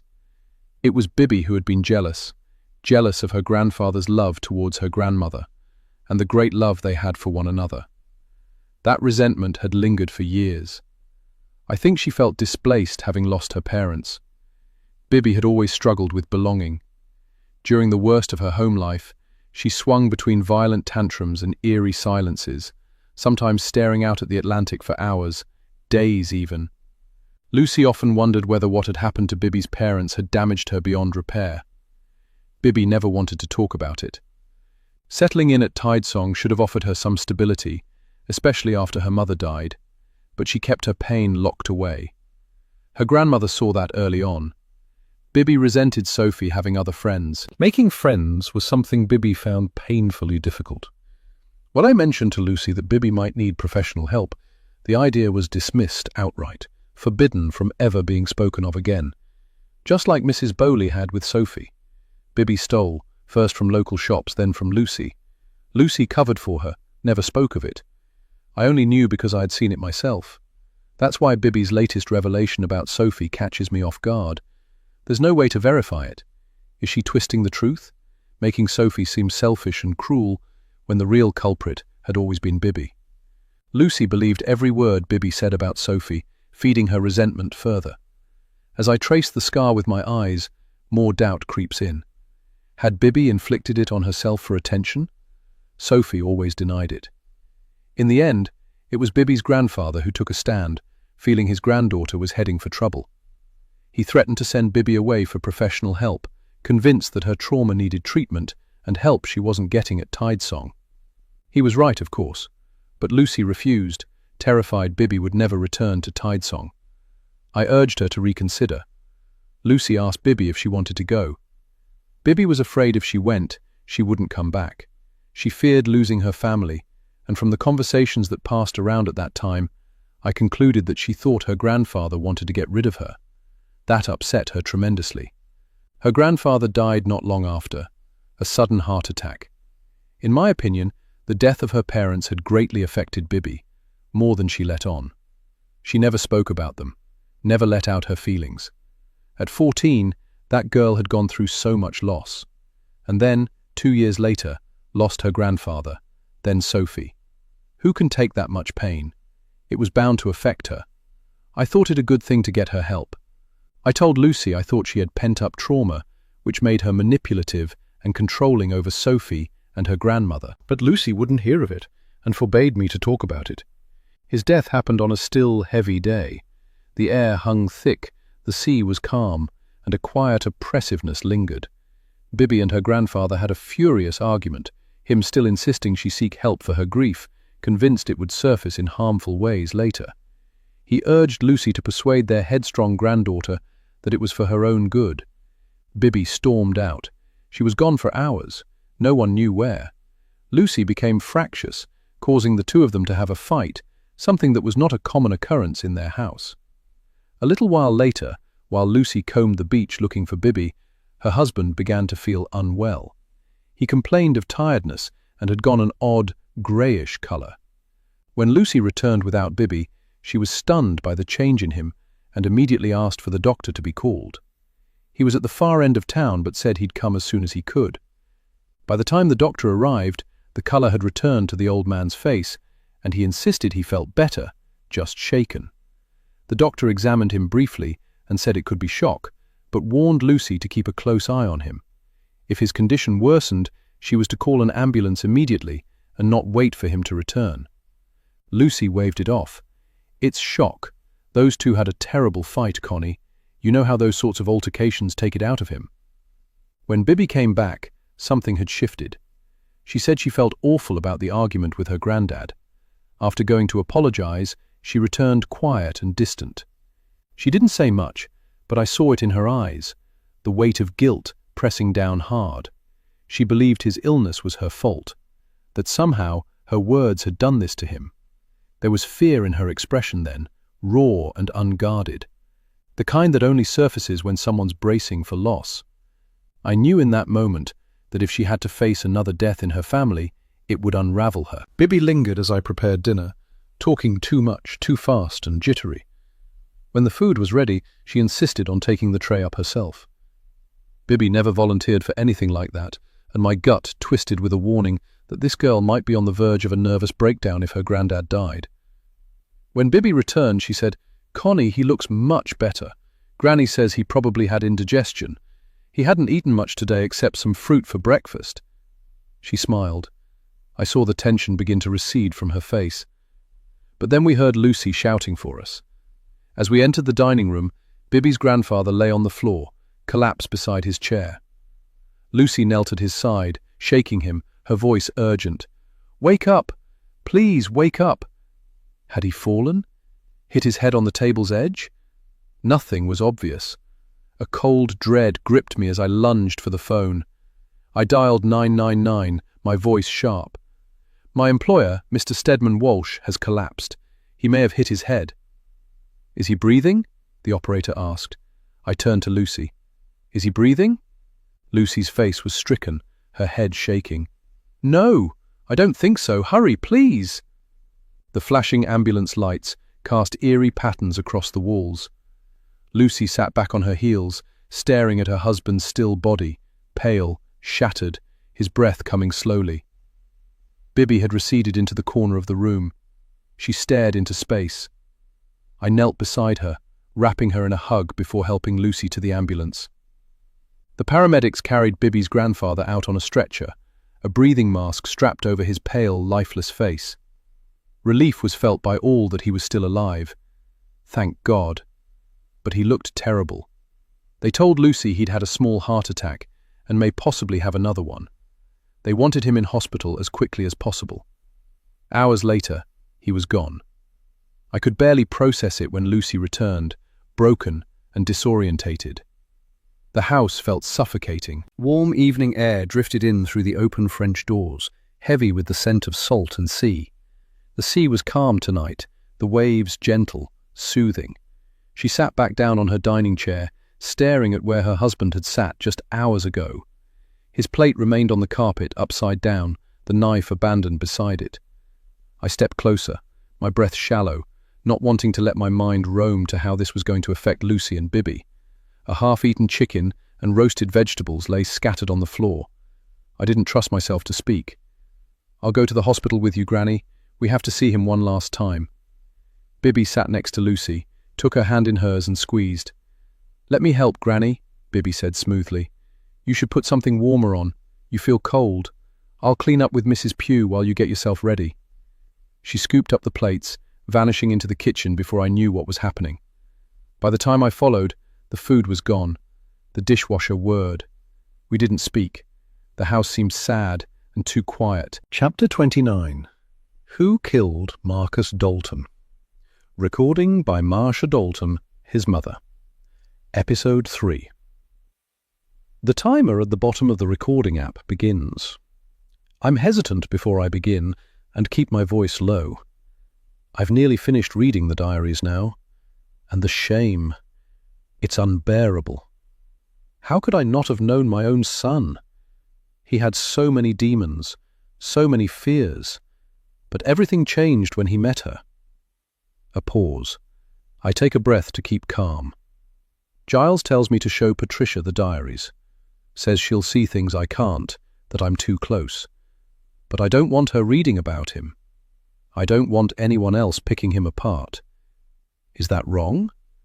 Should I be ashamed of my son? Or should I accept him, flaws, darkness, and all? I don't know anymore. I don't know anything anymore. I inhale deeply. I think I'm being watched. I've asked if there are secret passageways in this house. They say not, but I don't believe them. People move too easily here, appear, disappear.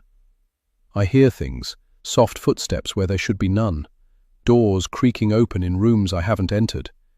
It's not in my head, it's real. And I think she wants me to doubt myself, to make me look unstable. Which brings me to something else, something worse. I'm sure she knows who we are. A pause and deep breathing. I tell myself I'm being paranoid, that she wouldn't dare try anything.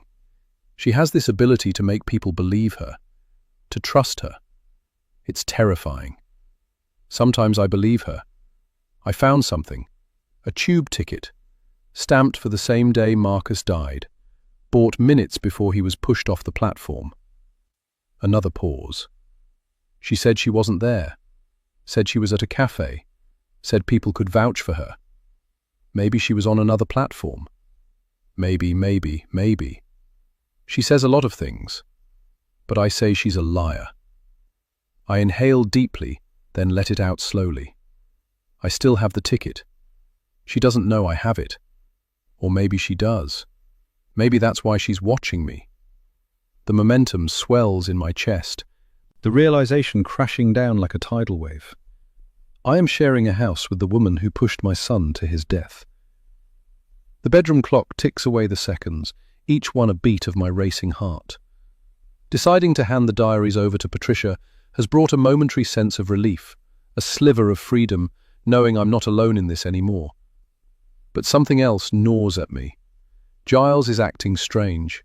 It isn't obvious, not something tangible I can point to, but a quiet shift in his demeanor, a tension, a hesitation, and that in itself unnerves me. What is he hiding? I push the thought aside and continue the podcast. I've noticed what she's doing. It's not outright intimidation, not something anyone could call her out on, but it's there, a constant, subtle pressure. a presence. I wonder if this is how she was with Sophie and Marcus. If she pressed against them, wore them down, until they had no fight left. I feel like a mouse in a field of tall corn, moving blindly, always knowing the harvester's blades are not far behind. My breath slows. Last night, I woke with the unmistakable sense that someone was in the room. I didn't move. A shadow shimmered, caught in the slant of moonlight through the poorly drawn curtains. Slow, deliberate. I wanted to believe I was dreaming, but the weight in the air told me otherwise. I lay still, breath tight in my throat, pressing against my ribs. But inside, deep, deep inside, anxiety curled around me. I told myself to act, to sit up, to speak, to do anything. But I stayed there, frozen, listening. And then, they moved closer, right up to my face. I could feel them, their gaze, heavy, piercing, breath against my skin. I kept my eyes shut, trapped in that nightmare paralysis where you know you should move, but can't. My pulse hammered in my ears, my breath quickened. The weight of their stare pressed me down further into the bed. And then, suddenly, they were gone. The air shifted, the pressure lifted. I gasped, sucking in deep, shuddering breaths, my chest tight, my body shaking. I sat up, straining to steady myself. It was over. It was over. I told myself that again and again. Then I turned to the door. I hadn't heard nor seen it open or close. With slow, careful steps, I crept towards it, my phone in hand. My thumb hovered over the flashlight icon before I pressed it on. Light flooded the floor in front of me. I dropped to a crouch, eyes locking onto the small strip of sellotape I placed at the base of the door. It was still there, untouched. I was right. There were hidden passages in this house. How many times had this happened without me knowing? Do I tell Giles? Or will he think I'm losing my mind and insist we leave? Chapter 30. Marcia. My head is spinning. I shouldn't have had that gin and tonic in the sun before coming to the Anchor to meet Patricia. Now, I'm sitting in the farthest seat from the bar, clutching a Coke and swallowing painkillers. The afternoon is another glorious, sun-kissed blessing. After finishing my podcast, I'd needed sunlight to revive myself, but instead, I dozed off in the garden. Bad move. Through the window to my left, a familiar figure catches my eye. The person has the same build, the same coloring, and wears a baseball cap pulled low. I recognize her instantly. Bibby, scanning the street as if searching for someone. I'm guessing it's me, though I didn't sense her following. Still, Bibby knows every cut-through in the area. I must have lost her along the way somehow, and that thought gives me a small measure of satisfaction. Then, a woman approaches in a bright yellow and blue summer dress, her skin just beginning to tan. Long, conker-brown hair held back with an Alice band. This is not the Patricia Hale I had imagined. Patricia is a throwback to the 80s, with big hair, big gold hoop earrings, and blue eyeshadow to match her dress. The pub is quiet. Most of the patrons are gathered in the beer garden. After introductions, Patricia gets straight to business, placing a small recording machine on the table. Right then, I'm pleased you decided to meet with me. I have loads of information to share, but I need your help if we're going to make any of this stick. I nod, overwhelmed. My head still aches, and the echoes of my podcast muddle my thoughts. Patricia rolls a pen between her fingers, then orders a soda and lime, drinking it through a straw. Before we start, I need to know a bit about you, I say, leaning back in my chair and sipping my Coke. Okay, what do you need to know? Patricia replies, pausing the recording. Why do you say it like that? I press. Like what? Oh, I'm sorry. I can be blunt, Patricia says, then softens slightly. But you'll get used to it. I say it as it is. I don't have time for niceties. You're not easily offended, are you? Her gaze is pointed. I find her fascinating. Beneath the brisk exterior, Patricia bears the marks of a turbulent life, reminders scrawled in biro on her hand, the fine lines around her mouth hinting at years of smoking. Up close, Patricia looks older than I had first thought, more in her 50s than 40s, with her coloured hair revealing streaks of grey beneath the Alice band that keeps it neatly in place. A cat appears suddenly, curling around my bare legs. Its warm, soft fur brings a brief comfort as I stroke its silken head. I've met women like Patricia before, brilliant minds weighed down by too many problems to spare time for pleasantries, yet off-duty they are tender and caring. I silently hope Patricia will prove no different. My tone is measured as I address her. I'm not overly sensitive, but I expect a certain amount of courtesy. You're not offended, are you? Touché, Marcia. Point taken, Patricia replies with a wry smile. My own smile is cautious. If we are to work together, there must be ground rules. I am not about to let anyone dictate my actions. As Patricia sips her soda and lime, her eyes lock on mine, silently weighing her every word. Breaking the tension, I ask, "Do you want to tell me what information you have, or shall I start? I'd like to hear what you found. You're at the center of it all, living there. Do you think she's caught on yet?" Patricia probes. I shrug. Maybe. I can't be sure. I carefully recount my scant findings. At the mention of the servants' passageways and the mysterious events of the previous night, Patricia's eyes light up. Wow. Do you think she's used that route before? I nod. Yes, I believe so. I just can't figure out how. Mrs. Pugh insists there are no secret rooms, but she must know better. I even set a trap on the bedroom door last night. It wasn't disturbed. So she's getting in and out some other way. Patricia scoffs. Oh, she knows all the secrets of that place. I'm surprised Bibby still lets her live there. What do you mean? I ask, my tone tight with unease. Mrs. Pugh is the keeper of secrets, and I bet she knows everything about Bibby too. Although Bibby might not be aware of it all, Patricia explains. Tell me about Sophie, I urge. Sophie Bowley, Patricia echoes. I nod. She was an odd one, and her mum even more so. Her mother went off the rails after her husband left her for someone in the village. Forgive my bluntness. I smile and say nothing. I'm eager for Patricia to reveal more. She continues in a low voice. For one thing, Bibby didn't attend the funeral. Isn't that odd? Everyone expected her to be there. She was supposed to be Bibby's best friend. Instead, she showed up only at the wake. She sips her drink. With her grandmother and Mrs. Pugh. It's as if her absence from the funeral infuriated everyone in town. Or maybe Mrs. Bowley spread more of her truths, as she liked to call them, about the Stedman Walsh family. I offer her a nut from the packet I've just opened. Patricia accepts a handful. Your turn, she says, pouring the lot into her mouth. I've read the diaries. Not all of them. I could only get my hands on a few. They're all from when he met Bibby, I say, voice low, almost distant. I think I have the final one, the one leading up to that day. It just stops. My fingers tremble as I reach for a nut, mouth already moving before my thoughts catch up. The last time I went to her room to find the rest, they were gone, vanished. I pause, the silence stretching, then let out a quiet breath. I wasn't planning on letting you read them, but Giles insisted. He thought maybe you'd see something I missed, something important. Patricia nods. He's right. I agree. My voice drops as I recount more. Marcus alleged that Bibby was volatile and controlling, admitting he sometimes felt intimidated by her attempts to dictate his actions. But remember, he was on drugs and drank heavily. Giles warned me not to take everything at face value. Besides, Marcus was always desperate for money, huge sums for his gambling addiction. When Giles finally said no to helping him out financially anymore, that was the last time we saw him. I turn my face away to control my emotions. Patricia leans in, her tone conspiratorial. I've done my research, Marcia. I know all about your son. My eyebrows rise, as do my hackles.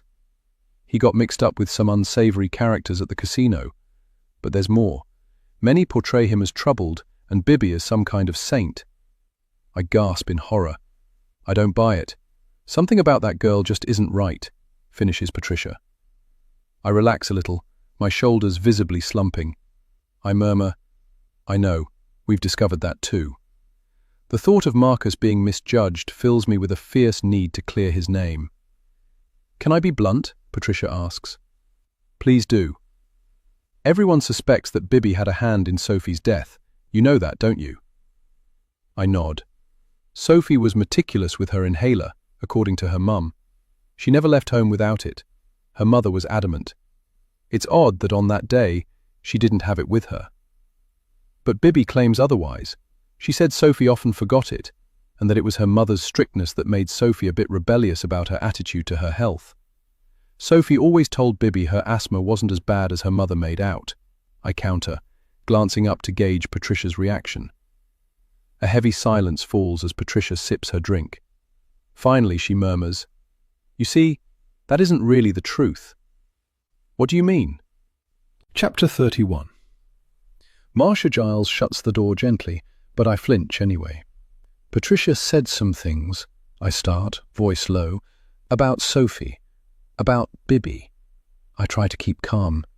He doesn't speak. Samantha Bowley, Sophie's mum, she thinks Bibby was involved, not just present, involved.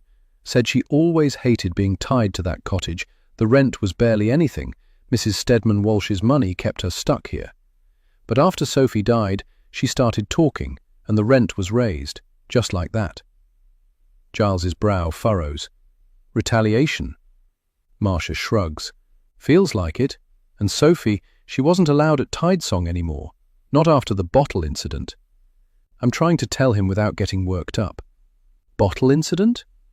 Yes, Patricia says Sophie found a broken one on the beach and attacked Bibby. Badly, apparently. Her gran had to rush her to hospital. No one talks about it, though. Some say Bibby was controlling Sophie, and that's why Sophie snapped that day. I rub my arms, suddenly cold. They made that up, though. But it wasn't the same after that, and the grandmother never let her back in the house, only on the beach. Patricia thinks the trust was gone between them, and that Bibby was lonely, and that was why the grandmother relented, but limiting it to the beach. And the grandmother, she owns practically everything in Sanborn. So, people stay quiet. Even Mrs. Pugh, even Thomas. What about Sophie's inhaler? Did you find out anything about that? Giles asks, sitting on the arm of the couch in the sitting room. I nod. Bibby told the police they didn't bring a bag, just towels. Samantha didn't believe her. She thought she was lying to save her own skin. Giles leans forward. And Thomas, anything on him? I'm thirsty, desperate for a drink, but I need to offload. He used to drink at the local pub, said he wanted to leave many times, but Mrs. Pugh wouldn't go. He said he knew what really happened on the beach, but he never said what he knew. Not once. Why does she stay? Why do they both stay? Giles looks perplexed. They've got nothing, no savings. But Patricia thinks it's more than that Mrs. Pugh knows something she won't say.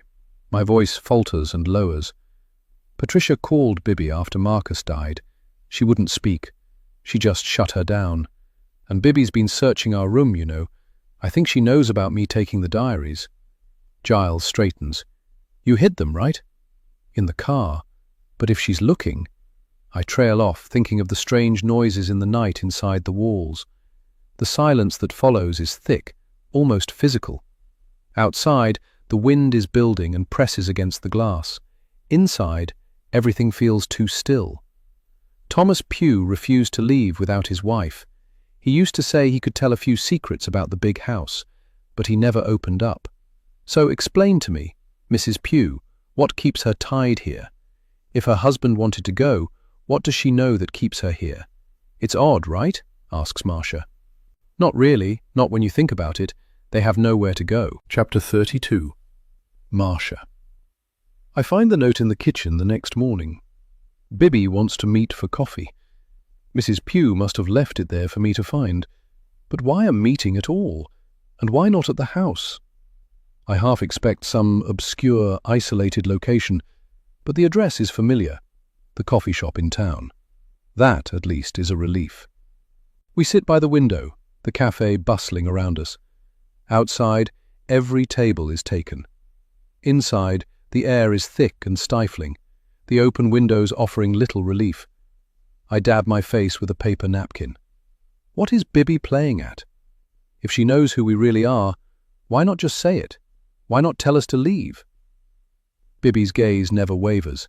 Her smile is thin, unreadable. She's studying me. I hold eye contact, but the weight of it is unbearable. I look away first. "You look tired, Karen." "A little," I admit. "Haven't been sleeping well. All this fresh air, you see." Giles has mentioned the dark circles under my eyes. Not that I care how I look anymore. Bibby tilts her head. "Oh, but you have that in Norfolk, don't you? Fresh air, I mean." I edge back, putting distance between us. "Yes, plenty of it." I force a smile. "But it's different here. Must be the sea breeze. It's supposed to be more invigorating, isn't it? That's what they say, don't they?" A heavy silence settles between us. "Do they?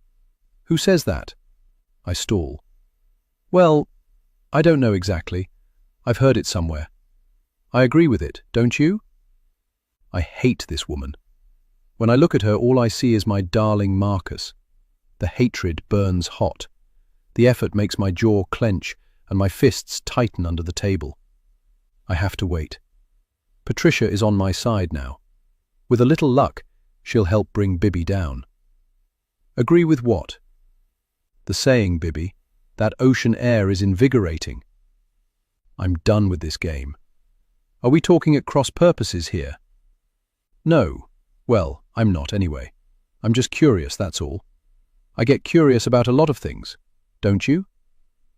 She's talking about the diaries, I know it. "Sometimes," I say, uncurling my fist, stretching my fingers against the rising tension. Huh, odd, isn't it? How some people are more curious than others. I never understand that. I mean, don't you just want to know the answers? How could you not? I inhale. "Bibby, your note said you wanted to talk privately. Is something wrong?" Bibby's expression sags into something almost sorrowful. "The thing is, Karen, I hear you've been asking a lot of questions about me in town. And well, I don't want the past dragged up again. I've put it behind me. I'm starting afresh, a new chapter, you might say. So, I want you to stop." I flinch slightly at the constant use of my false name. The bluntness of her words confirms that there is something Bibby doesn't want me to find. "Okay," I say slowly, "but I don't see why that would upset you. It was a long time ago, and it was an accident. But don't worry, I'll stop if you want me to." I have no intention of stopping. Not now. Bibby's eyes narrow, searching my face, trying to decide if I'm being honest or playing her own game back at her. "Well, it does upset me. You're staying in my home, so it's the least you can do. Don't you agree?" "Yes, I see," I say, tilting my head. "But still, you must have some sympathy for the girl. And her mother, grieving, broken. It was a horrible death. No warning, nothing. Then, gone. A terrible way to go, don't you think?" Bibby's face doesn't move, but I see something flicker in her eyes. "You must think about it all the time," I press. "One minute she's there with you, laughing, playing, the two of you stepping out of the water. The next, boom, she's gone." I let the silence hang. They say she'd never had such a bad attack before. Scary, isn't it? How quickly asphyxiation takes hold. I imagine it's as horrible as being poisoned, or getting hit by a train. I'm warming up now. Bibby's face is granite, unreadable. But I know I have struck home. No, Bibby's mind is crawling with possibilities as to what I know. Bibby's pent-up anger snaps. "It was me who was with her. You forget that." Scorn drips from her words. "I saw her die, and I don't want to be reminded of it, over and over. I raised the alarm when I could, but it was too late by then. It was awful. It happened so fast, and I couldn't help her. I want to slap her. Bibby's remorse is fake, as obvious as the day is long. I wonder if she will come right out with it when she works it out for sure. I know you're Marcus's parents. Is there something you want to say to me, Bibby?" Bibby is smart, and it won't take her long to put all the pieces together. But will Bibby let me know that she's on to us? "Why do you say that? I thought I just told you what was bothering me." "Because I sense you want to say more, much more." A chirpy waitress interrupts us. "Do you want to order?" She startles us both. "Tea, please," I say without looking up. "Same," Bibby echoes, breaking eye contact with me to flash a smile at the waitress. She smiles back. She must come here often. A queue forms at the till for takeout orders.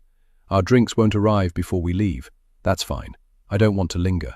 Patricia Hale isn't a good person, Bibby says suddenly. I tense, composing myself quickly. Some people are naturally attuned to body language. Bibby, I realize, is one of them.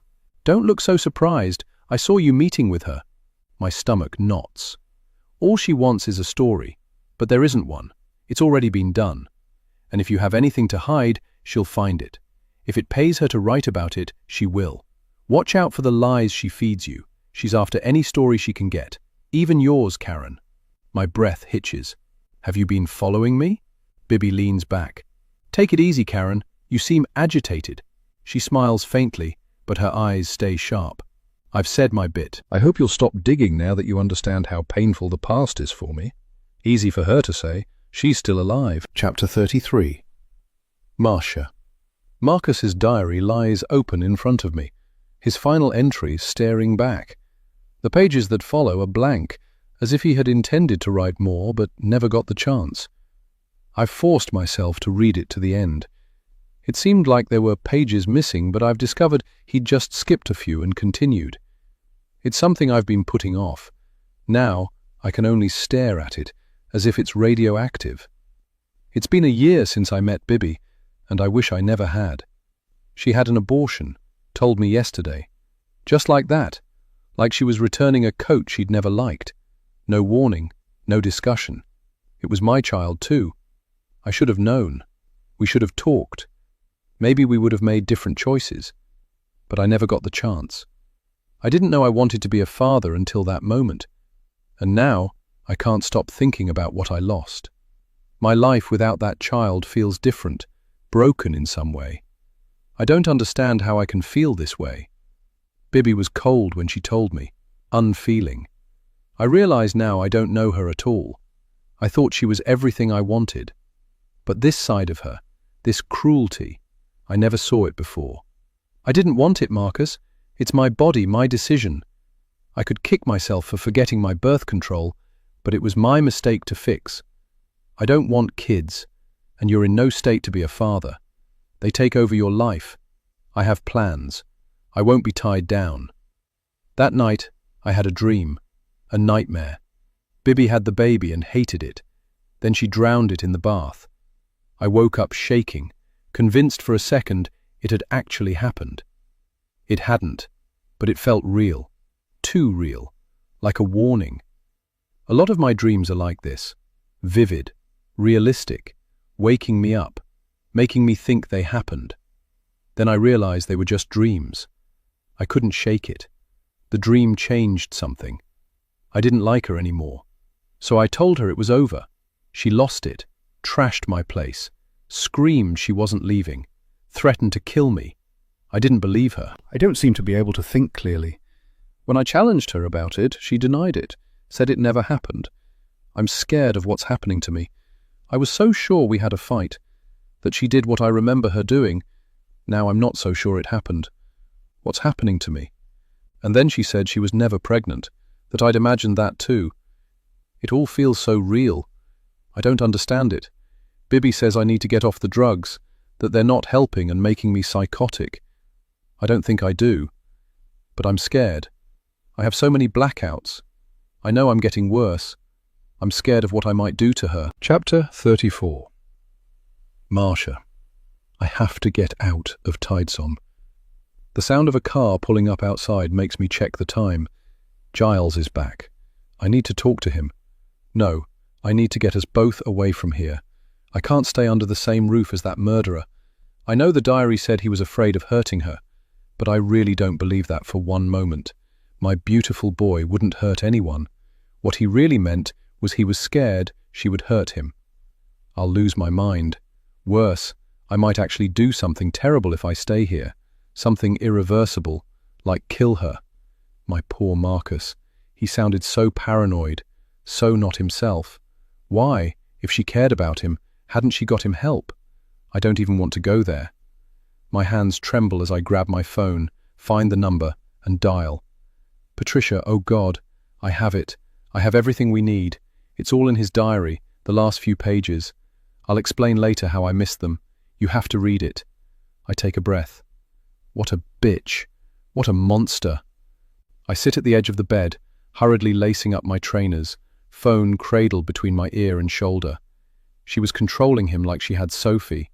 I know that is what was happening. My Marcus wouldn't do anything to harm anyone. I'm certain this is his last diary. This one says it all.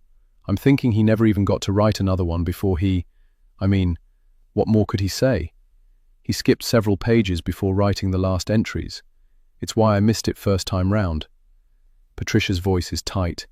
We need to meet. You need to let me have it. Hide it well. I'll call you in the morning with a place. A sharp knock at my bedroom door.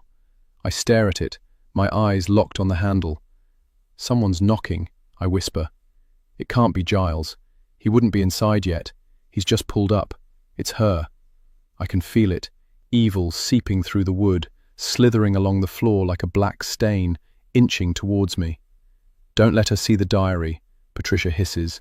I shove it under the duvet just as the door swings open. My gasp catches in my throat, more from the fear of being caught hiding it than from who stands there. Oh my God, she's coming in. What do I do? Relax. She doesn't know for sure you have it. Right. Patricia is right.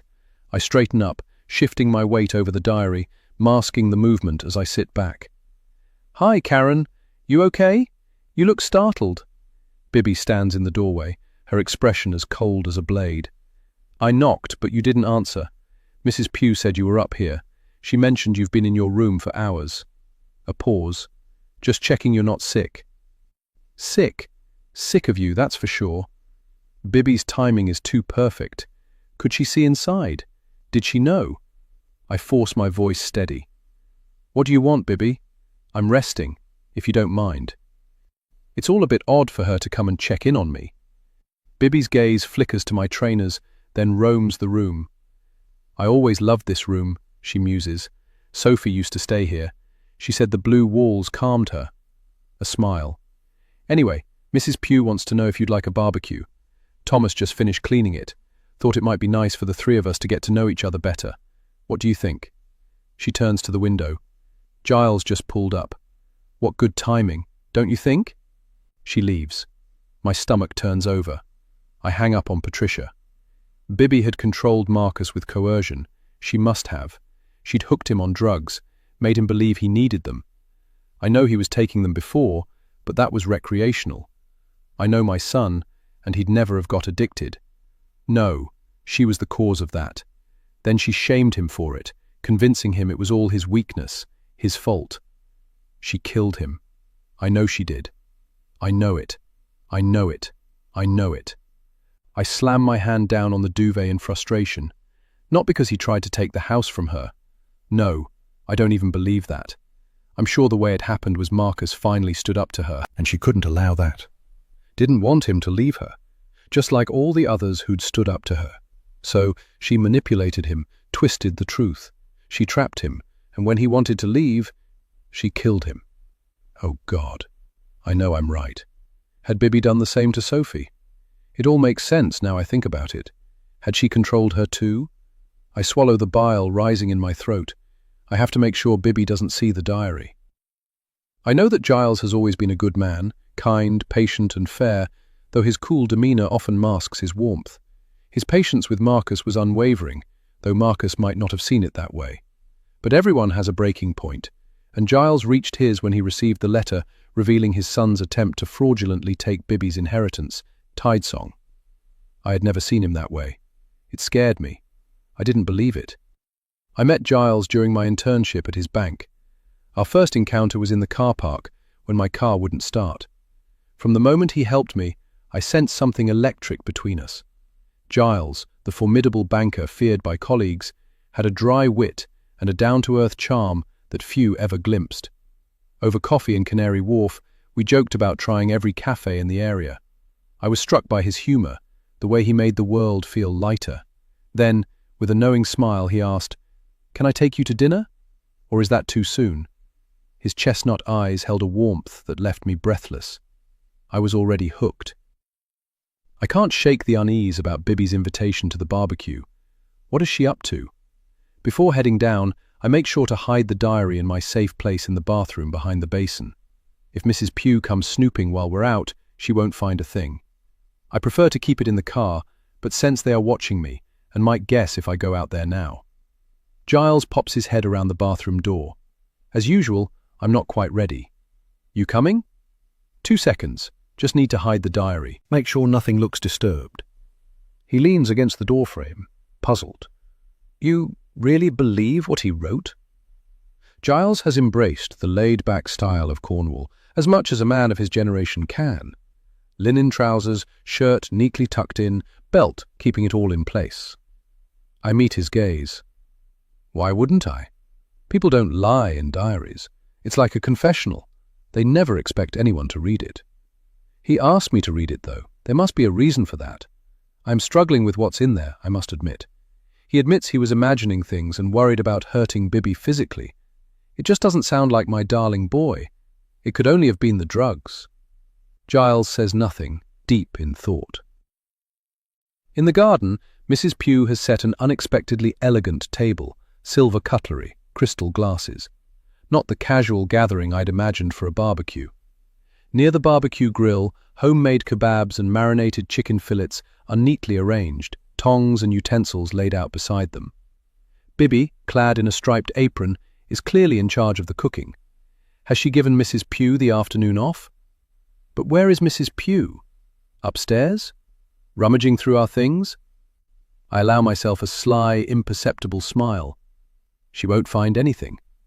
Is this for our benefit to get us out of our bedroom? I glance up towards our bedroom window, then catch Bibby following my gaze. Our eyes meet. Mrs. Pugh reappears, placing jars of condiments on the table before slipping away again. Giles is busy opening the wine. He leans in as he pours me a glass. Even in the evening heat, his cologne barely masks the slight sour tang of sweat. "Why do you look so cross?" he murmurs. I lift my glass, forcing a smile. "I'm not. See?" He kisses my forehead. "You are. Your face is set like rigor." My cheeks burn. I stretch my smile wider and turn to Bibby, who is tossing sausages and chicken fillets onto the barbecue. "This all looks lovely, Bibby." "Oh, it's nothing, really. Mrs. Pugh did all the prep. I'm just cooking." She accepts a glass of wine from Giles. She raises it in a casual toast. "Isn't it wonderful? Sitting in the garden, drinking and eating with friends. I do hope we become good friends. Don't you feel it too?" My grip tightens on my glass. Giles cuts in smoothly. "Did your grandmother always live at Tidesong?" "Yes, it's what we do, the Stedman Walshes." "So if Bibby had married Marcus, would she have lived here too? Is that what she's implying?" "My great-maternal grandfather started it all by buying this house and investing in property, bought up most of Sanborn, then expanded to London. The trust holds a lot of high-end properties that bring in phenomenal rents that was set up by Grandad." Giles spears a sausage from his plate. "Do you have any other family here?" "I'm the last one.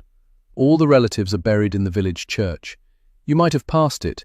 Pretty Norman building, white picket fence." "So all your friends must be back in London. Don't you feel lonely here?" I watch her carefully. "No, I like my own company." Bibby slides into the seat opposite Giles, picks up her knife and slices through her chicken breast in one clean stroke. She ignores the sausages, leaving them on the serving plate. Then, the question, a casual, slicing thing. "Tell me about you both. You said you have a son in London. What's he like?" I choke, the chunk of sausage in my mouth catching in my throat, dragging down painfully. Giles grimaces into his wine. His eyes shift to mine in panic. And in that instant, I want to hurt this woman, to pin her to the wall like a butterfly and watch her squirm. "He's a writer," I say, forcing calm. "He lives in," I almost say Cadogan Square. Too much, I think quickly. "Piccadilly." Chapter 35. Bibby. I feel my breath coming in sharp gasps, hearing her answer. My pulse beating against my skin. I can't stand being so close to them. Marcus's parents with their false names and flimsy backstory. It makes me sick. I need to get away from them. Now. Why are they here? "I just need a moment," I mutter, forcing a weak smile before darting towards the loo. I can't do this. Once inside, I lock the door and lean against the cold, tiled wall, willing myself to calm down. My mind reels, circling the same thoughts as a vulture picking at bones. Marcia is planning to release that damn podcast. That can't happen. I'll make sure of it. The servants' passageways have proved useful once again. Last night, slipping into their room was almost too easy. The advantage of being familiar with this house is knowing its secrets, hidden doors, silent halls, the paths that allow me to slip in and out unnoticed. All it took was holding Marcia's phone to her sleeping face, and I was in. The messages, the files, the recordings, everything was there, and they have no idea I know exactly who they are. Thanks to her phone, I know everything. The text to Patricia, Marcia planning to hand over Marcus's diaries that she took from my room. She thinks she has the last diary. She's wrong. She's hidden it. I know where. It won't be there now. I'll be nipping up there to retrieve it. I won't let her publish his private thoughts. His mother. Why would she do that to her son? Marcus was so confused when he wrote that diary. His thoughts were all tangled, a jumble. He had psychotic episodes where reality merged with fantasy, and he made little sense. I have the last diary. He had told his mother to read them. He told me that when he got back from his last visit to Norfolk. But the last diary is hard to read, and without it, the others make no sense. I can see why she thinks I tried to hurt him. I acted quickly. Deleting the recordings was the first step. The second is making sure Patricia never prints anything about Marcus. Tomorrow they are supposed to meet, Marcia and Patricia, a little chat and a handover, according to Marcia's calendar. I flush the loo, put the lid down, and sit down, pressing my palms against my thighs, trying to steady myself. It's fine. Everything is fine. They have nothing now. Marcia has no podcast, no diary. I need a drink, something to wash the dryness from my mouth. I head to the kitchen, fill a glass with water, and take a sip. Then Marcia walks in. Our eyes meet, and understanding passes across Marcia's face, sharp and knowing. She knows I know who they are now, and she thinks she has all she needs to go to the police with the idea that I killed Marcus. I set the glass down too quickly. Water sloshes over the counter. "Just nipping to the loo," she murmurs. "Everything okay? You look pale." She disappears down the hallway before waiting for an answer. I grip the counter, everything coming back to me in disjoined pieces. I have to get out of here. These are the people who wouldn't listen to their son when he had come to them to tell them some terrible news. I rush through the main house, taking the stairs 2 at a time, heart pounding. I barely register slipping into their room, taking the diary and leaving it as it was.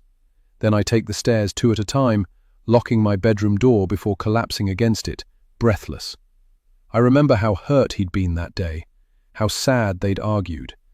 "This is how they will remember me, being thrown out of the house," he said, before collapsing onto the bed and sleeping for hours. Stepping onto my small balcony, I stay out of sight, my fingers gripping the rattan chair. Below me is the barbecue, Marcia and Giles, locked in a hushed argument. Giles looks bewildered. Marcia's expression is unreadable. I sit down, the chair warm from the sun. What will they do once she finds out I have erased everything? Taken back the diaries? They're in the boot of her car. I slip back downstairs, taking the car keys from their room. By the time I get back, I'm exhausted. Marcia has been taken in by Samantha Bowley and her lies. Believing I could hurt Sophie has fueled her thoughts that I had something to do with her son's death. I wake after dozing in the chair, stiff and sore, a shadow looming over me. I blink. It's Mrs. Pugh. She must have let herself in with the spare key. She looks stern.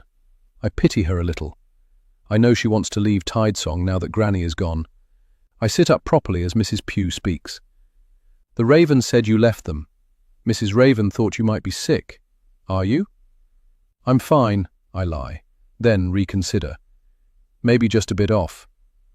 Mrs. Pugh's stare lingers. I hold her gaze. I think she's guessed I know they're Marcus's parents. Mrs. Pugh inhales sharply. "Doesn't matter. That report has been stirring things up, though. And you know how people love to gossip."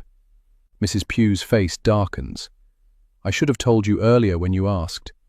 I look perplexed. "About the day Marcus died. You weren't the only one on the platform that day." I frown. Other than you and Granny? I say, remembering the waft of perfume that Granny always wore. So familiar to me. The memory rushes back like a wound reopening. I knew it. Suddenly I remember them. I thought I recognized something about the two old ladies. That perfume triggered it for me. Outside, a sudden gust of wind picks up, howling around the house. The weather is so changeable on this coast. Mrs. Pugh looks troubled. Yes, but did you know Samantha Bowley was there too? I saw her standing beside Marcus. When the crowd surged, I grabbed your grandmother. When I turned back, Samantha was gone, and so was Marcus. My stomach twists. Samantha Bowley? How could she have known Marcus was catching that train or had even been in London? Coincidence? That was far too much of a stretch. I found the missing diaries, I say. His mum had hidden them in the boot of her car and in the bedroom. She took them from my room. Mrs. Pugh's eyebrows lift. His mother? The Ravens, that's not their real name. Didn't you feel something was off about them? I did, from the very first day. I just couldn't pinpoint it. Mrs. Pugh shook her head. Can't say I did. I got into her laptop. She looked surprised. Wasn't it password protected? Only with Marcus's birth date, hardly secure. Her phone was trickier. It uses face recognition, so I waited until she was asleep and unlocked it. I read her emails. She's working on a podcast and seems convinced that I killed Marcus. She's taken what she found in the diaries and twisted it to fit her own narrative. I don't think she's capable of accepting that he took his own life. For her, someone else must be to blame. She's even met with Patricia Hale, and now she's convinced I had something to do with Sophie's death because of Samantha Bowley spreading rumours all over again. I pull out my phone and play the recordings I stole from Marcia's phone. Mrs. Pugh's face drains of colour. I don't understand, she whispers. Why would Marcus write those things? I meet her gaze, tears welling. He was high when he wrote them. I eye her. I could tell her the whole truth, but would she believe me? Mrs. Pugh hesitates. Your grandmother, she was shaken that night you told her what he tried to do with Tide Song, and that you had forgiven him. I think it clouded her mind. It didn't help when he came to see her. She was planning to go to London alone, you know. A pause. I couldn't let her. Connie. No, wait, please, I have to tell you something else. About Sophie, about how she died. I should never have kept this from you. I stay very still, waiting for her to carry on. Your grandmother took the canister out of the inhaler that day. Thomas saw her do it. I open my mouth to speak, but nothing comes out. We should have said, but at the time we thought, what good would it do? Sophie was dead, and the thought of you being left without your grandmother. We couldn't do it. So there had been an inhaler. Granny told me there was no inhaler. I believed her. I was in shock. To think she might have lied never crossed my mind. Yes, I'm sorry, Bibby, it was wrong to make you believe what you did. I don't know what to say or what to think. A knock at the door. Thomas steps in, hat in hand, looking uneasy. The Ravens are fighting. He wants to leave, she refuses. And Samantha Bowley just arrived, with that reporter. They're demanding to see you, Bibby. He eyes us. What's going on? Who are the Ravens? Thomas. I close the door behind me and step into the room. I never thought this day would come. I had imagined it countless times. How I would tell Bibby. How she would react. How Connie would, too. Bibby deserves the truth. She deserves to be freed from the chains that have bound us all to Tide Song. Everything I have bottled up for so long is seeping out, unstoppable now. For years, Connie blamed Bibby for Sophie's death, although she'd never said it aloud. She didn't want to, but Sam Bowley's lies made her question everything she thought she knew. I watched them both suffer.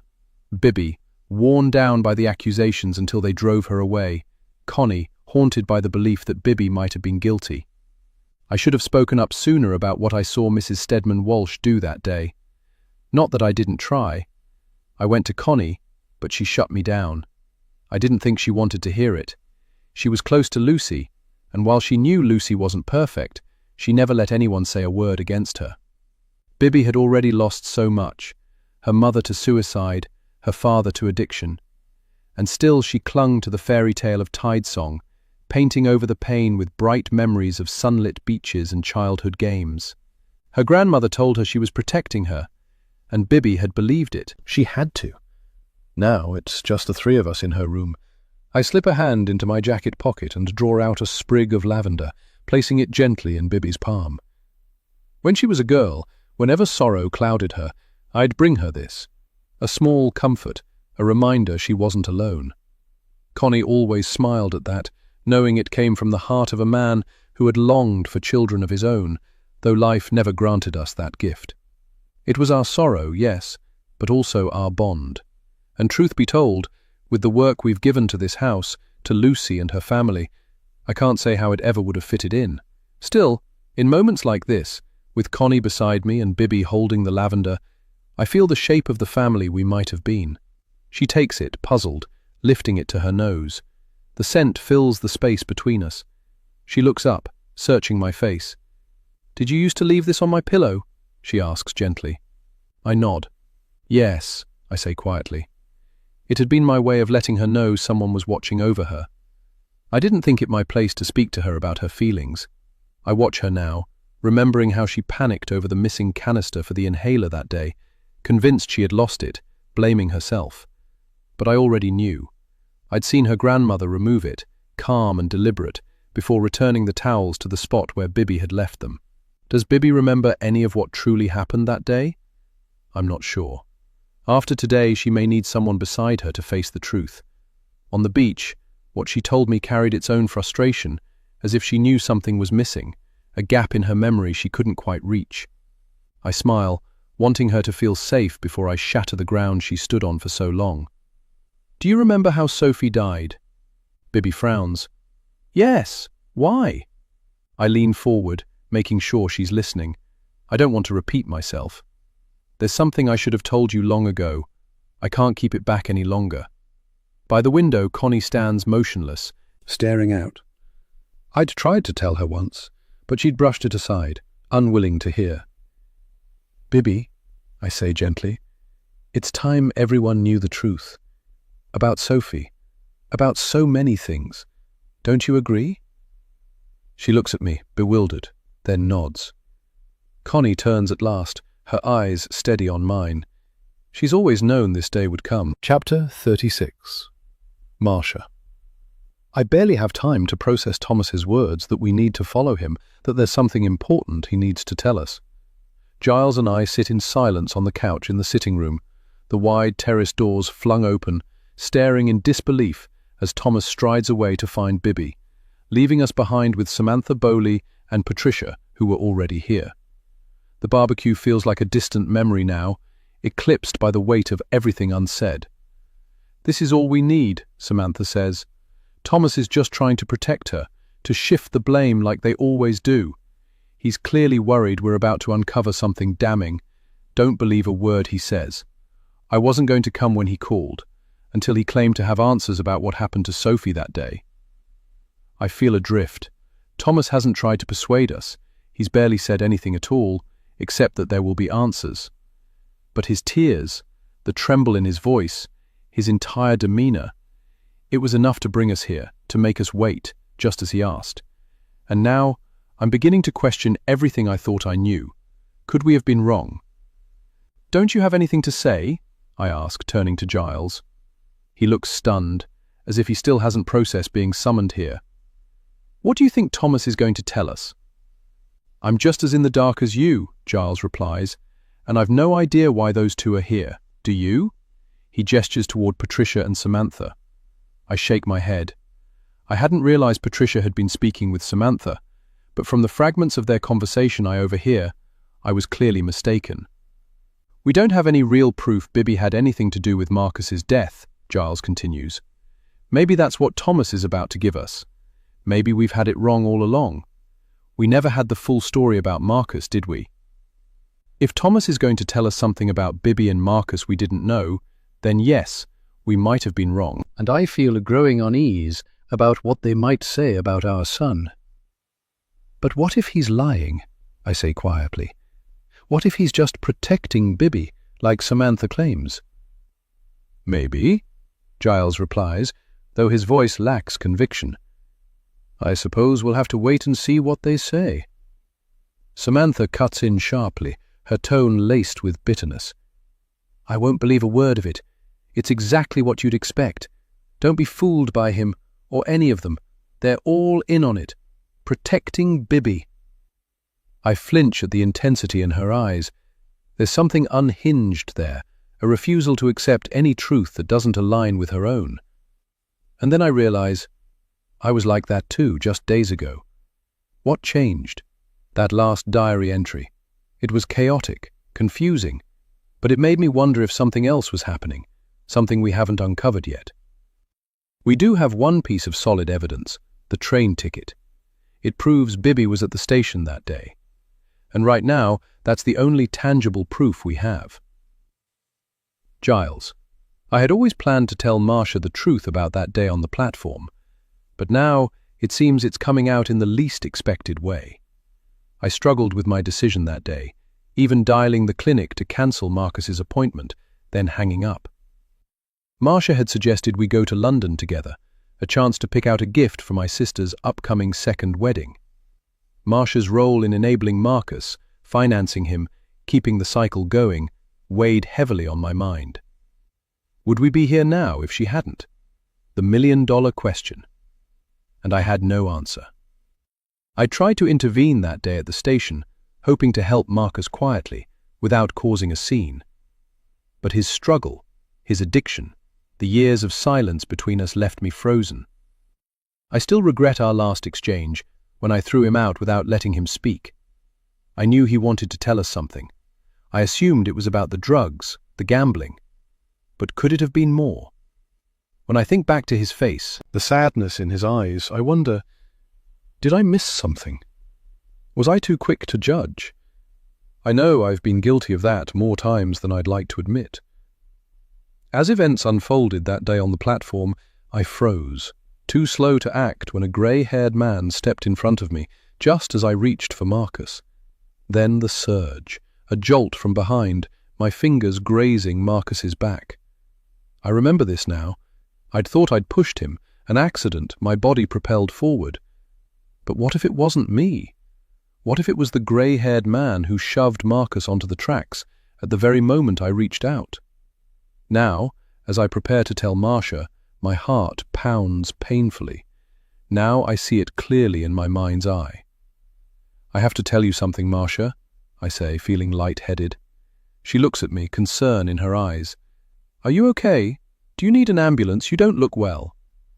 No, I'm fine, but I need to tell you something. I place a hand on her arm to stop her from getting up. Her gaze shifts, distracted for a moment. I glance down at my trembling hands. I haven't been honest with you, I begin. Honest about what? She asks. I'm aware of Patricia and Samantha at the far end of the room talking. That day, the day Marcus died, I start, struggling. I keep my voice low, not wanting the others to overhear. A gasp interrupts me. I turn to see Samantha pointing at me. I saw you on the platform that day, she says, her voice accusatory. She stands up. I feel a wave of nausea. She must have been listening to us. She's pointing at me as if I am guilty. But I know the truth. I saw her there too. She can't point fingers when she was just as involved. But why would she have been on that platform that day? Marcia looks at her. What? You were there when my son died? Why? She looks confused, trying to work out what's going on. Giles? What's she talking about? Marcia asks, panic rising in her voice. Tell me, why were you both there? My chest tightens.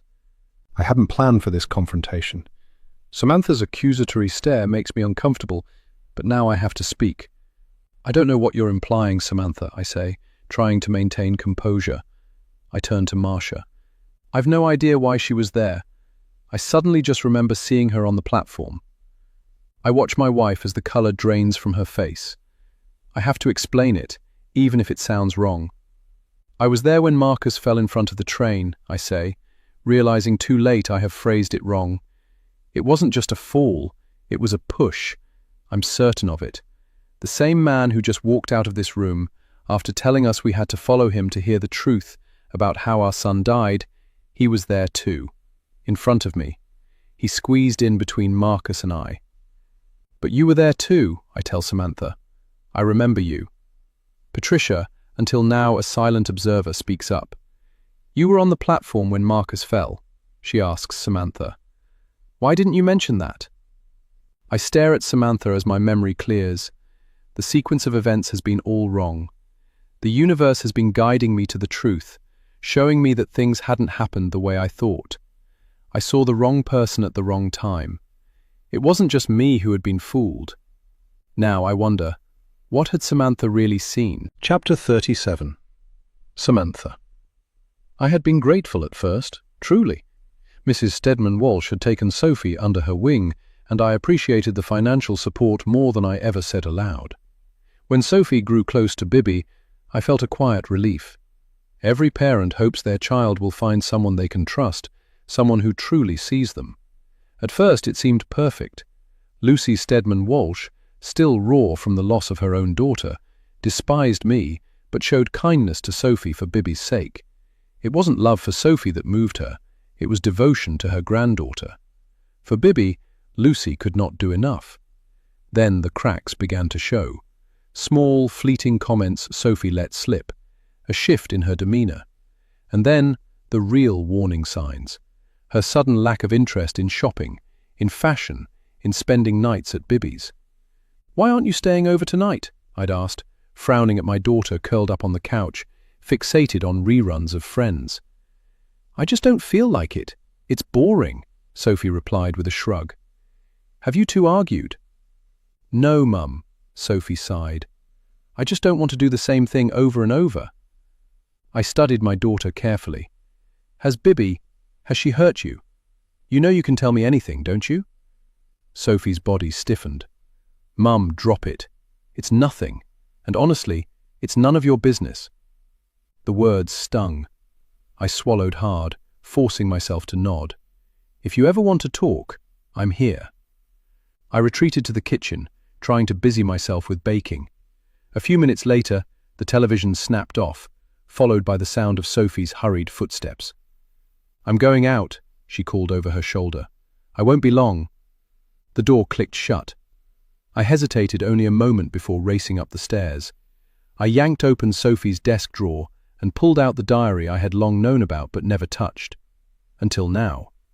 My fingers flipped through the pages, deciphering Sophie's messy, dyslexic scrawl. And then, I'd heard about the incident with the bottle, but only vaguely. But Sophie's account was very different to Bibby's. Bibby had been wielding the bottle, threatening her with it. Yet Bibby's grandmother believed it was Sophie who had attacked Bibby. And Bibby did nothing to correct her. She let her grandmother believe the lie. I needed to confront the grandmother. I had to set the record straight. I couldn't stand by while my daughter was accused of something she hadn't done. So I telephoned Tidesong to speak to Mrs. Stedman Walsh. "Hello? How can I help you, Samantha?" Lucy's voice was smooth and detached. We hadn't spoken directly since Bridget's death. A tragedy she still blamed on me. I tightened my grip on the phone. "Let's not waste time, Lucy. Sophie did not attack Bibby, and I won't allow you to keep believing or spreading a lie." My voice was cold. That woman had always tried to control everyone around her, including us, and I'd had enough. I knew it was only a matter of time before she started spreading the story that Sophie had hurt Bibby. Lucy let out a laugh, hollow and unsettling. "Oh, Samantha, of course you'd say that. I know Sophie was jealous of Bibby, but I expected better from you. Especially after everything I've done for your daughter. It was a cruel thing to do to her best friend. And after all we've done for you since your husband left you." My stomach twisted. "You just refuse to see it, don't you? You won't even consider that your precious granddaughter might be lying." "Funny, I could say the same about you. But let's be clear. You will drop this. No gossip, no accusations. If I hear even a whisper around town, I'll know exactly where it came from. And you won't like what happens next. You, of all people, should understand the consequences. Or do you need reminding?" Her threat chilled me. I felt the chill of it settle deep in my bones. I remembered what she'd done to us, to the farm, after Bridget died. This wasn't just about Sophie anymore. It was about power, control, and punishing me in any way she could. Chapter 38. Marcia. Samantha reaches out, laying her hand on my arm. I notice and shake it off, standing up from the sofa. You were on the platform? That day? I don't understand.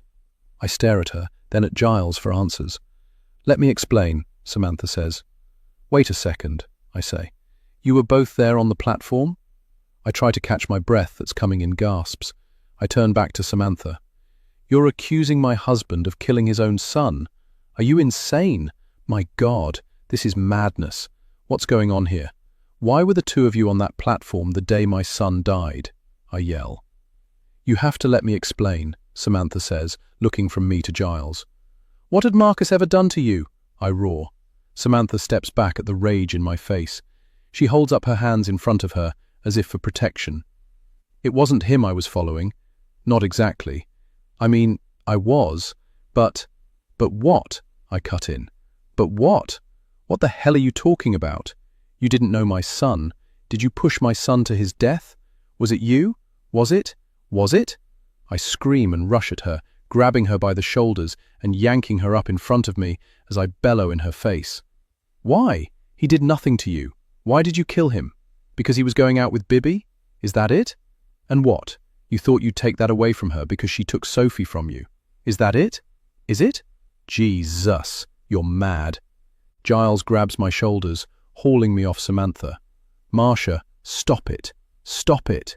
Stop. Stop. You're hurting me. Marcia, please, I wouldn't have done it. Honestly, I wouldn't. Samantha pauses. I realized when I was there that I couldn't go through with it. She yelps as I slap her. Marcia, stop. This isn't right, yells Giles. You need to calm down. He tries to grab me around the waist, but I'm flaying my arms around, desperate to get back to Samantha. I struggle to free myself. Not right? She killed our son, and you think this isn't right? Why are you sticking up for her? He didn't know this woman. They just found out she pushed Marcus to his death, and he's sticking up for her? Why? Then the rational side of my brain makes me question something. I calm a little, thinking it through, finding a clear path to the truth. I don't think she did it, Giles says. I went to London for a party, begins Samantha. I didn't know about him, your son, that is. I saw him there at the party with Bibby. It was all a coincidence. I know how it looks, but that's the truth. I flinch at her words. I could see they were close or getting that way. His agent was my best friend's husband, that's why I was there, you see. Honestly, I didn't know Bibby was going to be there, and was shocked to see her. I hadn't seen her in years. It actually made me nauseous. I glare at her. Was that supposed to make me feel sympathy for this woman? My mouth tightens, reining in my anger just enough to stop myself launching back at her. I exhale loudly and groan, freeing myself from Giles's hold. Which is it, Samantha? Did you or did you not do it? Or do you know who did murder my son? Samantha looks down as if she's hiding something. Giles stands between the two of us now, sheepishly unable to look me in the eye. You still haven't told me why you were there, I point out to him, rounding on him now. I thought it was the only way to corner him and get him into therapy. Corner him? He wasn't a wild animal. I look at him dumbfounded. And what? A phone call or a visit was out of the question? I don't understand what you just said. Why did you think that was a good idea? Corner him in public. Why was that a good idea? Marcia, don't, Giles. Don't. Please, just tell me what was going through your head, because you really don't want to know what's going through mine right now. I look at him as if I don't know who he is. This is the man I've been married to for 45 years, and I don't know him. Our eyes meet, his dark and sorrowful. Why? For the loss of our son, or for himself? I was going to go to his apartment, he begins to try and explain it to me. That was my first idea. I'd booked him into that clinic. They were waiting for us. You know, the one we talked about. But I changed my mind. I thought he'd fight me about it. I thought I wouldn't be strong enough to do it alone and he'd leave. You know how desperate he was for help. We saw it. But he didn't. I had to be desperate too, so I sat in the car, wondering what the hell to do, and then he walked out towards the station. I thought it through quickly, on the spot. I thought I'd do it at the station. You know how he hates scenes. I asked the driver to wait, and he was going to help me if Marcus became difficult. I had to do something, don't you see? I had to do something. He roars the last part in desolation, then raises his hands to cover his face, as if he's unable to relive it again in his mind. And? Why didn't you get him when he got to the station or along the walk there? It was difficult to stop. He's yelling now. We both are. In my head I planned it, see? Wait on the platform and then link arms with him and take him away with me. In my head it was simple. There was nothing that could go wrong. You know he wouldn't have resisted. He detested making a scene in public. I was going to catch him off guard. Go on, I say, unsympathetically. And then the train was pulling in, and there was this huge surge of people. I don't even know where they all came from. I hadn't noticed. I'd been so fixated on Marcus and getting to him. I realized I had to do it now or never. I reached out for him, but I was jostled to the side and almost lost my footing. And that's when I saw Samantha brush past him, and then... He looks at her, standing inches from him, a scarlet stain on her cheek. He was gone. He turns towards me, pleading for me to understand. Did he want forgiveness from me? That's what you're supposed to do, isn't it? To make them feel better when they've made a confession, to be able to move on. My blank look tells him everything. I'm not going to forgive. I will never forgive you, I say, my stomach tightening into a huge ball of rage, pain and anger. Giles takes it in with a puckered brow. I know that, but I didn't push him. You must believe that.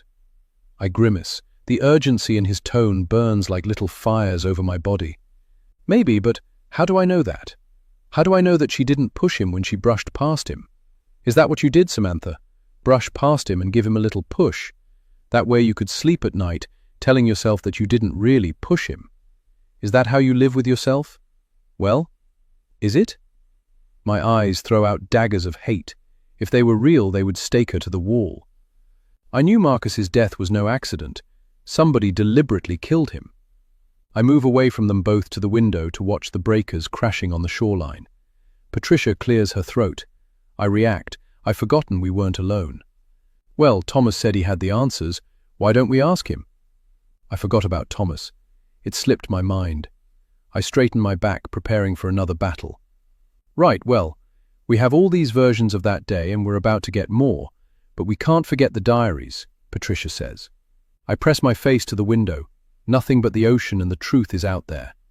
They'll cover it up like they always do, sobs Samantha, refusing to accept anything but her own version of what she believes.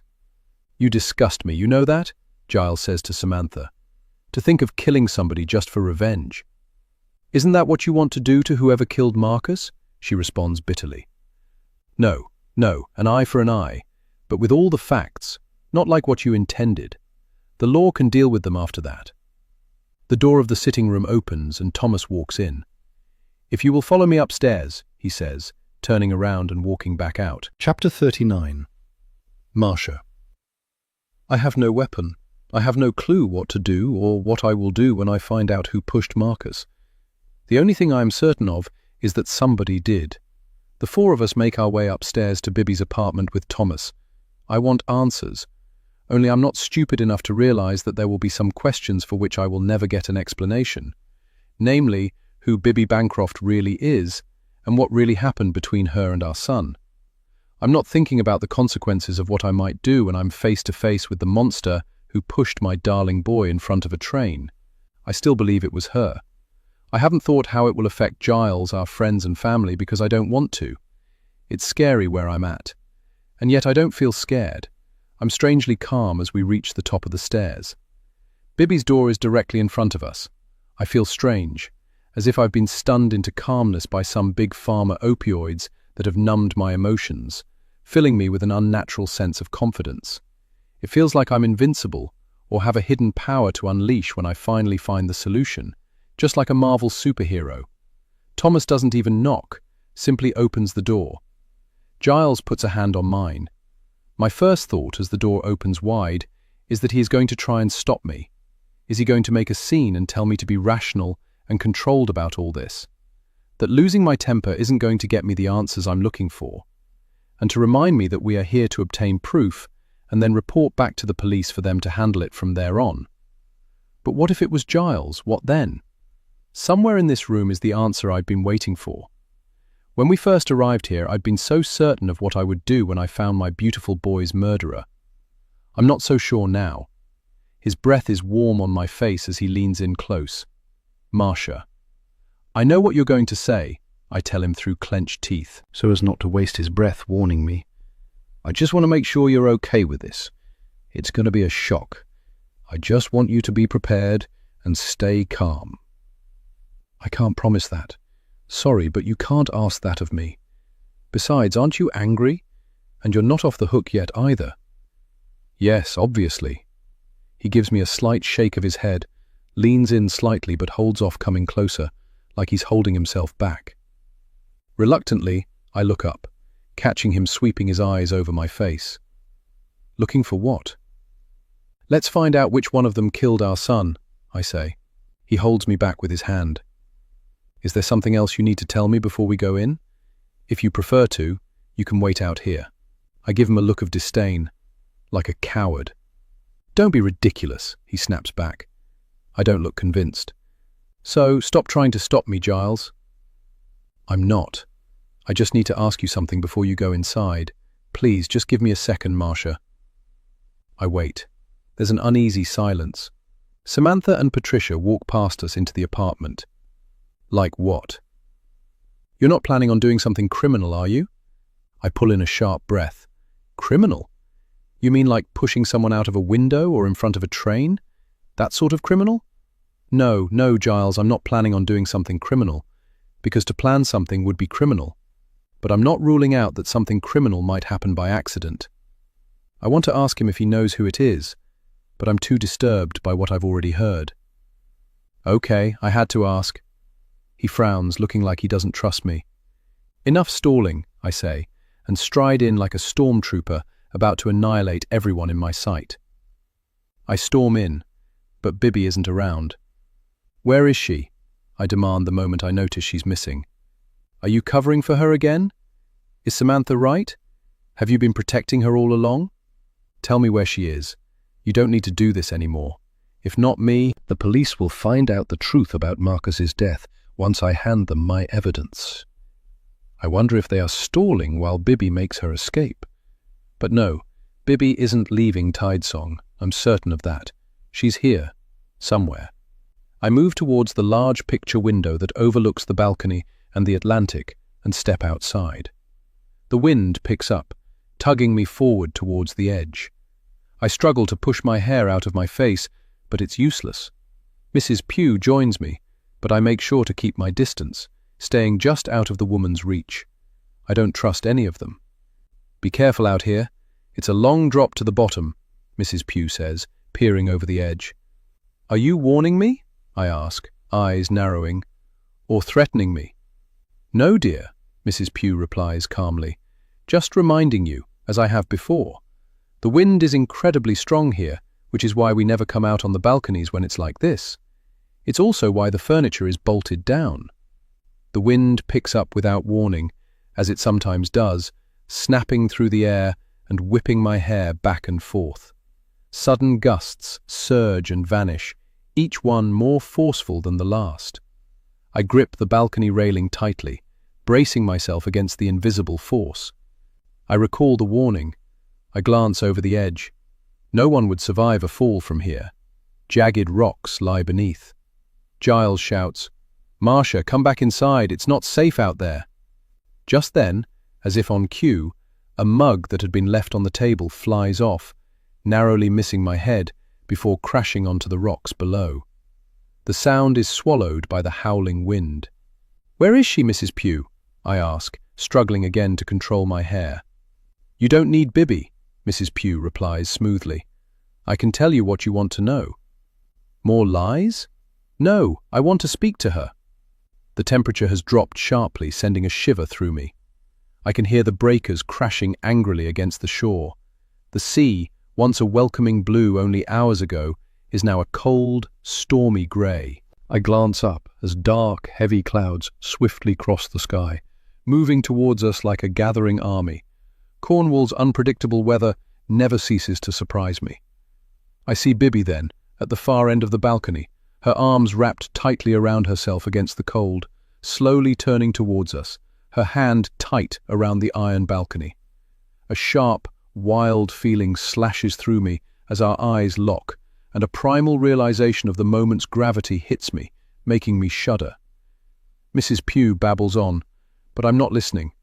My mind is consumed with thoughts of the woman before me and what she did to my son. Other voices echo behind me, calling my name, but it feels as though only the two of us exist on this windswept, treacherous balcony. This woman cold-bloodedly pushed Marcus to his death, and now she stands here, as though it was a mere blip in her miserable life. My mind races back to the earlier conversations of those who had been on that platform when Marcus fell. Can I be certain it had been Bibby? I'm sure of one thing. When Bibby confesses, and I know she will, there will be no stopping my instincts. But was it Bibby? My gut says yes, but doubt lingers. I think of calling Giles over, of using him as a witness, a means of forcing this killer to confess. But then again, Giles had been there too. The lies stack up like a Jenga tower, each one a precarious block, waiting for the smallest nudge to send them all tumbling down. Giles. I rush out, fighting the wind, straining towards Marcia as if I've read her mind. "Marcia!" I shout, but the gale swallows my voice. Mrs. Pugh's words are torn away too, lost to the sea. Marcia is a stranger to me right now, unpredictable, dangerous. We have both changed, caught in a storm of Marcus's making. Bibby stands still, watching, knowing exactly why Marcia is here. Answers. She won't leave without them. Had my wife prepared for this moment from the start? Marcia's eyes are still locked on Bibby. I wonder what she's thinking. Of Marcus? Standing with his back to the crowd? Had he ever thought of jumping? Had he ever considered how devastated we'd be if he died? We will never know, I think, as a familiar ache of loss tightens around my chest. Then Bibby is there, close enough to touch. She speaks, but the wind scatters her words. Both women's hair whips around them, a blur of tangled emotions. I watch, unsure whether to intervene. I stay back, next to Mrs. Pugh. A sudden gust howls, nearly knocking us all off our feet. The unpredictable winds Mrs. Pugh had warned about. Marcia grips the iron rail, steadying herself. Tension thickens in the air between us. Bibby. I grip the railing, my neck muscles taut as my words are lost to the wind. I lean in closer. Marcia sees the fear in my face, the terror of the sheer drop below gripping me, making every breath a struggle. I keep my gaze locked on Marcia, refusing to look down. "What are you going to do? Throw me over the edge?" "I know you want to," I yell, my voice barely cutting through the roar of the sea. "I do. Did you expect something else? A chat, maybe?" Marcia's tone is sharp, her words cutting through the wind as we shout to be heard. "I want the truth, if you're capable of that." She watches at the way I'm looking at her. My gaze darts to the edge. "What do you actually want to know?" My hand grips the rail tighter. I'm acutely aware of Mrs. Pugh and Giles nearby. "I want you to stop lying and tell me what really happened that day on the platform." "Do you?" I move closer. "And what if I told you something you didn't want to hear? You think tormenting me will make me give up? You never cared about Marcus, did you?" "That's where you're wrong," I say, stepping back. "I did care about him, very deeply." My eyes shift to the sea, my hair whipping around my face like it has a life of its own. "Oh, really? That wasn't obvious in the diaries, with all the things you did to him. Remember, I've read them all." "You've read a few." Marcia ignores my dig, even though she isn't sure if I am telling the truth. She has only read a fraction of Marcus's thoughts, that is true. One thing Marcia did get from those diaries: her boy was in pain. He was suffering, and I was the cause of that pain. But that wasn't the truth. And suddenly you expect me to believe it wasn't true what he wrote? Funny how you say you cared for him, yet you never wanted to meet us. You've only read Marcus's version of our life. It wasn't all true. And not meeting you, that had nothing to do with our relationship. That was something else, and not relevant right now. You honestly think any of it was about you? I throw my head back, laughing. You didn't know your son. He wasn't serious about you, or he would have brought you to meet us. That's who he was. I knew my son better than you'll ever know, she says, as the words catch in her throat, choking her. Giles steps forward, taking hold of both Marcia and I and pulling us inside. I sit on the small couch in front of the unlit log burner, tears blurring my eyes, but grateful to be off the balcony. Why can't you accept that he loved me? I demand. The word loved echoes around the room in an act of defiance felt by all. Marcia's voice turns icy. He never loved you. If he had, he wouldn't have written those awful things. You ruined his life, pushed him into drugs and gambling. Marcus wouldn't have gone down that path if not for you. She stands firm by the unlit fireplace, back ramrod straight, fists clenched by her side, nostrils flaring. Giles locks the balcony doors, sealing out the relentless sound of the ocean. Every head in the room turns. Samantha's glare is sharp as I fire back. That's your problem, isn't it? To you, he was flawless, a golden boy who could do no wrong. So naturally, you blame someone else when things go wrong. Marcia swallows hard, then shifts her focus before she cracks. When did you figure out who we really are? My smile is cold. I don't want to be doing this. I shrug. Carrying a family photograph? Not very smart. My words cut deep, and I don't mean to be so mean. The hint that someone had indeed been rifling through their room is no surprise, I see. I found the photo while you were sleeping, I continue. Marcia blazes. You're a psycho, that's what Marcus thought of you. I doubt it says that in the diaries she read. I see now she's just angry at losing her son, and I get that, but having that anger pointed at me when all I did was try to help him hurts. You couldn't bear him leaving you, and that's why you tried to control him. God forbid anyone leaves you by choice. She doesn't know what she's talking about. Her words hit hard. If only she knew what I have lost. I let her rant. Let her get her anger out. I don't want to fight with her. I don't want to fight with anyone anymore. My silence is crushing. I can feel how it's making her feel. Without another word, I stride back to the balcony, unlock and then yank open the doors once again, and then begin down the narrow steps to the beach that run down the back of the house. Being in there, being accused of all sorts, without any of them knowing the truth, suffocates me. I just can't bear it a moment longer. No! Bibby, come back! It's too dangerous! Mrs. Pugh cries out. Marcia follows, but I'm already striding along the narrow catwalk above the rocks beneath the balcony. Marcia has never seen this winding, railingless path down to the beach. Instinctively, I reach for the rough wall of rocks when a sudden gust sweeps through my legs, throwing me off balance. Beneath the terrace, the wind softens, the sheltering rocks and cove offering a brief respite. I pause and then spin around. In that quieter space, my voice cuts through the calm as Marcia struggles to steady herself behind me. You call me a psycho, I shout, but you're the real psycho. You come here, drenched in righteous indignation over what you think happened to your son and his death, blaming everyone while missing what's right in front of you. You're so blinded by your own arrogance that you never see the truth. Marcia balls her fists. I see the pent-up grief burst forth. You don't know what you're talking about. Don't you dare cast my son as the villain. It's always been you, she screams. You killed Sophie, and my son. The final words nearly bring her to her knees. I can see that she can't bear what she thinks of Marcus being twisted. Is that what you think? I snap back.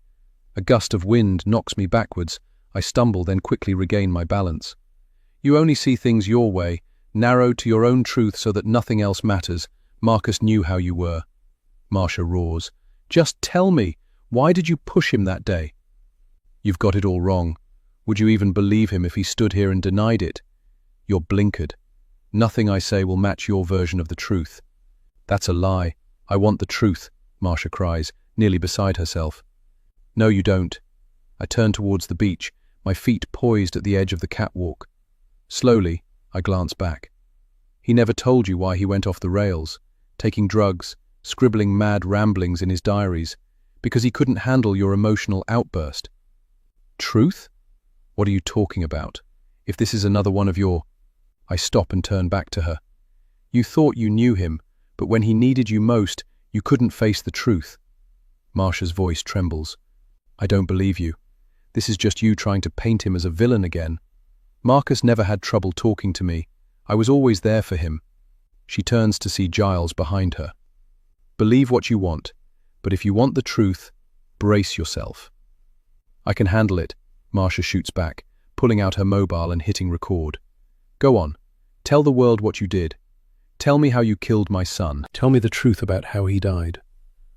I edge closer to the catwalk's brink, aware Marcia can't tear her eyes away from my face.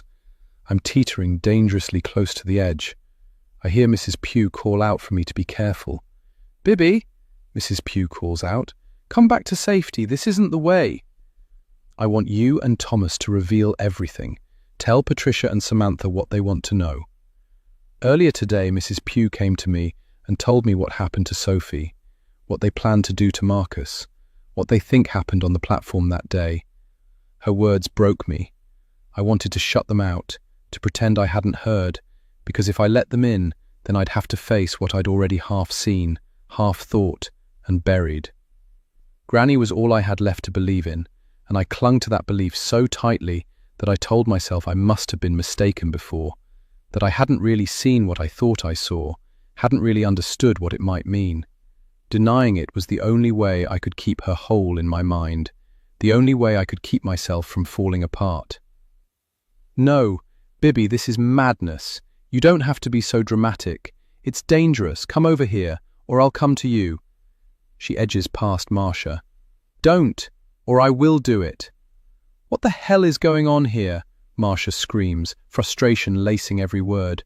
Tell me what happened that day. Stop playing games. And get away from the edge, Bibby. What? You care? The tears come. Marcia, Marcus had a glioblastoma. There was no hope for him, he knew it. The tumour pressed on his frontal lobe, warped his mind.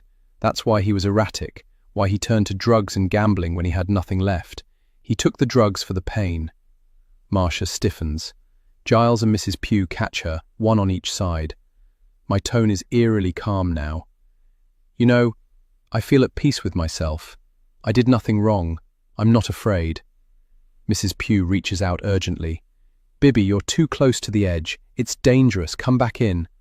Giles moves to intercept her. Don't, please, don't, I plead, though my voice carries a detached finality. I'm not scared anymore, Mrs. Pugh. Not now. Not now I know everything.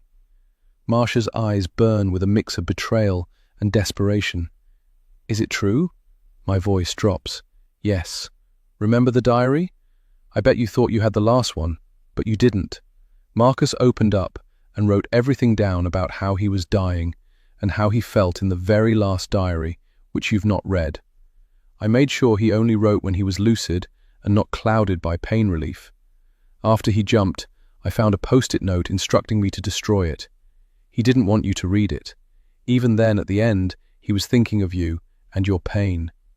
Marcia gasps, shock and grief tangling in her throat. My God, Marcus.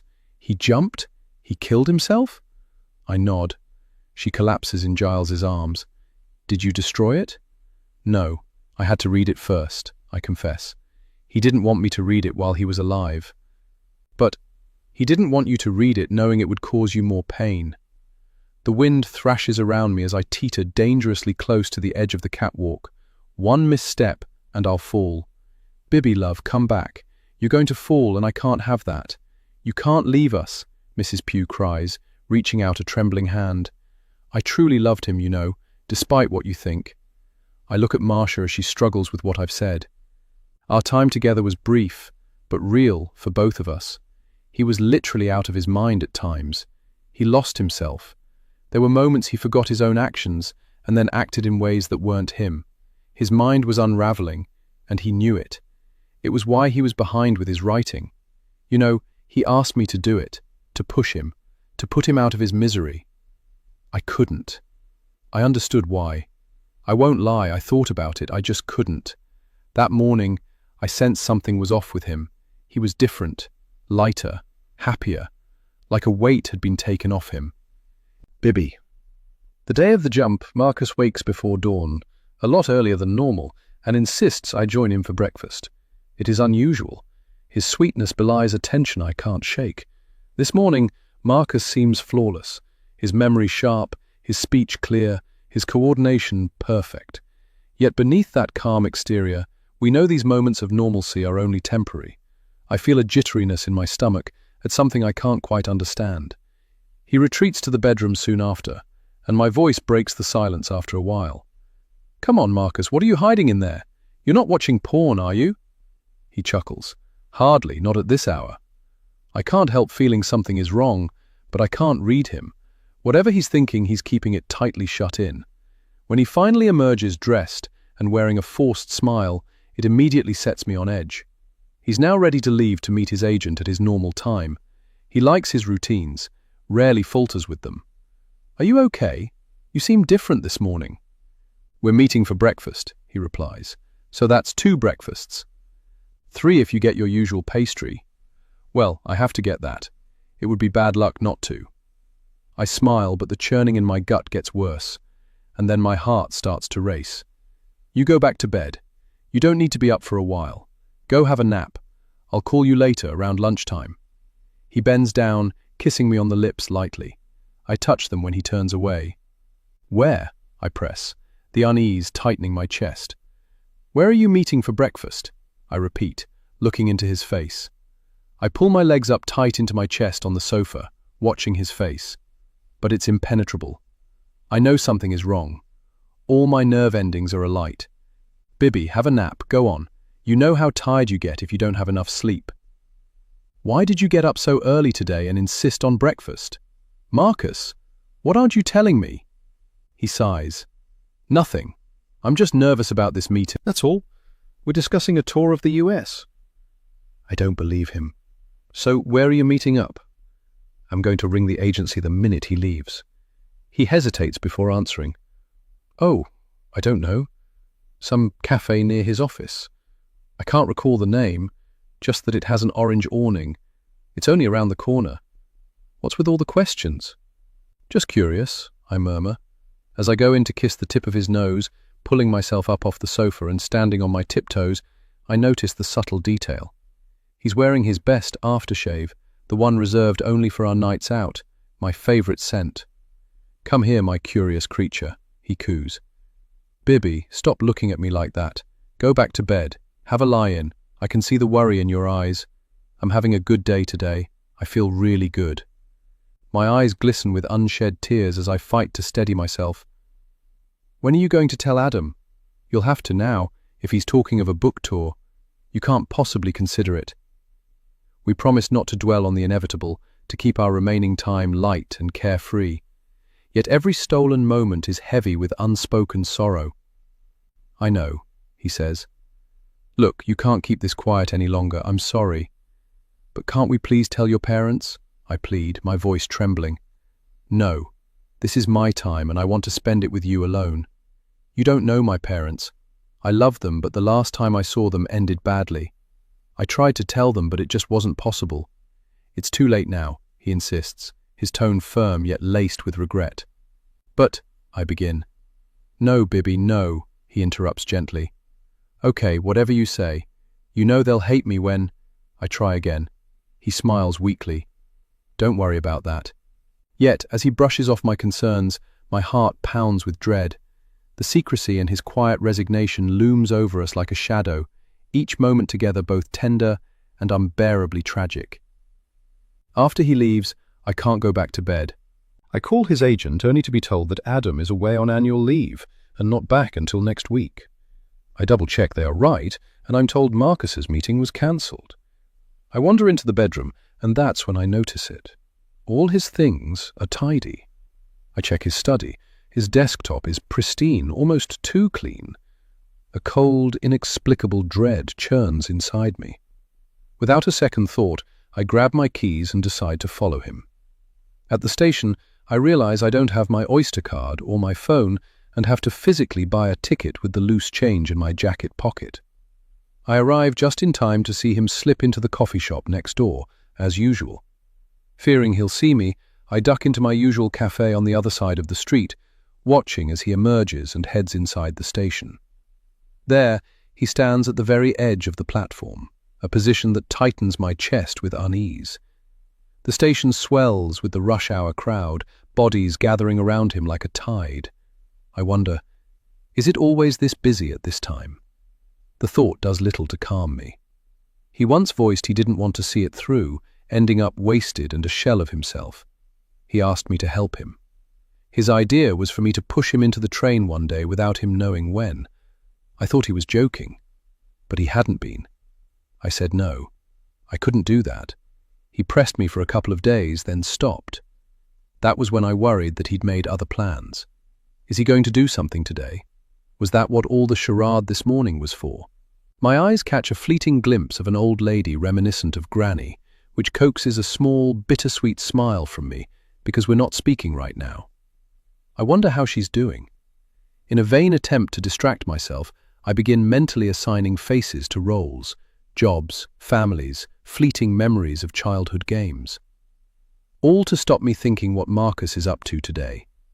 I don't for 1 second think he'll jump, or maybe I just don't want to believe he will. Should I try to stop him? But it's what he wants. I notice a woman in black sportswear sidle up close to him, hesitantly glancing over her shoulder. As the woman's hand stretches forward, I am swept into the mass, forced to weave through the crowd, a jolt of terror deep within me that I am wrong, and he is going to jump. Just 2 bodies behind him. I turn as the train screeches into the station. In that split second, a shriek of metal and a woman's scream pierces the air. I turn towards the sound, then back to him, or rather the empty space that was him, and panic seizes me when I can't see him. It all happens so quickly.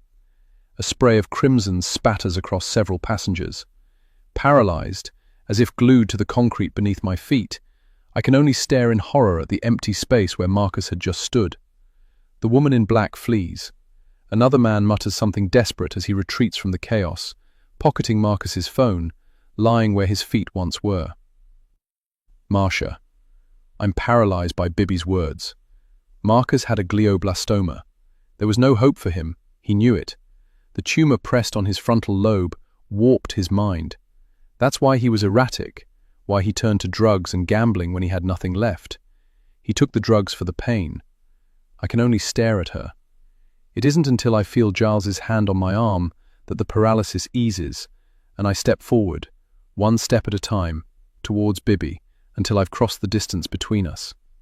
The huge drop in front of me makes me queasy. How can Bibby stand here? The wind nudges me forward, towards the gaping abyss beyond the path.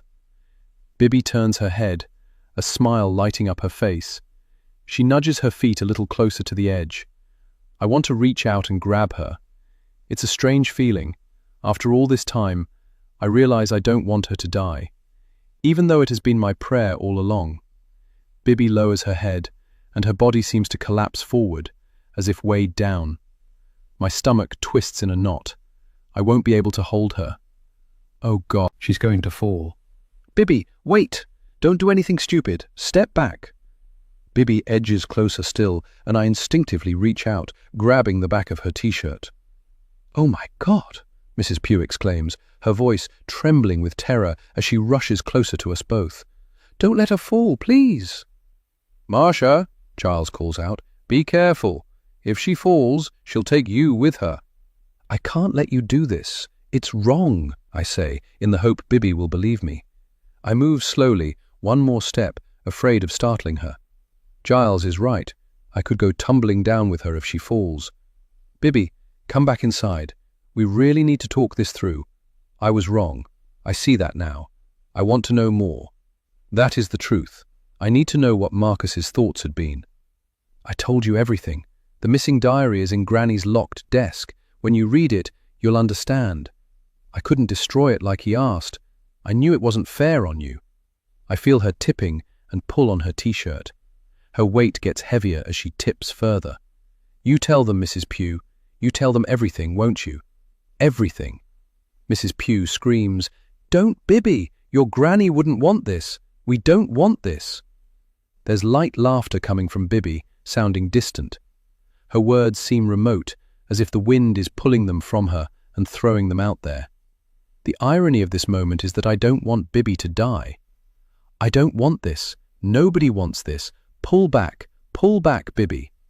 I feel Bibby's feet slipping, moving forward as gravity claims her. If I let go, Bibby will die, but if I keep hold, I will die with her. My own feet slide. I feel someone grab me from behind and sense them sliding forward too. The pull of gravity is too strong. With nothing to stop our slide, we are all going to die. It happens so quickly. Gravity pulls me as a giant gust of wind slams into us, and in that split second of awareness of what is about to happen, I let go and I'm yanked backwards by strong arms. There's no noise, no screams. I sit between Giles's legs where we've fallen backwards, feeling stunned, terrified and shocked that I let Bibby go. I look at my hands, the hands that let her go, let her fall to her death. Thomas rushes to the edge. He looks gingerly down and begins to sob. I wonder if he can see anything. His phone lights up as he unlocks it and calls the police, choking on the words. I'm confused and unsure, finally pulling myself to my feet. Giles walks me back up the catwalk to the house. The Pughs follow behind. I don't know what to say. The words are all jumbled inside my head. I can't get them out. Patricia is waiting for us at the top of the stairs, her face grave. We walk into the house, together. I don't know how I got here. I don't remember the walk back to the house. The solemnity of what just happened cloaks us all in silence. "You're not going to write about what happened out there, are you?" asks Giles, helping me to the small sofa in Bibby's apartment and pouring me a brandy. I thought I'd feel better, lighter, when Bibby was no longer around, when she was dead. But I don't. I actually feel nothing. "I don't really know what happened out there," says Patricia, seating herself next to me. Samantha perches on the end of an armchair, twisting her hands together. "I thought I'd feel at peace, but I just feel worse. The pain hasn't gone. I thought it would, but it hasn't. If anything, it's worse. And I still don't know what really happened to my Sophie." The anguish in her voice is raw. "I think Thomas can fill in the blanks," Giles says, understanding her need for closure. Thomas walks towards Samantha and sits down beside her. I sit in silence, still stunned, with a blank look in my eyes. Chapter 40. Marcia, Norfolk. 2 months later. In the aftermath of what happened that day at Tidesong, I explained the sequence of events to the police. A terrible accident that wasn't in any way premeditated, but actioned purely by Bibby herself. The testimonies of the witnesses all said the same. I tried to save her, but ultimately, when there was no hope, I had to save myself. I was told that the CPS might try to accuse me of encouraging her suicide. Thankfully, everyone who bore witness testified that it was Bibby alone who chose to jump. I was thankful that the Pughs didn't bring up the whole debacle of Bibby's life and the tragic demise of her friend Sophie, which would have cast a shadow over all of them. Thomas's voice was flat when he confessed to us earlier that evening. He'd seen it, Mrs. Stedman Walsh sliding out the canister from Sophie's inhaler, wrapping it in towels, telling him to take the towels down to the girls who had only taken a bag with drinks with them. We'd never known Sophie to have an attack. I thought it was spite. I couldn't imagine she'd need it that day, so it didn't bother me too much. "Why not tell the police?" I asked. Connie said we'd be ruined. It was wrong, but she was gone. Speaking up wouldn't bring her back. "So you let Bibby believe she'd imagined an inhaler? I thought you loved her. How could you?"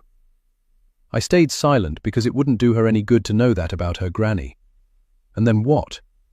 Mrs. Stedman Walsh goes to prison, and Bibby loses her too. She made up her own mind to believe what she was being told. Her grandmother insisted there had been no inhaler, and Bibby chose to believe that. Her grandmother told her she'd imagined it from the shock of seeing Sophie die, that Sophie never had it. That's what we told the police. And Samantha, I know Bibby remembers something different, but didn't want to believe what she'd really seen. She told me she thought she remembered seeing the inhaler, Was certain of it, but Mrs. Stedman Walsh insisted she'd imagined it. And then Mrs. Stedman Walsh said that the conversation was finished, and we never spoke about it again. What did Bibby actually say to you? She said, I found her inhaler, but it didn't help. Sophie tried and tried. I realized the canister was missing. It could have dropped out on the way down. I couldn't think. One terrible thought crossed my mind, but I didn't want to go there. Couldn't go there. But it had been enough to make me insist ever since that there was no inhaler, rather than an inhaler with no canister. I make a fresh pot of coffee. Giles puts down the newspaper. Well, I think this is the first time we're not mentioned in any way, not even in the tabloids. He puts the newspaper down on top of the pile of papers we've been getting since that tragic day. I can't believe how much publicity there was. Thank God it's stopped now. I was beginning to think we'd have to sell up and change our names. The scrutiny by the press has been unbelievable and unbearable, with doubts thrown up by the tabloids and social media and various scenarios as to what really happened the day Bibby died. I doubt it would have got as much traction if he wasn't a young, well-known, up-and-coming author. You know what the press is like. Anything that will sell a story. They throw in as much as they can to keep it going, says Giles sourly. I hate how they painted his reputation as a drug taker with gambling problems. One tabloid printed that if he hadn't been sick, he'd have died anyway from his addiction.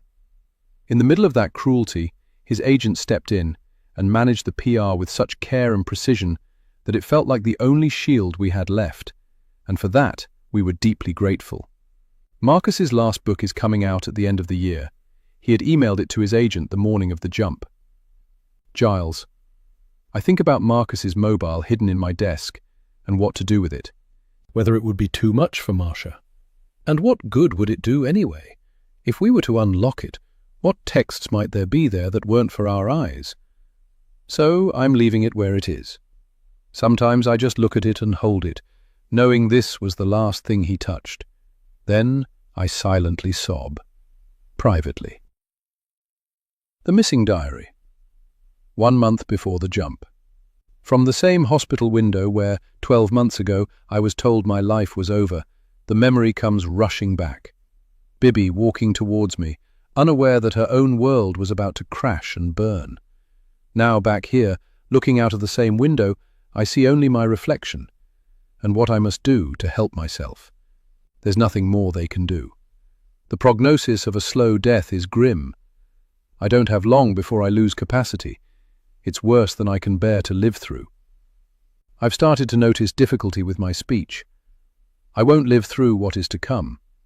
In the rare moments when my mind feels sharp, I know exactly what I must do while I still have the strength to do it. I need to help myself. Since my diagnosis, it has been hell, but at least I understand why I have been doing the things I have without recollection. My mood swings, my memory loss, my paranoia, difficulty with words. There are good days and there are bad. Weakness in my right leg where I should use a cane, but I will not be seen that way. I'm not supposed to drive, but I will not stop my life just yet. I'm on medication to keep me from spinning out, but I know it will get worse for me. Taking cocaine helps me a lot. It takes me away from the moments I can't bear to live through. And so, writing this now before the medication and drugs stop working is my only hope of actually getting my honest feelings down on paper. I don't want anyone to read this, not really. I just need to write for me, to get it out of my system. I'm angry, mad. But what good are those feelings when I'm dying? I have such little time, and I don't know what to do with it. I should do lots of things, but I don't feel up to it. I want to tell my parents, but I don't. They will smother me, and I can't cope with that. I'd rather they remember me as I am.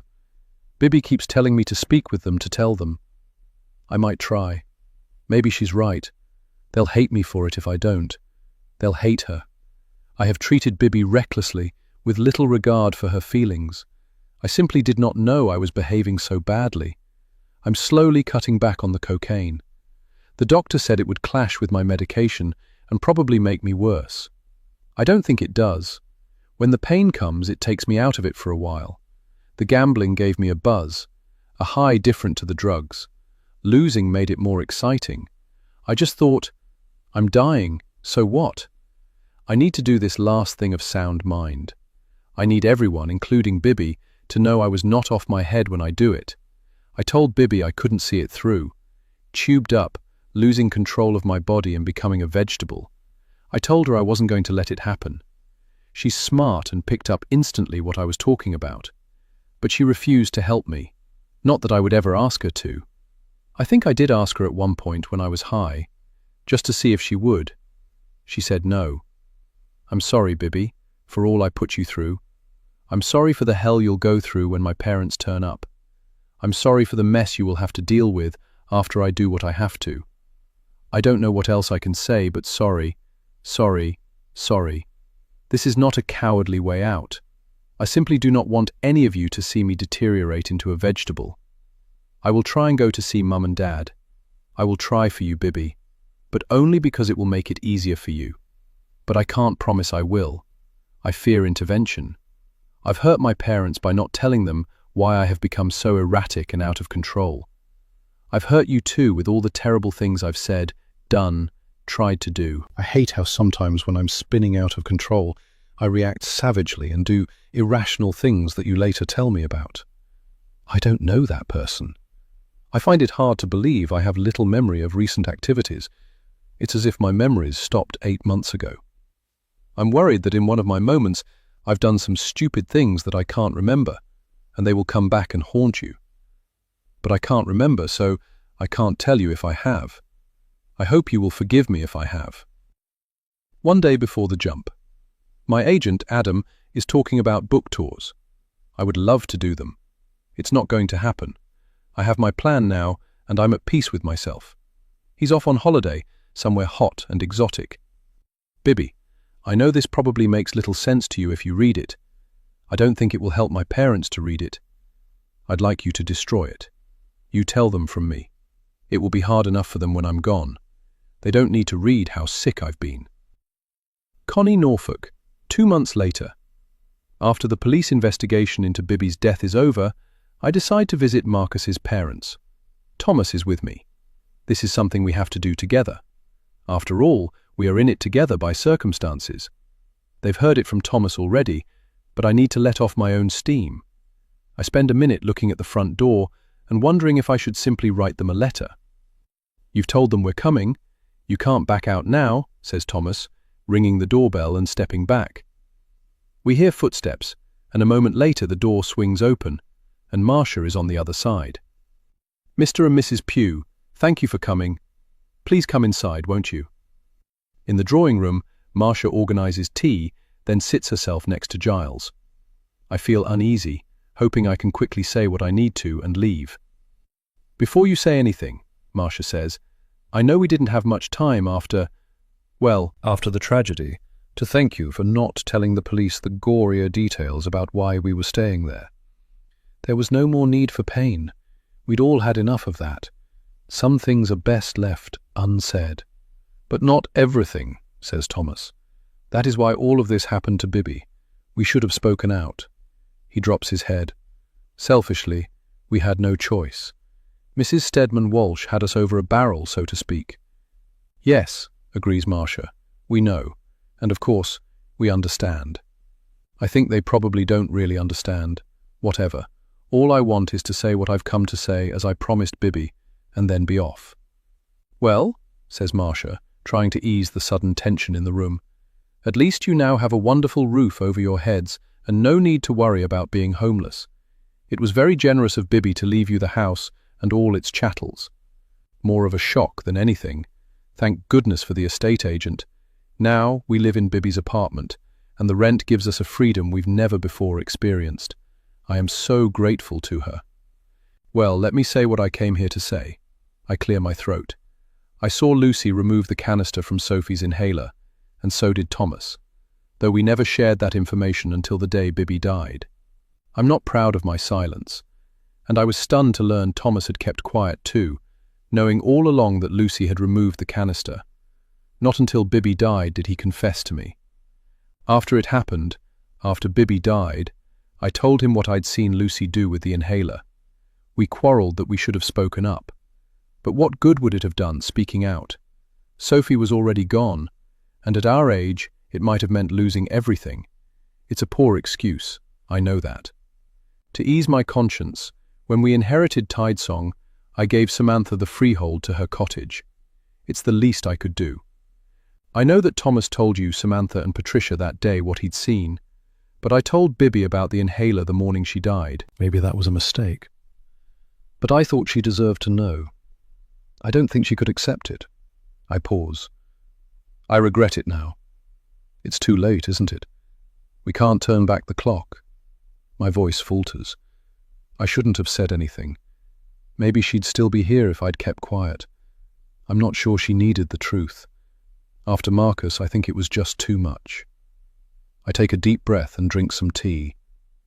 I think I broke her heart. I put my teacup down. Bibby was already damaged. Then she met Marcus and had to deal with his illness and then losing him. It was too much for her. She lost everyone she loved. She felt like she was a bad omen to be around. Connie Cornwall.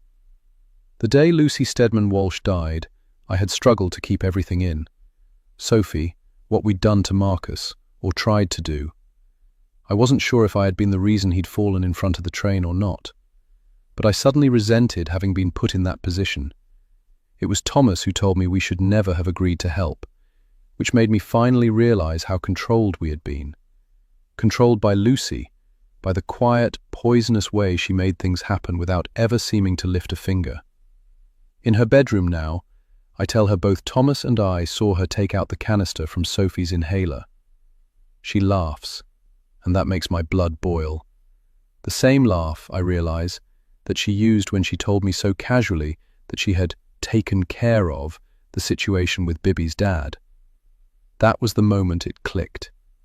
Lucy hadn't just been involved, she'd arranged it. The accident, the one that killed him, and Sophie's death. And I had known. I'd known and said nothing. I stare at her now, this woman who raised Bibby, who taught her to be careful, to be quiet, to be clever. And all the while, I watched, nodded, and let it happen. I feel sick. Not just because of what she did, but because I didn't see it sooner. Because I trusted her and protected her. I walk right up to her, my face inches from hers. You've taken everything away from Bibby. You're a cruel, evil woman, and I should have left you years ago. Lucy starts to protest, backing away from me, but I grab her arm. You were always spineless, Connie. You didn't leave because you liked that I looked after you, gave you a home. What are you going to do? You have nowhere to go. You'll never leave Tidesong. Never. I don't understand why you can't see that what I did was out of love for Bibby. You're not even sorry, are you? You caused Sophie's death, and it's never bothered you. We don't know if it was my brushing past Marcus, or Thomas's gentle push, or the surge of people, or whether he jumped. But you put us in a terrible position. I should have found the strength to walk away. Sorry? Of course I am. Sophie had never had an asthma attack. I don't even know why I did it. It was reckless. I saw her with Bibby, and she made me angry after what she'd done with that bottle. Angry that she was still here, on my private beach. I never meant her to die. Everything I did was to protect my granddaughter. I'm so sorry I defended you and kept your secrets. I really am. But I will tell Bibby the truth. I will tell her it was you, because that's what you deserve. She's carried the burden that she might have been the reason Sophie died, because she couldn't help her. She remembers the inhaler, but you told her she'd imagined it. You didn't want it brought up just in case someone looked into it deeper. You let her believe she might have dropped it from the bag. You let her believe all those things. Lucy laughs. No, you won't, and you're not sorry. If you'd been sorry, you would have done something about it then. I drag her to the bed, push her to sit down. There's little resistance, but she's surprised at my bullishness. Then, as if to prop pillows behind her, I lift one of them and place it over her face, holding it down until she stops moving. There's silence. When I'm sure Lucy is dead, I remove the pillow and put it back, then pull the body into a sleeping position. I will tell the police she died in her sleep tomorrow, when I come in to wake her up, as usual. I make my way downstairs and tell Thomas. Horrified and ready to come up and try to resuscitate her, he stalls. It's too late, isn't it? Years too late, yes. Connie. Now I sit in Bibby's apartment, which is now our new home, and look afresh at the note I found in her room when I was cleaning out her possessions. Dear Connie, I don't know where to start. What you've told me, about her, about what she did, what she asked of you, what she wanted to happen, it's shaken me. I'm still trying to process it. The truth behind the accident, behind what happened to her, behind everything we thought we understood. It's devastating. I feel like the ground's shifted beneath me. So much of my life has been built on stories that weren't true, on trust that was misplaced. And now, knowing how far she went, how calculated it all was, I don't know who I am in the middle of it. I don't know how to carry it. They say that God never gives you more than you can handle. Well, if that's so, he got it severely wrong with me. Inside I have been sad, really, really sad. For so long I thought it was how everyone was. Clearly not, just me. When my mother killed herself, I think she killed me too. How can a person say they love you more than life, which she said so many times to me as a child, then go and kill herself and leave me behind? I don't understand.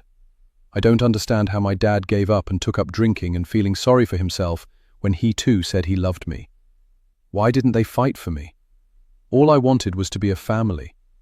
I didn't care where we lived or how much money we had. I just wanted us all together. Thank you for always being there for me, you and Thomas. And thank you for being so honest with me and telling me the truth, finally. I think I knew all along, deep down. I'm sorry for being mean to you at times. I was just frightened of opening up, letting you get too close. You understand. I know you do. You know, I loved Marcus, I really did. And then when he was taken from me, something inside me stopped working. It's all too much. Connie, I think you know I'm broken. So broken I can't put the pieces back together. And I don't want to. It's too much. I'm too tired. I know you'll understand. I love you both, Bibby. Kiss, kiss, kiss. The end.